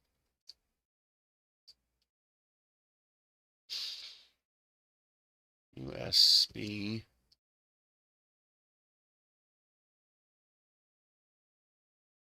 Where the hell's the screwdriver? Do they not sell it anymore for some reason? No, I've seen them. Here we go. There it is. So there's the AliExpress one. Now let me bring it up on Temu. Here we go. Oh, we're not paying that price. Hell no.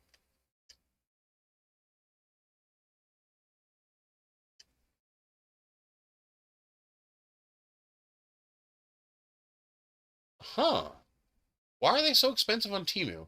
Because these are all local sellers. I need to get to ship from China.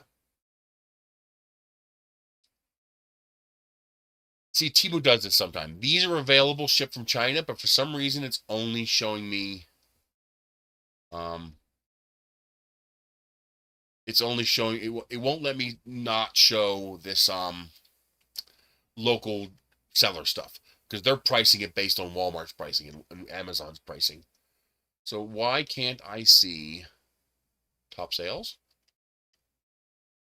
I need to find the ones that are shipped from China, not the ones that are local seller. I don't know how to do that on Temu. Okay, but here it is. So $19 or $3.50. I want you to look carefully because these are exactly the same tool. Okay, look at the button, look at the trigger, look at the handle. Here's the button up here to do the swivel part here. Your little flashlight on the tip. And this one comes with a set of bits. It comes with this whole set of bits. No, it doesn't. This one here, that's 16, not that one. Not that one. Oh, wait a minute, this is wrong. Okay, I'm looking at the wrong listing. Okay, no, these are available for $3.50. I bought one.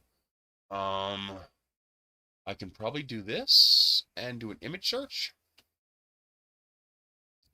I bought one. I know it's available cheap. Here's $5. Well, okay, since the tariffs, the prices may have gone up a little bit. There you go. So there's the equivalent of what you get from Walmart.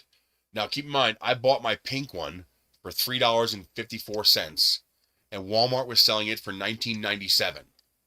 Now it's about $5, although I have seen this cheaper. I have seen this as low as $3.50 still. Walmart's selling it for $19. It's the exact same tool. It's the exact same thing.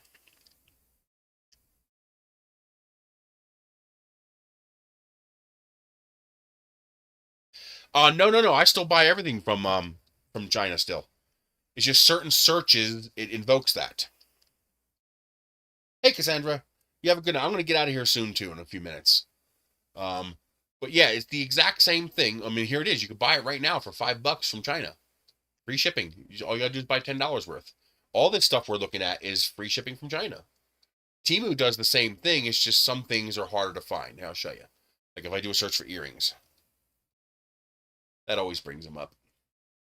Why did you do that? Why did you do that, you stupid son of a bitch? I hate that it does that.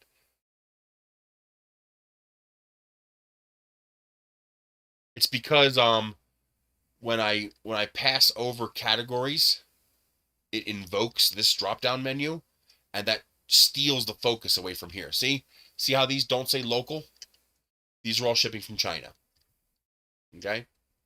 These are all shipping from China. So, you know, these here are $1.12. These are $2.29. That's actually pretty expensive, but those are pretty. I have a different kind like those. I love these fish ones. That's awesome. $1.41. You know, and you can get cheaper. Here, let me sort by price. Now, these are local. Now, some of these I might actually buy from because they have enough other items that are this cheap that, and you only pay $2.99 shipping charge, so it's worth it. But if we just scroll a bit, we'll get to the stuff that's, here it goes. So this one here, 71 cents for 5 ear cuffs. You know, that's from China. This is from China. You know, because the tariff is in place. That the below 800 has been gone for a few months already. What has been stalled is the low item value penalty charge. And that's exactly what it is, a penalty charge. The sole purpose of that $54 penalty charge is to force people to stop buying stuff from China and to force them to go back to buying from Walmart and Amazon, which people aren't going to do. They're just going to say, fuck you, I just won't have it. At least that's what I hope they do. See, this is cute. 87 cents. I have this already. I have a different one, though. The bee and the honeycomb. I love that. That's awesome. I love these, too. These simple little metal ones. They're just really nice looking. That's kind of cute, but they're very tiny. That's nice. I like those. Those are only 90 cents. The frogs are cute, but they're not 3D. It's acrylic. I'm pretty sure. Pendant. Oh, maybe these do have some depth. Yeah, 2D acrylic. So it's just a cut piece of acrylic with a print on it. It's not bad. You just need to be aware of that. And you just need to keep that in your mind to keep aware of that. The cats are cute. I love these simple flower ones. They're really nice. Those are actually really nice. I like that. Now, if this was 3D, that would be awesome, but that's just acrylic. But, you know, you just gotta look. You see, it says local. That means it's coming from a U.S. buyer. Now, that doesn't mean it's a bad deal. What it means is you have to come into here and then go here. Where's it at? Ships from this seller. No, that's not what I want. Where's the seller name? Oh, for Christ's sake, come on. Where is the goddamn seller name? Here it is. So you come down here and you click on their name. And here's everything that seller sells. So change it to price low to high.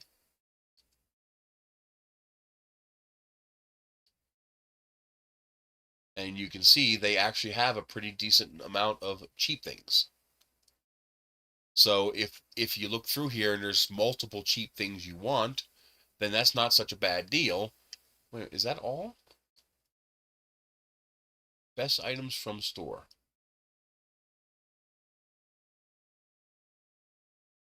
On the app, I can just see everything. This is only showing me a line.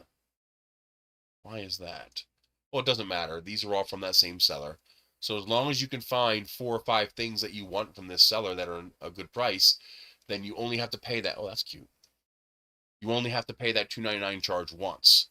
Now, sometimes you'll have sellers who like to screw with you. They'll purposely make their, oh, that's cute. They'll purposely make their item like $29.25 so that you can't get the free shipping. So it's just like a $3 extra charge. And they purposely make it so that there's nothing else in their store that you can add that doesn't double the price. So if you happen to want 2 things, okay, that's great. But if all you want is that one thing, it's annoying. I know it's only $3, but it just pisses me off that they purposely deceive you like that. They instead of just selling it for $32 of free shipping, they sell it for $29 and then get you with the $3 charge for shipping. That's just underhanded. I hate that kind of crap. I hate that kind of underhanded crap. But for some reason those screwdrivers are hard to find. I wonder why.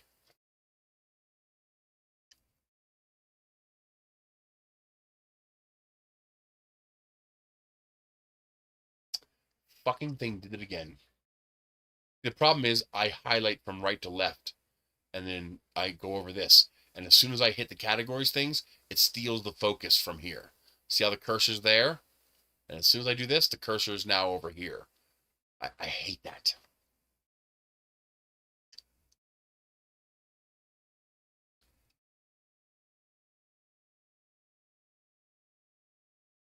I know it's available dirt cheap. It's just a matter of finding it.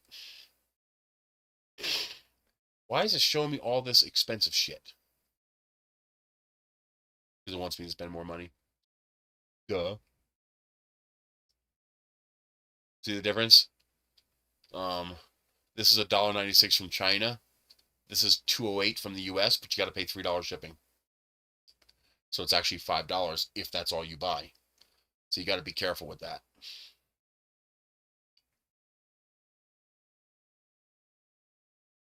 Oh, that's kind of cool. There's one. No, that's a local seller. Still, that's not bad. That's $9. That's the pink one I have. This is what I have. But if I could find it from China, it'd be $6. These are all local, local, local, local, local. Yeah, these are all local. I wonder why none of these are coming from China. Just this item for some reason. It's a weird thing that Temu does. Sometimes it's really hard to get it to give you what you want when you're trying to look for something very specific. It can be a little weird like that sometimes. But there you go. But there you go. Even this here though, $5, $19. Same tool, same thing. Heck, even this one here is only $1.04 more, and you get nut drivers and a whole full bit set for $1 more. That's 1/3 the price of Walmart. But that's what happens. The Chinese realize, hey, we're making these things here for Walmart.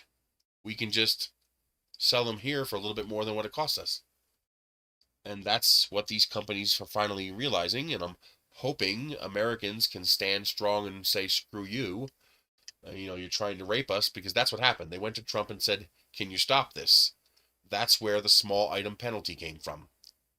That's why this would cost you $60 if you were to buy this with the tariffs that Trump wants in place, because he wants to apply a $54 penalty to anything under $25.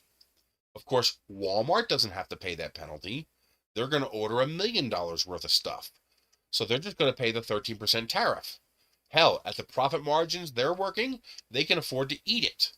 But they're not. Check this out.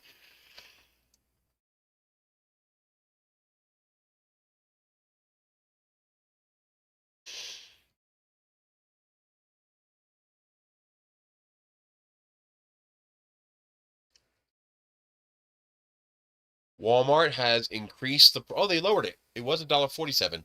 They've increased the price of a gallon of water by 37%. This used to be, actually, this used to be 90 cents, 94 cents or something like that. The distilled used to be $1. So they've increased the price of a gallon of water by 40%.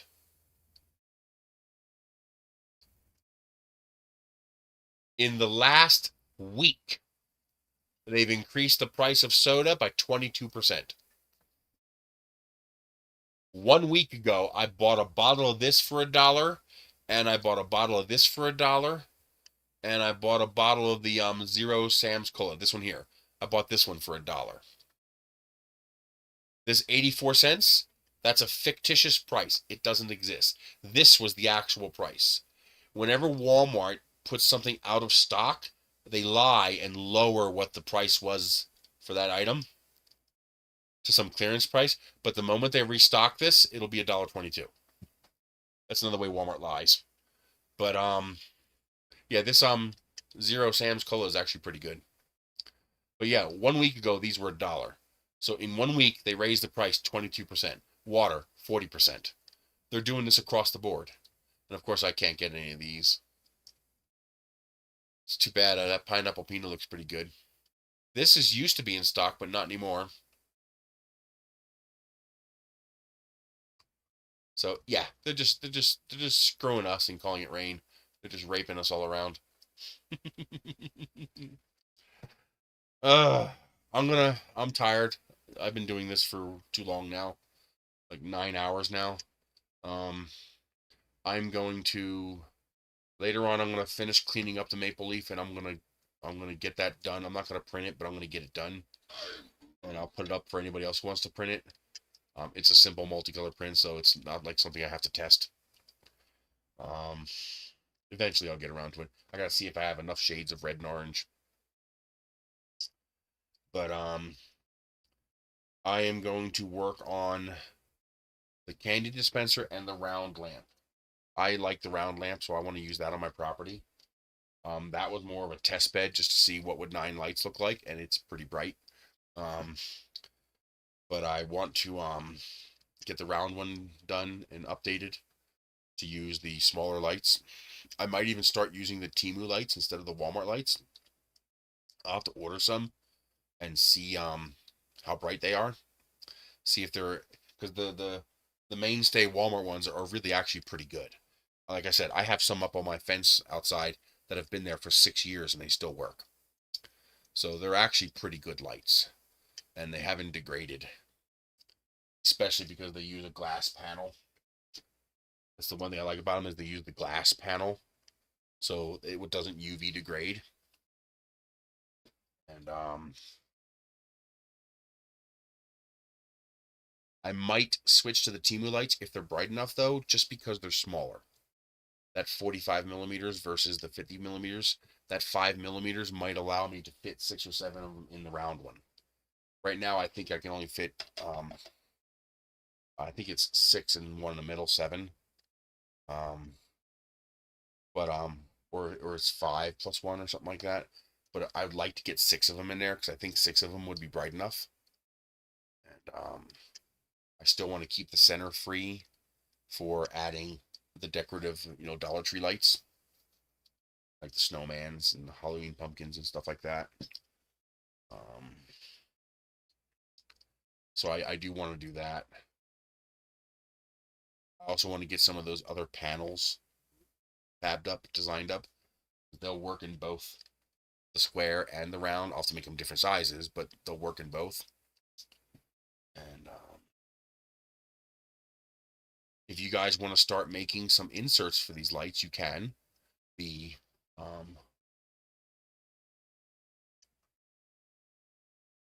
This is included with your print, with the model on printables.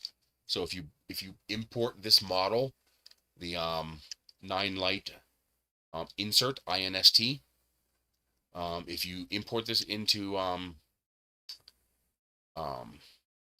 Tinkercad and don't change its size, you can delete the middle of it. So if you want to delete the middle of it, you can, but you need to leave 10 millimeters on each end. and it has to connect to your model. And then what you do is you don't scale this, you scale your model down to fit here. Your model should not be taller than 140 millimeters. And ideally, you probably want to keep it around 135. So whatever design you come up with, model it, lay it on top of this, embed it. Don't lay it on top unless you want to for some reason. That's something else people can do too. You can make a thicker model with a hole going through it for that, but that seems kind of wasteful to me. You just incorporate this into your model and then it'll be compatible with this. Now, be warned, the thicker you make your model, the more difficult it's going to be for you to bend it to fit it in here. So if you, I'm sorry, I didn't show you that, but this here is the insert for the light. That's what makes the base of the silhouette mask. So import that into Tinkercad and then scale and adjust this until it fits that. And then incorporate it. And you can delete parts of it. Like you can see on this one here, I deleted from here to here because it connects with the Zia. So I didn't need it to go through the middle. You just need to make sure that this is between 150 and 160 millimeters tall. And this part here, ideally you want about, at minimum, 10 millimeters on each end. I would have 20 millimeters on each end. So that you can then insert it into the bottom here and then bend it enough to be able to insert it into the top like that. Now, of course, you can reduce the tolerances. If you have something that needs to be a little bit stiffer because it's thicker, then what I would do, the distance from here to here is 140. So what I would do is I would have your length be 146 so that you only have 3 millimeters of extension on each end. Make sure it's rounded. Okay, so basically take my thing and shrink it to 143 and then put a little nub at minimum on the bottom so that it can't fall in. So you want to put a little extension. Maybe I'll design one for that. You put a little extension here, right here, on this piece so that it doesn't go all the way in. And this way you only have to bend a couple millimeters to get it to slot in up there. You can do that too. And but as time allows, I'll continue making more of them. I'm hoping other people will take up the work to make some more of the inserts for it because I'm not as skilled at it and it takes up a lot of time. But I am going to do the maple leaf because I want to do that. But that's it. I've got to go eat. I'm starving. I am so hungry. I haven't eaten since yesterday. I didn't have breakfast this morning. I forgot. And I got a whole bunch of tomatoes. I'm gonna destroy those tomatoes. The Roadrunner in Albuquerque every other week, and Tuesday it's in Albuquerque. When I go to my appointment, I get veggies from there. They had beefsteak tomatoes. Oh, they're so good. Yeah, I made tomato sandwiches last night. Oh man, that was good. I haven't had tomato sandwiches in a long time. Roma tomatoes just don't work as well for tomato sandwiches. Just tomato, mayo, salt. That's it. It's nice with cheese, but it doesn't need it. Yeah, that was good. So I will see you guys next week.